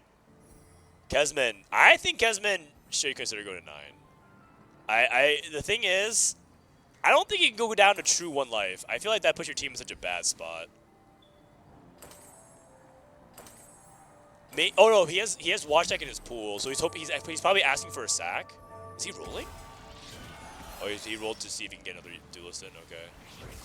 He didn't. He's going up against Babzera though.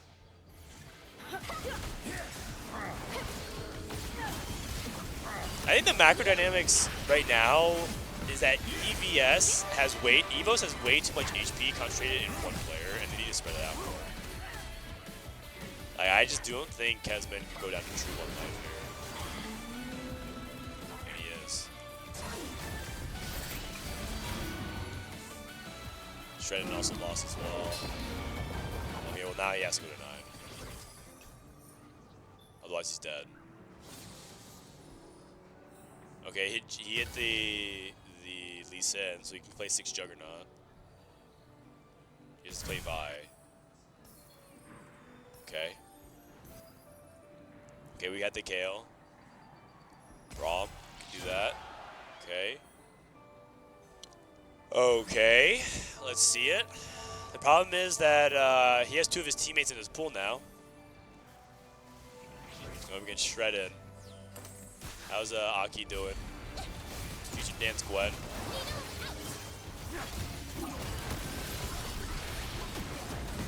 He ended up going Lich Bane on Gwen, by the way. Not ideal. But hey, he gets the win over Babzera.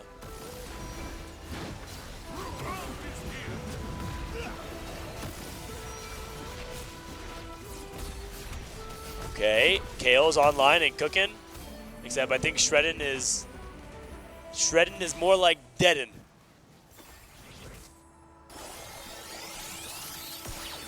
$25, bro. This Smolder, I feel like Smolder it's just taking too long.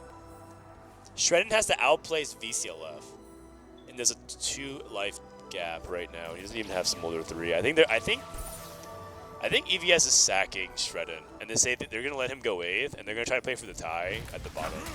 So then if they're gonna try to play for the bottom, what they want, what EVOS is wanting is that Shredden goes 8th.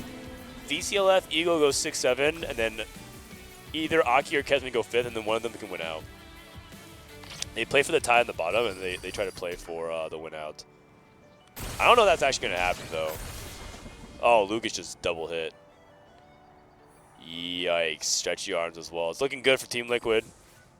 WashTech just hit as well, but he only hit GP 3. Shredden hit Smolder 3. Okay. Okay, a chance perhaps.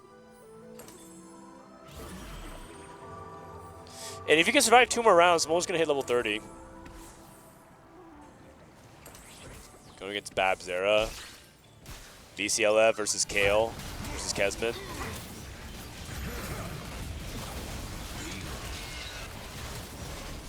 Got double strike Kale.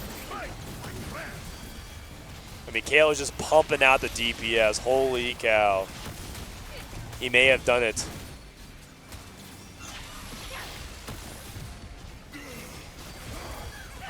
Jesus, this KO is so strong. Oh, kind of close. Oh, Shredden's dead. Okay, VCL lost. Aki's on a win streak. Ego lost. WashTech is trading his HP. WashTech removed for probably Aki, right? Yeah. Okay. I would still say that Team Liquid's in the driver's seat here. But it's playable. It's playable for EVOS, even though they lost.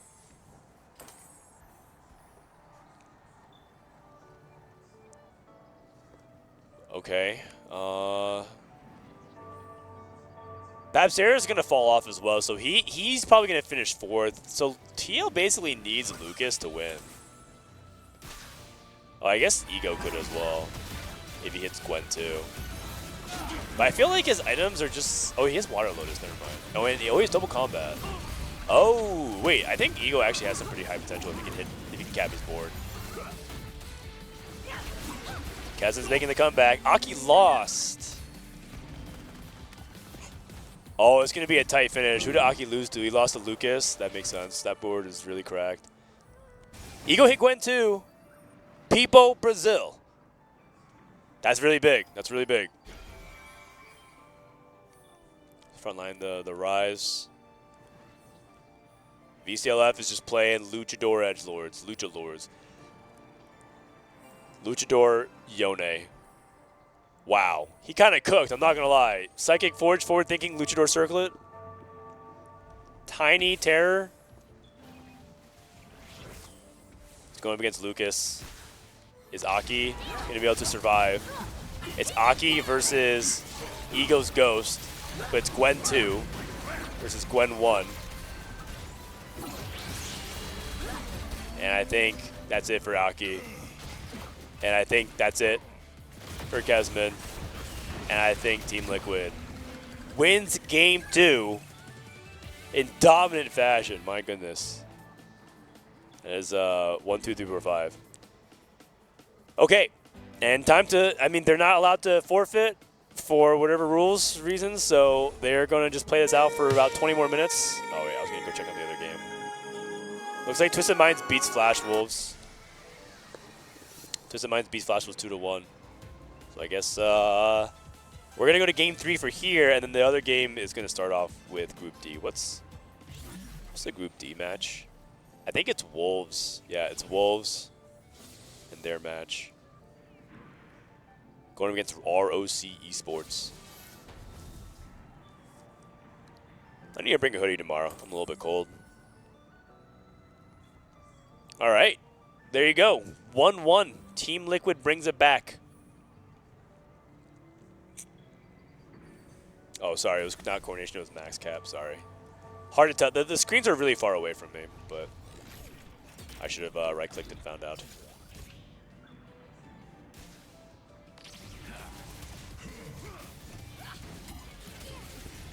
Oh.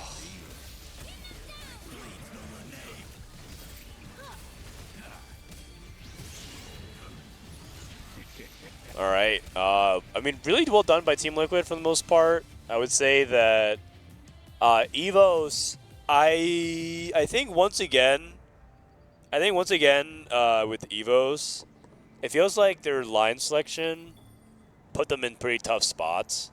I think about the Smolder line, and I just don't think that Smolder was the right call in that spot. It just took too long to scale. Like, we've definitely seen good Smolder spots, and we've seen some bad Smolder spots, and I would say that's probably a bad Smolder spot.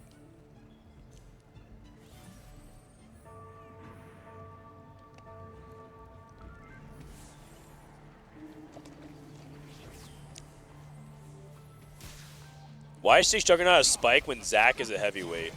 Because Kayle just purely cares about her front line. She will basically scale as the fight goes on. So if the fight lasts long enough, she just kills everything. So you just pretty much try to get as much front line as you can in front of Kayle. She doesn't need more DPS. But like Kesman got screwed by the fact that he couldn't get Rage Bait for a while. And then he pushed 9 early before he wanted to. And then he didn't have the lives to actually manage it. So it was just kind of tough. It was just like tough across the board. All right, I'm going to take my final bathroom break if I can. And then why don't we turn up the casters and then keep the B stream on for a bit. All right, I'll be back in a couple minutes, guys. Thank you.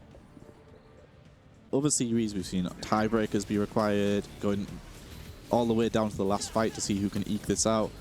These have been 2 pretty one-sided wins in either direction. Yeah, you could have watched either game on its own and not in the context of back-to-back, and you would have just assumed that one team was a lot more dominant than the other. It's just the way that they've been playing the game, the way they've set themselves up. So it's going to be interesting to see this final game and see if it appears one-sided or if it's going to be seem like a close one to close out the series, as we've seen quite a lot of different TFT and a lot of different boards, but we'll just have to wait and see.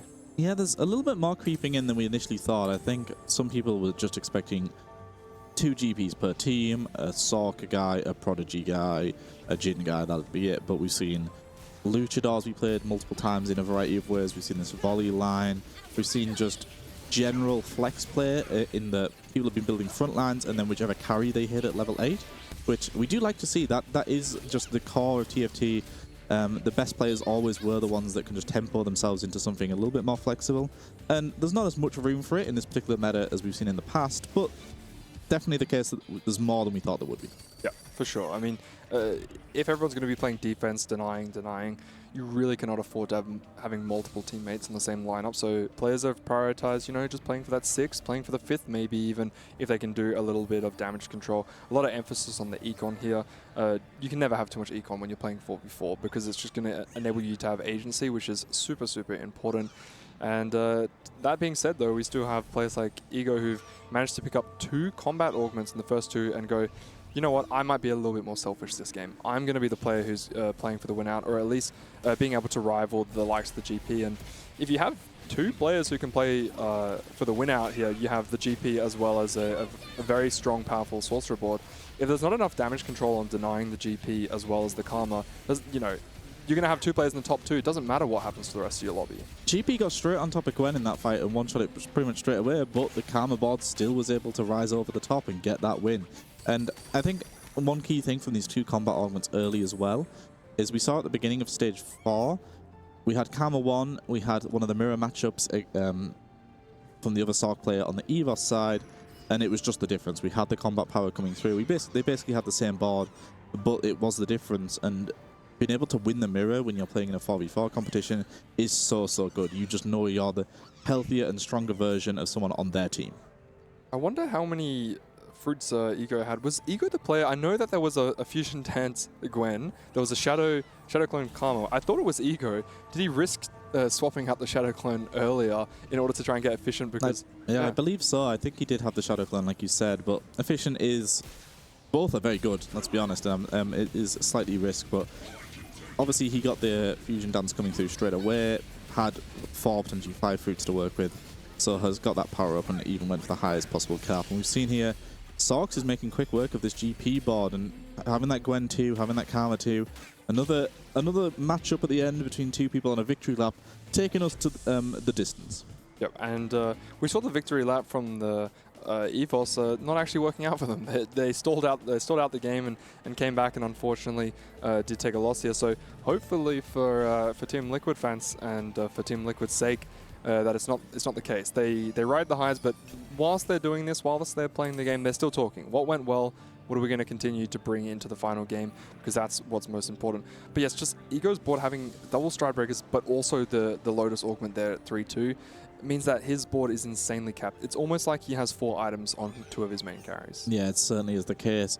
I do want Riot to show a little bit more love to this Ryze unit. Why is our backline carry just a wall? Just, oh, it's a strategist, it can go in the front line, it can stall. This Ryze unit, we've seen it time and time again, it gets 2-star, there's no point in putting an item on it, it doesn't do enough damage, and I do feel a little bit bad for him that he's the hardest worker, his traits are great, we need him on every board, and then he just gets sacrificed in every single matchup at the end. I think he got enough love in the first patch, maybe. That's very true, yeah. Yes. Everyone wanted to play Ryze. No one loved Karma. No one wanted to play around this unit. But now look at her. Look at the domination of the Sorcerer board. Very, very powerful and has a lot to go with. And look at TL. The comeback has begun. Being down 1-0 and now coming back with a Game 2 win means it's just all down to this last game.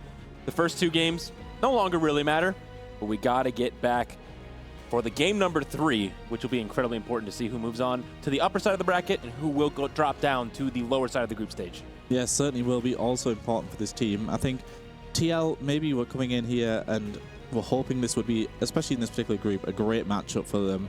They looked at this EVOS squad, but EVOS picked up that first win in the first game, and TL have responded in a great fashion. So ending off the day here, going all the way to 3 games is exactly what we want to see. Yep, and just showing that resilience, their ability to play clean 4v4 TFT. They had a lot of matchups in towards the later of the game where they were sacking for their teammates. They played good defense, showing that, you know, what game 1 might not go our way, but we are the favorites and we are a strong side with a lot of preparation. When it comes down to it and we have the position and the setup, we can perform.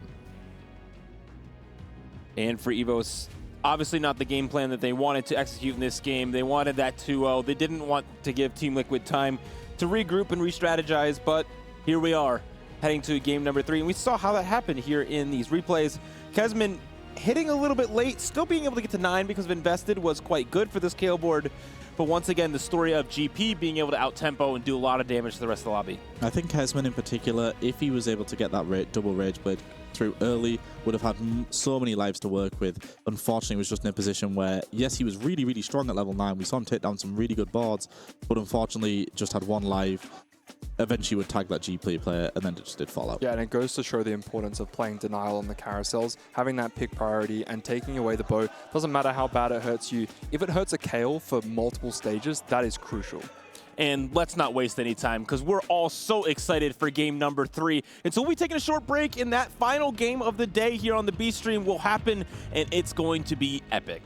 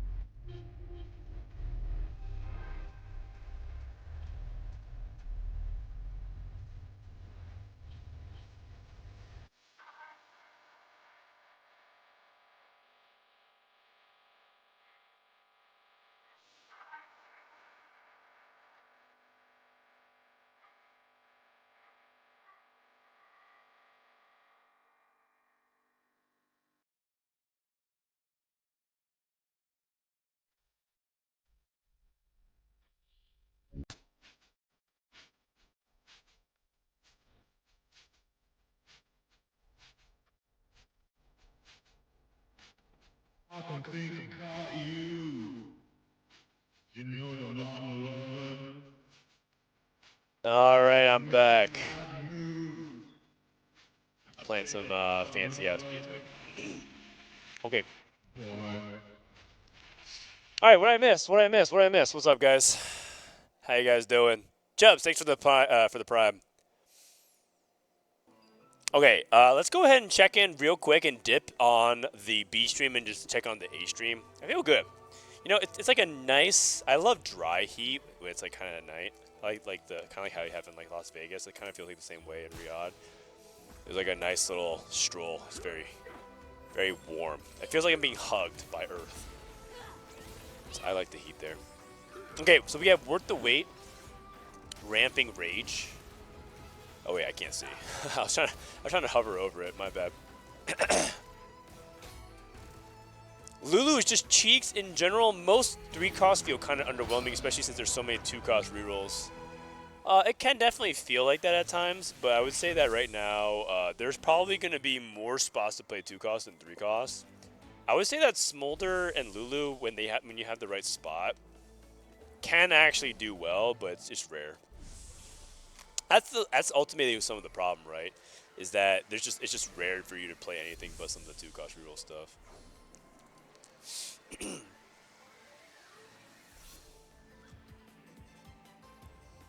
Okay, this is ROC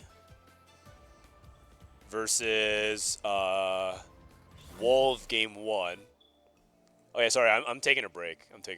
Also, the break. Sorry about the length of the break. That was partially because the line was so long. I'm back. Somehow, the bathroom was literally all full, and the next one was broken, and the next one was closed. So yeah, that took a while. I didn't stall or anything.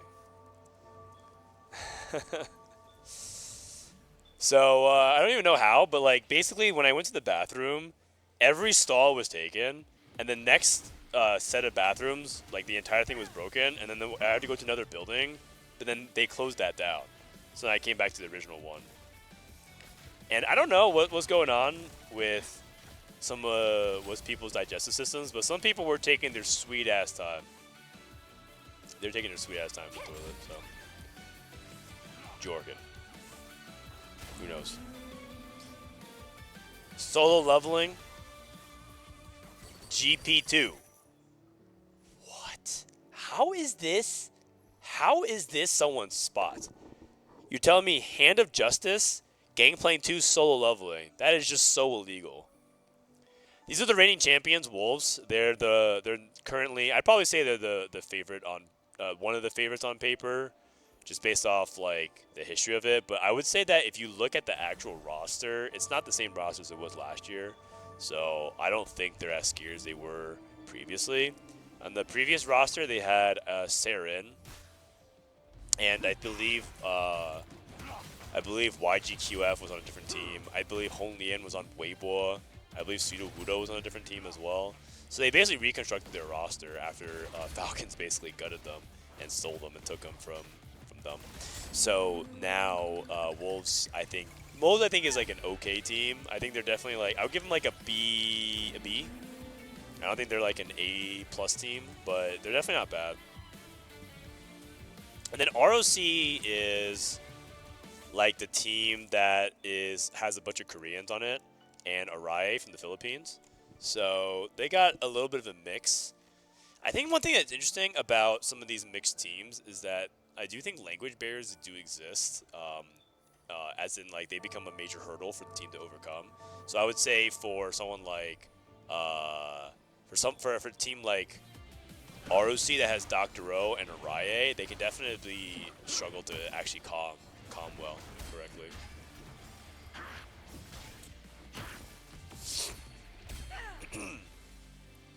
Everyone is shading themselves with this GP meta. Yeah, good one. Good one. All right, do we have the lobby ready to go? Looks like no. We have to figure this out somehow, because I can't actually spectate the other game. I believe they're getting ready to go though. So that's the ROC and the Wolves match. This is what's coming up here with Team Liquid. Dude, VCLS got the sunglasses on. My goodness. This is EVOS. Okay. I think we are ready to go. Give me a sec to tab into the game here. Okay.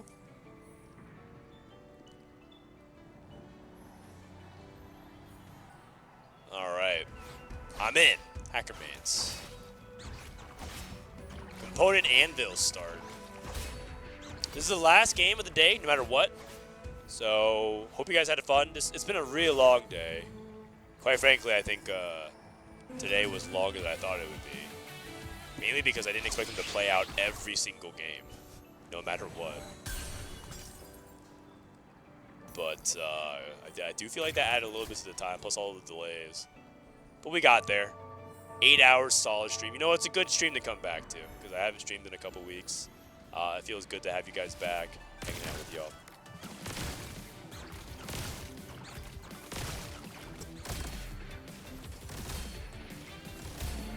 Jordan, did you see that Kale nerfs on PBE? Doesn't seem like they're gutting the comp. Yeah, I'm not sure. I haven't looked at PB, quite frankly, because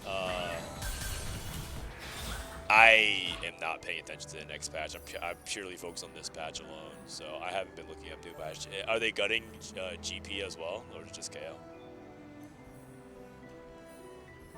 Okay.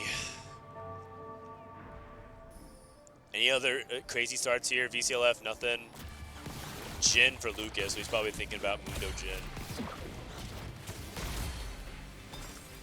GP. Okay, so Lucas has the GP start. Kesman. Hard Bargain, Epoch, and Preparation. Let's take a look at Team Liquid player. Let's look at Babzera. Ooh, Double Trouble. I don't think Double Trouble is something you would take here, though. The problem with Double Trouble is that I don't think there's many good rerolls that complement it right now. 2-Trick. Oh, wow. 2-Trick into Janna 2 and Malphite 2. Oh, wow. That's actually crazy. Worth the wait. Syndra 2. Okay. That's actually not bad. You got Rising Chouse as well. Waj Tech. Midas Touch. Gangplank. Then Ego Lucian. Oh my god! Really? He took Hard Bargain? You cannot choose your character rewards, gain additional 4 health and 9 gold on each character reward. I thought that this augment is unpickable in 4v4. Oh, but you know what? He already has all his items perfect already for GP. Okay. It's better on component anvils for sure. And then the thing is, he might also, like, it's not that big of a punishment if you are early in the picks, as in like if you have high HP. It's really not that big of a deal if you end up having 100 HP and you just like are last pick anyways. But if you're first pick, sometimes you just can't really take the thing that you need off carousel. Like one time we played Hard Bargain, and Setsuko took Hard Bargain. He was Sorcerers, and he just couldn't take Gwen off carousel. So he like just let it go to the other player, and they got the Gwen, and then that just gave us a lot of trouble. The downsides of this augment are pretty severe, so I'm personally not a fan. Let's see if you can make it work. Let's see what else we got. We got Caretaker's Favor. We got Supreme Cells. Cassante. We haven't seen much Cassante outside the first couple of groups. The first couple of groups had a lot of Cassante, and then it feels like people pulled off on him. Now we might see Cassante come back again.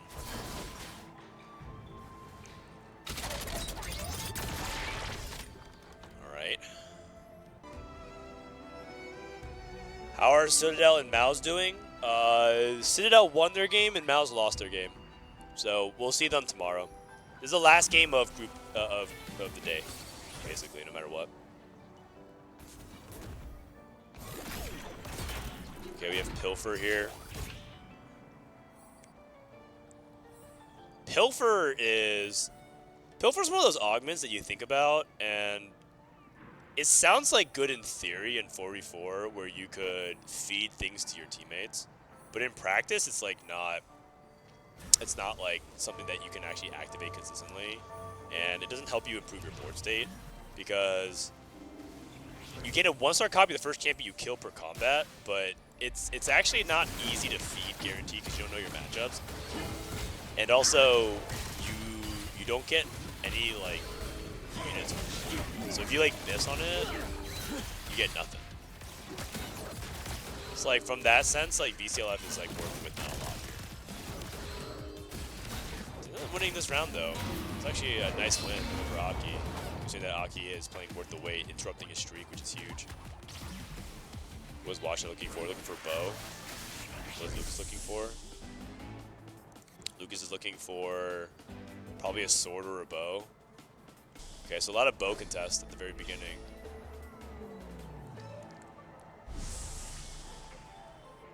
VCLF is playing Sorks, looks like he's taking glove for the crits.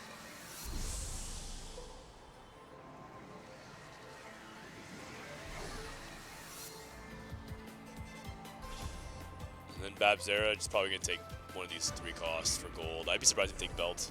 It's a little bit too much of a hit for your econ by taking that. Okay. Jin 2. It's pretty early Jin 2.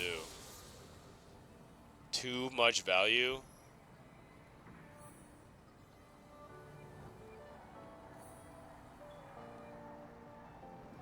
Holy cow, okay.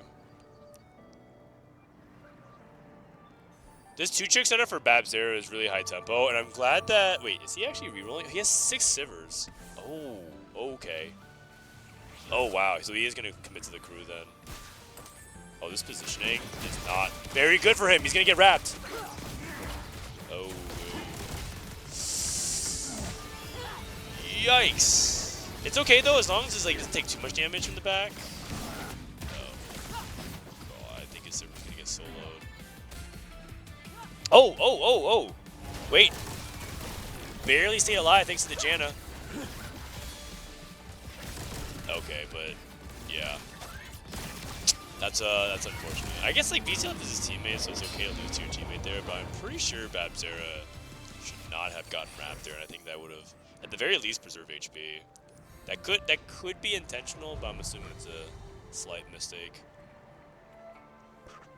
And those kinds of errors just do end up adding up a lot, especially if you can get into a spot where you could reroll with crew and be on a win streak. That would have been really, really good.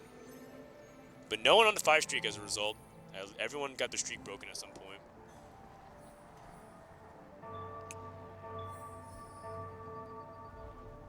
Four Supreme Cells.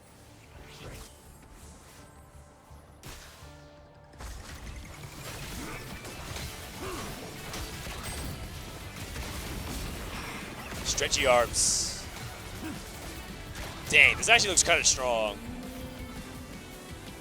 Not the stretchy arm part, the 4 Supreme Cells. Looks like he kind of chopped it up real quick. As super, super fast.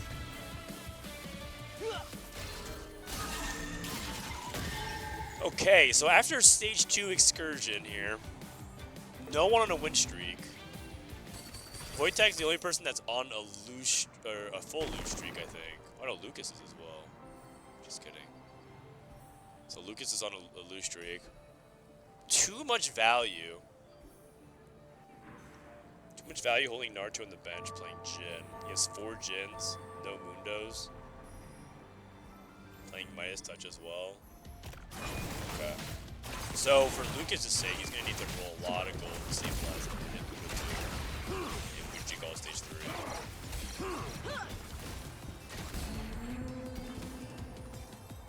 Another frontline item. Okay, this is getting a little bit awkward where you're going to have 3 frontline items and only 1 backline item, but it should be fine.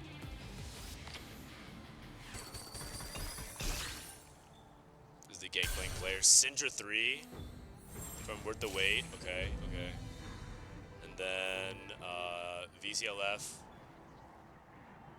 Sivir 3 for Babzera. Looks like he's rolling for the crew.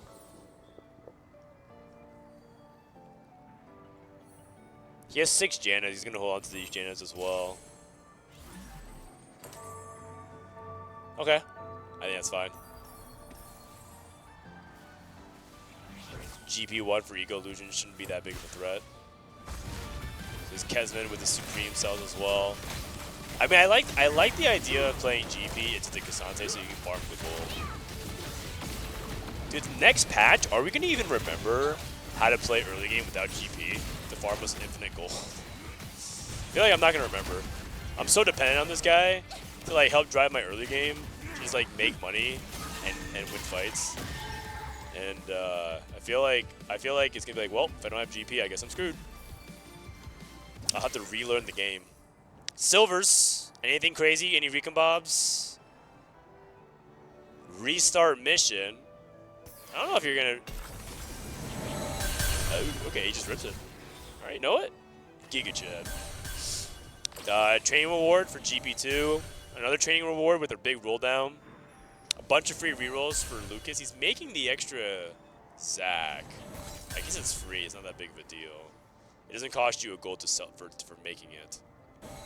Gangplank. Another training reward as well. Dumbify. This dude is so broke and he took Dumbify. Okay. Place bow. I mean, how much gold does he get? 15? 15 gold. That's okay, I guess. Band of Thieves. And the restart mission. Okay, I think based off what I'm seeing, I think that TL spot is pretty good. But like, it's kind of hard to say. I actually think that they're still pretty evenly matched at the moment. Like, I don't think any team did a decisive advantage at the moment. Oh, this Mundo's so tanky. Mundo's so OP right now. That's another unit that I think people are complaining about now. Prismatic is so strong. It took us a while to kind of discover how insane he was. Like, it took like a few days after the patch. But man, this Mundo unit is not normal. Just takes so much. Actually, Mundo single-handedly like kind of brings a bunch of units to the front. Like, people think like the comp's about Jhin, but in reality, it's a Mundo comp. It's not a Jhin comp at all. Mundo's what really drives it. Okay. Uses a duplicator here on Mundo too, because he recognizes he needs to win. Because the thing about this Mundo is that you have to actually win like now. You can't stall out. You can't just like, well, you know, I'll slow roll my gold. Eventually, I'll get to the 2 stars. See what I might do for the 3 star. You have to actually use it.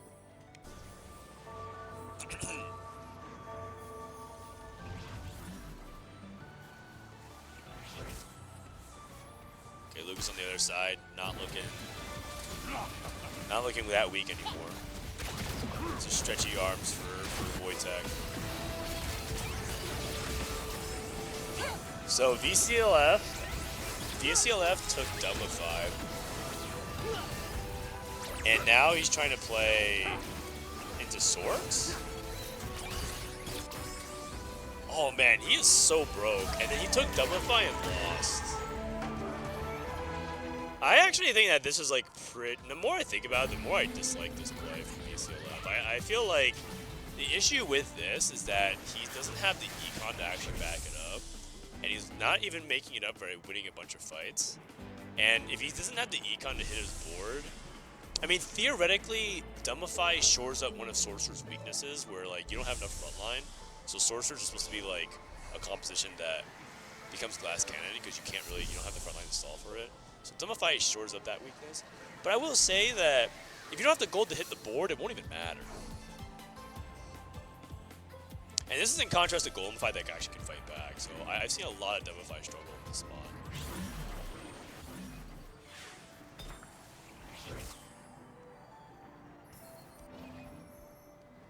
Okay. Shredden, by the way, restart mission keeps the streak going. Looking good. Good level here. It's pretty cheap to level. You could level and still make 40. But he's holding some units. He's holding like Jhin, bringing him 9. I feel like the level's kind of nice though to keep the momentum going. Okay, so he chooses at the last second to go for it.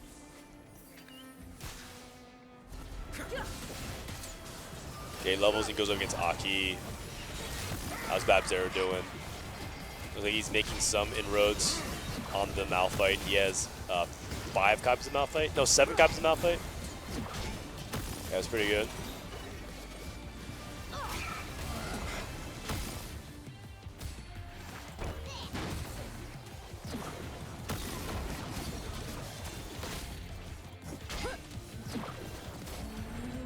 All right. Still not getting like any of the wins though, so a little bit unfortunate there, but it's okay. Eagle Illusions.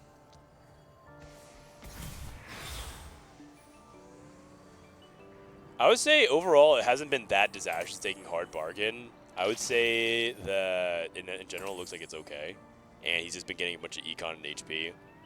So far, not that big of a deal that he can't pick. And he's getting components for winning as well. VSC Love did win, level 730 at 3-6. He's playing Star Guardians. As in, like, he's going to commit to this line, or is he playing Star Guardian in interim? It has to be in the interim, right? No way he would commit to Star Guardians like this. He might not have a choice. He might be too poor to actually do anything else. I even think this level 730 is kind of questionable because, like, I don't think that he's going to be able to go to level 8 any time. Even if he goes at level 8 at 4-2, he's going to be really poor. He probably thought that, like, because he won the previous fight, he should probably win again. But I don't even think he's in a position to even consider that.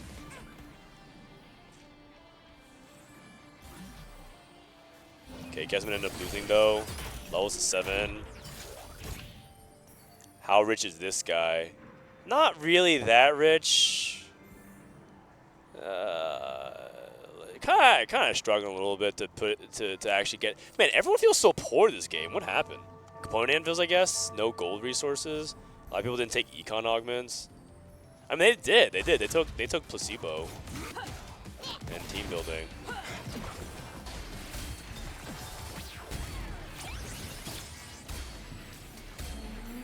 He just feels really poor to me. I don't think he can 4-1 it. No one can 4-1 it. 4-1ing here, he has like 30 gold. So he's just gonna have to wait one again. Gangplank 3 for Void Tech. That is just crazy, man. These Gangplank players, how do they do it? How do they do it? Tell me the secrets. That would be rank 1. This guy has 2 Casantes on 6. He's already preemptively denying Kesman from it. This is actually really smart. So Team Liquid has identified that Kesman's the weakest player, HP-wise, and if he never hits the Casante, he's in a really, really tough spot. So Team Liquid's focusing on targeting Kesman at the moment. I think that's wise. Kesman not slamming his second flail, or sorry, his striker's flail. He's committed to holding this. I feel like I would just like put on Lucian or something. You never know, it might kill one extra unit. Okay, probably not.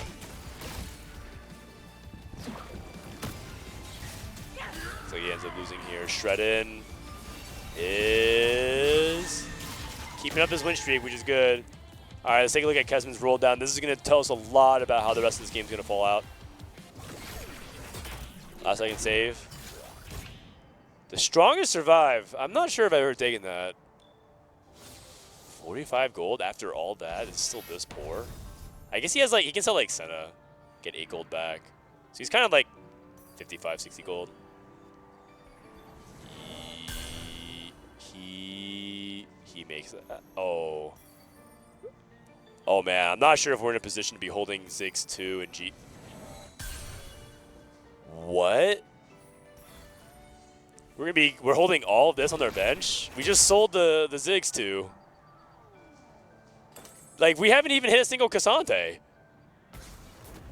You know what, maybe it's fine. Maybe Senna's maybe it's fine. Senna 2, Cassante, no diff.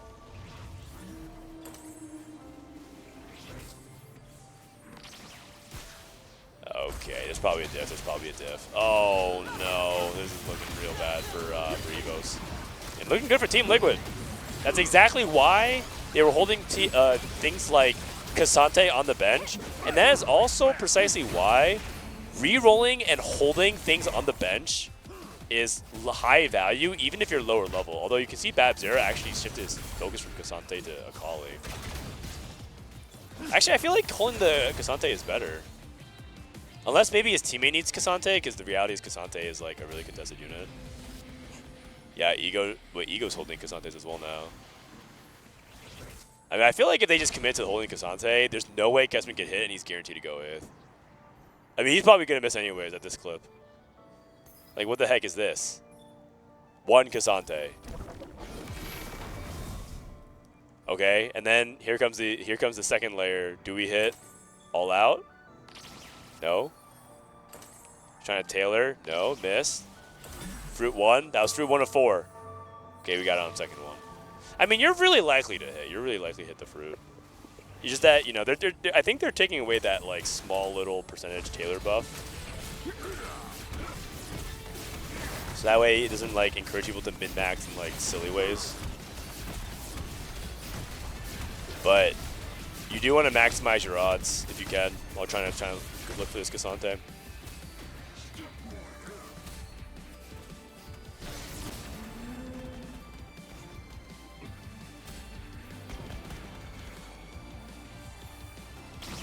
VCLS lost again.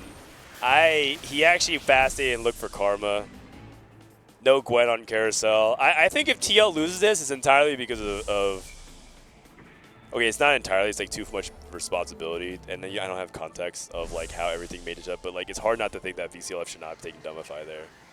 I think he puts his team in a really, really, really tough position, and I think that a lot of the advantage that they have from like Bab's era having like an early streak and everything like that is like nullified. I'm actually very, very surprised that he went with this line. But if he hits, he hit it Karma too. If he hits Gwen, you know, like I can see why. I can see the logic behind what can make it good. His items are not good either. He's playing blue buff JG Giant Slayer.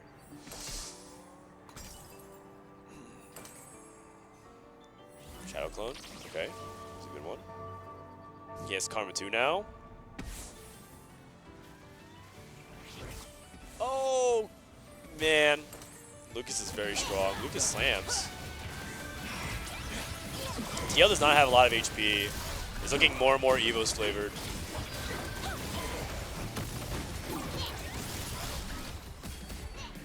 Yeah. Oh, Doublefy is like doing a good job stalling, man. Look at this dummy just tank forever. That's like what you were thinking, hoping that would come to.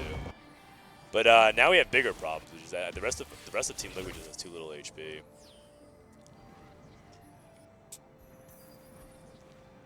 Okay, it's probably too unfair to say that it's Dumbify and the Sorks thing, especially because Lucas does not have a lot of HP as well. He took too much value, training reward, and heroic grab bag.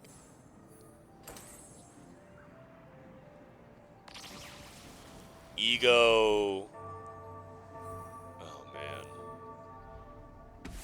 Does not have stretchy arms gangplank. I mean, okay, if that's happening, then TL is just in a really bad spot. They don't even have GP. They don't even have GP with stretchy arms. And Lucas is playing Mundo, which is supposed to be like an HP tempo buffer for your team. And Lucas is looking like he is in danger of going A. Oh dear. VCLF down to 1 life. Lucas down to 1 life. Babzera down to 2 lives. This is looking real rough. Real rough. I think this is going to be the beginning of the end for Team Liquid. But you know what? It's good for Team Vitality because Team Liquid's above us in the standings. So Team Liquid, I'm sorry, man. I got to be hate watching. It's actually good stuff for us. I mean, bad for them, bad for Falcons today, good for Vitality. I consider that a dub. Wrap it up. Okay, but actually I kind of feel bad because, like, I feel like their spot was in a pretty good, they're in a reasonable spot. And then this Doublify pick was just, it puts them in a spot where it's kind of the same thing as KO. Like, all of a sudden they say, okay, if you give me time to scale and get to my end game board state, I could probably make like the major comeback. And maybe he thought his spot was bad because he needed to get to that. He needed to make a big risky play like that. But I feel like the combination of like Pilfer and Dumbify is just like so optimistic you have to like hope that so many things go right in your favor and your team's able to have the HP to trade to you. And he's just never going to get to that point. So I would say that there has to be something wrong with the 2-1 macro here for Team Liquid. And then like you also look at this spot with the Mundo. This Mundo is supposed to be the HP sponge, the buffer for the team. What Aki did with like this worth the wait is kind of what Lucas needs to do with the Mundo, and that didn't happen at all. And the fact, like, you know, things did not go right for your Mundo player if they go 8. Like, it's supposed to be like a guaranteed 6 at worst, and that's like the function of the comp, with like an upside of getting out the top 2. And the fact that he's like almost 8th place just tells you like how this game has actually gone. It has been sort of a disaster here for TL. And Babzera is now down to 1 life. Ego's down to 1 life. Oh my god, Team Liquid collectively has less health than their 3rd place player. What? Oh no, it is so over. Team EVOS is going to beat Team Liquid. All right, wow, EVOS with the upset over TL, I would say. I mean, I think that, okay, I personally think that EVOS, even though they're not a strong team on paper, like individually, they're not very accomplished, and a lot of people consider them to be pretty sizable underdogs. Like, I don't even think, like when I watch some of their games against other teams, they actually beat Falcons in scrims, for example. I didn't even think they were that they can't be that bad if they're beating Falcons. But I do think that they also made some fun plays this series, and it all worked out, which actually makes them a really fun team to watch if you really think about it. EVOS is taking things like Worth the Wait into Recombob. They're literally taking like YOLO pivots into Smolder, and they're still winning the series. I mean, that feels like a team that's pretty fun to watch. They do some crazy plays, and it worked out this series. And Team Liquid with the 6, 7, 8. In fact, I think VCLF is likely to go 5th as well. A 5, 6, 7, 8 to wrap up the day. Brutal one-sided domination for EVOS. Holy cow! All right, let's very briefly check in on the A stream, see how they're doing. This is the end of the game here. Brief check-in. Wolves. Looks like Wolves has 3 players in the top 4, and ROC has 3 players in the bottom 4, so it's going to be a win for Wolves. So Wolves is going to be the last, or they're going to win. They're going to be up 1-0, and they're 1 win away from being able to go to the winners match and be the last team to join us there. And then over on the B stream, EVOS and Rapture, Team Liquid and Reflection. This game was not close. This game was not close. Something went wrong here.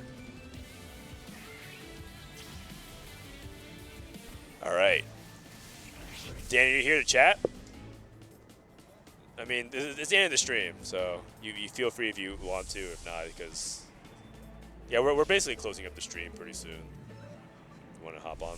All right, guys. I have the big bossman of Vitality joining to hang out with me and yap a little bit about it. EWC as we close it out. Can we have our second mic up? All right. Are we good to go? You're good to go? Yeah. Okay. Yeah, I can hear you. All right. So the guys, this is the man that makes it all happen. Can I adjust the key? White cam. Yeah. The 2x cam. So this is the man that makes it all happen for Vitality, Danny. You're a big believer in TFT, and you're a big reason why everything comes together. So, and Vitality's been doing well at EWC overall. Yeah, I mean, just hate watching Liquid. Obviously, it's some fun. But I know your viewership is probably also supporting NA. So for NA, this obviously feels bad. But yeah, we have. Well, they're Americas, but yeah. Yeah, fair, fair. Yeah. Okay, well then, we can fully hate watch them, right? Nah, I mean they're cool, man. We love Brazil around these parts, especially Setsuko. He's a big Brazil fan. Yeah. No, actually, yeah. I mean, we've now been invested for a pretty long time in TFT, right? Yeah. Like, especially with these guys. A lot of fun last year already, so hopefully they can take it even further this year. Let's see. What's it like having to manage someone like K3 Soju and Setsuko when you like have to deal with them from a GM perspective? Yeah, I guess I'm here to make sure that Setsi keeps their pants on. Yeah. And, well, mission failed. I'm sorry to regret that. He did not do that. Everyone logs into their own accounts, you know. Probably starts there, but 0 for 2. It's okay. Yeah, I mean, we already had this last year when we had the media day, EWC, first day, Soju came down and had a Thieves hoodie. I was like, yep. 100 Thieves hoodie, Great that's start, right. That's right. great start. But no, I think we went through a lot of things already, including the last year quick roster move that we had to do with Toronto Tokyo. That was obviously quite brutal of us as well. But no, I'm super happy to have the vitality, and I think even though we have a lot of action, sometimes good, sometimes bad, I think we also have a pretty cool community behind the team as well, and especially in France as well. You went yourself to Paris, right, to Beehive? I did. Paris was really good. The Vitality facilities is actually really... I have a bunch of pictures and videos, but I'm just like waiting to go home to share it. But it's really nice. They did a really good job taking care of the boot camp. And you guys coming back for TFT Open most likely, right? Oh, well, I mean, they are. We gotta talk. We gotta talk. I'm actually not on Vitality in like 4 days. In 4 days, I think I'm actually kicked off the team. But that's okay because we're gonna win and it'll be a good way to go out. I can retire as a way. I want to let you know something. I actually, with this win today, is my first ever win as a coach of TFT because last year I was on Fnatic and we went 0-2. We didn't actually. What do you think is the difference between the two teams now that you have experienced how it was last year in Fnatic and then with these guys here in particular? What's the biggest difference? So many. It probably would take too long to kind of go through all of them. And I mean, I eventually probably want to do a full length like breakdown of it. And also, I don't want to give away too much of like the players behind the scenes until after the event's over. But I would say that the first thing is pretty much just sort of the team cohesion. I would say that these guys are friends, and it's hard to tell sometimes. But that's sort of the charm, right? So you don't want to mess with it too much. But they argue and debate and talk and just nonstop just yap about TFT on a pretty like intimate level, and it feels like, oops, sorry, my watch is trying to join the conversation. And that dynamic was very different from Fnatic because Fnatic felt like a bunch of individuals, like they were like friends. They weren't like close friends except for maybe Weijin and Malala. Yeah. Even then, they weren't on the term where they could confront each other. Like, the thing about the Vitality guys is they're not afraid to confront each other very directly about things, and I think that's a really unique thing about the team. You know what I found fascinating when I was officially their coach last year, ironically enough, so I brought them some waters. That's all I was able to contribute, but listening into their voice comms was interesting because I also got to learn about them as the yappers, the loud voices in the rooms, but once the game actually turned on, like they flip a switch and were so productive, efficient in communication. I did not expect that at all. Yeah. It's fascinating. I hope I can like release a little bit of some of that. I have some of that on my phone just for like the fun memories of it. It's really interesting. That's probably not what the community would be expecting. I was surprised about that. It's very calm. It's very calm because in 4v4 there's so much going on. There's a lot of mental load. And actually it's really exciting because I think that if 4v4 was a format developed even further, I think there's an immense amount of growth, both in like the individual, the team play, the theory behind 4v4, the format itself. But you have to keep things calm and collected because everyone has so many things going on. You have to consider what everyone else is doing on your team at all times, and you only have 30 seconds to execute your turn. So it's just like a lot. So I mean, overall, I don't have to convince you that 4v4 format is pretty good, but overall, I would say that it's been great. I think this EWC as well, they clearly like invested more to level everything up from the stage to even the Costream setup. You remember last year I was in just like a closet, like literally. I was in just some closet with like a backdrop with like a single Elgato stream light. Now there's actually a full-on production studio, which no one showed up for. I'm just here just by myself in an empty studio for like 8 hours talking on a 5-minute delay to chat to nobody. And I'm just like, man, I'm going crazy. Yeah, I literally chatted to guys and I was like, wait, I can show you. I was like, okay, I will go check on him because I messaged you on Discord. I haven't heard anything back. I'm like, let me check if Frodan is still alive. No, I'm good.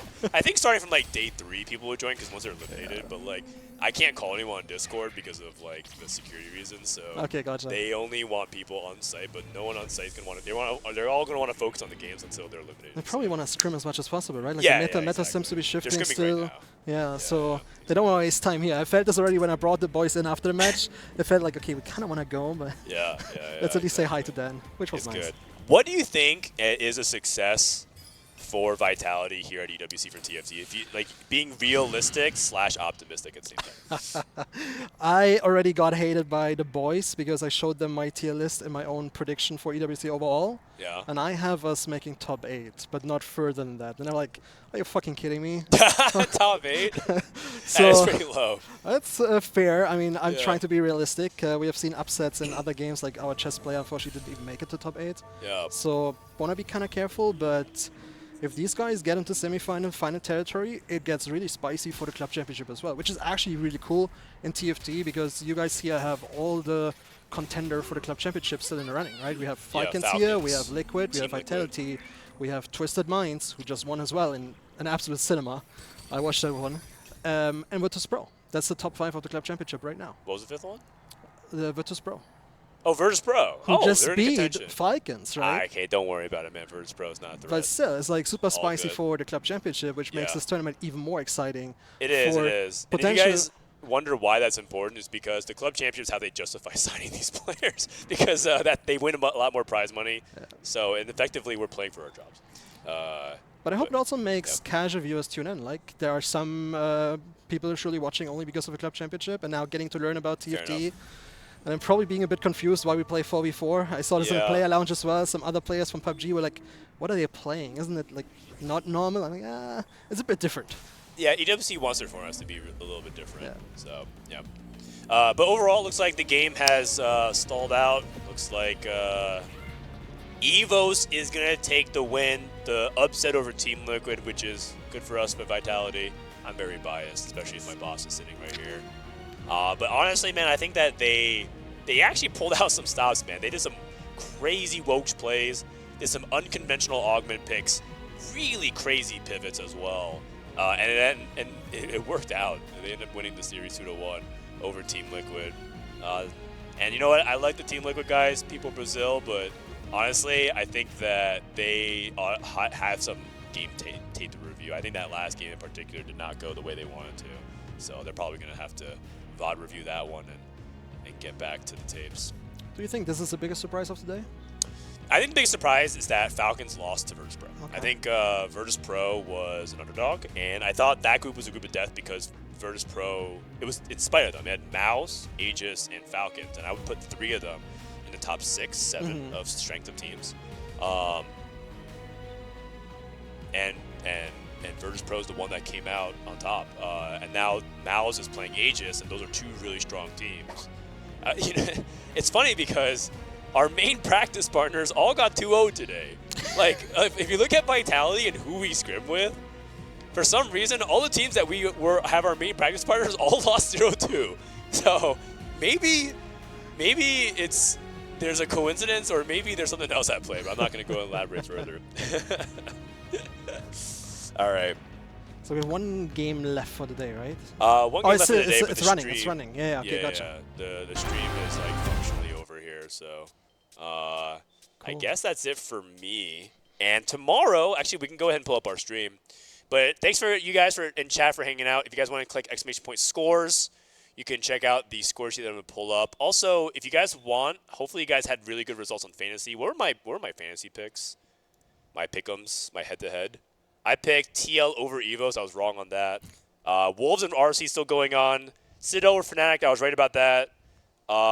Twisted Minds, Flash Wolves went the other way. Falcons lost to VP. Actually, you know what? I think you guys used the inverse Frodan. I'm pretty sure I got like more than half of these wrong. But hey, that's the fun of it, and you can sign up. Just log in, fantasy.esportsworldcup.com. Every day they're gonna do a new TFT head-to-head pick'em, and you can just like win rewards and stuff like that. Some fun stuff. It's just like, listen, I mean, we love fantasy and we love gambling, so I mean, it is what it is. Okay, the score. So the public sheet. So tomorrow, our first match of the day is going to be Vitality versus Weibo. And we go on the main stage. Well, the arena at least. It's not the main stage. Oh yeah, we'll be on the arena because technically the arena is being used for the finals of another game today. Yeah. So the opening ceremony is tomorrow. Yay! All right. So we have the opening ceremony. That's going to be on the main stage, Vitality versus Weibo, which is a really good match. And then the second match happening on the side will be the losers match, AlQadsiah versus T1. Then we have Aegis versus Pro, MOUZ versus Team Falcons, and then we have Twisted Minds versus Citadel. That should be fun. Versus Flash Wolves and Fnatic. And then you see EVOS is going up to play the winner of this last game, which I think will be it for me today. So, cool. Anything you want to say, Danny, before we head out? We keep hate watching. Well, first of all, we wanna win tomorrow, right? But then, like VP has to lose, TL and Falcons having a spicy day. Like tomorrow's do or die for some of them. Yeah, which is going to be crazy. Is Emily streaming? I think Emily is streaming the co-stream stuff, so we can we can just pass it over to her because she's streaming 43 hours in a row. It's because she's doing the subathon thing. Okay. All right. Because I'm basically here for these matches, so I guess we can wrap up here, yeah? Okay, cool. All right, see you guys tomorrow for the Vitality Weibo match on the main stage. So thanks for watching, everyone. Thanks to EWC, and we'll also try to fix all the production issues by tomorrow as well. Okay, bye. Bye-bye.